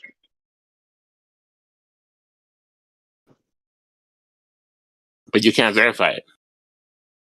Well, you're just claiming corrupt data. Can you verify corrupt data? Or you Look, just say, I'm making a supposition. Look, there's a warehouse. You're the manager of the warehouse. Your boss says, "Hey, Seth Lane, the data says there's 500 packages in the warehouse. And I want you to go physically check to see if the data is correct because we're doing inventory. So you can go physically count those boxes to see if the data they're sending you is correct. We can't do that with NASA. We can't do that with satellites or the military. We have to take whatever reading they're giving us and assume that it's correct." yeah, I just go by the fact my GPS is pretty accurate. I mean, I use GPS, to go from here to there, like the shortest distance, like Waze app, right? That just comes through cell phone towers. It doesn't have nothing to do with a globe.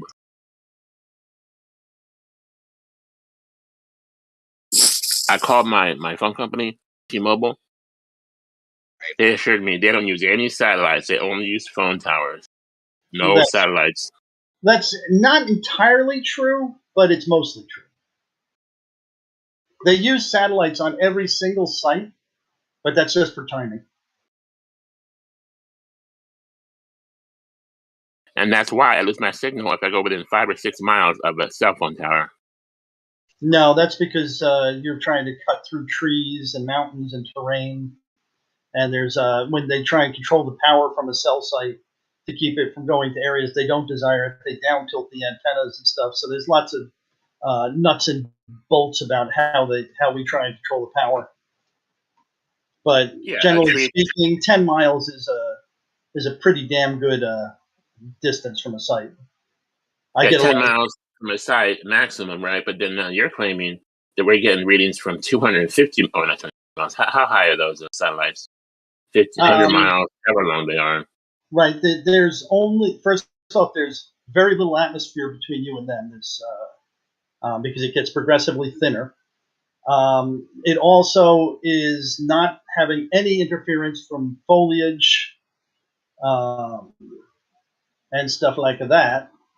And then you have to also take into account the receiver sensitivity of whatever system you're using. A cell phone is consumer grade electronics and has a receive sensitivity which is designed around a network that's built with 10-mile increments. Two filers, 41,900,000. You're hot micing. Oh, sorry. 41 million. You didn't hear that.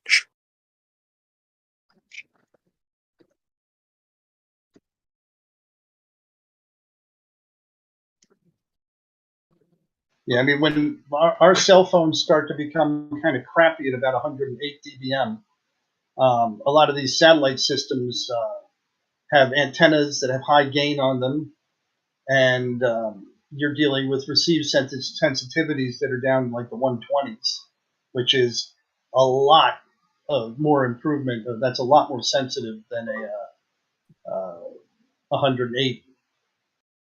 Is that how Nixon called the moon and there's only an 8-second delay?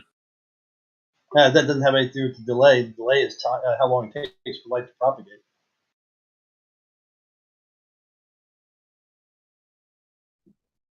Back to the left lane. Is there left lane? Another pretty well verified thing is the speed of light, at least in communication, seems to stick pretty damn close to 186,000 miles per second. You know, Can you test that yourself, or are you just accepting that from white? I tested in that I've used time delays from sites in order to locate somebody, but my measurement and the system that I was using was not terribly precise. I got them within a quarter mile. I got like 10 arc seconds, man. I didn't think it'd be that big, but I don't know if I did this right. But I got 10 arc seconds, but that's judging by buildings 6 miles apart, and measuring them from 10 miles away, and that's assuming 1,000-foot tall building. Can you put that math in the chat, Brian? Bro, it's scribbled on my fucking paper. It's literally scribbled. I was using a triangle calculator. Remember in school you had to show the work to get the answer? Yeah, I mean, I could take a picture. It's not gonna make much sense to you. I was just. Can you help me out here with your 10 arc seconds? How many? I wouldn't bet on that. Bro, it doesn't want to give you these small calculations, man. So trying to do it by hand, dude, it's like fuck. Right. But what were the whole numbers you got? You got 10 arc seconds. What is that? Is that 0.03 degrees? It's like 0.6 or wait, hold on, let me go look. 0.6 or something. 0.06 or 0.6? Hold on, man. Let me get back to my work. Give me a second. Yeah, no, 0.6 would be 60 arc minutes.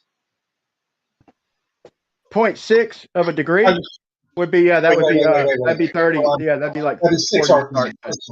Yeah, hold on.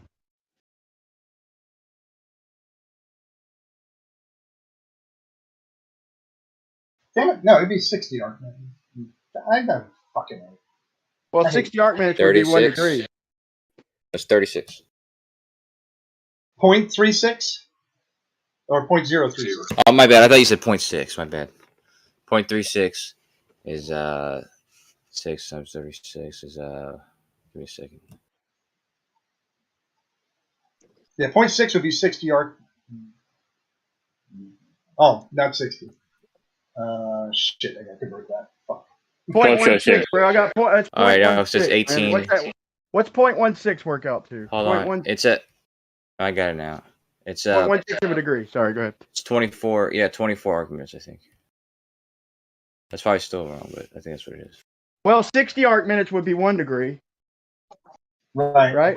Well, So I was 30 wrong. No, 21 is 21 arc minutes. But I got 0.16, so I was wrong.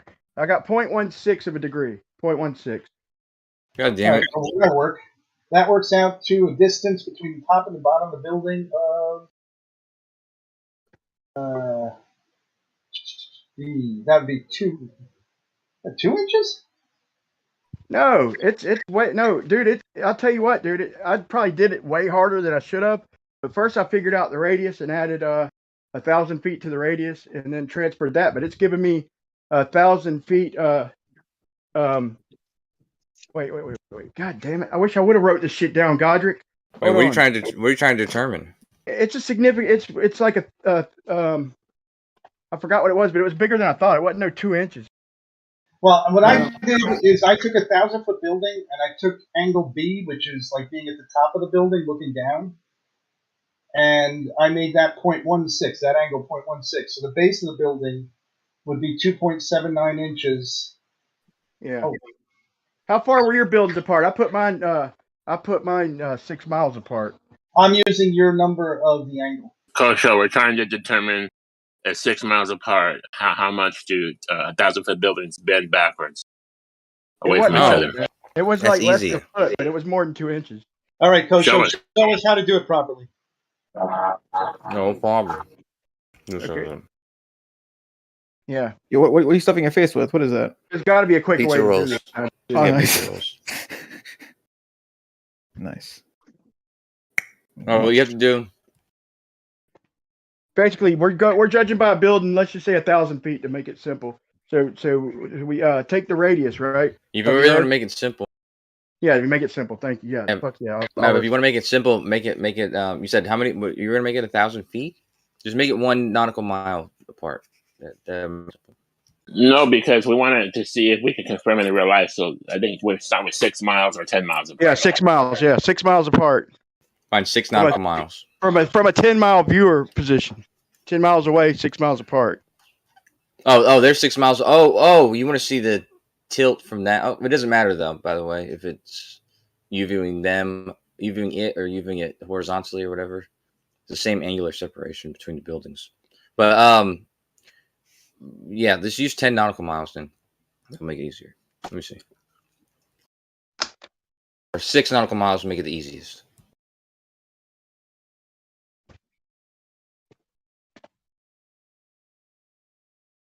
Let's see.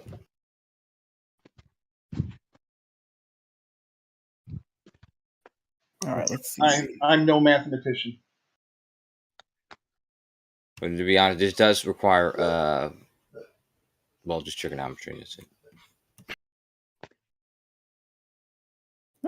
Does it require a lab coat, Kosho? You got to do it by hand, bro. The calculators don't get exact enough, dude. So it's gonna. I don't think it might aggravate you too. Just give him a minute. It's fucking some aggravating shit. You think it'd be easy? He might have an easy way. I don't know. I've done this. I've done it already. It was because I was I try to do this whenever I'm trying to solve. Because I was gonna do that GPS test, and so you try to determine like what's the separation.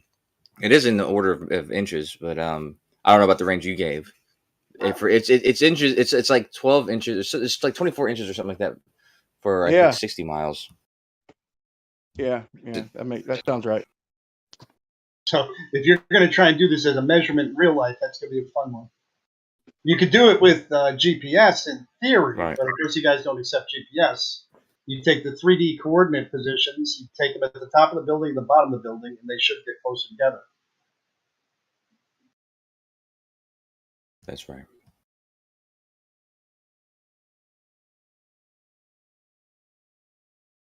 You could even do that you could do that reasonably, like in New York City, because they got tall buildings on the north side and the south side. You could go to the same floor, take a measurement.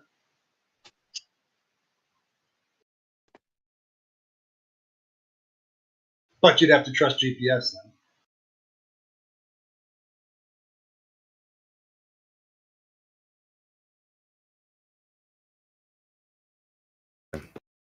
I just need a piece of paper. I was going to do this in my head. I'm eating these bagel bites, but I forgot it's actually more complicated than I remember. Are they bagel bites or are they pizza rolls? No, I ate all the bagel bites. It's pizza rolls. By the way, I put out a video for you, Mr. Kosho. I measured spherical excess on my exercise ball. Oh, yeah. Using perspective. Spherical exercise. In 3 different angles.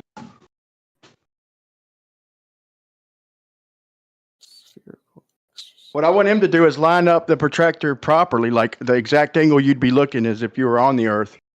Well, I actually did that while you guys were doing all this shit, actually. But you guys do this first, and then we'll come back to that, because I actually have it where people are on the little ball. Well, not the little ball. It's like a big ball, but yeah. I put a lot of time into it, so you guys better watch it. Physically, you pussy. Yeah, that's fair enough. But I think my thing will actually satisfy Brian more in the sense that you actually feel like you're on like a surface, and it kind of looks like it's flat. So I think I actually might get something with this. Well, that's all of our goals. Satisfy Brian more. Arma, can you fit in your little model like Alpha Centauri with some Goldilocks planets? Is it what? Can you fit in your model Alpha Centauri with some Goldilocks planets so we can imagine we're going to fly there one day? Maybe to tell us the distance, how long it's going to take us till we get there. Oh, maybe I don't know. How many generations will it take us? Like our grandkid will be there when you left now. I don't know about that. Grandkid will be ready to to live in the Goldilocks planet you'll get to one day. I don't know. It's a lot. It's a lot So of- far, they haven't found a Goldilocks planet that's worth a shit. Here. Well, just to, until you guys are done, I'm just going to put this up real fast, though, just to show off what I have so far. But, yeah. This is the test right here. Look, I'm like hovering over it. Like a helicopter flying over it, like a fucking shit, and it's like we got the three colors. We got some red, green, and blue pillars. Look how dramatic this is. Dun dun.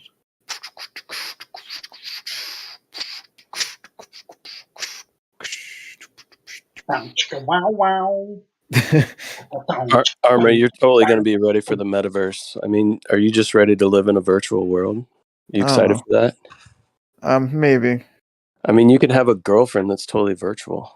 Well, hold on now. All right. If you would have stopped that, you would have had a girlfriend. I mean, I would have been pissed off because that would have been the second time that happened. Because earlier, Dysel was like, "Hey, when are you gonna get a girlfriend?" I'm like, oh, "Man, don't make fun of Arma. Arma bought some real estate in the metaverse on Facebook. That's right. I actually I wouldn't be surprised. Yeah, I'm. Did you really? Crazy. No, I didn't. No, get the fuck out. I got real estate. I got a bunch of real estate. And Upland. It's actually, yeah, you make a lot of money in that game. It's technically it's not real estate. I mean, it's real assets. It's a real metaverse, man. It's a real metaverse real estate. It's real, bro. Yo, if you keep moving that picture, I'm gonna stab you in the eye with a bazooka. Like if you work in real estate, right? You could abbreviate that to like RE, right? So like RE, I deal sometimes with real estate taxes, actually quite often, and like real estate investment trusts. Those are called REITs, REIT, real estate investment trust. So you could truncate that to RE, real estate. So you bought in RE. Yo, I love REITs. They pay out monthly usually. They're awesome. Not all of them, but some of them. Jeremy, did you watch the video now? I put it in your DM. I'm busy at work. That's why I had you send me a DM. Yeah, and now, not to change whatever, but Brian, you should check out my stream because here we go. I'm going to show you this shit right now. So we have 3 cylinders on the surface of this ball. All right, let me zoom out. See, it's a ball. All right. We have 3 cylinders. Let me just real fast. As you can see, red, a green one, and a blue one. And each one has a camera on them, all right? So this is the blue camera. All right, let me fucking click it. Well, let me click it. All right, hold on. Camera blue. Here we go. So this is what the blue camera sees, right? Got a blue crosshair. I can get rid of the crosshair for you if that's in the way. But as you can see, we have the red little, cylinder. And then when I go to rotate my camera, I can see the green to my right. See now to measure these angles, I'm gonna reattach the crosshair, all right? And I'm gonna pretty much do my best to kind of get it center, all right? So as you see here, we're gonna start off. Wait, that's a straight line, right? That's a straight line, and it's not arcing in any direction, right? It's line of sight. Right. So it's not curving down or side to side, not vertically or horizontally. It's a straight line. Right. Yes, this is line of sight. That goes without sight. Right. So here we go. We got the z-axis, see 90. Right. We're gonna now change this to until we get to the green cylinder. Right. Now remember, the argument is whether we're changing orientations, right? The argument is whether or not we can get a triangle with greater than 180 degrees. You're just gonna automatically change orientation, is what you're gonna do. No. We'll just keep watching. All right. But also, I'm gonna tell you to shade it in, and then we're gonna be right back where we started. Yeah, we'll see. All right. So as you can see here, I went from 90 to about 35.7. All right. So let me real fast. I actually already did the math, but I'm gonna do it again though. All right. So here's the first one, 39. Just pretend you didn't see a little. Do it without the math, bro. We don't want to see math, man. No, we that's the whole. triangle and Brian, I'm just saying, bro. We can do it with math. No, Brian, that's the whole point, though. You're measuring angles. You have to literally write down the angles. Otherwise, we're not doing anything. We got to write down the angles. So we got 35.7 to 90. All right. The difference is 54.3. All right. You can double check that if you want. All right. So that's that. Let's go to now the red cylinder. Okay. Let's go to its camera. Okay. So fucking let me click it. All right. and then we go from 270. Oh, don't look at that. All right. Anyway, we go to 270. All right, to the green one, which is about. Let's try to center that as best as we can. So 333.9, which rounds up to around 334, but we're gonna get the actual number. So 333.9. All right. So the last one was 270 to 330. Hold on, where is it? Here we go. So there's that one, 270 to 333.9, and that gives you 63.9 degrees. All right. Now let's do the last one. All right. Wait, what are you talking about? 333.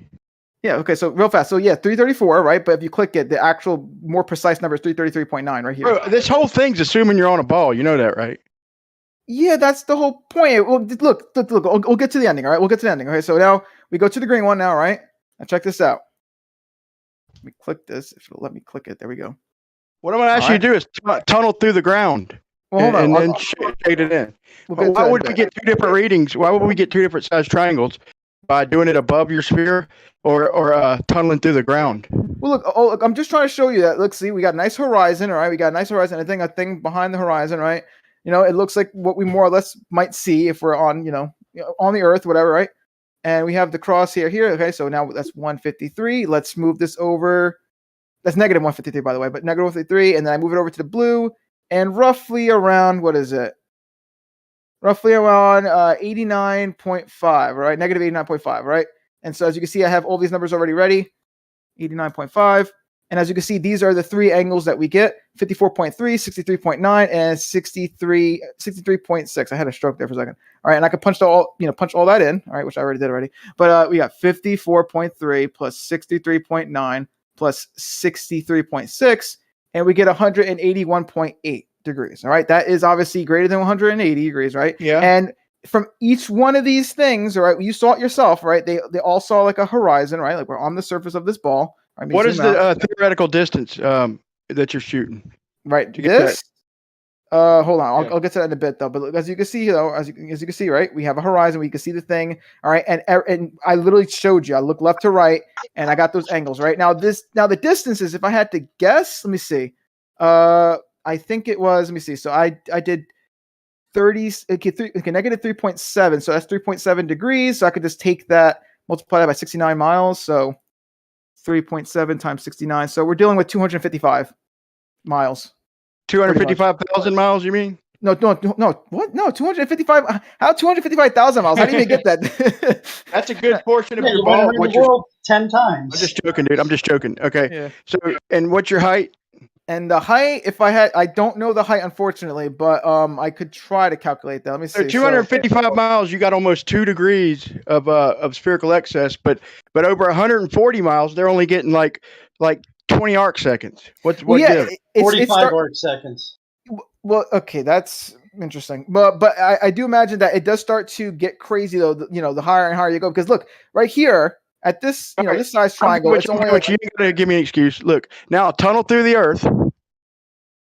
Well, no, but that's not the point though. We're just trying to show you that. Looking up to right. Just tunnel through. Okay, hold on. We only tunnel through the earth. Okay, so I go like that. All right. Or just chop the top of your sphere off.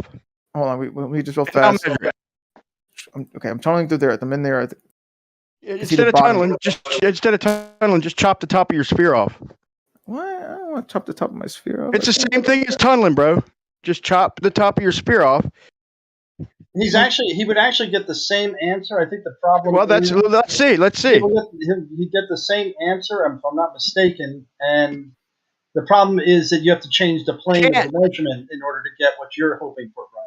Right. So you got to start changing orientations, and if on that same sphere, if I chop the top of the sphere off, now I've got a 180 triangle measured. Okay, so I don't even know what I'm doing right now, but I chopped the top. All right. I like and that.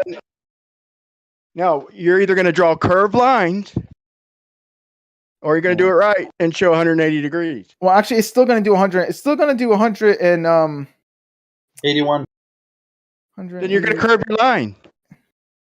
No, because once again, it has to do with the angle, right? Because these things are still angled the way they're still angled. Hold on, where is it? How do I? As long as those zeniths are not parallel to each other, you're going to get spherical. Yeah. Excess. Exactly. Yes. Because the thing. Not- Why not can't here. I? Wait. Why can't I rotate my? What the fuck's going on? Hey, Blue, Here you you have go. to, Blue, Yeah, you so- have to see my wonderful video I did. Yeah. Here you go. So I'll do it for Brian, but real fast. Let me. My bro messaged me about like his cat's poop or something. So let me real fast. Figure that out. All right. So give me a second. Let me change my screen share and message him real fast. So give me 2 seconds. Okay. Let me message him real fast. All right, now back to this. Okay, so yeah, I'll do this real fast, and watch. I'm going to prove you. All right, I'm going to prove you wrong. So check this out. Right, so we got the camera. All right, and we're still going to rotate our camera. Right. So where is that camera? I guess it's this one right here. All right, it's still going to be. Look, we still got what is it? 35.7. All right, to roughly 90, which is what we have here. 35.7 to 90. All right. Because once again, the reason why this is happening is because literally they're angled, all right? They're angled, and they're not, what was it, parallel or whatever. So we're still going to get the same results. And then what was it? Yeah, we got 334, right? To roughly 270, right? I could check that for you. 270. Oh. Please note that red line goes straight all the way up that tower and all the way down that tower, all the way to the center. I agree with that, but when you got a protractor in real life, what I was talking about, that's why I was telling you to grab a protractor in real life, and the higher up you go from the sphere from one position, the protractor is going to give you a different reading basically as they spread out. In other words, if I went up a mile, I'm going to read almost 180 degrees because I didn't change location. So y'all are taking perspective and changing it into spherical excess. That's what he's doing. This globe is assuming a orientation change and just turning perspective into spherical excess in real life. Okay, so I got the orientation change comes out of the measurements. That is our answer to why the measurements are fucked up. They ain't fucked up. They're all 180. I'm gonna post your president from the Geodetical Survey Society or whatever telling you that they measure 180 and then they apply the math. I'm gonna post it real quick. Okay, but Brian, I cut the sphere in half and I did the angles, and I still got the exact same angles, man. They're still the same because it's let's see it. So let's see it. Show it. I just did it. Look, 153. No, show me the triangle. Shade it in and show it. That's on your top sphere. Yeah, because that's all on the same plane, but they're on different planes though. They're all tilted why differently. won't you show anything you're doing? That's all I'm asking. I'm not even because I know it because we agree with that. That would be a coplanar, whatever. I guess I don't know, coplanar triangle. I guess whatever. The fucking point is it'd be a triangle using coplanar points, whatever. But that's not what we're talking about. We're saying that these things, right? These cylinders, whatever, they're actually tilted. But if we're not changing angles, we're going to see a coplanar triangle. If we do change orientation, we're going to get excess.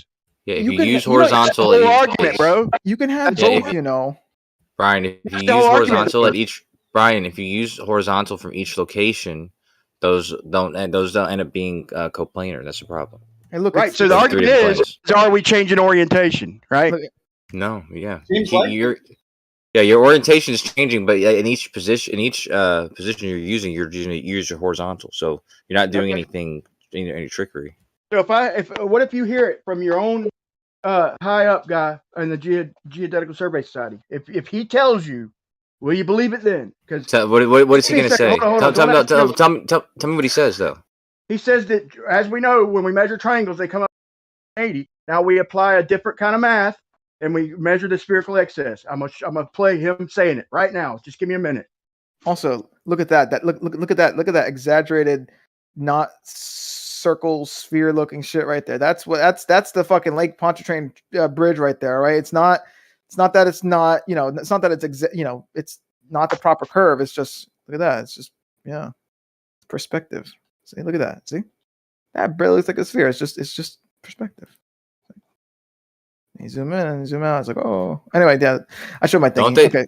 Okay. Don't they like when they do those base nets? Because I read the whole thing and I was in depth, and then I usually forget everything that I look into after I stop looking into it. But regardless, then they look at the base nets, and they took each base net.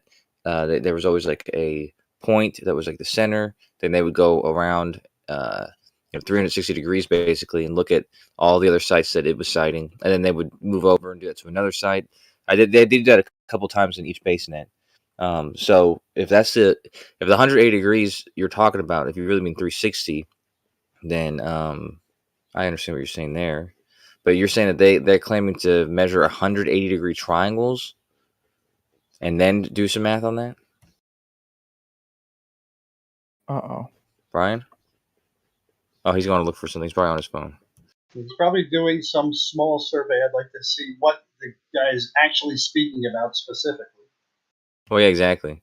I hate it when they do that, dude. They did it all earlier too, where they'll ask you. You're really gonna talk shit? If I get you, tell me what no I'm one's trying to find. I'm I'm trying to find out. Just ask y'all. Don't ask me no questions. Okay, I didn't hear you. Just record it and post Jesus, it. Okay? Brian. No, this is not say a that. small time survey guy. This is the fucking president or one of the damn, top you're so loud. guys of the GL. Brian, hold on. Stop, Brian. Stop. First of all, stop screaming at us. Second of all, stop interrupting. It sounded like Kosho was mid-sentence right there. You need to calm that shit down. Question, dude. I gotta yell. Nice, Brian, You're right? screaming. You don't gotta yell. You don't gotta yell. Stop yelling, please. I was asking. It's ironic because I asked you a question, you didn't answer, so I was giving you time to come back, and I wasn't talking about you. Right when I started to answer, you started fucking blabbing again, making me have to yell. What? That didn't happen. Didn't you? Didn't you ask a question? Yeah, but you didn't start talking. Other people were talking because you didn't respond. You didn't press it. I'm just getting a minute stamp of this video, and then I'll answer whatever question. Please don't ask me no question just for a second. Okay, I'm not going to ask you, but anyways, I'm not talking about you specifically, but in general, when people do that, when people ask, they ask you hypothetically, like, what is going to be your response? If this and this, I show you this and this. I'm like, what? It's like, why don't you just show it to me, and then I'll respond to it. Because then you never know because you say how you're going to respond, and then it's something different than what it was presented as, and then your response is different, and they're going to call you a liar. Well, you're not going to see spherical excess on a small triangle until you get up to larger numbers, like triangles enclosing 1,000 square miles. Okay, yeah, now you see it. Yeah, I watched your presentation or your show that you did with Larry before, it turned into a shit show. Rumpus kind of messed the whole thing up, but it doesn't matter. But regardless, I learned a lot from that one because everybody was trying to figure out what was going on in that paper, that document. And actually, once you get down to it, it's really quite simple. Yeah. That document's got other stuff in it that's even more fun. If you take the time to go through there and look at the reciprocal zenith measurements, you can get some astounding numbers there. Yeah, and then also like the claim that those were not measurements; those were the measurements. Those were not they weren't the field data, but those were indeed all they did was it's like basically like a standard deviation, like the least squared or the what's it called? Was this whatever they did on I forget what it's called. But it's basically just like it's taking a standard deviation, and they just do that just to take the averages of their data and take out any outliers. But I mean, it's still the recorded data. It'd be nice to have the outliers there because I suspect on some of the really long runs, you could even leave the outliers in and you still would be fine.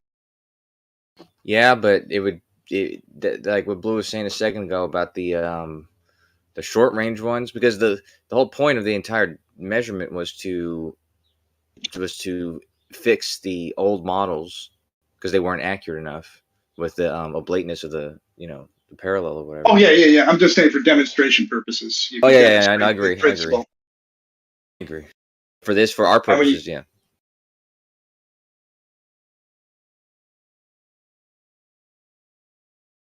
It makes things easier, but it's also an unreasonable request.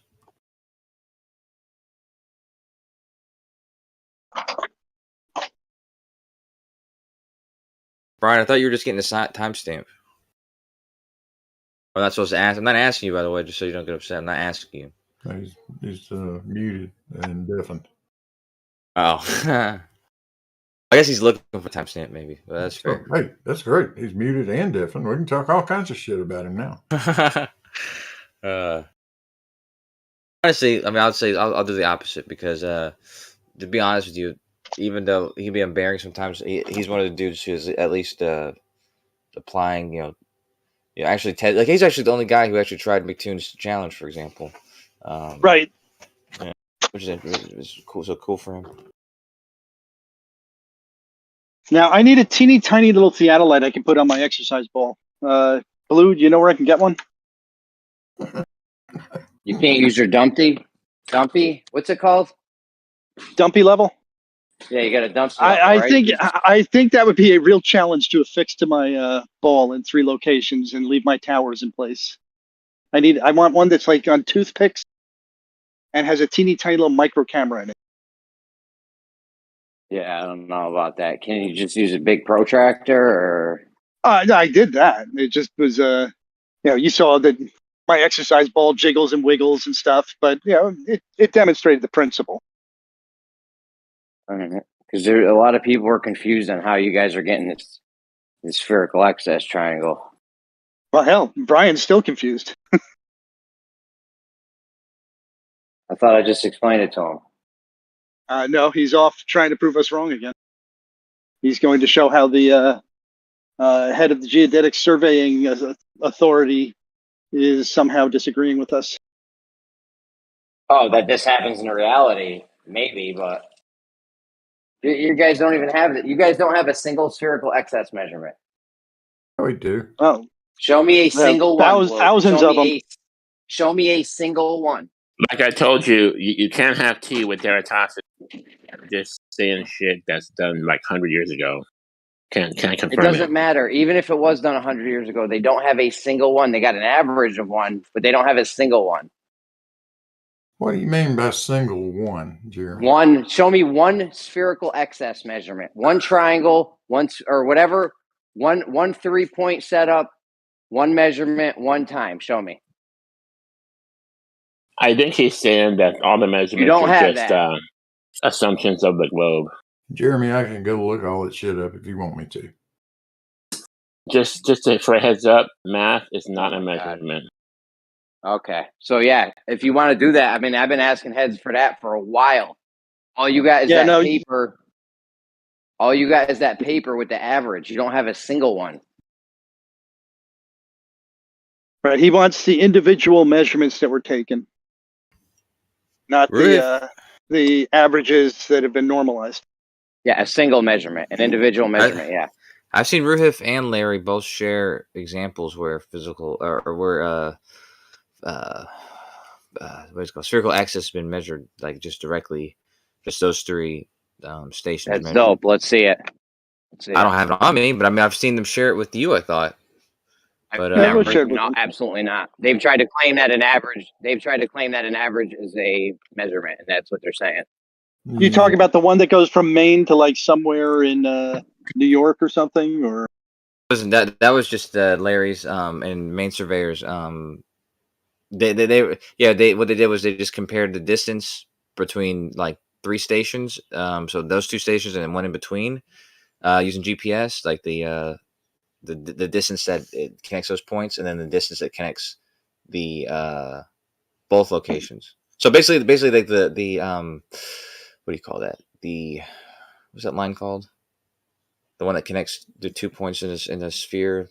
Right, circle. Like but through the surface. I forget what you call that. Oh, chord. Yeah, chord. Sorry, there you go. Yeah, so they compared the chord line, the 2 chord lines that connect those 3 stations, and then the chord line that connects the 2 end stations, and showed that it was longer. Like the distance is longer for the longer one, right, than the 2 of them added together. Or it might be the other way around. But either way, but yeah, it's not consistent. So it's like it's consistent with the globe, obviously. Jeremy, in some of those locations that we're talking about, it took those guys weeks, sometimes months, to get up to the location that they needed to be at and construct the platforms and do all the shit they had to do before they could ever take a measurement. You're aware of that, right? I know it is an awesome awesome story. Yeah. Do you seriously fucking think that anybody's going to go through all of that, set up the instrument, make one fucking measurement, and say, "Good, I'm done. Pack it up, boys. Let's go home." So what you're saying is it's What a not bunch of horseshit. falsifiable. That was What a for you, bunch of Godric. That horseshit. was for you. Maybe you respond. So what you're saying is it's not falsifiable. I didn't say anything of the sort. What the hell is wrong with you? Go to the Somebody sites, did and they have back those sites are air landmarks. Tosny. The survey places are still there. Get your ass up and actually do it. There you Have go. one of your Okay, flat let me part read. friends do it. Godric, let me respond to Blue. I was joking earlier when I said that. Blue directly addressed me. All right. I don't, Jesus H. Anyways, Blue, I don't think they set their equipment up, took one measurement, and then left. That would be ridiculous. Obviously, you'd make a bunch of them, but you don't have a single one. You can't show me a single one. They would have made single ones and then had a whole bunch of single ones, right? Yes. Show me some of the single ones. That's in somebody's field data book, and I'll tell you honestly, we're going to find some of that one of these days. We're looking for. Oh, I know. One of these days, yeah. This Once is- upon a time. Jeremy, you're talking about shit that was done 150 fucking years ago. It's going to take a while, but we will find some of it eventually. Well, I've had Larry on it. I've had Larry GPS on it for about 6-8 months now. He ain't found it yet. Well, Larry and also Jessica has been looking into it too. He's got some buddies. Yeah. And Here's a question, though. Everybody's been looking. We'll eventually. This is something you have to go to the fucking museum to, because they're not going to put it online for you. You're going to have to go and find the actual field notes. Well, there is a. I mean, I saw that there's a database or whatever where they're actually supposed to store the field notes. Even I forget where I read that, but it was in one of those old. Yeah, it was an old, like a contemporary to that time publication. But anyways, yeah, what would you do anyways with that, Jeremy? Like, what? I know. I just criticize people who say this. Make this statement, but yeah, but what would you say though when that happened, like whenever that's presented to you? I would actually, if the data was actually presented to me, we would actually have the data to go over. As it stands right now, there's not even any data to go over. Okay. So there's you that. have the summary. You have the summary. What? Yeah, we don't have any data. Yeah, no data. You don't trust their ability to average numbers, Jeremy? No data, Blue. You No don't data. Hold on, Brian. believe- This is super scientific. We have no data. You think they were? You think Doing they were math. so backward that they couldn't add up 10 numbers and then divide by 10? Well, I mean, Yeah, but you had to throw away some numbers. Brian, hold on. Okay. So, if you show me the data and we can go over the data, then this won't be an issue. But you don't have the data, so there's no data to even go over. So we don't know what happened, first of all. And this sounds super scientific, not having any data. Sometimes you just get the summary, bitch. Anybody interested, look in Live Text 1. That's all I wanted to say. I posted where the guy says the unnecessary part, and just put where he says that they go out and they measure the triangles 180 and then applied different kind of math.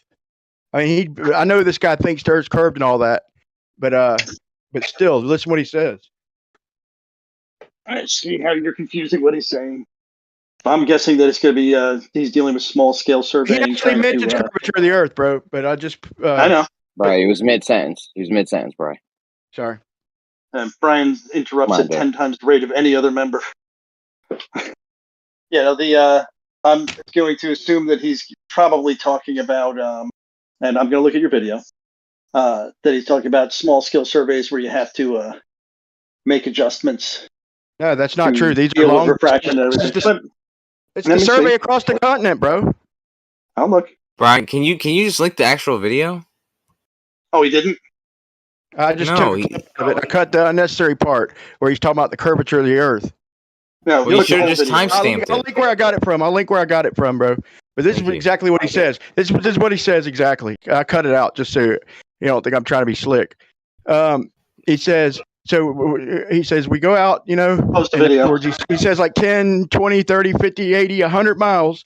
He said, and we measure these triangles, and the triangles add up, and we know that triangles add up to 180 degrees, and we apply the curvature, and since we're dealing with the curvature of the Earth, or we use a different kind of mathematics. But, less talking, more posting. I already did, bro. It's in Live Text 1. Oh, okay. Is that the whole video or just a sub? No, it's just a little clip, a cut up clip. No, That. Post the whole video. I want to hear where you're misunderstanding him.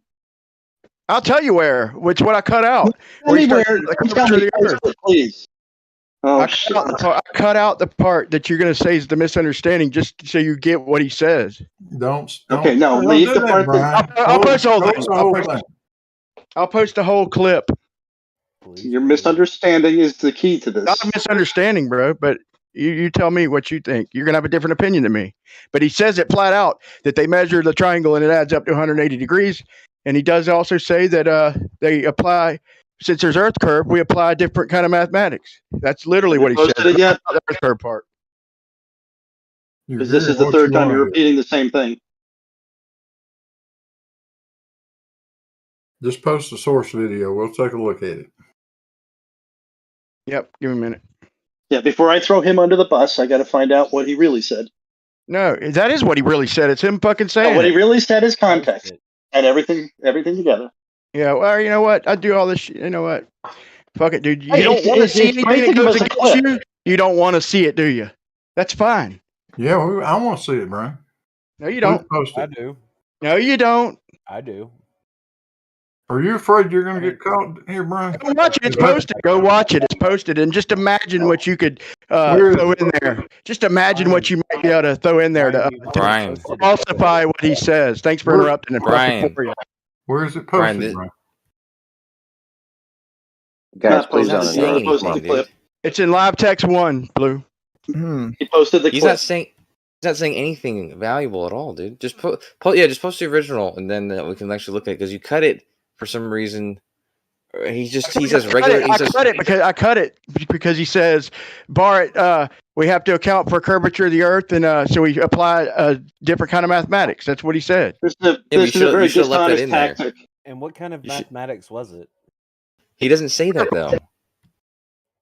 I mean, It doesn't say that. What are you talking about? It doesn't say that. I'm telling you what it said. I would like to know from him. I would be able to, if you could post the original, so I can hear from him that he says what you say he says. So please. Not going to take away the fact that he says that we measure the triangles, they add up to 180 degrees, and so we apply a different kind of mathematics. That's not going to change. He didn't say that. If y'all keep talking to me, I will. So you're basically not going to give us the full video? Is that what Not if y'all quit talking to me. Not if y'all keep talking to me. Somebody mute him so he can figure out how to do this. What is that Just talking to? You have give him a second to clicking and clicking. just give him a second to post it. That's all. Everyone relax, man. Relax, guys. Well, one of the people in question here has been just repeating himself instead of posting. Yeah, but dude, in the clip he posted, he doesn't even say what he says. What he says, he says. What do you mean? What do you mean it doesn't say what he says? No. Post. We're not addressing him. If Moyock starts talking shit, then interrupts. Nobody's talking to you, Brian. Yeah, Brian, I was talking to these guys, but you can come back and refute it or whatever. I'm just sharing my confusion with everybody. Because I could just be confused, man. But I'm confused because what I hear him saying is what regular triangles have. Triangles add up to 180 degrees, and then it cuts out, so I don't know what he says after that. But he's just talking about regular triangles add up to 180 degrees. Sure. So he uses a different kind of mathematics, though, since they're on a sphere. That's what he said. He deleted the video. That's not in here. Instead of deleting, he should be posting. I'm going to post the whole clip, dude. Okay? As soon as you quit, as soon as I go away, he's going to say, "Oh, he's talking about a scale or some shit." Bro, as soon as I go away, he's just going to start running his mouth, dude. So I'm just waiting for it to calm down. 20 minutes trying to get you to post a video. It's insane.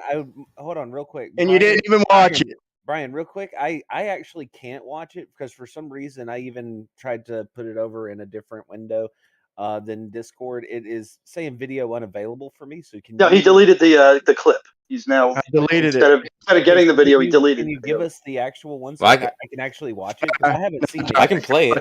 It's a waste of time. I haven't seen. It's a waste of time. I told y'all exactly what he said, and you know. Now you can't prove it. It doesn't matter. You can't disprove it. No, it's a dishonest tactic that he's doing. Yeah, it is. It's very dishonest. Go find it. You wouldn't even watch what I posted, bro.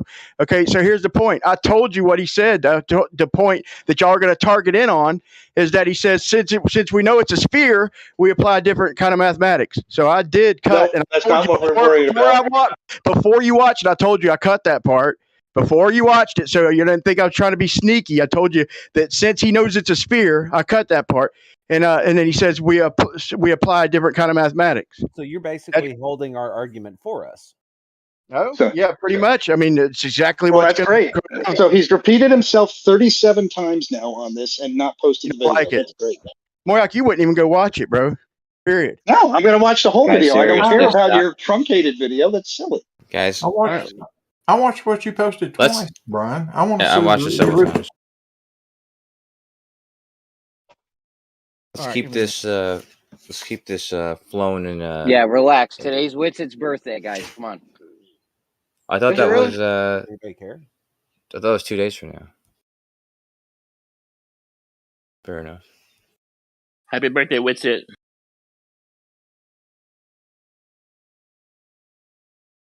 Well, it is Witsit. His birthday might be something like Mardi Gras for all you know.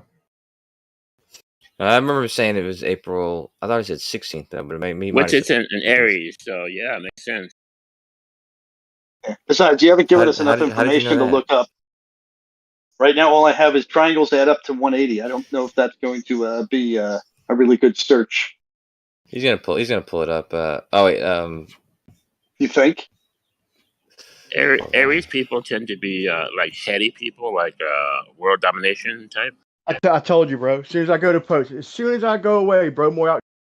Crap, it's fine, dude. man. That's what he's good at. It's fine. We're Less prying, more posting. No, Yeah, bro. all what you can else do to is talk run about? your trap when I'm trying to post. You can post while I'm running my trap. Bro, when I'm gone. Brian, people are online, right? So they can't actually interfere with you being able to right-click, copy, left-click, right-click. Yeah, I know, but if I'm not here to defend myself and he just keeps running his trap every time I leave, it piss me off. Because he wouldn't be talking like this in real life, bro. Man. Brian, it would literally take you. All right. What do you do when you I left defend me when I'm gone, bro. I know how to copy and paste. Guys, stop the over talking, please. I know when you right click copy and then you left click.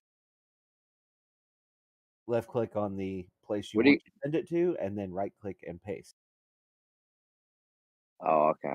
I thought maybe you had a Mac or something. I wasn't sure how Macs work. All right. Say I just use Control C and Control copy, V. or yeah, Control C, Control V. That works too. But you still have to, designate which program, since we're using Discord versus, an internet browser servers. So you still have to make sure that is active. Yeah, I think the fastest way to get this done though is to just maybe this not even not say anything about him or anything that way. I mean, I feel bad for even saying this, right? But I think this way we're not going to entice. We'll talk about something completely different, and then when he comes back, he comes back. It's that easy. I think that's probably the fastest way to do this.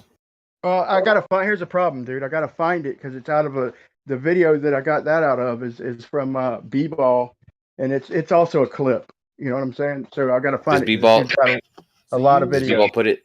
Will you at least link B-Ball's video? Yeah, that'd be a lot easier if y'all trust him. Okay, but here's the thing. Well, I mean, here's what's fucked up. Listen quick. God damn, y'all tell me I interrupt and you won't. So what B-Ball did is when I posted that guy saying that in leveling and geodetic surveying and leveling, it's been the same for 100 years.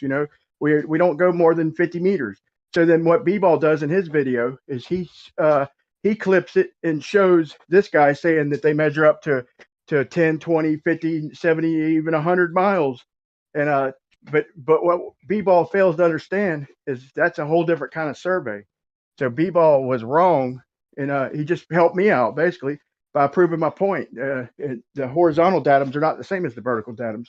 And leveling, like as far as height up and down, we don't go more than about 50 meters. I personally like to go about 50 feet. But I'll post a link to B-Ball's video right now for 2 seconds. Hold on. Okay. So and the timestamp. Made a clip from a clip about a clip. Okay. Please don't do that. He's gonna come back and say something, man.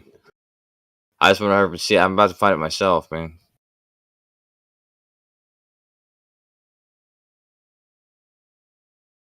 What's B-Baller's name? I forget. Is it B-Baller?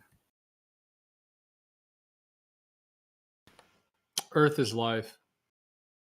Oh, he changed his YouTube name too. Okay. Wait, did you just say B-ball was the short for B-baller? Wouldn't I thought the B would be like the shortened thing, so wouldn't it be like ball? You know what I'm saying? Like What? I didn't say anything like that. Wait, what did you say? I asked if that was the name of his YouTube channel. No, but I thought okay. Well, B-Baller, yeah. B-Baller. Hey, what's up, Gio? Wait, so B-ball is short for B-baller is what you were on about. No. I didn't say anything about shorter. Oh, I could. Okay, maybe I'm hearing shit then. I don't know. Okay. lay off the peyote. What's up, Godric? No, lay on the peyote, dude. Arma would be enhanced profoundly if he used peyote properly. Oh yeah, I would be like fucking, bro.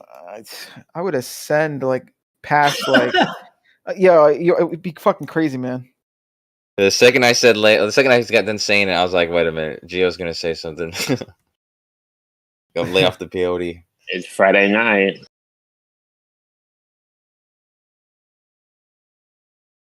Yeah, peyote's. I mean, peyote's like the only drug I know that you can actually legally do in the Navy. I think in the military in general. But that's only if you're, or is it peyote? Yeah, peyote. That's only if you're Native American, though. Did you do that in the Navy, Coach? Every February 30th on the dot. 12 o'clock. Anyway, yeah, so Earth is life. Okay, I'm gonna look it up. How do you take showers like in a submarine? Like, is that like cold, salt water showers, or you got warm showers? They open the door and you go in there. You get out. You go for a swim under the water. It's that easy. Just go swimming like in the lake. They have fresh water on submarines. You're limited in the amount of time that you're allowed to shower for, down to 2 minutes. I was about to say, I think it's about 2 minutes. How do you take a shower in 2 minutes? Like we're talking about, like. Well, you put water on yourself. You rub join the military. soap in, and then you rinse. Yeah, you take your first 30 seconds getting wet, and then you turn the water off. You then lather yourself up, and then you spend a minute and a half rinsing. That's how it works. You give explicit directions for everything, dude. Absolutely. I can tell you the channel name of where that came from. Hey, Professor Parks, what's going on, by the way? Yo, I can tell you the channel name where that original video came from. Thank you. That'd be cool. Geospatial Users Group. Yeah, that guy's got a lot of videos there, man.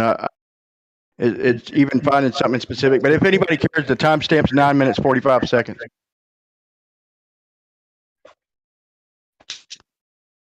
Parks in the house, man. Real quick though, yo. Just let you know, in the military, dude, in boot camp, I mean, when they wake you up. He comes in the room. He says you got 10 minutes to shit, shave, shower, and get on the tow line. So, and you got to make your bed. You got to do all that shit. You got 10 minutes to do all of it, dude. So I think by the time you're done with all that, taking a 2-minute shower on a submarine is not it's not that difficult. When do you get time for porn? There's some sick fucks in my boot camp. They were like they were talking about how they were like 2 bunks away from me too, and they had like I don't even want to talk about it, dude. Some competition where jerk off competition or something. I was like, what the fuck? All right, guys, come on. So like at night, like the top bunk is like shaking.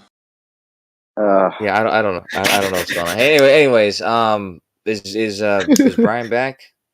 All right, no, he gave us the channel, or you gave us the video. Okay. Cool. I only found like 20 videos in there under Geospatial Users Group. I found his face, but I haven't found the one that looks like it would deal with the arc of the parallel. Wait a minute, Brian, you're the king of the flat Earth? So he's my rival. How many kings of the flat Earth are there? I thought Whitsitt was, and then Jeremy was. Several kings. Bunch of worthy opponents. Not bad. As you know, I'm the king of Globe Earth. I mean, come on. You're the king of Globe Earth with no globe proofs. No. Okay, so hold on. So like kosher and bacon, they're like A tier, right? And then other people are like B, and it's like maybe like one C and tier. then there's you. If No, hold on. Wait, hold on. I'm S tier, right? You ever play a video game that got the S tier shit? I'm S tier, right? That's me. no, you're more like the court jester, the guy with the goofy hat. What about Solaris here? No. Well, hold on. I'm okay. Don't I'm worry like about Solaris is fine. I'm not. I'm not Arma, like. are you an alpha male or a beta male? I'm Or a stoic? I'm hold on. Which one's because I know there's alpha, there's beta. Is a Omega the he's a worst? Omega's female. the worst, right? Omega's the worst. He's a phi male. I'm the super ultra alpha Omega supreme male. No, but yeah, no, I am the ace. Okay, I'm not the jack, the jester, whatever. I'm the ace. Kosher and Bacon are like king, and then everyone else is like all the rest of the ballers are like queen and maybe like a jack, but yeah. You know I'm those the two ace. cards you throw away when you get a brand new deck? That's a good one. I like the blank ones, right? That's what you are, Armbar. You're the Joker. Not the Arma, so- Batman Joker either. Don't think you're cool and trying to be like, yeah, I'm the Batman Joker. No. Well, no, I thought you were talking about like the blank cards. 'Cause I know there's some decks or whatever that you get like a blank card or some shit, whatever. I thought you were talking about that, or like the instructions. I know there's like some cards where it's like, but like, oh, that's funny. Okay. The instruction, you're not that important. You're not the instruction card. Arma, let's say you're going to Costco, and let's say it's you and Kosho at Costco, and you guys arrive at the last toilet paper. Uh-huh. You both have to take that toilet paper back to your families, otherwise your woman's going to yell at you. I would win. That's Who's going to win? I don't know about that. We know Easily me. Kosho's nice. Kosho's nice with the toilet paper. I mean, Kosho's good. Don't get me wrong. I'm just saying, I'm the king Kosho's of toilet king of paper ballers, story. right? Oh, What? Kosho went on deafened. You never heard his toilet paper story, huh? No, what about? Hey, I'll let him tell you. Are you guys still talking about cards? You guys still talking about cards and shit? Hey, I just left for a little bit to listen to the video and didn't realize you guys were still talking about. I thought that would be done, but anyways, Brian, I did Don't watch say it, his though, Brian. name. I thought he got the video. He showed it. Oh, did he? Oh shit! I'm sorry. Yeah. I watched it. He's not listening though, unfortunately. I think it's because he posted it and he knew it was going to happen. But as I just said it earlier, he doesn't say what he says. He says. He doesn't say what he says. He says. Yeah, that's right. The guy in the video doesn't say what Brian says that he says, because he didn't say that they measured 180-degree triangles. He actually kind of says the opposite, but he's not being clear in what he's saying, because it's like a throwaway comment that he's making. But he's saying that like triangles, we know that triangles add up to 180 degrees. He's talking about in math, in reality, right, on a flat plane.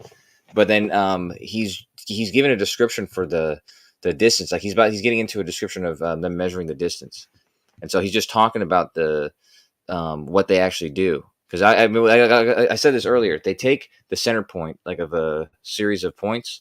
They take one center point and then they go around. They pick one as a zero. They go around and measure the angle from that zero of all the other points in reference to that point in the middle. And then they later go back and look at all the separate. They get the triangles by taking from that set of data, and that's just what he's going over. He doesn't say anything like what Brian says he says. They don't measure 180-degree triangles and then just go and put in globe math. What he's saying is that it's triangles are 180 degrees, and because we're on a globe, it's not exactly that because you got to do some math, but they're not exactly 180 degrees. He's just describing how on a globe they're not 180 degrees. But anyways, yeah. So I don't know. Brian's not here though, so. Well, you know what? Earth is Life should have put some links to the original. He might have. Let me check. No, I just looked. I don't see it. Description under the description. I mean, we just got the name of the channel from Dr. Press Parks. No, all I got is the Brian video. Yeah, the guy speaking is Dave Doyle. I'm trying to find the specific video that gets clipped out of it, but I'm having less luck. Look like a Dave Doyle. That's what I would have guessed his name was. Dave Doyle. Doyle. Doy. He looks like a doy. He looks like a Doyle. Let me see if I can find. I'll look through some of them too.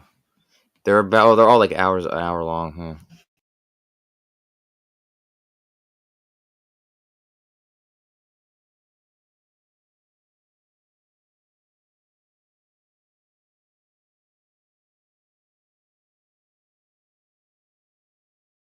Haha, success.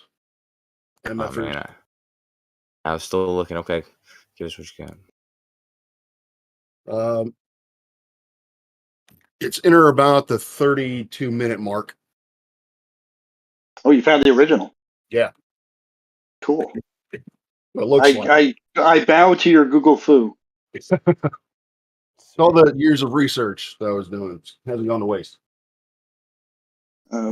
Timestamp again? It's around 32 minutes.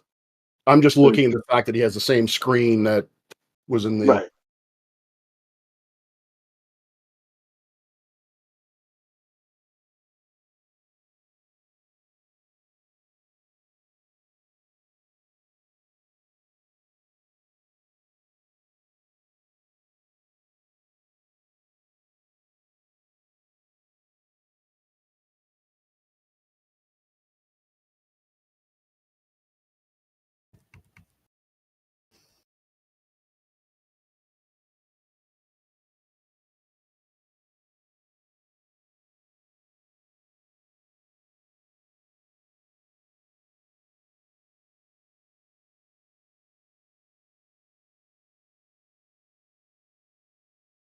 I wonder if anybody's gone to David Doyle and asked him if he can lay hands on the field notes.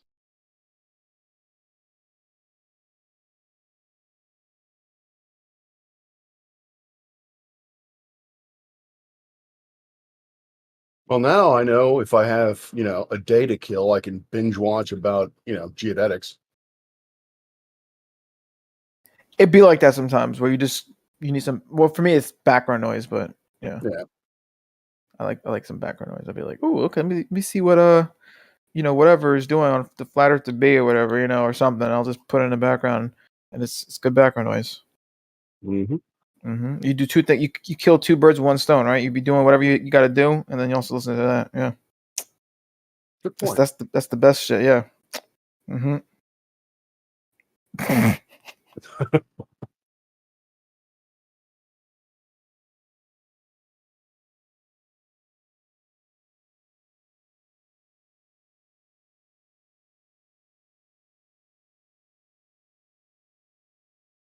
I wonder how physically difficult it would be to do one of the biggest ones that they did where the survey monuments are still there.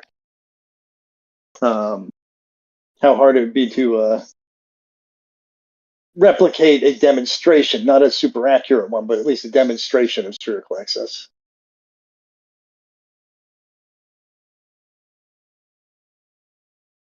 According to Larry, GPS extremely difficult. Highly yeah, but Larry difficult. always does things right. So he's going to go through and do his 70 measurements. I'm saying you just go out there, take a measurement, look to the left. There's the other point. Okay, that's 80. Let's get on with the next measurement. That's 75, and that one is 62. Okay, done. Because these measurements, the big ones, are big enough that you can that a novice could see it.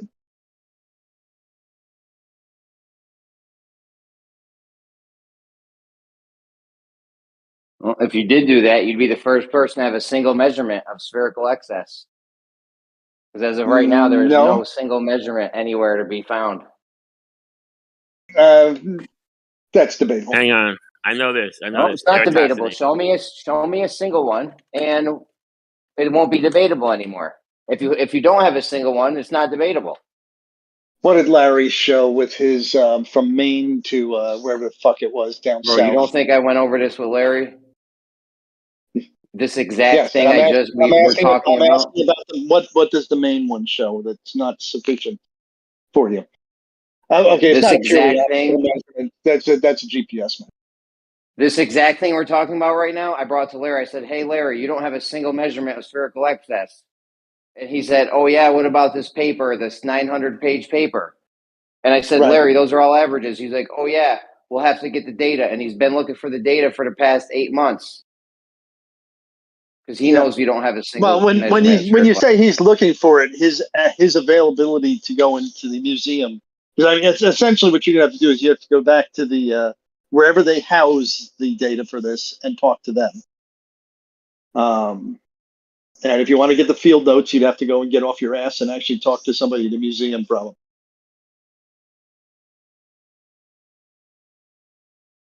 Yeah, but I mean, what it would allow for, Moyak, is for somebody to go out and duplicate it.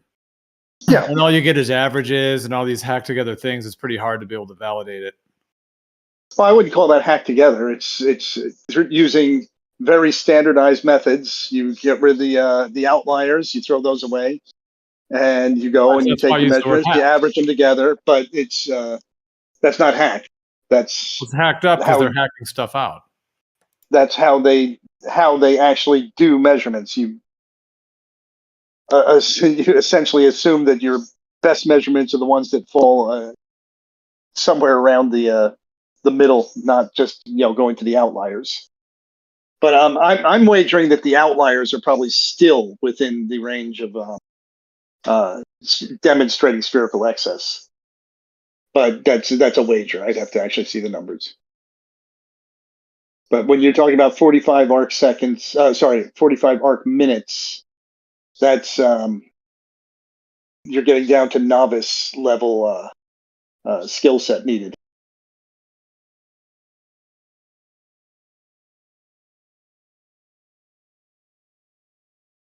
If you wanted me to get an arc second accuracy over, a measurement like in Maryland or something, I think that I would be very challenged by that.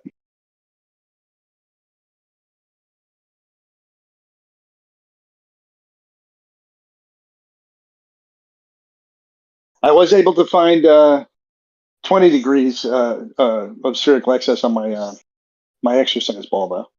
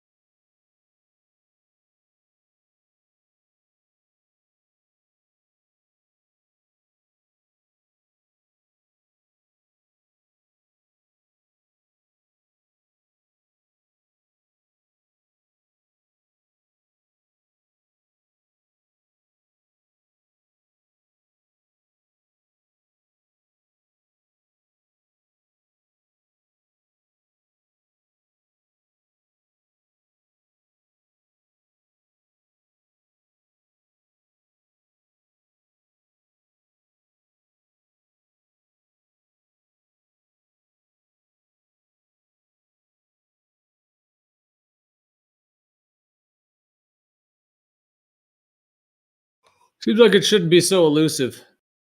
If this globe Earth is supposed to be this, Copernican revolution, and our minds were all blown by these Pythagoras and his little sphere cult and Copernicus and all the whole story, seems like it should be a lot more solid than this.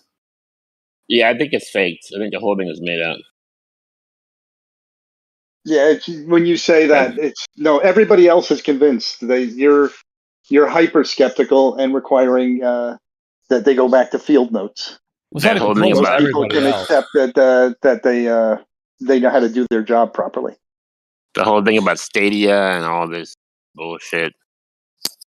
Repeatable today, not even in question that you can do the Python. Who the hell was it? Not Aristarchus. God, I don't want to invoke Pete. Aristophanes. That can be done today. You don't need to do Stadia. You can do actual measurements. You can do them local to your town.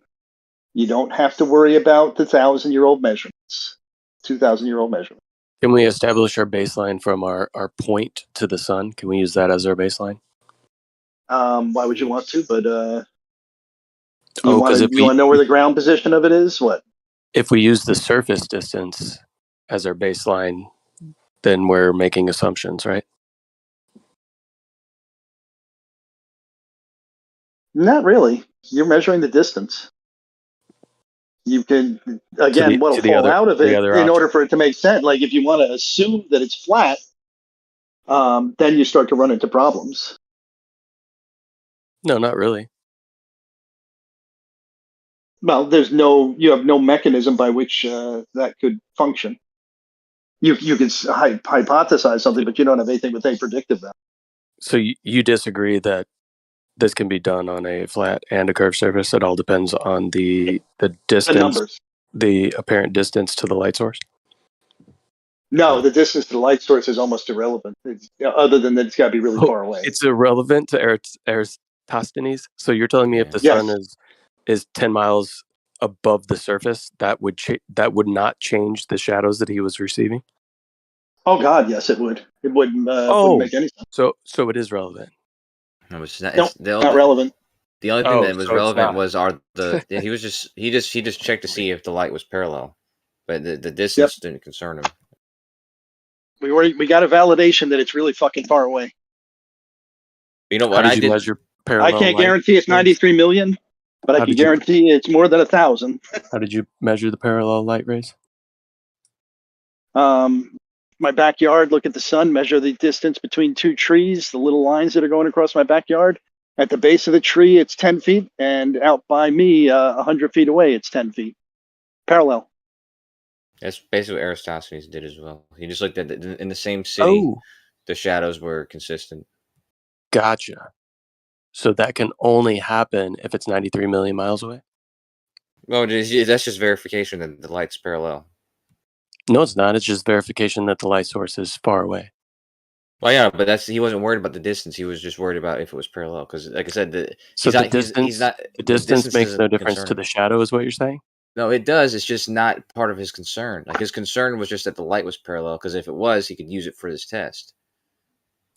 Well, Moyak just described what's the margin on error of 100-foot difference. That's just like very minimal. You want me to go further? You want me to do mountains? What? Yeah, if you go as far as they did in Eratosthenes, you get different shadows. So obviously, it's not parallel. Well, no, that's what I'm saying. If it wasn't parallel, you'd be able to see in one city that there's a variance or whatever. But how do you guys not understand that this works on both? That's fine if it works on both, but it doesn't for a couple of reasons. But you can check it on both. You can check it. You just use two different math. That's all. You use math. Two different. You're just you guys are just being dishonest, saying that the distance to the light source makes no difference. That you've measured the parallel rays based on very short local distances to a very far distant light source. No, yeah. Well, what is the precision that I could do that with? Like, let's say I used move those two trees. Move them. If I took a piece of string, are you going to get a different shadow? If I took a finer resolution measurement on that, like I used 2 pieces of string instead of trees, and I can now find the center of that shadow, and I measure it down to a millimeter, to the, I don't know, 1/10 of a millimeter. And I go and I say, okay, well, it's not deviating that much over this 100 feet. I might be able to extend that distance some. You realize that the deviation that you get as you continue to increase that, right? Meaning your shadows are going to start to appear, right? You realize that is either the light rays not hitting the surface parallel, or the light rays hitting the surface parallel and the surface being curved. You realize there's 2 options here. You know that, right? Even if you did that, you would expect then, like if it was close, you would can you agree to that if the numbers started to indicate that maybe you guys are you're worthless. You're a worthless piece of shit. Because you can't be honest to say yes, that would be the case. The funny thing is, a lot of people admit that. Even your own priests admit that. I was trying to say before, I did this test. You do realize that you're the one with the retarded position here. All right. Moyak's just vomiting demons at this point, so I think we can move on from Moyak. Well, someone should check on him for sure. That's But all he ever does, right? Is he won't admit that something as simple as that can have two outcomes. Just because for some reason these people believe that if they say, "Oh yes, that could happen if the light source was closer," that somehow completely throws their model out the window and that can't possibly be a globe if they admit the honest truth. yeah, well, But can you that's not hear the me? case. Like I wouldn't even use that to say we know that the Earth is not a globe because you can move that light source closer and that changes the shadow angles. I wouldn't use that. I don't use it as a FE proof. I wouldn't use it as a globe proof because I can admit that both options are relevant.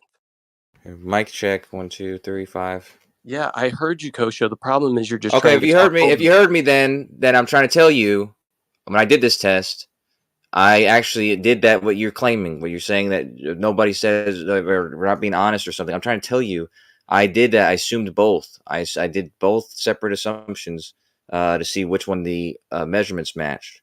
So I didn't just assume that that one's irrelevant. Like I said before, you would just use different math. This is the only difference. You use different math if you made the same. If you were assuming either one, you could assume it's close and local in a flat plane, or that it's round Earth and the light's coming in parallel.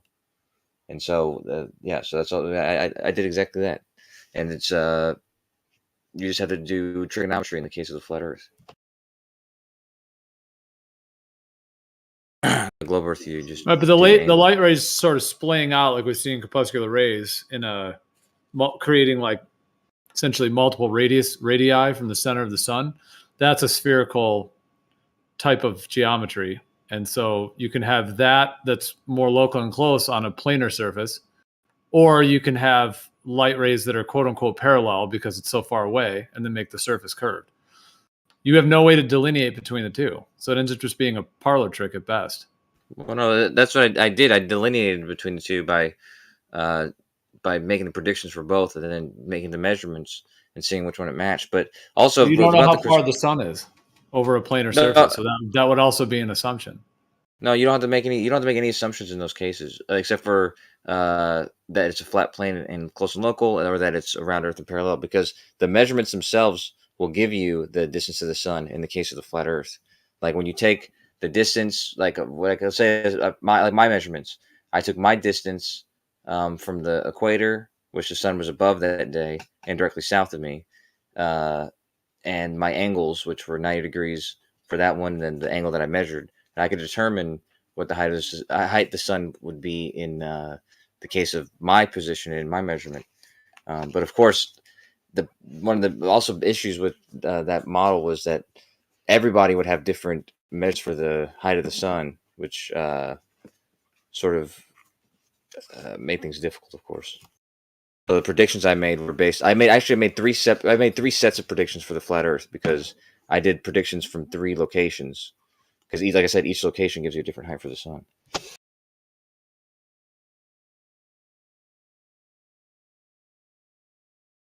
Of course. I think I dropped out. I just say, try it. You can try it on a flat Earth from any distance. Do it from 0 miles up to 93 million miles or 1 billion miles. The numbers will never match all the numbers that we receive on Earth.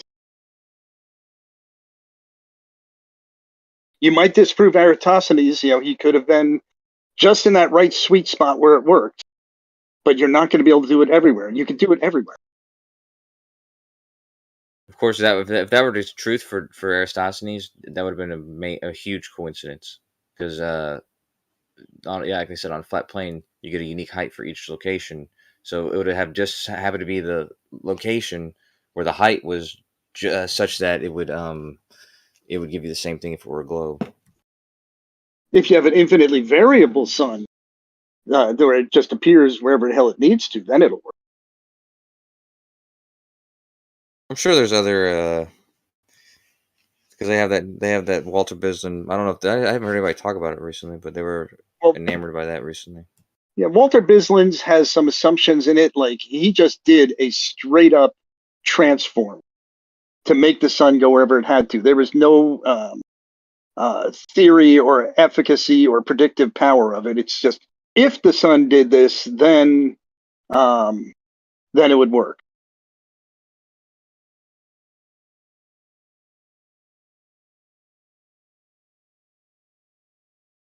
It's sort of like saying if my car went 350,000 miles per hour, the paint would peel in the atmosphere. Well, that's the thing. If you do that, if you do Eratosthenes from the solar GP at a known time, like the equinox, to any single location, you haven't proven a thing. It doesn't tell you anything. It'll give you an altitude for the sun, assuming a flat plane. You can do that. It's only when you add the second or the third or the fifth or the 20th observation, or 20 millionth. Yeah, at about the same time that you see that now the sun is at any kind of altitude you can imagine. Everyone is different depending on what your latitude is. You know, it's funny. I had exactly 23 people in my test. Like I had 23 people on the equinox when I did my test, and then I know Slice Parkane did something kind of similar, except for he did like the actual Eratosthenes to measure the size of the Earth, where I was just testing the flat Earth against the globe. But regardless, he did his on the solstice, and he also had 23 people. So every time I tell people, and I was like, I honestly didn't even. I didn't watch his video before I did mine, so I didn't even know he had 23 people.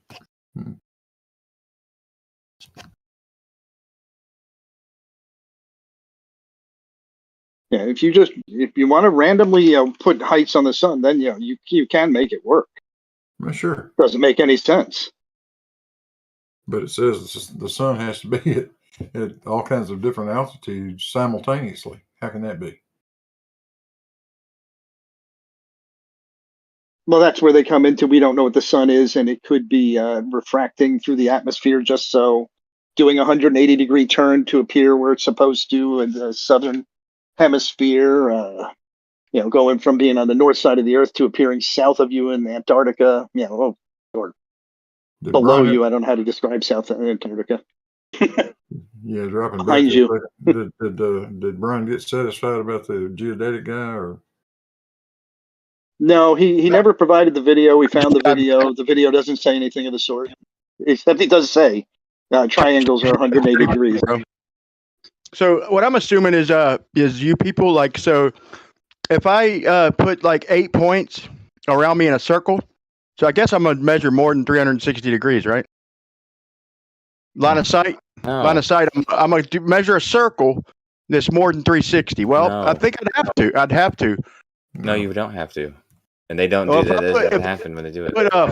Let's say if I put 8 points around me, 2 in front of me, and then no, fuck it. We'll just do 4 points. We'll do 1 in front of me, 1 behind me. One for north, east, south, and west. So I'm gonna and I'm in the middle. So if I'm gonna get excess in all these triangles, I'm not gonna measure 360 degree circle, right? 360 degree circle, bro. Like if I add up all these triangles into a circle, I'm gonna get too much, right? You don't do that. You don't add up triangles into circles. All right. But yeah, the circle that you create, the circle around you, will be 360 degrees. Okay, then how am I gonna have excess if I have 6 60-degree equilateral triangles? Same way I did on my ball.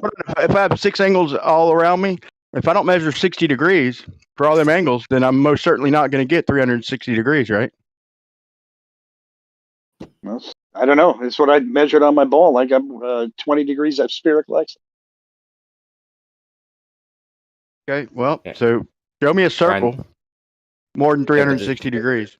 It's not more than 360 degrees, bro. It is 360.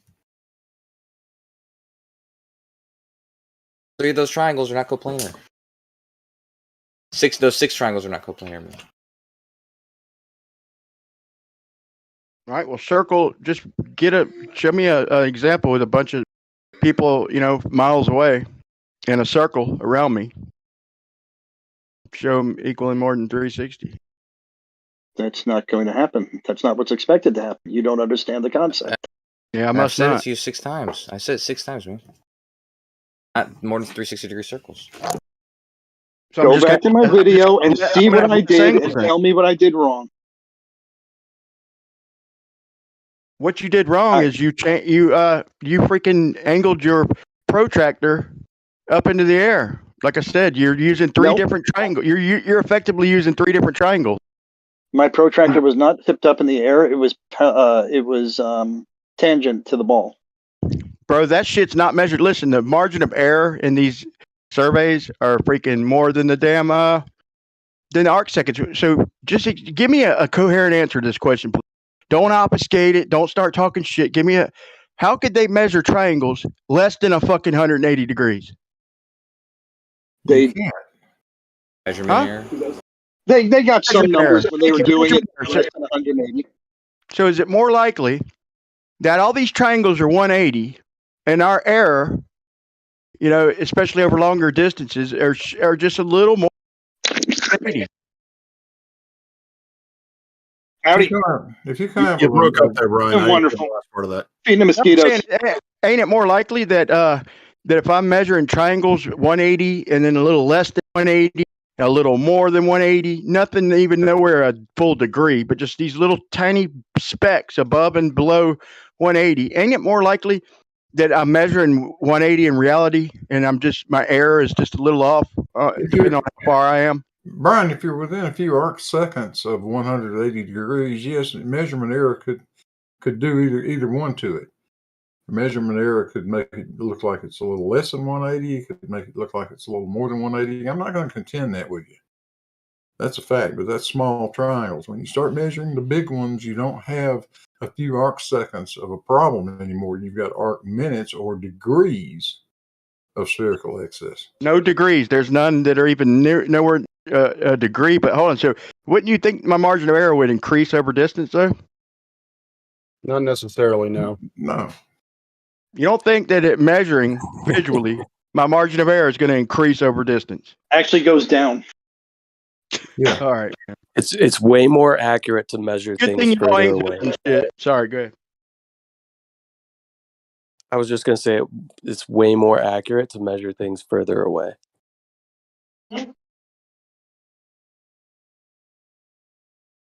So, Brian, this may be not related to anything you were saying at all, but with your whole 360 degree, you might be what I can tell you is if you draw out a circle on a globe, it's going to be 360 degrees. However, much like a triangle has spherical excess, the area of that circle is no longer going to be pi r squared. It's going to be 4 pi r squared. Right. So I'd have less triangles. I get it. But that's just not our reality is what I'm saying, man. And I'd like to make it doesn't matter if you tie the string lines on a ball, then if you put toothpicks on the ball, you're going to get 180. But as far as 3 points, but I would be baffled if y'all could show me like if I went out and looked at these long distance measurements and measured the angles myself less than 180. I mean, that would fucking baffle him, bro. Because anything we build in reality is based on coplanar shit. I didn't get 180. I got 200. I'm talking about in real life, like going out and doing these actual measurements. I'd like to see a triangle less than 180 or more than 180. I would chalk that down as if up close. It's definitely more accurate in the real world. I promise you that. I've used these instruments, never over that distance, but the closer I am, the more accurate I know I'm going to be. But maybe I'm wrong. Okay, maybe there's some rule, I don't know, some spherical shit where long distance is more accurate. But I'd be, it just common sense, man. If we're measuring triangles less than fucking 180, bro, less than 180, then more than 180.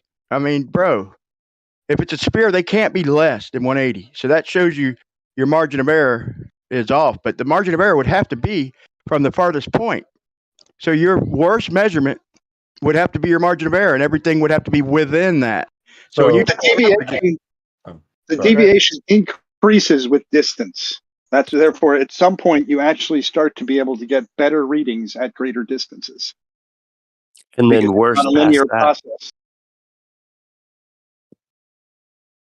So, Brian, let's take two examples. If in reality the triangle you're going to measure is 180 degrees, but your measurement error is a degree, then it is within the realm of possibility to measure 179 and still be accurate. However, if in reality the triangle adds up to 190 degrees and your measurement error is 1 degree, still 1 degree, then you will not ever measure a negative or a 179 or a below 180 triangle. Fair enough. But would everybody here agree that if I take 10 measurements, okay, my worst measurement, okay, I'm going to average everything, right? I'm going to take the 10 numbers, add them together, and then divide by to get my average. But my worst measurement has to be my margin of error. And anything outside, because every measurement has to be within it, or it wouldn't be a margin of error. So is everybody cool with calling my most deviated measurement out of the 10 would have to be my margin of error? That's how we do margin of error, right? And then we average the 10. What do you mean no? So how could you have measurements worse than the margin of error? I was going that was a rhetorical question, by the way. That is not how we measure that is not how error is measured. Error depends on it depends on the measurement error of the tools. And that's at this point, that's really the only thing I can come up with at this point is measurement error of the tools. What you're talking about is sometimes done, and it's called culling of data. And basically that has nothing to do with error estimates other than the fact that you measure a sample of 10 points. Your error is 1 degree. You get a point that's errant to the point that it's like 5 sigma away or 5 times your error bar away. It's called data processing, bro. You can't have a measurement in your average that's outside of the margin of error, bro. You're just rambling, bro. Hey, Brian, let me ask you something. Brian. You got a 1-inch margin of error. You measure a 10-inch board. What portion of that 10 inches is margin of error? Okay, I'm gonna measure it 10 times. Let me say this again. No. Just one measurement. I got to measure. You asked me what I'm gonna do, and I'm telling you, I'm gonna measure. This is my scenario, dude. I'm gonna measure it 10 times, Howard. You asked me a question. Please allow me to answer. No, I asked you a simple question. What portion? Why is it Howard able to cut him off? I don't get it. He got 2 words. He's not answering my question, Rakia. You asked me what I'm gonna do it. I'm asking why you're allowed to cut him off, even if he's wrong or not answering your question. Why are you allowed to cut him off 2 words into his answer? Because he's not going to answer my question, Rakia. So what? It makes for a non-productive conversation. No, non-productive is over talking. Both of you. Hold on a second. Both of you, hold on a second. Brian, feel free to answer his question. Left lane, don't interrupt him. Okay, if I answer this wrong, then you can re-ask me. But you asked me how I'm gonna measure it. I'm gonna take the 10-inch board, whatever. That ain't what I asked. And I'm gonna wait. Go ahead. What was the question, man? Maybe I'm just. I'll be in all fairness. Re-ask the question, Howard. Yeah, if you've got a 1-inch margin of error, and you measure a 10-inch board, what portion of that 10 inches is margin of error? How do I know the margin of error before I measure it, Howard? It says it right on your tape. It measures in inch increments plus or minus 1 inch. And how did they figure that out? Oh, fuck, Brian. So if you measure a 10-inch board with a 1-inch margin of error, you have a 10% chance of getting it right. If you measure a 100-inch board plus or minus 1 inch, you've got a 99%. You got a 99% average of getting it right. Here's how they do it in reality. Let me tell you. I thought maybe you'd know, but what they do is the smallest inch on the tape measure, you cut that in half. So if it goes down to inches, your margin of error is 1/2 inch. If it goes down to millimeters, your margin of error is 1/2 millimeter. Okay, now, but with optics, you can't just throw out an arbitrary fucking margin of error. You have to use the tool, find out its accuracy. Okay. But if I'm going to use optics in reality, I'm going to measure something 10 times or however many times, then I'm going to average it. Okay, you can't use you have to throw it out. You can't use a measurement in your average that falls outside of the margin of error. So the margin of error, you can throw out the outliers. Listen, you can throw out the outliers, but you cannot use a measurement outside of your margin of error. Your margin of error is denoted by the most deviated measurement of all of them. That's your margin of error in averages by definition. I think they use everything within one standard, or what is it? One standard deviation, or depends on the precision that you're looking for. Usually, if you're talking, well, I look at things as is an event real? And to me, an event can be trusted as being real if it is 3 sigma or 3 standard deviations away from the normal. So the problem we have here with the problem we have here with these optical measurements, right, is most of the manufacturers of these devices give accuracies that are, let's say, margins of error, right? So the precision of the instrument is up to a certain distance, and they're very precise instruments up to a specified distance. The problem we run into is we don't know how precise these devices are past what the manufacturer guarantees with the device unless we do something to prove the accuracy of them. And the accuracy that they give is under perfect conditions. That's not really true for a theodolite. It's an What is instrument. It's an instrument error. It has nothing to do with conditions. Right, and their margin of error is not based on instrument error. It's based on their measurements. Hold on. Conditions certainly have a lot to do with whether or not you're going to get an accurate reading with a theodolite, especially if you're they're saying that's not how they came up with the average, is what he's trying to say, I think. Oh. I don't know if that's true or not. A theodolite's accuracy has nothing, it's not tied to distance in any way. It is strictly an angular measurement. That's all. So let's say this then, Blue. You think they looked through it and they got, let's say, 72 degrees. What'd they do? Just back off, scratch their ass, and blink a couple times, and then look back through it. And now all of a sudden it's 72.1. I mean, bro, think what y'all are saying. Look, it's conditions. It's based on conditions, not instrument error. That plays a small, teeny part of it. But these measurements that are going above and below 180. You can't use measurements. That would explain why they didn't show the data. But you can't use measurements that are outside of your margin of error. That by rule of averages. Only thing you could do is throw out your outliers, and then because then you'd have a way big margin of error. Throw out your worst measurements and average the other ones, and then your worst measurement would be your margin of error. How would you go about figuring out which ones to throw out, Brian? You could, I mean, I'm saying just to be fair, you could throw out the outliers. Like if you fucking had one that was nowhere even close to all the other ones. Okay. Ain't that what y'all do? No, to call data, as you were suggesting, you compute an average, or you compute an error. You are partially right. In some analyses, what you can do is you can compute the root mean square of your data scatter. You can then, which gives you your error, which gives you your what I'm going to call sigma. If you have any data points that are, say, 3 times that error, that root mean squared, then you have an excuse to get rid of those data points, because you can make an argument that those data points are in error and go from there. I don't know if that is how theodolite measurements are made. I sincerely doubt that is how theodolites are measured, or data is analyzed. Excuse me, because it's not a Well, it's just data processing. Period. Like, so let's say I have let's just narrow it down to 3 measurements for this example.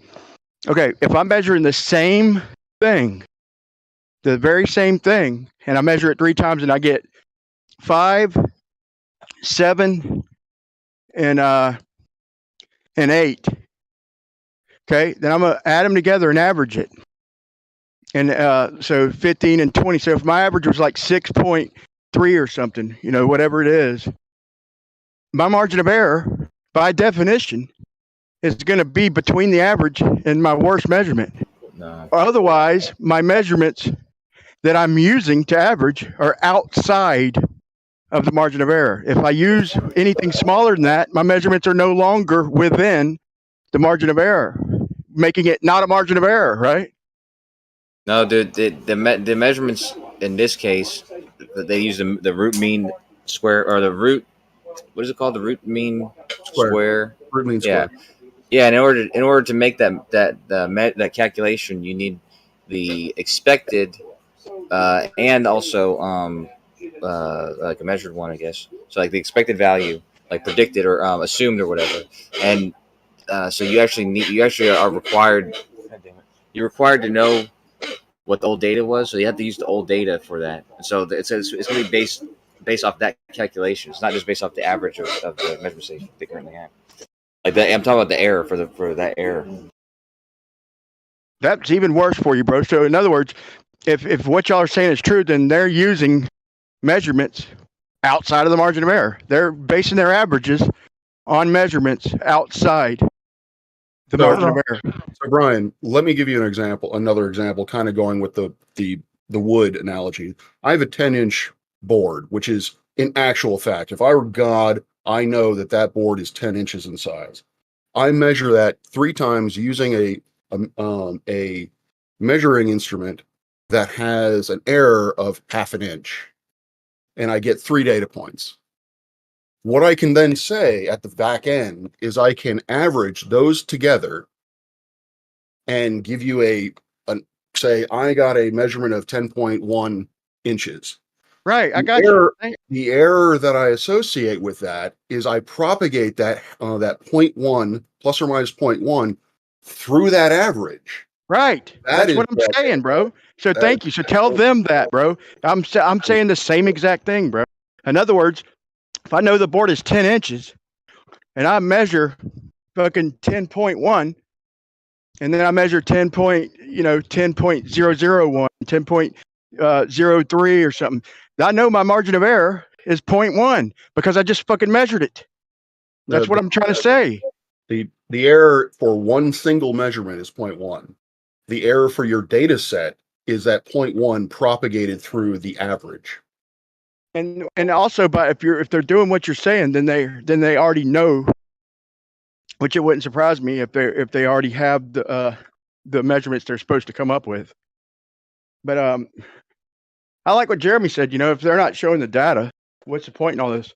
But I would like to go out and also they use refraction. Like the guy Andrew Johnson said, he likes to use this because there's no refraction. Because all of our arguments based on elevation and shit come down to refraction and all this. But the side to side, there is no refraction. But when you look at it and you read into it, they do use refraction error and a bunch of other shit. Did we just meander away from the point? Well, he backed up my point. And we're not using tape measures, Howard. So the error is based on the atmospheric effects, basically. We like I said, what do we do? Just back away, look through it, jot down our answer, back away and smoke a cigarette or something, and then look back through it, and it changed. It had to be. Well, how could it change if nothing moved? It'd have to be conditions, right? I agree that that's how you have to do it when you know the conditions are going to change your measurements. So you can take an average and think you're as close as you can be. But there's more accurate ways to do it, I think. And I mean, if you take the average of a more accurate measurement, you're going to get closer to the result. So you post 2 pictures of you using a tool that measures horizontal, change in elevation by creating a horizontal. And then at one point, the object in the distance is above, and one point it's below. Then what do you do then? Do you average that and say it's horizontal or close to horizontal? Or do you say one is caused by the conditions and one is caused by a physical drop of what you're measuring? That's the problem I have. Because if I show the picture that Jesse took, who is a glober, basically, I hate labeling people, but just to to frame it. You know, he's being honest. It took 2 years to get a picture like this from others. When I said it happened, they called me, you know, said I was manufacturing this. But now Jesse can post it and everybody sees that it's true. The object in the distance, let's call it the horizon, but it's actually a physical object that's above the crosshair. That's caused by refraction and whatever else they want to give it, right? But when they show the object below the crosshair, refraction and perspective, nothing's given. It's Earth curve. I don't understand that at all. It's because light bends down. Mm-hmm. Well, sometimes it bends up, right? Because he took a picture of it not bending down. So it bends up and down, right? Because of X, because of conditions, because of light angle, because of light source, because of the light source angle, because of your angle, because of your distance, because of your height, because of the hot and cold of the surface of what you're shooting over, the hot and cold of the medium that it's in. The medium that it's in is ever changing, so you're going to get, you know, where do you want me to those stop? are changes in density. The light still follows the same rules. Yeah. That's why it goes up one time, like in the same day, it makes the object appear above the crosshair, and then earlier that day or later in that day, it appeared lower. And at some point, if it did that, at some point it must have appeared even, like horizontal, right? Like if you would have done, so which one do you trust again? Your measurement. The one that follows are the understanding of optics. It's all optics. You're looking, dude. You may have a mental issue. I hate to bring the fact that you cackled and I cackled back at you. Yeah, I'm laughing at. I'm not laughing at you though, because I'm just laughing at myself, going, "Wow, I kind of think that way." But if you take a time lapse and it's going up and down, and sometimes it's in the middle, what's we're looking through an optic, right? That's what the optics are telling us it's doing. I would use the reference of the optics and say that's where it should be. Well, good. What's happening after that? Like when we did the experiment. Like when we don't do it so far and the optics is horizontal. Like when we take out the optical part, when we take out refraction, when we minimize all the effects of what we know affects optics, and we don't get this drop. Is that what you're mentioning? No, I would say that's whatever it's doing is what light is doing at that point. I have the physical reference of my line saying that this is horizontal. Any deviation from that is likely going to be what do you call it? That's going to be atmospheric. Yeah, that's what I'm saying. That's what I'm saying. It's an apparent drop. It's an apparent rise. But when you take all those effects out and minimize it, i.e., minimize the distance, which takes away those effects of how light is affected by the atmosphere and the heat and blah blah blah, you don't get drop. You don't get rise. You get horizontal parallel. I'll be here all week. Yeah, like Soundly did that experiment. Okay, he took and he lined up lanterns a mile apart. He lined up 7 of them, dude. He went through the trouble of doing this, and then he did a time lapse. I'll post a video. This is his work, and it showed it concave, it showed it level, and it showed it flat. That's what we would expect if the atmosphere is acting like a lens and fucking making shit go up and down. And that's exactly what it showed in his time lapse. It showed it concave, level, and convex. Well, not only that, with the different temperature variations or density changes or whatever you want to call it, but if you just change your angle, if you just have the light source change its angle, then the effects of that, whatever's causing that effect, which is optics basically, that effect changes. I mean, the light source in this case is the object you're looking at. The light reflecting off that object is the light source I'm talking about. In this case, it would be the sun. Yeah, so reflected light is even worse.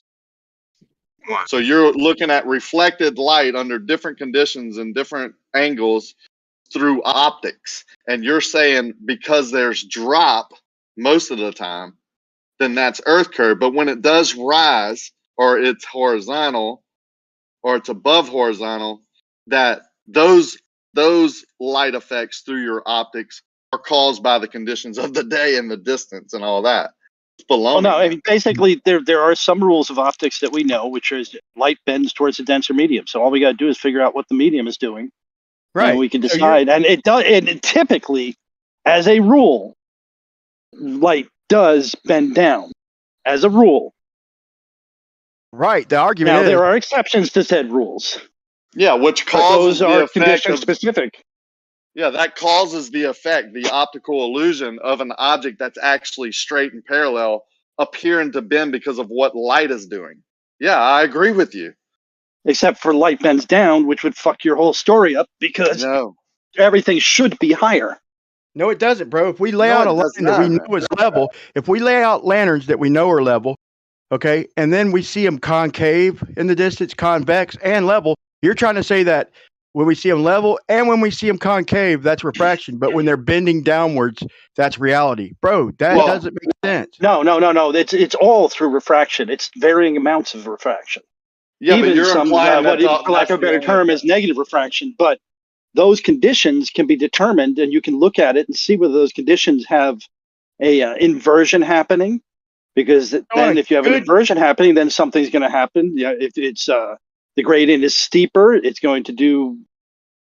The density is going to make the light bend down more.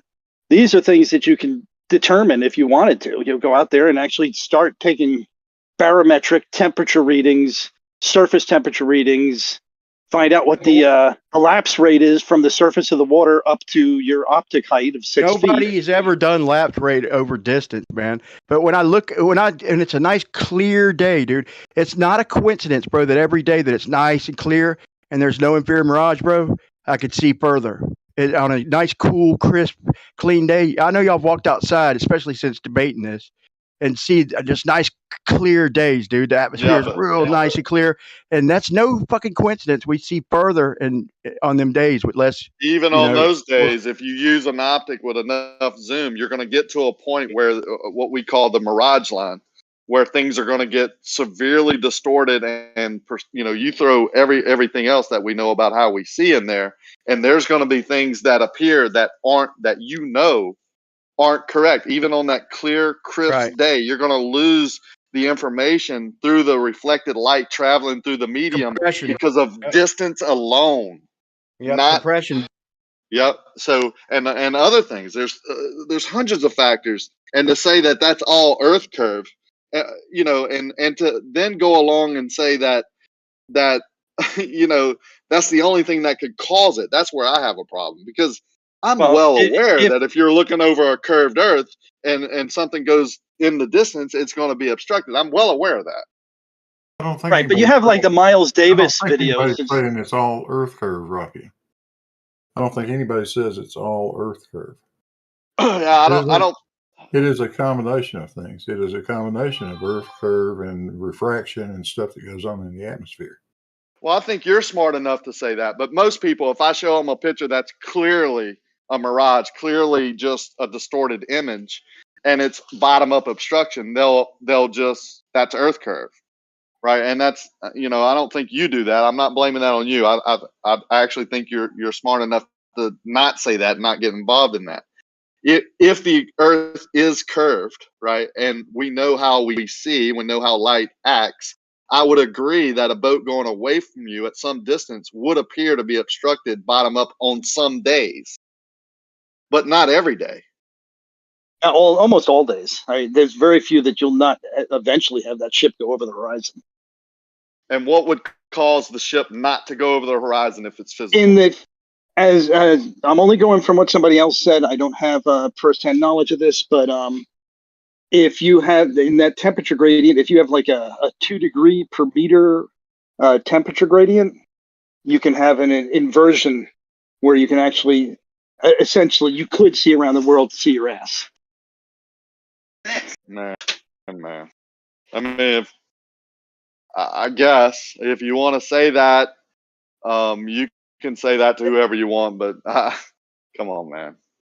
We're still dealing. You're going to, of course, be obscured by opaqueness of the atmosphere and stuff like that. Yeah, of course, because that's reality. But it will equal or exceed the curvature of the Earth in those conditions. Okay, let me ask you this. I'm looking out a hotel room window right now over a bay, right? A huge body of water. Sure. I'm looking at an angle out to the horizon. You think if I got rid of that angle of that glass that my view would change? Got rid of the angle of the glass? Yeah, I'm looking at it. The window's at an angle. You understand what I'm saying? Oh, yeah. Are you saying does the glass have some refraction properties? Yeah. Right. Exactly. Okay. And the glass is kind of dirty. You think that distorts the image also? I would say that dirty won't distort position of things. It will make them more opaque. Well, I said distorted. It distorts the image, the overall image, maybe even the distance that I'm available to see. Like the information being reflected back can't get through that part of the dirt. When you right? stick your hand in front of your eyes, you can't see. That's right. Yeah, exactly. When the window's really dirty, you can't see. So I think that's that's below the scope of the conversation, though.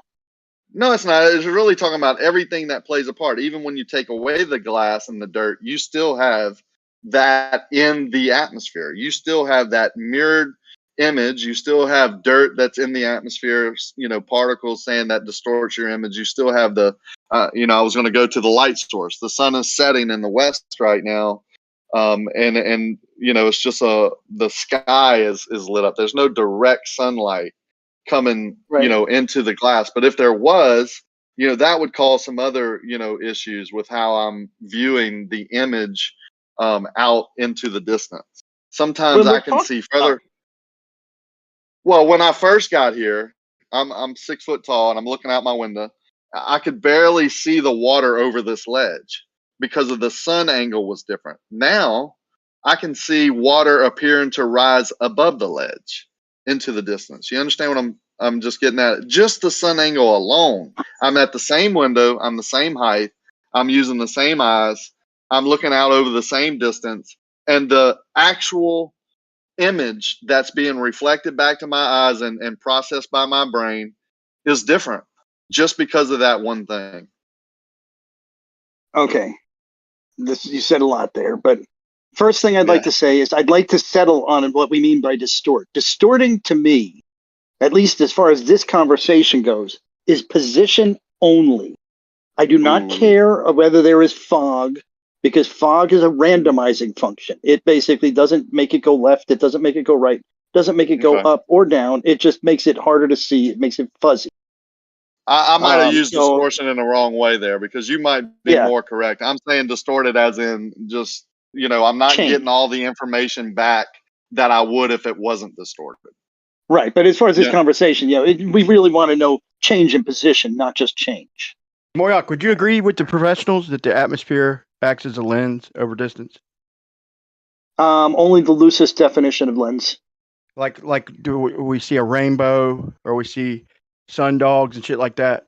I mean, the rainbow and you wouldn't. Sun dogs, I don't have much of an opinion on. Those are interesting, but I don't have much of an opinion on that. You ever seen a rainbow? Anything but I mean, maybe you have, but I've made rainbows in my garage, so I mean, I'm right. Yes, with I've seen rainbows with water particles and a reflector, right?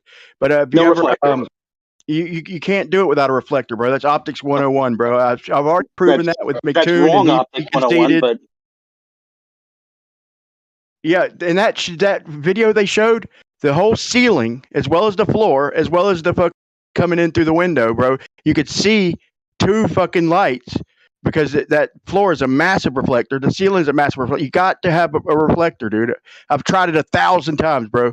You got to have some type of reflector, but to do it indoors. But here's the point: is why does it look like a rainbow? I mean, why does it look like a flat circle in an airplane and a rainbow on the ground?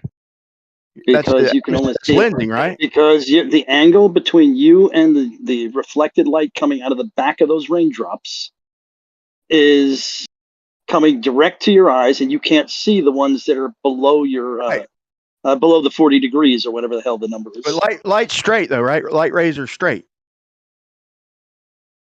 They don't bend. Yes, they've been back from those raindrops in that screen. The light that hits them. Actually, the rainbow is like, that rainbow is not a fixed position. It's a position dependent thing. Like even when you use a garden hose in the backyard and you move around. It's atmospheric in its perspective, basically. We see it in a curve, right? We know it's not curved, right? No, it is curved. It's not curved. Physically is curved. That light that is coming to you is only the rays of light that have that specific angle to your eyes. Very good. So the ones that reach your eyes. And light can curve It's 90 not curved. degrees. Light can curve 90 They're degrees. not curved. Huh? Those are not curved lights at all. Very good then. Either way, there's no way out of this, bro. So the rainbow is curved, okay? So that light we're seeing in the rainbow is always curved 90 degrees, always, every time. So whatever's causing it. What is this 90 degrees? 360 degree ring. What do you mean 90 degrees? I'm saying from the ground, we see a rainbow go from the top of our vision, looking up, to the ground. So if you made a full circle, there's there's 1/4 of it. It's always a bow, or we see it in 180 degrees. So we see it go from the ground and bow up. We see it in a half circle or a quarter circle, right? You're bouncing with these degrees off, and I don't know what degrees you're talking about. If I look at a rainbow from the ground, it probably is something about the top of that rainbow is probably 40 degrees from my center of vision. Have you ever seen a rainbow cut off like go 45 degrees up and then go to the top of the rainbow and then all the way to the ground the other way, like going to make an arc? But yeah, that's where there's rain in part of it and no rain on the other part. Can you show me that? Can you show me let's say if 180 degrees is the full half circle from ground up in the air back to the ground? Can you show me like a 130 degree rainbow? Where you could see that it just cuts off and there's no like obstruction bullshit or something in the background, like it just half a rainbow. No, not half a rainbow. I'll call that 180 degree. Yeah, you could do half, but over half then. So if half is 90, like half the bow. I mean, I've seen partial rainbows, where it's on the left-hand side of my field of view, and then there's nothing on my right-hand side of the view. In the distance? Yeah. Well, okay, so why is it when do you see a rainbow touching you? Why is it curving? Because the angle to you and those droplets forms a curve. The light that reaches you forms a curve. I'm asking you, why is it a bow? Because you are looking at something and the light that reaches you, the angle is sufficient. I don't even know how to describe this. I can picture it in my mind, but basically the light that comes off and the ones that reach your eye are only those angles that you can see. So it's going to form a semicircle around you or a circle around you. It's the same thing with right, but it appears to be upright. Same thing with an airplane. Like if you on a good clear day you watch an airplane go off in the distance, when it gets closer toward the horizon, it looks like it's going straight down, or if it's coming towards you, it literally looks like it's coming straight up. Just like a rainbow, at the end it looks like it's coming up. We know it's not, because we can see them up in the air, or we know what. But it gives the appearance of, like I said, I've thought it was space shuttles when I was younger, because I've just rarely looked at the horizon for one. And plus I didn't stare at them long enough to see them get towards me and see that it's just an airplane flying over a level ground or whatever, a curved ground, whatever you want to call it, a barely curved ground, even if it's a sphere. But in the distance, it looks like it's going straight up. So I thought it was space shuttles, because you just see a little trail. You can't even see the plane. You just see a little trail going straight up. So it looks like a space shuttle launching from 100 miles away or something. That's just how we see, dude. That ain't got nothing to do with Earth curve, whether the Earth even is a sphere. We know there's not that much Earth curve with a plane 50 miles away. But that's what we see, right? Same thing with a rainbow. Same thing, so whether it's perspective, lensing, any of that stuff, dude. That's just the way we see. It has nothing really to do with what we see. Essentially, if you had some non-human method of doing this, the photons from that rainbow are the ones that hit you. The ones coming from the left-hand side are bouncing off of those raindrops and coming to that position. Don't need any eyes there. You could have a sensor, and you could just count the number of red photons that hit from what angle. It's nothing to do with your seeing per se. It's actually getting there physically. But it's not Earth curve, right? When I see that airplane, rainbows are not Earth curve. Right, but I'm just giving multiple examples because everything we see does that. There is no exceptions. Okay, so even airplanes, bro, like I said, off in the distance, look like they're going straight up in the air because you barely see a trail and it just looks like it's going straight up. It's not, right? So that's not Earth curve, right? Making Well, us see it. that's a big statement. First off, you're saying that that jet is not going straight up. Perspective rules would have it going at a much different angle than what we expect on a curved Earth. And we see what appears to be a curved Earth. Like clouds touch the horizon, clouds touch the horizon some 80 miles away from you. That is not perspective. If you were using purely perspective, those clouds shouldn't hit the horizon until they reach the angular size limit. And it's also not Earth curve. That would be you would see clouds 1,000 miles away that would be getting same thing on a ball Earth, bro. down We on the see ground. clouds 200 miles away, but we don't. So when them dropping down and shit, we know it's not. And with that plane that looks like a space shuttle that I'm talking about, that's not. That's not Earth curve, right? It's part perspective and part Earth curve. But you think it's Earth curve, okay? So if I'm seeing a plane 50 miles away or 70 miles away, so given that there's let's say half a mile of drop, that's making that airplane appear to be going straight up in the air like a space shuttle. A little bit of. I'm not sure about your distances. Like when they hit the horizon, they're somewhere around 200 miles. Look, I'm gonna throw out flat Earth. You throw out the ball. We know that it's not fucking perspective. I'll give you that. Okay, all together perspective, whatever. It ain't Earth curve either, making that shit look like it's going straight the fuck up. It can't be. I don't know why it couldn't. Because it's only a little bit of drop. So if I went up a half mile in the air, and all of a sudden you think I'm gonna see it coming straight at me? At 200 miles, that airplane is going around the curve of the Earth. It's leaving a couple your degrees, field of view. At 2.5 degrees. So that 2.5 degrees is making that plane look like it's going straight up in the air. Because there's no getting around this. It's what we see every time. If you look at, it's got to be a clear day because you got to see it, close to the horizon. And you need a day without too many clouds. Today was a good day. But I swear to God on my life, dude, it looks like you would sympathize with me and say, damn, that's funny. No wonder you thought it was a space shuttle. That the line's barely moving, and it's going straight up. It appears to be going straight up in the air. Okay, that's not over the little 2.5 degree drop of Earth curve, bro. It's obviously the way we see. It's just the way we see. Well, 2.5 degrees. You're underrating that because at 200 miles, it's probably like 3 or 4 degrees. Well, if it's 69 miles per degree, 210 degrees would be 3, so it can't be 3, right? That's not how. What? That's not how you do that. I was going to say it's not 69 miles per degree. Hey, Brian, Horizon real quick, drop? just hold on. Just as a point of moderation, Brian, your mic is kind of doing that popping thing. I don't know if you can pull your mouth away from it a bit, but it's kind of like clipping and popping. Yeah, let me fix it. Sorry. Drop it. And that's the equation. Are you talking about for the horizon drop? 69 miles per degree? I was just talking about perspective, like the airplanes in the distance.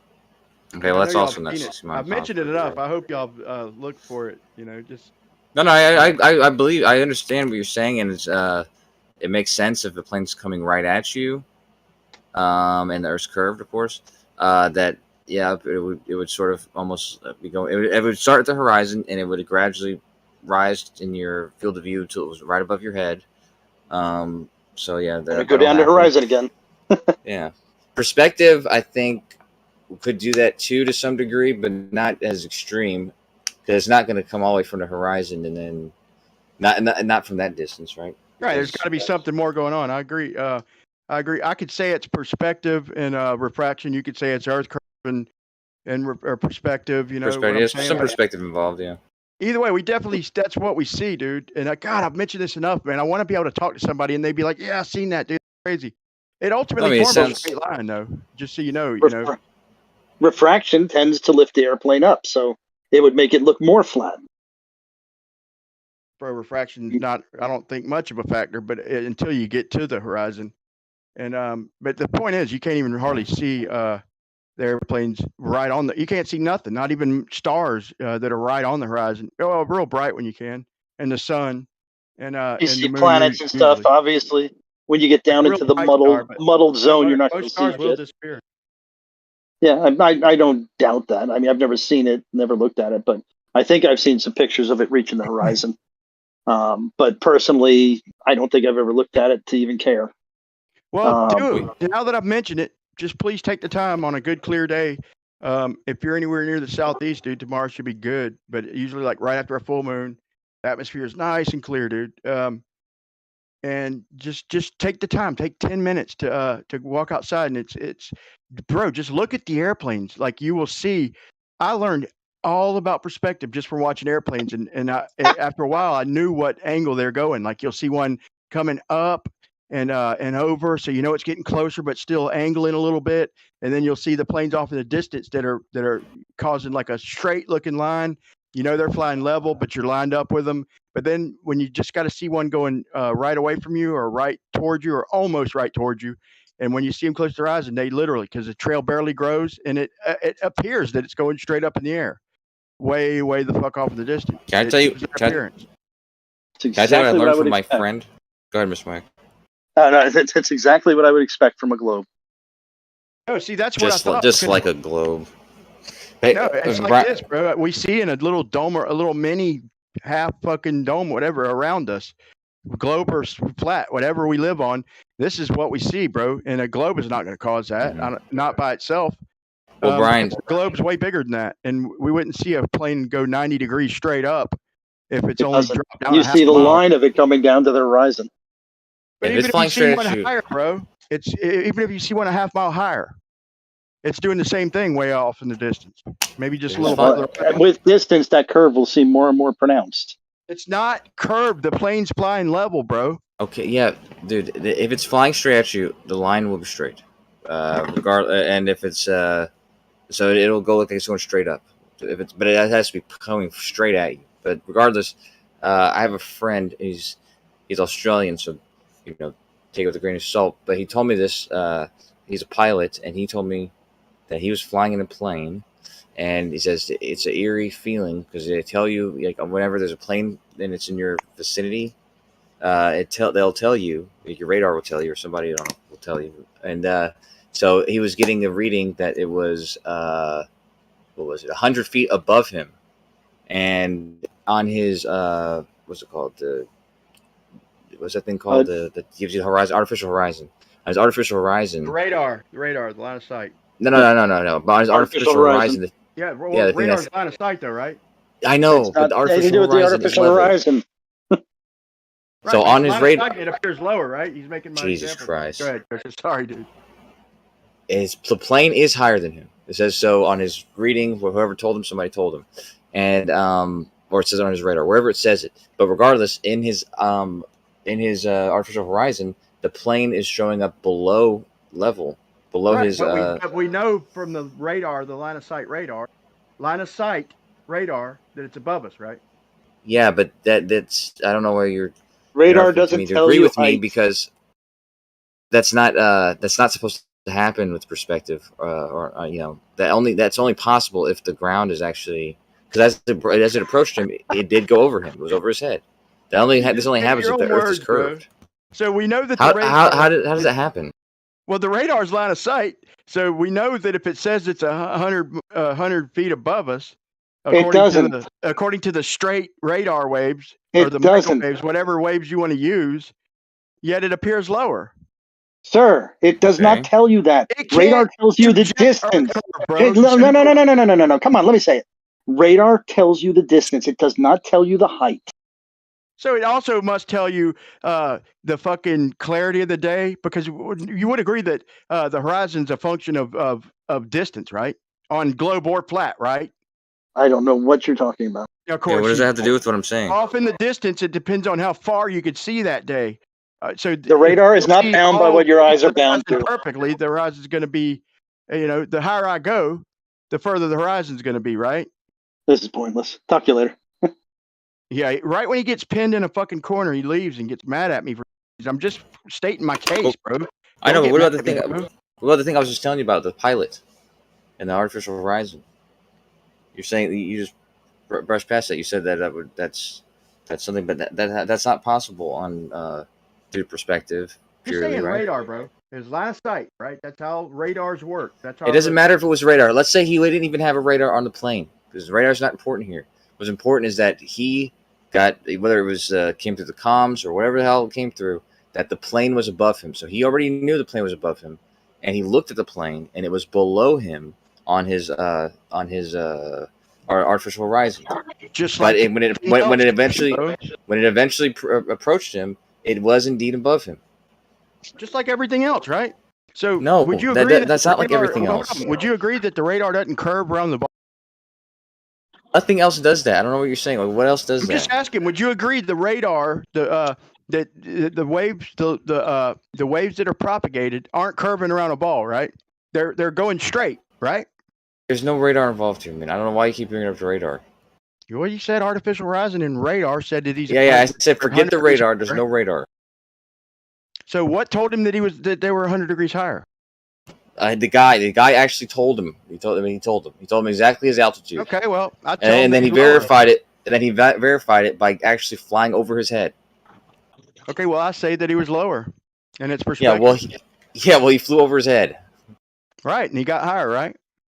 No. So you're basing it on what a guy said or radar? Yeah.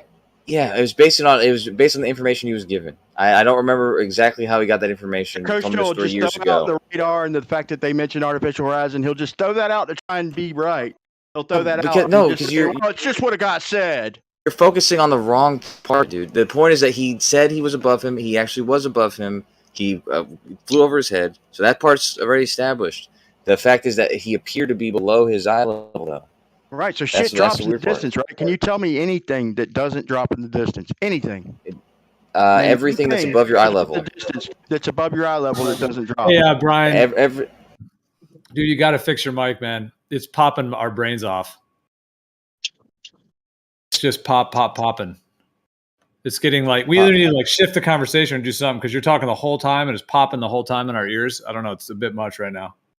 You're just too close to the mic, Brian. You swear to God, it's not what I'm saying. It's just my Just mic. pull it back from your mic. Well, you're also being very kind of talking nonstop as well. But I mean, I know All right, you I'll do back that. off. I'll give somebody some room. But I love you, Brian. Well, and also there's like a tension because it's like they're all just like fighting you, and then I don't know. I don't know. Where's the conversation even at right now? He's like Ip Man. He's not fighting 10 dudes at once. Not fighting him, no. I'm just that's a crazy story. I always thought that was a crazy story, so I thought it was relevant to what he's claiming about the airplane. Of course, in my example, it can't be perspective. Can't be Earth curve either, bro. From that distance, you're only talking, a 3-degree drop or 2-degree drop. Never gave you a distance. Yeah, I mean, obviously you guys got to finish this combo, but yeah, Brian, just try to pull away from your mic at the very least. Then I think that should at least make it listenable. Didn't it sound like